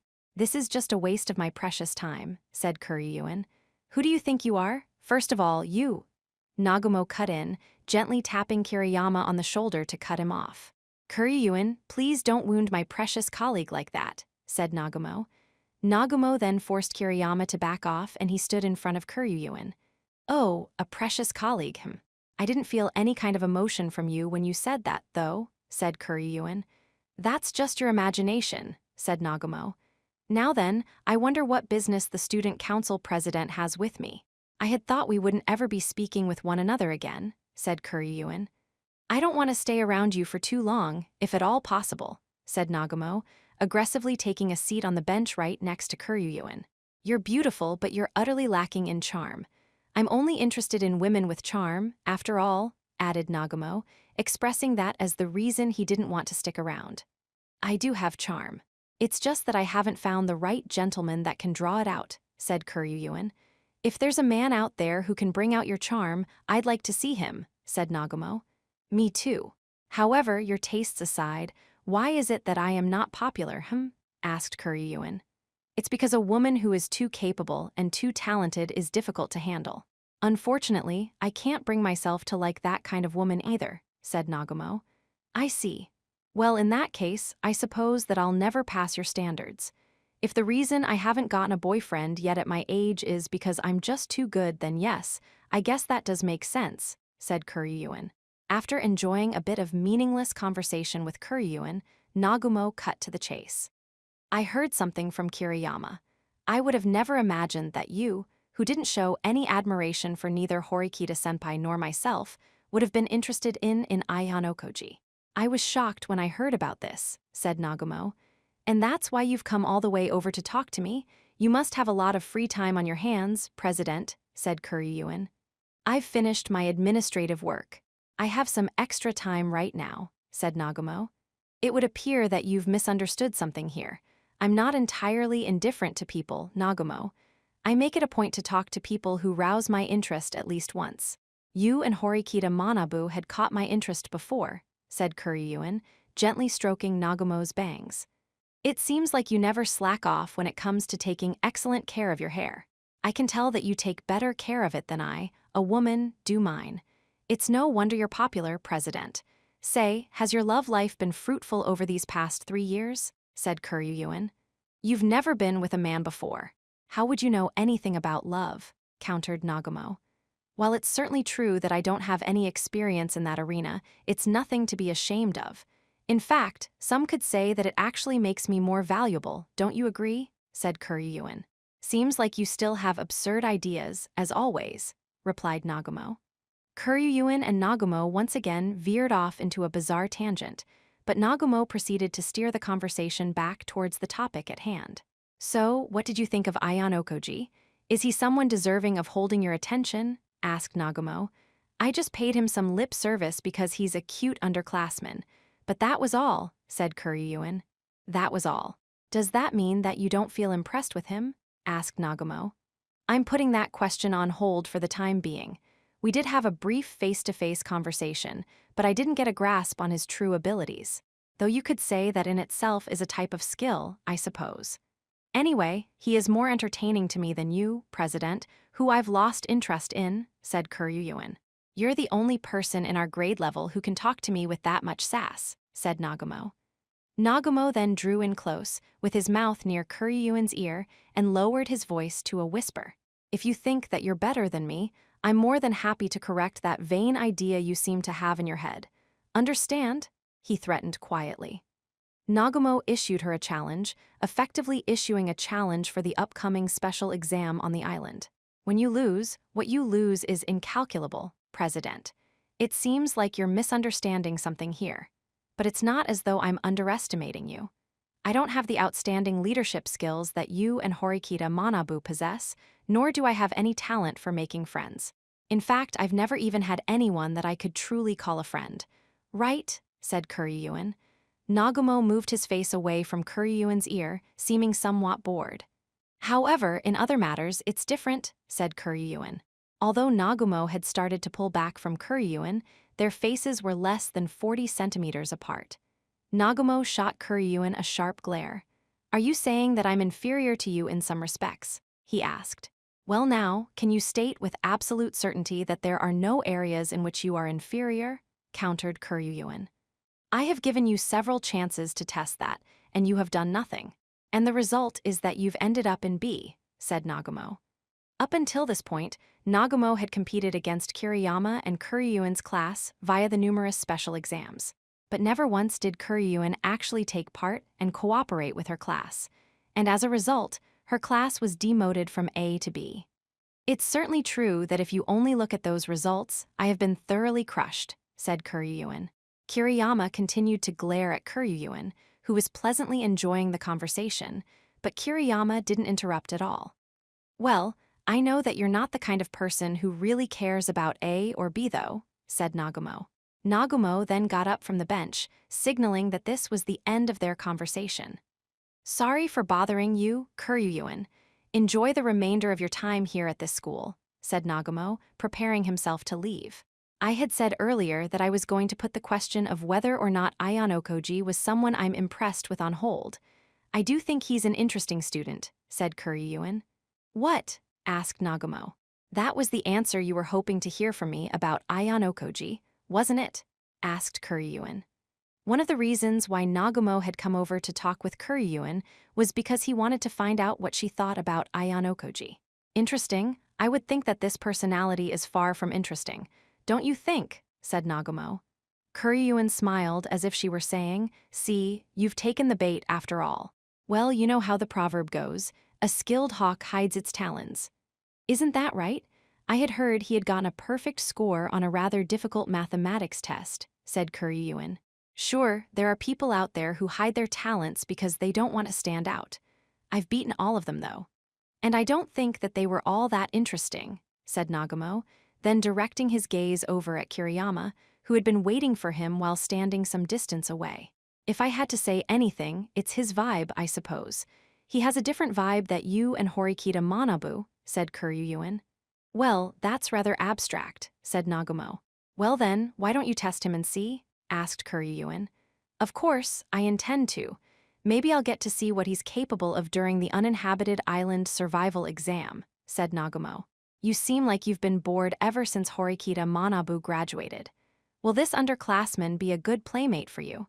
If you're serious about this challenge, you'll most definitely get first place in the island text, Nagumo, said Kuryuin. Obviously, I'm going to take first. Or perhaps Kiriyama will, since he's been dying to compete with me. But we're going to need one more group if we're going to take all 3 top spots in the exam, aren't we? You are going to take on that role, Kuryuin. I will provide you with some useful companions, if necessary, said Nagumo. And then, Nagumo touched on the main reason he had reached out to Kuryuin today. Kuryuin smiled, as if to say that she understood what he was asking. I see. So you met up with me because you're seeking my help, said Kuryuin. You might think that I'd let the younger students at least take 3rd place, but I'm not that nice, said Nagumo. You have countless pawns at your disposal that you can move about the board, don't you? You don't need to rely on me, said Kuryuin.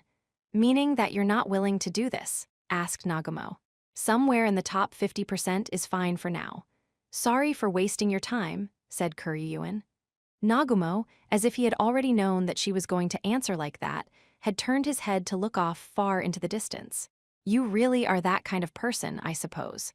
I thought I'd try talking to you, as someone from my grade, but it seems like it was a waste of my time, said Nagumo, his statement suggesting that he was going to leave now. He walked over to where Kiriyama stood.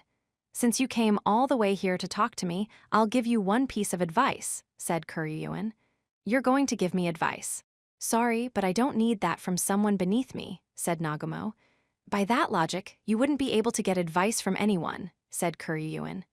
Nagumo, with his back turned to Kuryuin, let out a scornful chuckle. Kuryuin continued speaking. Well then, just thinking of what I'm about to say as me speaking to myself. You should be looking ahead, not paying attention to the younger students. If you focus on the younger students behind you, you're going to be in for a lot of pain, said Kuryuin. What a boring monologue, said Nagumo. Nagumo seemed to have decided that standing around any longer would have been a waste, so he left. Chapter 6, Invitation. The preliminary battle for the uninhabited island special exam was heating up all over the place more and more, day by day. There were now only a few days left in this preliminary period. The group building process, which would be over in about a week's time, had reached its climax, with more than 90% of the school's students now part of groups made up of 2 or more people, therefore putting them into cooperative relationships where they were effectively sharing their lot with another. Students who had invited me to join them, like Ishizaki and Matsushita, eventually gave up on trying to recruit me as time went on. That was perfectly natural, though, because the longer they delayed in forming their own group, the more danger they would be putting themselves in. I wondered what the remaining students, now less than 10% of the student body, would decide to do by next Friday. Just as I was thinking about that, I received an email. It was just after 9:30 in the morning on Saturday now. The sender of the message was none other than Ishizaki, from Class 2B. While I had thought to myself how I had been getting contacted by him a lot lately, I noticed that the content of his message seemed different than usual. It seemed like he wanted me to come to the cafe because Ryuin was calling for me. The absence of the words, if possible, in his message seemed to suggest that this was a mandatory meeting, from the looks of it. I could refuse, of course, but then I supposed that Ishizaki would get the blame. I had plans to meet up with the Ayanokoji group today, but fortunately enough, our meeting time was set for 1 in the afternoon, so doing something now shouldn't create a conflict. After I had finished getting ready and left for Kiyaki Mall, 15 minutes had already passed. Considering that it had only taken me 15 minutes to get ready, I figured that I should be able to make it time to meet with them. The group building process was now in its final stages, which meant that Ryuin, who had been silent up until this point, was about to make his move. At this current point in time, Ryuin had still not yet formed a group with anyone. It wasn't as though there was no chance that he might try and recruit me, but in truth, I saw that as highly unlikely. While I kept that line of thinking in mind, I was curious to see what exactly he was going to talk to me about, aside from that. While I was on my way over to Kiyaki Mall, I ran into Kanzaki, who seemed to be on his way back from the convenience store. I saw 2 2-liter bottles peeking out of a plastic bag that he was holding. "You're heading over to the mall at this hour?" asked Kanzaki. "There's not going to be any time to take it easy once the island exam starts, after all," I replied. "I had a little time, so I came to a stop so that we could chat." "It seems like your class is making a lot of progress in forming groups, but you're still solo, huh?" he asked. "Well, unlike the other students, I don't have a lot of friends," I answered. I had thought I'd try and play things off with a joke, but Kanzaki remained stone-faced. "I'm guessing that you are Horikita are essentially the reserve players meant to substitute in to help the students who are struggling in Class D, right? After all, exceptional people can get results no matter what group they're in," said Kanzaki. I suppose that's the only way that Kanzaki could see it, since he had a much higher opinion of me now and had been wary of me for a while now. "I'm guessing that you're taking on a similar role yourself then, Kanzaki, since you're still alone yourself for the time being," I replied. Kanzaki, like me, hadn't yet teamed up with anyone and was still acting on his own in his class. "Ayanokoji, Ichinose seems to place a lot of trust in you. Is it really okay for us to trust you?" he asked. "If I say that you can trust me, would you?" I asked in return. "I could consider it, at the very least," he replied. As the air around the plastic bottles in his bag cooled, water droplets appeared on the outside of the bottles from condensation. This midsummer heat, which easily exceeded 30 degrees Celsius, was bearing down on us without mercy. Even though our alliance has been called off, I don't consider Ichinose an enemy, I replied, telling Kanzaki the truth. That statement can mean different things depending on how you interpret it. Do you think of Class C as your enemy? He asked. I had thought that I could deftly fool him, but it seemed like Kanzaki's wariness was several steps sharper than I had imagined. Kanzaki, what is it you want me to say? I asked in return. He seemed different from usual now. The vibe I was getting from him now seemed to suggest that he was in a hurry to do something. If I anticipated where he was coming from and what it was that he was trying to get out of me, then I could see what he was aiming for a little bit more. Are you trying to get some kind of statement out of me and planning to make Ichinose hear it? I asked. You're a lot sharper than Ichinose thinks. Well, no, you're a sharper guy than both of us think. Far more. Since the first time we met, I had this strange feeling that there was something about you I couldn't put my finger on. But now I can finally see it. You're the one behind Class D's rapid success, said Kanzaki. Who can say? I replied. In that case, I'm going to come out and say it. I want to ask you for your help. Ichinose trusts you quite a lot, which is exactly why I want you to tell her that as she is now, she's not good enough, said Kanzaki. When he took a step closer to me, closing the distance between us, a drop of water dripped out of the plastic bag and onto the ground. And you think Ichinose will change the way she thinks if I do that? I asked. Yes, he replied. Sorry, but I can't help with that. I would like to see how Ichinose handles things. Meaning that you want to see us, your enemies, fall into ruin? Said Kanzaki. Well, I guess it's not wrong for you to read into what I said that deeply, but I replied, trailing off. I thought for a moment. No one knew at this point in time what fate awaited Ichinose, of course. However, when she did finally plummet to the bottom then, I hesitated for a moment, wondering whether I should tell Kanzaki what I was thinking, but quickly decided against it. The situation wouldn't improve even if I did something unnecessary here, which I hadn't taken into account. In fact, it would probably only lead to the introduction of an unnecessary foreign contaminant. Fundamentally speaking, each person has to do things for the sake of their own class. Isn't that right? I told him. Yes, I suppose so. Asking you for help might have been an unfair move on my part, said Kanzaki, seeming as though he was reflecting on what he had asked earlier. I nodded my head in response.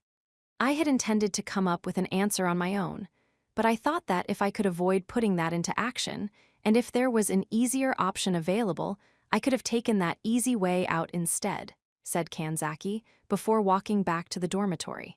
I'm sure that he was panicking because he didn't actually have any leeway in his class anymore, but they did also say that a cornered rat will bite a cat.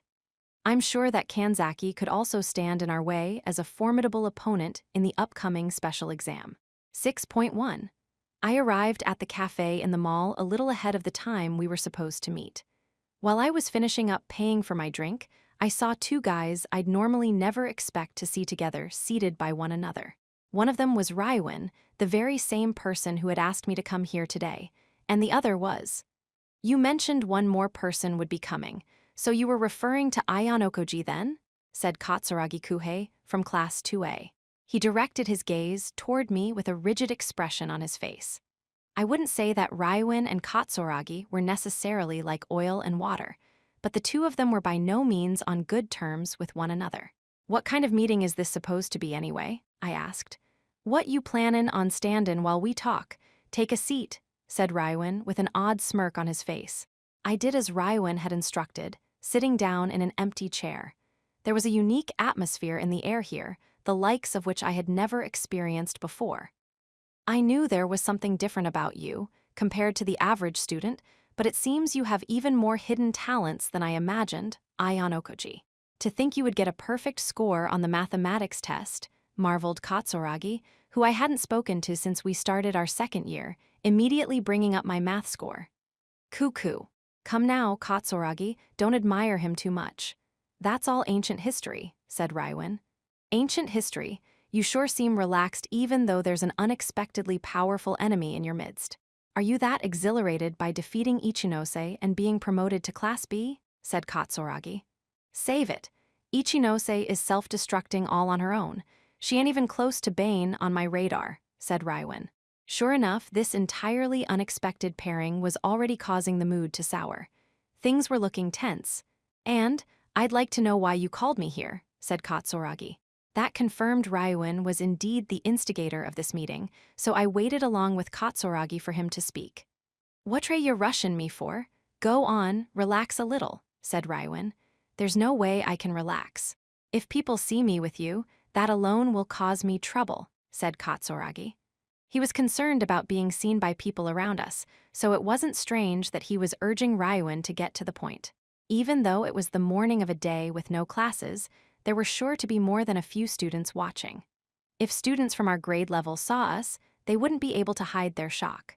What is Class A after in the next special exam? Asked Ryuin. What are they after? The same thing that everyone is, surely, said Katsuragi. Are you gonna try and grab all the class points yourself? Or something else? That's the question. From what I can tell from OAA, you've mostly been forming groups with Class C, but looks like Kiru's on his own. Plus, Ichinose, Shibata, and Sakayanagi Bane together just smells fishy to me, no matter how you look at it. You guys working together? Asked Ryuin. I had been curious about that too. Aside from the group of 3 that Ryuin had mentioned specifically, Hashimoto and Kamuro from Class A had formed a group with one of Class C's best and brightest students, Ninomiya. Then, on top of that, there was the fact that the one more card, which Amikura had originally, was now in the hands of Hashimoto from Class A. I couldn't imagine that was all mere coincidence. You're free to interpret the situation however you wish, but I cannot confirm anything, said Katsuragi. I ain't looking for any of this diplomatic back-and-forth crap. Gimme some honest answers, said Ryuin. In that case, I'll give you an answer that's easy for you to understand. I do not intend to tell you a single thing, said Katsuragi, clearly and decisively. Even though Katsuragi and Sakayanagi had opposed each other, he naturally demonstrated that there was no way he was going to share confidential information about his class with Ryuin, an enemy. It is only during the day on which the test begins that you will know how Sakayanagi intends to fight this battle. No one will know anything of her strategy until she says something herself. If you really must know, then you just have to ask her directly, he added. Oh, so you don't know simply because she doesn't trust you, huh? Said Ryuin. That might be the case, said Katsuragi. As Ryuin himself had said, information didn't necessarily trickle down to Katsuragi. He had mentioned earlier that Katsuragi and Sakayanagi were at opposing ends, but actually, it was more that Katsuragi was the sole person in Class A who wasn't part of Sakayanaga's faction. That fact was so well known that I didn't even need to bother asking to check. In any case, this whole conversation so far had been nothing more than the opening act. How the mighty have fallen, Katsuragi. This time last year, you were a worthy playmate. But now you're just a shadow of your former self. You're the same as the rest of the garbage. Guess that's just the end of the road for somebody whose faction lost out, huh? Said Ryuin. If I recall, you got worked over by Ishizaki once yourself. Katsuragi fired back. Come on, don't you want to crawl your way back up now too? I mean, that dude who was holding you back, Tatsuka, is gone now, right? Prodded Ryuin. Suddenly, Katsuragi slammed his right fist down on the table. Yahiko had idolized Katsuragi. When Ryuin mentioned his name, Katsuragi, who had remained calm up until this point, let his anger show through.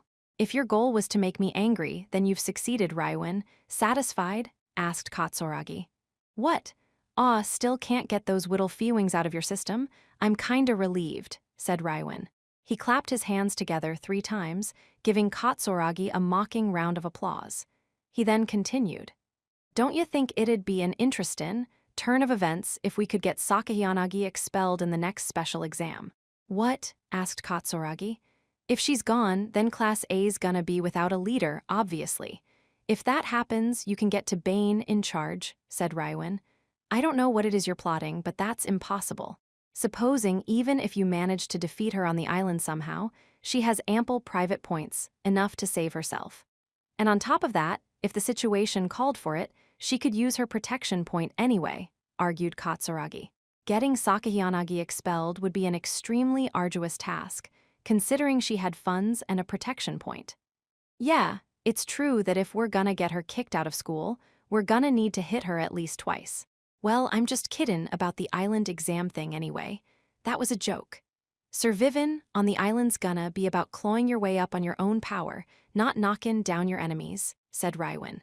I could he was starting to get closer to the main reason he'd set up this meeting, little by little. The rewards for first through third place would give me enough points to get within striking distance of Class A, but the rules are a bit tricky. So I thought I'd do a little something to take care of that beforehand, said Rywin. And that's why you called Ayano Koji and I hear? Asked Katsuragi. You got it, said Rywin. Whatever this strategy was, Katsuragi wasn't going to easily agree to go along with it. Though I was sure he had strong feelings about Sakahiyanagi, making an enemy of her would essentially mean defying Class A, which he was still a part of. Maybe it would have been a different story if this were happening at the start, when Katsuragi and Sakahiyanagi were vying for supremacy in their class. But doing something of the sort at this juncture would only hurt him. Even so, I'm pretty curious about why Ichinose teamed up with her. Did Sakahiyanagi manage to win her over with her smooth talk? Or was Teeman, up with an incompetent loser like Ichinose, the only thing Sakahiyanagi could even think of? What do you think? Asked Rywin. I have no way of knowing, and it's none of my business. And besides, if Sakahiyanagi heard what you just said, I'm sure she'd throw it right back in your face. There aren't exactly that many people willing to work with you, after all. You're a problem child, said Katsuragi, responding in a manner that didn't show antagonism towards Sakahiyanagi, but was rather like an ally of hers. Well, in that case, I'd say that everyone here is a problem child, said Rywin. All three of us were simply acting alone right now. None of us had grouped up with anyone. However, why would Rywin deliberately try to aggravate Katsuragi? No matter how much Rywin tried to stoke his feelings of hostility towards Sakahiyanagi, it was obvious from the way things were going that Katsuragi wasn't going to betray her that easily. Or perhaps, was Rywin doing this to confirm once and for all that Katsuragi wouldn't sell Sakahiyanagi out? Just to be sure. All right, Katsuragi. You know, the way you're so pointlessly honest and upright, it ain't bad, said Rywin. You won't get anything from trying to agitate me, Rywin, said Katsuragi. At this point, Rywin must have finally decided to get down to business, for he adjusted himself in his seat, sinking back into his chair. One of the most important things in this upcoming special exam is that we don't get any of our class points snatched away by anybody else. I ain't exactly hoppin' to let the first years or third years line their pockets with our points. That'd suck. So, to make sure that doesn't happen, I figure I need to have at least some allies, right? Like a minimum number of them. Because you wouldn't have enough power to win it all alone with just what you got in your own class, said Rywin. He had contacted us to make a proposal at a time when everyone was almost finished with forming groups. If I got roped into a group with some small timers from my class, well, let's just say I'd rather fight it out on my own. Be better that way, but if I could pull in some talent from outside my class, then that's a different story, said Rywin. He flashed an unsettling smile and stared at Katsuragi. I can't believe what I'm hearing. Are you actually saying that you want me to work with you? Asked Katsuragi. Not just you, the guy Zonin out over there while listening in to our conversation too. Ayano Koji, said Rywin. His gaze now fell in my direction. Me too, I asked. I wouldn't call you out here for no reason, would I? Snapped Rywin. I'd though it unlikely something like this would happen. I had honestly never expected he'd be asking me to work with him. I refuse. Even though Class A would be getting a portion of the rewards as well, I have no intention of working with someone like you, said Katsuragi. Well, now that's quite a hasty decision. You ain't gonna hear everything I have to say, said Rywin. There's no need, but why did you ask Ayano Koji to come? I'd like to hear the reason for that, said Katsuragi. What do you mean, why? Asked Rywin. It was surprising that he got a perfect score in the mathematics section of the test on the special exam we were given at the end of April. It is certainly true that he possesses remarkable ability, I recognize that. However, can you really say that he's necessary for you to win? Asked Katsuragi. Although Katsuragi had immediately refused to cooperate with Rywin, he did seem to harbor some doubts about his strategy. It seemed he remained unconvinced about its efficacy, considering that he had formulated something with me in mind. What, you're thinkin' that I came up with some kinda half-baked plan or something? Asked Rywin. Yes, I do. By bringing Ayano Koji into this, that means that you split the class point rewards 3 ways.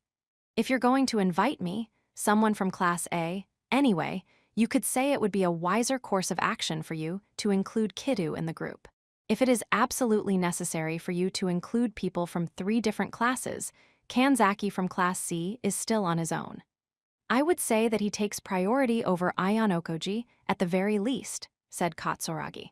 He proposed suitable candidates for Ryuin to consider, almost as though he were an advisor. I guess someone who doesn't know wouldn't understand.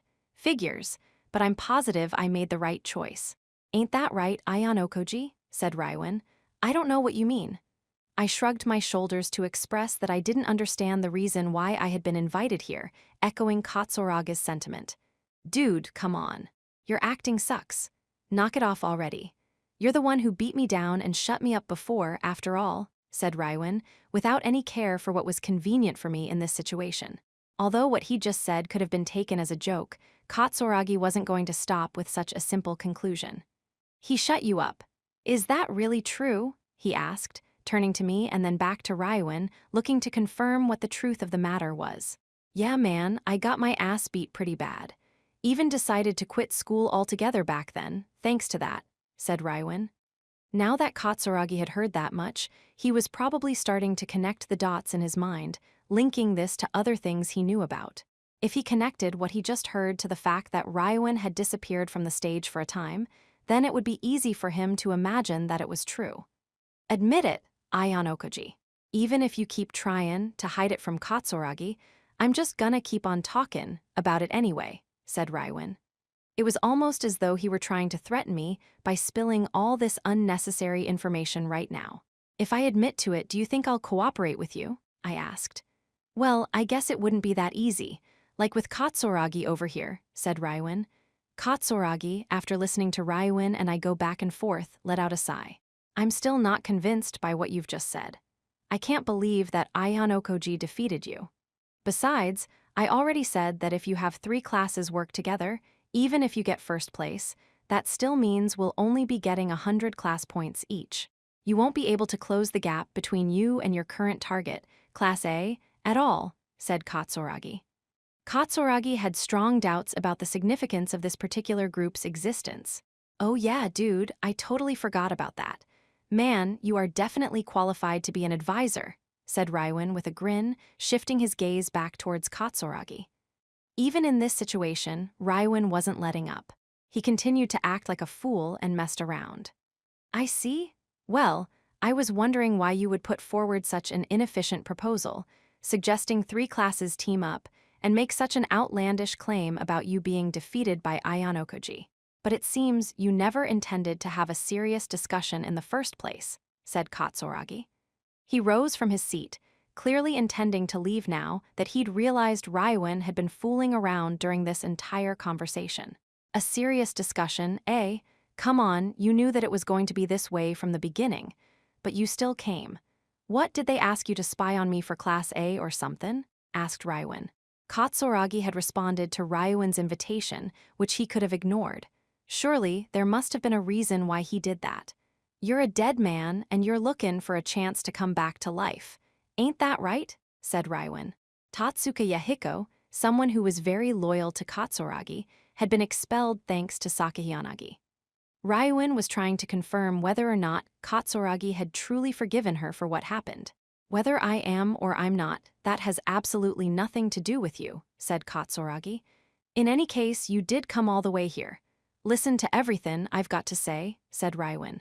No matter what you say, I am not going to work with you in any way, shape, or form. It is true that I'm in a somewhat contentious relationship with Sakahiyanagi, but I do not wish to cause any trouble for my classmates.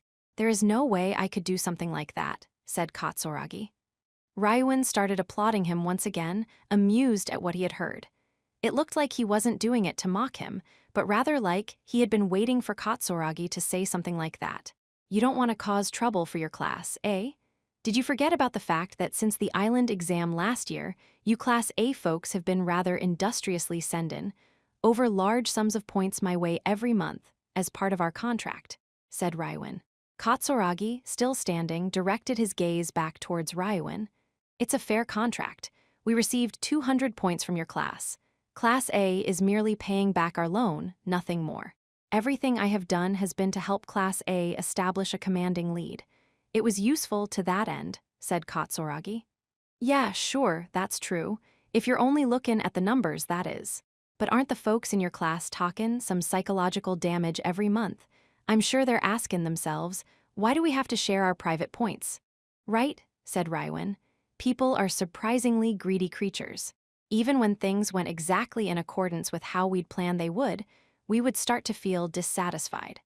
Month after month, Rywin continued to bleed them dry, squeezing a number of points equal to 20,000 yen per person from their class. Even though there was one person gone from Class A now, that still meant a total of, essentially, 780,000 yen for the entire class. That meant that an equivalent of 9.36 million yen per year was going straight into Rywin's pockets. If that amount had been going to someone Class A was friendly with, that would have been better. But I imagined it didn't feel good at all to be financially supporting an enemy leader who stood in opposition to Class A. In addition, the person who signed the contract was not Sakahiyanagi, the leader of the class, but Katsuragi, who had retreated into the shadows. Guessin', you must be feelin' pretty uncomfortable. Having that debt loomin' over ya and not Bane able to get your revenge, said Rywin. So what of it? Katsuragi shouted back, once again rising to anger. He shot Rywin a look like he was about to throttle him. Rywin looked into Katsuraga's eyes, and after seeming like he had become sure of something, he spoke up once more. Come to Class B, Katsuragi. Rywin made a rather bold invitation. Katsuragi must have paused to think, because he suddenly stopped for a moment, seeming as though he'd nearly forgotten how angry he felt. What a farce. You think I'm going to go to Class B? Said Katsuragi. I'll give you the cash you need, of course, said Rywin. Even if you have the number of points needed for such a thing, why on earth should I go to Class B? Do you think I would willingly throw away my status of being in Class A? Said Katsuragi. I'm gonna overthrow Sakahiyanagi in the not-too-distant future. When I do, her class is gonna fall, meaning that Bane in the current Class A is gonna be worthless. Right? Said Rywin. If Sakahiyanagi, the leader of the class, were gone, then it was certainly true that it'd be more difficult for her class to keep fighting on the front lines. How many points do you have on you? Asked Rywin. About 1.8 million, said Katsuragi. Hot damn, that's quite a lot of points you've got there. Well, even if you're dead and decomposing, I guess you are still from Class A, huh? Said Rywin. Even still, what Katsuragi had on hand was still a far cry from 20 million. Even with the money that he had deposited into his account every month by the school, and the money that he was getting from Class A, Rywin's account could only be growing by a small amount, just 800,000 per month. If Katsuragi were to ask Rywin if he had, say, 10 million points on him, I'm sure that would put this discussion in a precarious state. Rywin, knowing that he would most likely get rebuffed otherwise, took out a sheet of paper and placed it on the table. You remember seeing this? It's the contract you signed last year, said Rywin. Yes, I do. After negotiatin' with Sakahiyanagi, I've decided to release you from the contract for 5 million, said Rywin. Although that was a substantial number of points. If you simply calculated the amount he would be paid until graduation with the contract in place, that would come out to around 10 million points. On top of that, the psychological burden of having to continuously hand points over to Rywin would be no more. No matter how you considered it, Sakahiyanaga's proposal benefited Rywin. Of course, if Sakahiyanagi saw that Rywin was willing to call off the contract for a large number of private points all at once, she could probably predict what Rywin was going to do with those points. Considering what this upcoming test was about, those points would be essential to forming the best groups or for buying up the most powerful cards. However, even though Sakahiyanagi knew the risks, you might say she had just agreed to a proposal that would give Rywin an overwhelming edge. Still, if I were in Sakahiyanaga's position, I would have agreed to Rywin's proposal too. Did you not tell her that you'd be using these points to take me out of Class A? Asked Katsuragi. Do you really think that she would have accepted my offer if I had told her? Said Rywin. Well, considering who Sakahiyanagi is, she most likely would, yes, said Katsuragi. He recognized that there was no way that Sakahiyanagi would reject a proposal that could only benefit her. You're never gonna see a chance like this come knockin' again, Katsuragi, said Rywin. This was the story of how the contract that had bound Katsuragi had been rendered null and void, and how that money was in turn used to buy Katsuragi. Meaning, in other words, that Ryuin had paid a considerable sum of money, 20 million, to buy the person named Katsuragi Kuhei. This also meant that Katsuragi would be allowed to confront Sakahiyanagi openly now. Why would you go this far for someone like me? Asked Katsuragi. Cuckoo. Wow, you've got a pretty low opinion of yourself, eh, Katsuragi? Well, it's definitely not a small price tag on you, that's for sure, said Ryuin. In the end, all Ryuin wanted to do was defeat Class A. Supposing even if he were to defeat Sakahiyanagi and get her expelled, if Katsuragi remained in Class A, that wouldn't be a favorable turn of events for Ryuin. If Katsuragi, someone who strongly prioritized defense, resumed command as leader of the class, then there was no getting around the fact that Class A would transform into a near-impenetrable fortress. However, if Katsuragi were taken out of the picture first, and then Sakahiyanagi was defeated afterward, Class A would collapse all at once. That was probably why Ryuin was willing to spare no expense to make sure that happened. Ryuin must have also fully appreciated Katsuraga's prominent level of ability as an individual. His overall ability was quite high in OAA, and if Katsuragi were to join Class B right now, he'd be the best in their class. There's the 5 million for nullifying the contract, plus what you have on hand. The remainder of the points we need to bring you over has already been collected from the rest of the class. I've forced our folks into poverty to bring you over to our side, said Ryuin. If 39 people saved up their points, just between May and July alone, they would accumulate nearly 6.5 million private points. After that, all you would need to do is gather the remainder, which would be less than 200,000 per person. Of course, Class B's funds would be temporarily depleted, but it wasn't a high price to pay at all if you could manage to snatch away one of the top-ranked students. Ryuin took out another slip of paper, a contract that he had prepared ahead of time. On that paper were lines detailing an arrangement that Ryuin would use the money provided for Katsuragi to be transferred over to Class B. Hurry up and sign it. There are several conditions for using the 20 million to have someone transfer classes, you know. Nobody can force a particular person to change classes or anything. The person has to declare that they're changing classes voluntarily and using their own funds, said Ryuin. The contract was meant to prevent Katsuragi from just taking the points and running after he was given the large sum, or from using it for other purposes. Well, if Katsuragi did take the points and spent that large sum on whatever he wanted, I'm sure that the school would suspect him of fraud. In other words, the purpose of this contract was not to prevent Katsuragi from doing something dishonest. It was a contract meant to prevent him from changing his mind. You seem serious about this, said Katsuragi. Hey, good news for you, eh, Katsuragi? It's precisely because you've been on your own until today that I was willing to invite you, said Ryuin. Ryuin was saying that Katsuragi had grouped up with someone, then they wouldn't be having this conversation. Just accept this as your fate, said Ryuin. After standing for a while in complete silence, Katsuragi sat back down in his chair, almost as though he had resigned himself to this turn of events. Ryuin had splendidly managed to draw out Katsuraga's desire for revenge, which he had kept hidden deep down, and successfully managed to bring Katsuragi over to his team. Now, Katsuragi had been brought under Ryuin's banner. One thing for sure was that this was most definitely a big plus for Ryuin's class. The gap between his class and Class A was definitely closing. Katsuragi slowly signed the contract. I don't mind that you're bringing me into your class, but what is you want, exactly? You don't mind if I give you my honest opinion on matters, said Katsuragi. Do whatever you want. I'm sure your hard-headed opinions could be useful once in a while, I guess, said Ryuin, after he had received the signed contract back from Katsuragi. And so, a precedent was set. An individual had moved from one class to another, something which had never happened in this school before. And what's more, this person wasn't transferring into Class A, they were going to Class B. You could say that the fact that these two things overlapped in this case was the result of coincidence. Ryuin had the kind of strength where he could gather up the required number of private points simply by commanding his classmates, since he had total control over them. Then there was the fact that the person he was inviting, Katsuragi, had been isolated in Class A, was feeling dissatisfied with the current leader and was harboring a desire for revenge. If there was any cause for concern for them, it would be the fact that everyone in Class B would need to fight for dear life in the upcoming island exam. Only a limited few Class B students could afford to pay the penalty. "By the way, Ayanokoji, what are you doing?"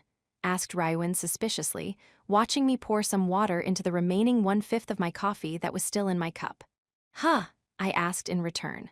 "Oh, well, I was just wondering what the coffee would taste like if I diluted it by about 3 or 4 times the amount." After I honestly answered his question, Raiwan and Katsuragi looked even more perplexed than before. "You're a strange one, Ayanokoji," said Katsuragi. A slightly harsh comment. He sounded somewhat creeped out. "So what are you planning to do with Ayanokoji then?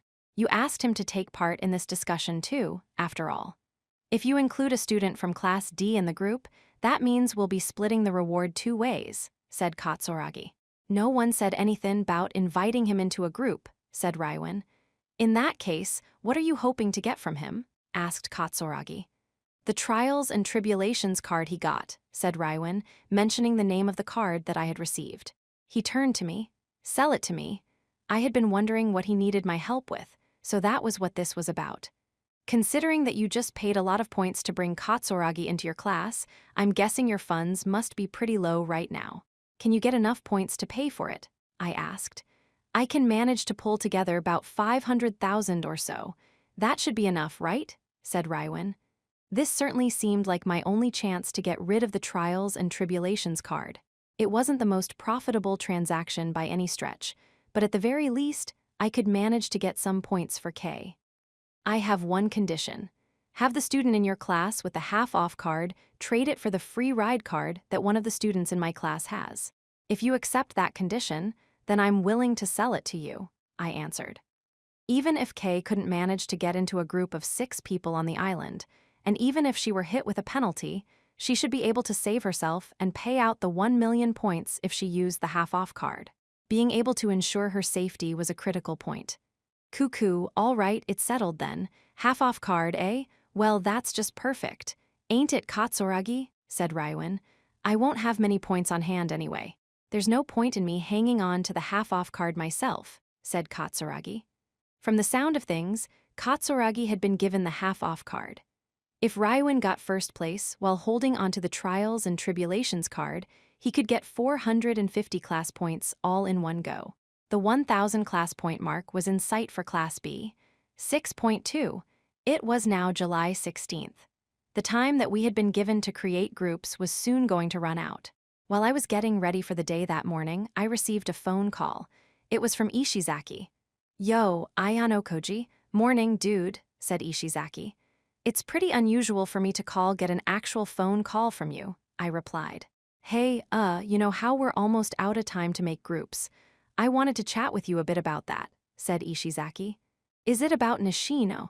It seems like she still hasn't partnered up with anyone since yesterday," I answered. I hadn't checked in the OAA app this morning yet, though, so I supposed it was possible that the situation might have changed. "Oh, we couldn't find anybody to partner up with her in our own class in the end. So we finally went to Ichinose for help. So we've got Tsub from Class C paired up with Nishino," said Ishizaki. "Tsub Hitomi from Class 2C-A. She was an exceptionally capable student with ratings of B or better in both academic and physical ability. She'd be a good asset." "Glad to hear it," I replied. "Yeah, dude.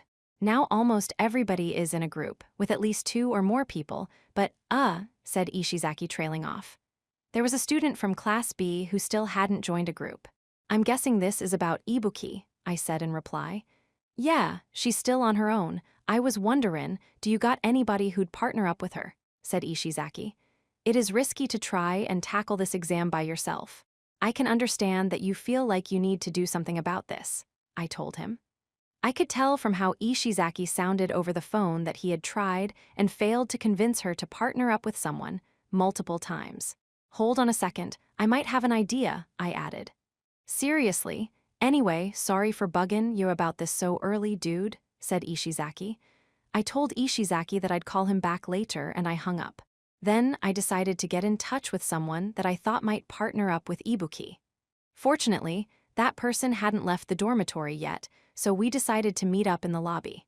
After I had taken the elevator down and got to the lobby, I noticed that Horikita arrived shortly afterward, getting off the next one that came down.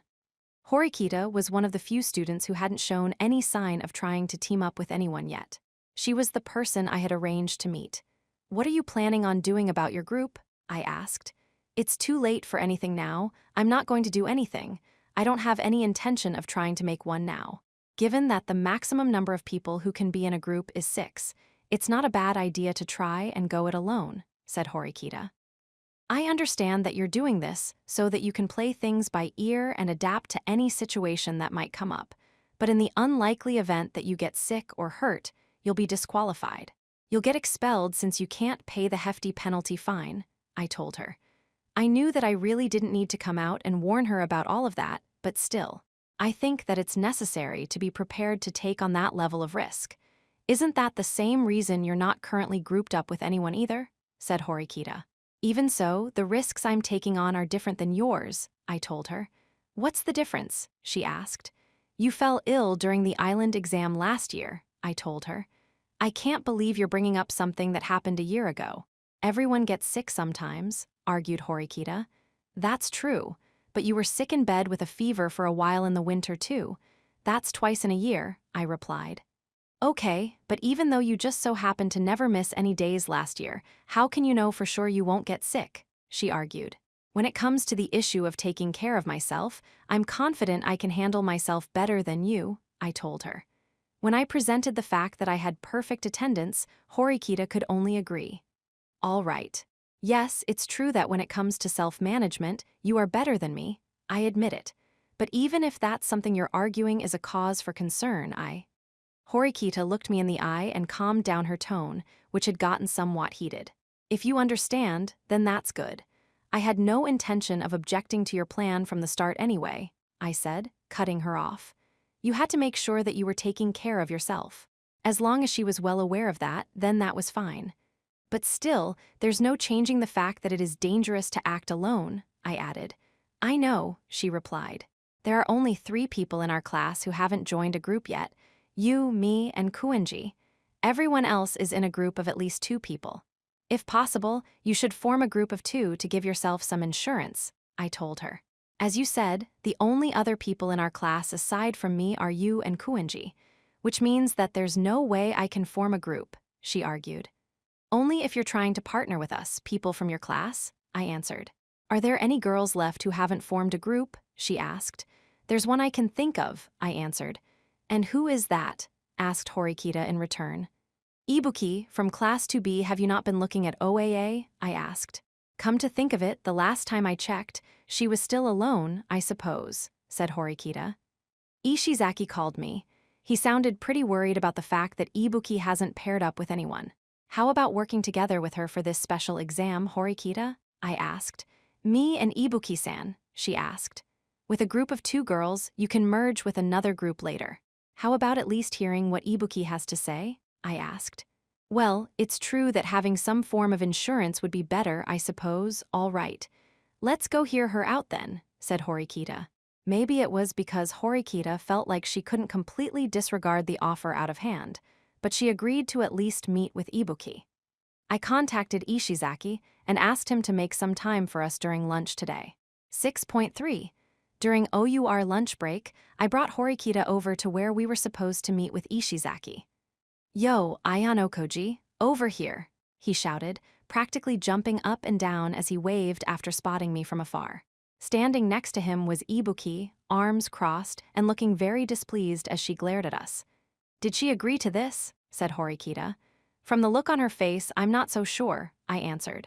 Ibuki seemed like she was in a bad mood, even though we were supposed to be talking about possibly getting her a group. I guess I should assume that Ishizaki had brought her here without giving her a detailed explanation of what was going on. "Hurry up, dude, come over," shouted Ishizaki, hopping up and down excitedly.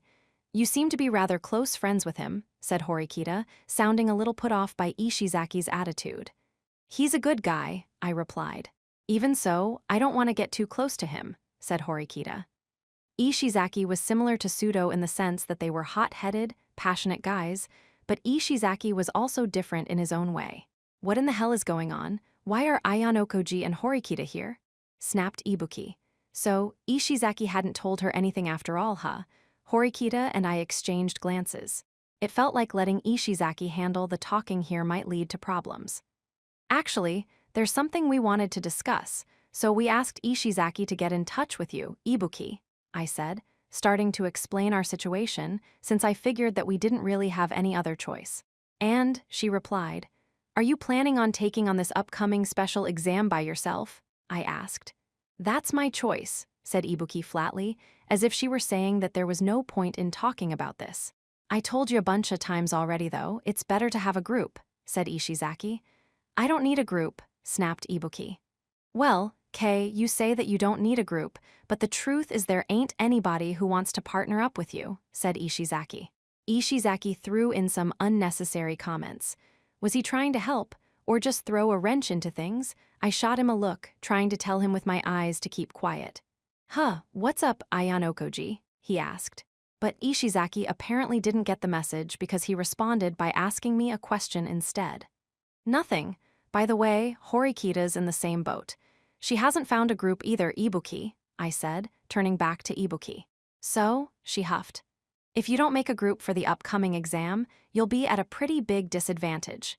Even if you don't make a group of 3, if you at least form a group of 2 people, in the worst-case scenario that one of you gets eliminated, the other person can still keep going," I told her. That should be enough to make her understand what I was trying to get at. "And we don't have much time left to make groups," I added. "So what? Are you saying you want me to partner up with Horikita?" she asked. "Well, yeah, that's the gist of it," I answered. "Huh, who do you think you are, asking me to partner up with her?" she snapped. "Well, your physical abilities are nothing to scoff off, but aside from that, there's a laundry list of issues," said Horikita. "Hey, where do you get off, thinking you can say whatever you want to me too?" said Ibuki. Ibuki rudely barreled straight towards us, closing the distance between us. She then turned to glare at Ishizaki, who had been standing behind her with a vacant, happy-go-lucky look on his face. "And you want me and Horikita to be in a group, so you tried to put this together. You asked them for help," said Ibuki. "Well, I didn't know it'd be with Horikita or nothin', but ain't this a good thing? Getting a group, I mean," said Ishizaki. "I absolutely hate that guy, but I hate Horikita even more," huffed Ibuki. I'm guessing that guy was meant to refer to me. Ibuki was rather politely pointing her finger right at me. "Wow, Ayanokoji-kun. She seems to hate you quite a lot," said Horikita. "And I didn't even know it, huh? But it seems like she hates you even more than me," I answered. "What an honor," said Horikita. The fact that Horikita and I were whispering to one another must have upset her, because she didn't even try to hide how aggravated she was. "I don't know if Horikita asked you to do this, or whatever the reason was, but I am never pairing up with her," shouted Ibuki, refusing the notion outright. It seemed she really didn't like Horikita at all. "Oh my, but I don't remember ever saying that I wanted to team up with you myself, did I?" Horikita, seeing Ibuki's behavior, said something to try and provoke her. "Huh, what is that supposed to mean?" asked Ibuki. "It would appear you've misunderstood something here. You're on your own because no one wants to be with you. You're the leftovers. I'm alone because I want to fight on my own. We're both acting solo, but our situations are different," said Horikita, sounding somewhat exasperated. What Horikita just said seemed to have lit a fire under Ibuki, though. "Hey, I'm on my own because I want to be. Anyway, if you say that you're handling this exam solo too, then that's just perfect. Let's make this a contest, Horikita," she shouted, with a sharp glare, shifting her attention from me to Horikita. "Can I ask you just one question? Why do you want to compete with me so badly? I mean, sure, we had our moments of rivalry on the island last year and during the sports festival, but that was nothing special," said Horikita. "You're the only one who sees it that way," said Ibuki. As far as I knew, Ibuki had come out of their fight on the island last year the winner. Then Horikita had won when they competed in the 180-meter race in the sports festival. They each had 1 win and 1 loss. However, you couldn't really say either of them had been at their absolute best in both instances. During the island test, Horikita was forced to fight while running a high fever. Then, during the sports festival, Ibuki was so fixated on Horikita that it undoubtedly caused her to mess up when she ran. That meant that if you were to ask me which of them was better, I couldn't decide at this point in time. Ibuki, whom I had beaten along with Ryuin on the rooftop that last year, had even gone on to challenge me personally to try and settle the score. In short, she had the kind of personality where she wouldn't be satisfied unless she was absolutely certain who was better, her or Horikita. Considering all of that, I suppose there was no way she would partner with Horikita. "It seems like this is just a waste of time," said Horikita. "Wait right there. Do you accept my challenge or not?" said Ibuki. "It's not like I'm choosing to go it alone at the start, because I want to selfishly make some kind of heroic solo effort. When the special exam begins, I will respond to the situation as things develop and join up with another group. That's what I've chosen to do," said Horikita. If they had established that they would be going one-on-one throughout the exam, then this might be a viable opportunity for them to have a contest. But if Horikita teamed up with people later, it wouldn't be a fair fight. "Lame," shouted Ibuki. "Whether something is lame or not won't determine how I'll handle a special exam," said Horikita matter-of-factly, responding to Ibuki's provocations by telling her that this was a waste of effort. "If you're so determined to go it alone, then how about this? Try not to lose against me, even if you and I are in a group together. If you can manage to beat me in that situation, I'll give you at least some credit." "Not good enough," snapped Ibuki. There was no way the two of them were going to form a group. Negotiations had broken down. However, I was sure deliberately provoking her all through the conversation like that would strengthen Ibuki's motivations. I offered Ishizaki a small apology and then decided to head back to the classroom with Horikita. "You knew from the beginning that there was no way Ibuki was going to accept that last offer you made, right?" "You're too kind," I told her. "My intention was to provoke her so she'd do something reckless and get disqualified," answered Horikita.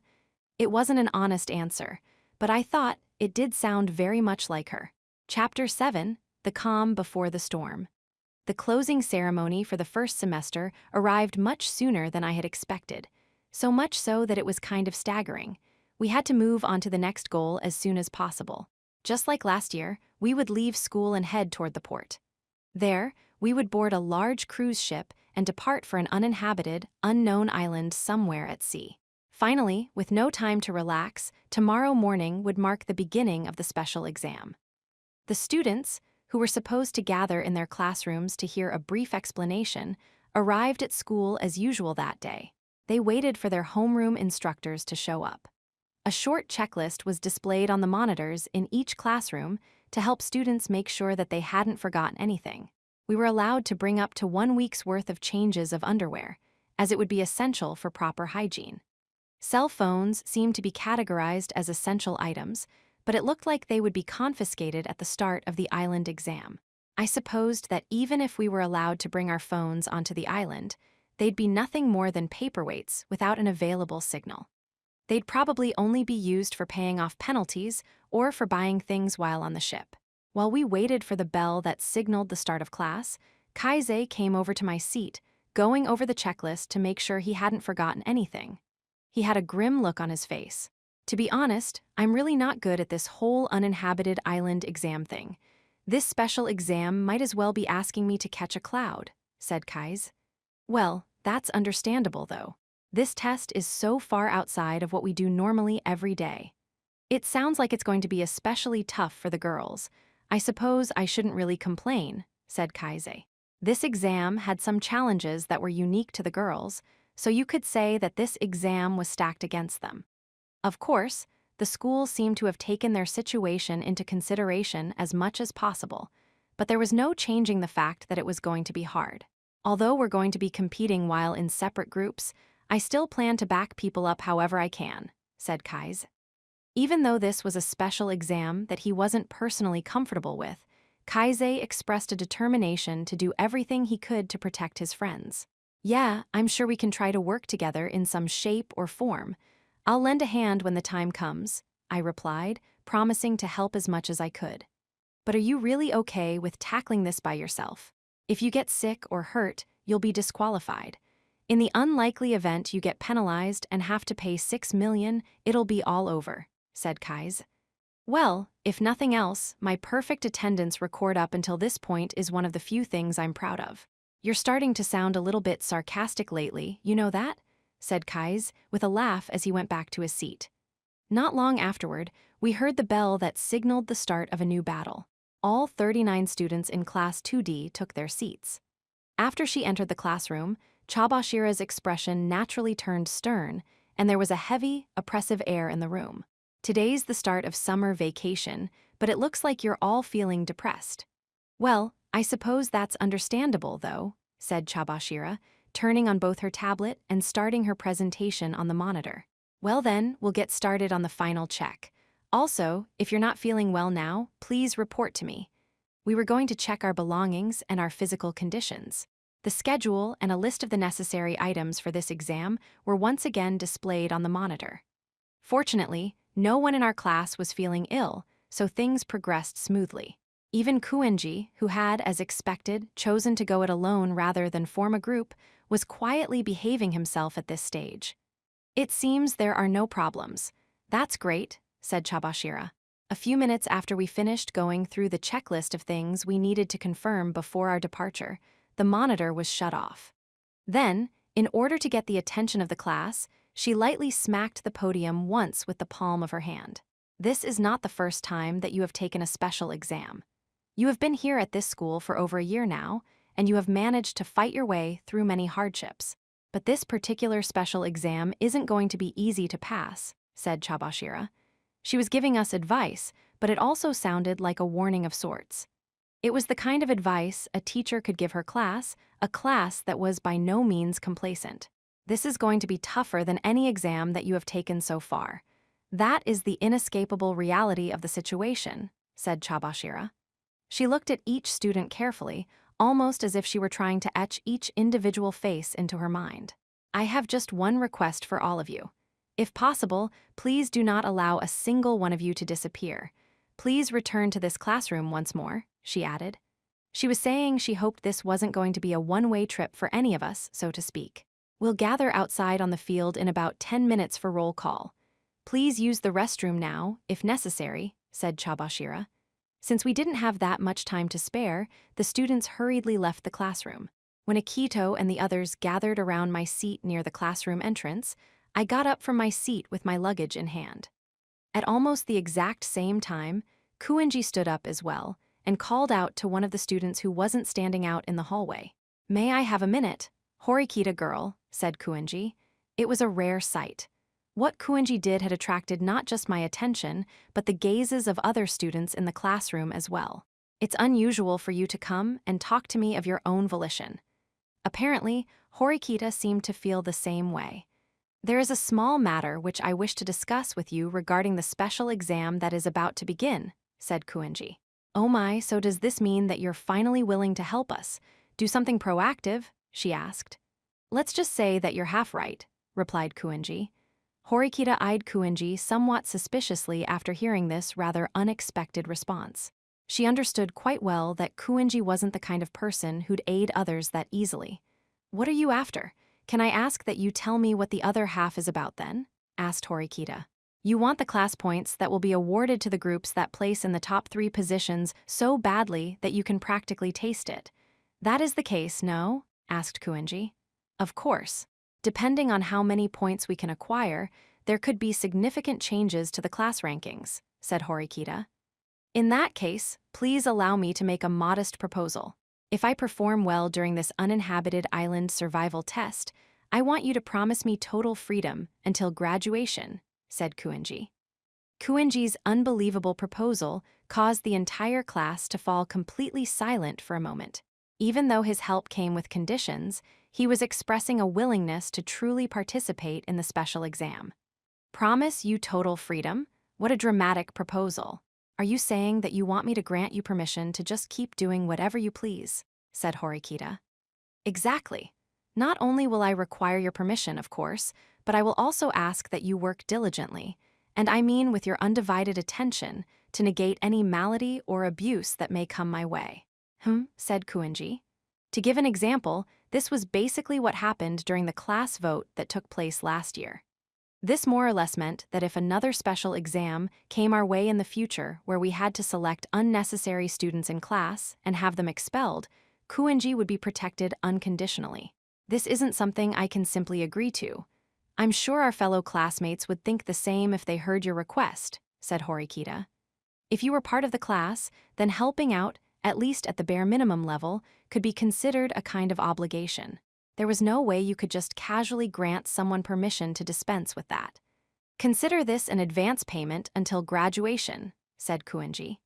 Kuenji was proposing that, if he contributed to our efforts in the upcoming special exam, we let him do whatever he wanted from that point onward. It seems even you're feeling threatened. Your classmates will not tolerate your typical antics forever.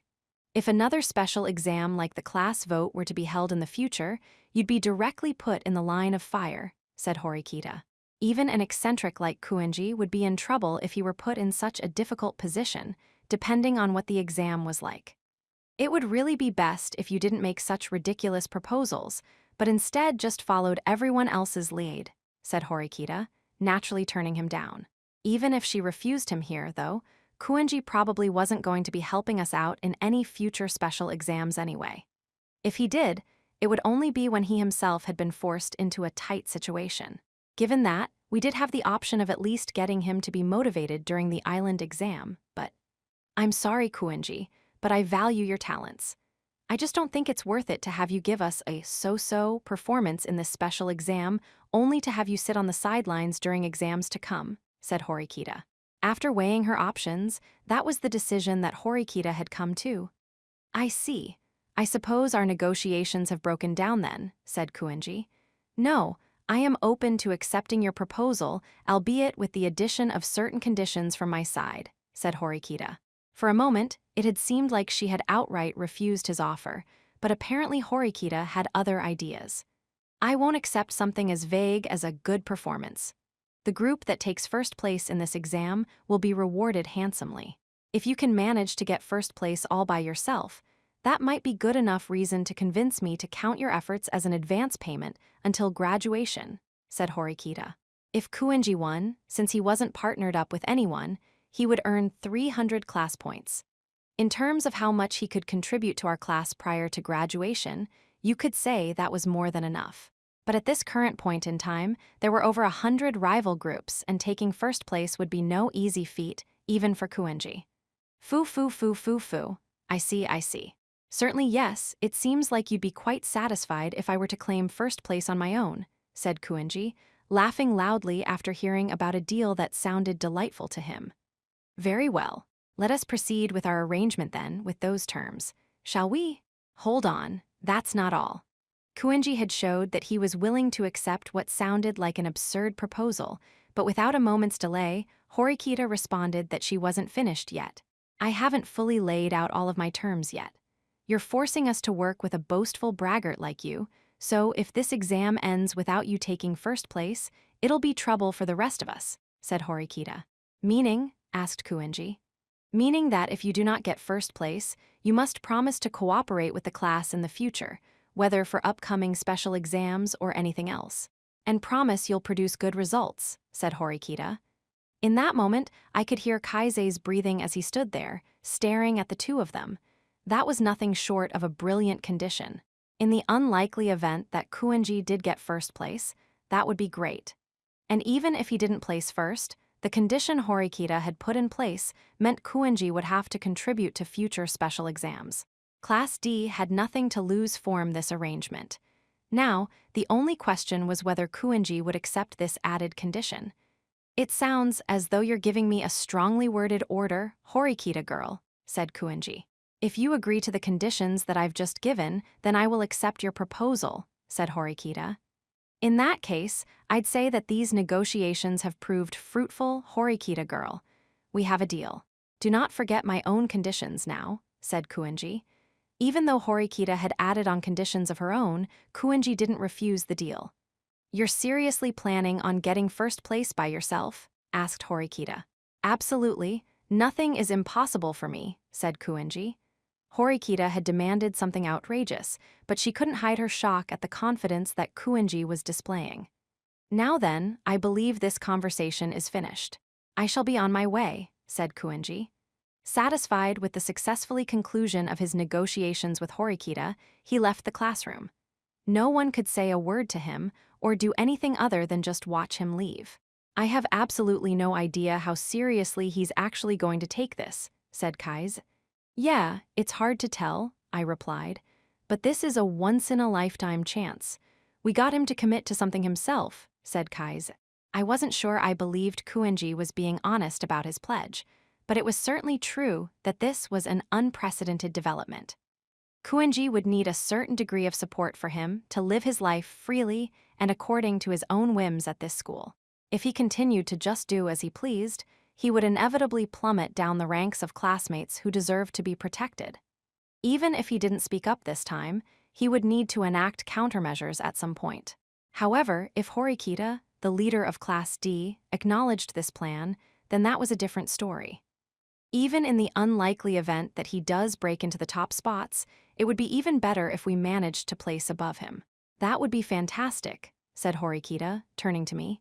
If we managed to get first place and Kuenji-kun got second or third, if we could accomplish that, the benefits to our class would be substantial. We could make up for all of the setbacks we've suffered. If you performed some simple calculations, we could get between 400 and 500 class points. If we managed to do that, our total would be around 700 or 800 class points, which would promote us to Class B in one shot. And on top of that, as a bonus, Kuenji would have to produce satisfactory results in upcoming exams. I still feel uneasy about this, though. When it comes to Kuenji, it just feels like you can't completely fathom him, I answered. Whether you were talking about academic or physical ability. If the question was whether or not he was demonstrating his full potential, then the answer was no, he probably wasn't. It was certainly true that he possessed extraordinary talent. You're right, but whether he'll get first place so easily is another matter, said Horikita. The competition was fierce. The representatives from the other classes, Sakahiyanagi, Ichinose, and Raiwin, were also seriously shooting for first place. And that wasn't all, of course. Just based on what I knew now, there were some up-and-coming groups among the first years, like Hosen and Amasawa. And there were formidable third-year students too, like Nagumo, Kiriyama, and Kuryuyuin. And although I hadn't actually said anything out loud about it so far, I was planning on shooting for the top myself. Who was going to be sitting in first place 2 weeks from now, and who would be leaving the school? Our long summer was about to begin. 7.1. It's already the latter half of July. It has been getting quite hot lately, hasn't it? Muttered Tsukishiro as he looked down at the large buses arriving at the school, one after another. Yes, it certainly has been, replied a first-year student without a hint of emotion. Tsukishiro continued speaking without turning to look at the student. No more time spent on analysis, please. There is nothing to be gained by delaying action any further. Are you telling me to expel Aion Okuji Kiyotaka now? Asked the student. Is that too much for you to manage? Asked Tsukishiro. I have established that he'll be an easy opponent. Well, actually, I knew that all along, said the student. I will help you as much as I possibly can. That being said, I cannot provide you with more support than this, said Tsukishiro. Upon hearing that, the student thought that Tsukishiro was aggressively pushing for this plan to move forward. Are you saying that you have been pushed to act recklessly yourself? Asked the student. Yes. I had to jump through some impossible hoops to scrape together the budget needed for this special exam. More importantly, I had to force the rest of the school administration into submission when they objected to the exam's strict rules, said Tsukishiro. Will it be difficult for you to continue in your position as acting director then? Asked the student. Quite. The fraud allegations made against Director Sakahiyanagi are about to be cleared up, and it is obvious I'm going to be relieved of my duties. That's precisely why I've prepared a massive display of fireworks for the very end. I hope you will use whatever means necessary to remove Aion Okuji Kiyotaka from this school. Is that clear? Said Tsukishiro. Yes. There will be no more hesitation. I am glad to hear that. In that case, please be as violent as you wish during this special exam. Go on a rampage. Once everything has been taken care of, you will return to your old life. Let us both return to the places that we are supposed to be, said Tsukishiro. A girl's left hand, her dominant one, clenched tight, naturally swelling with strength. Tsukishiro, seeing that out of the corner of his eye, smiled gently and broadly. I am expecting great things out of you, Nanase Tsubasa-san.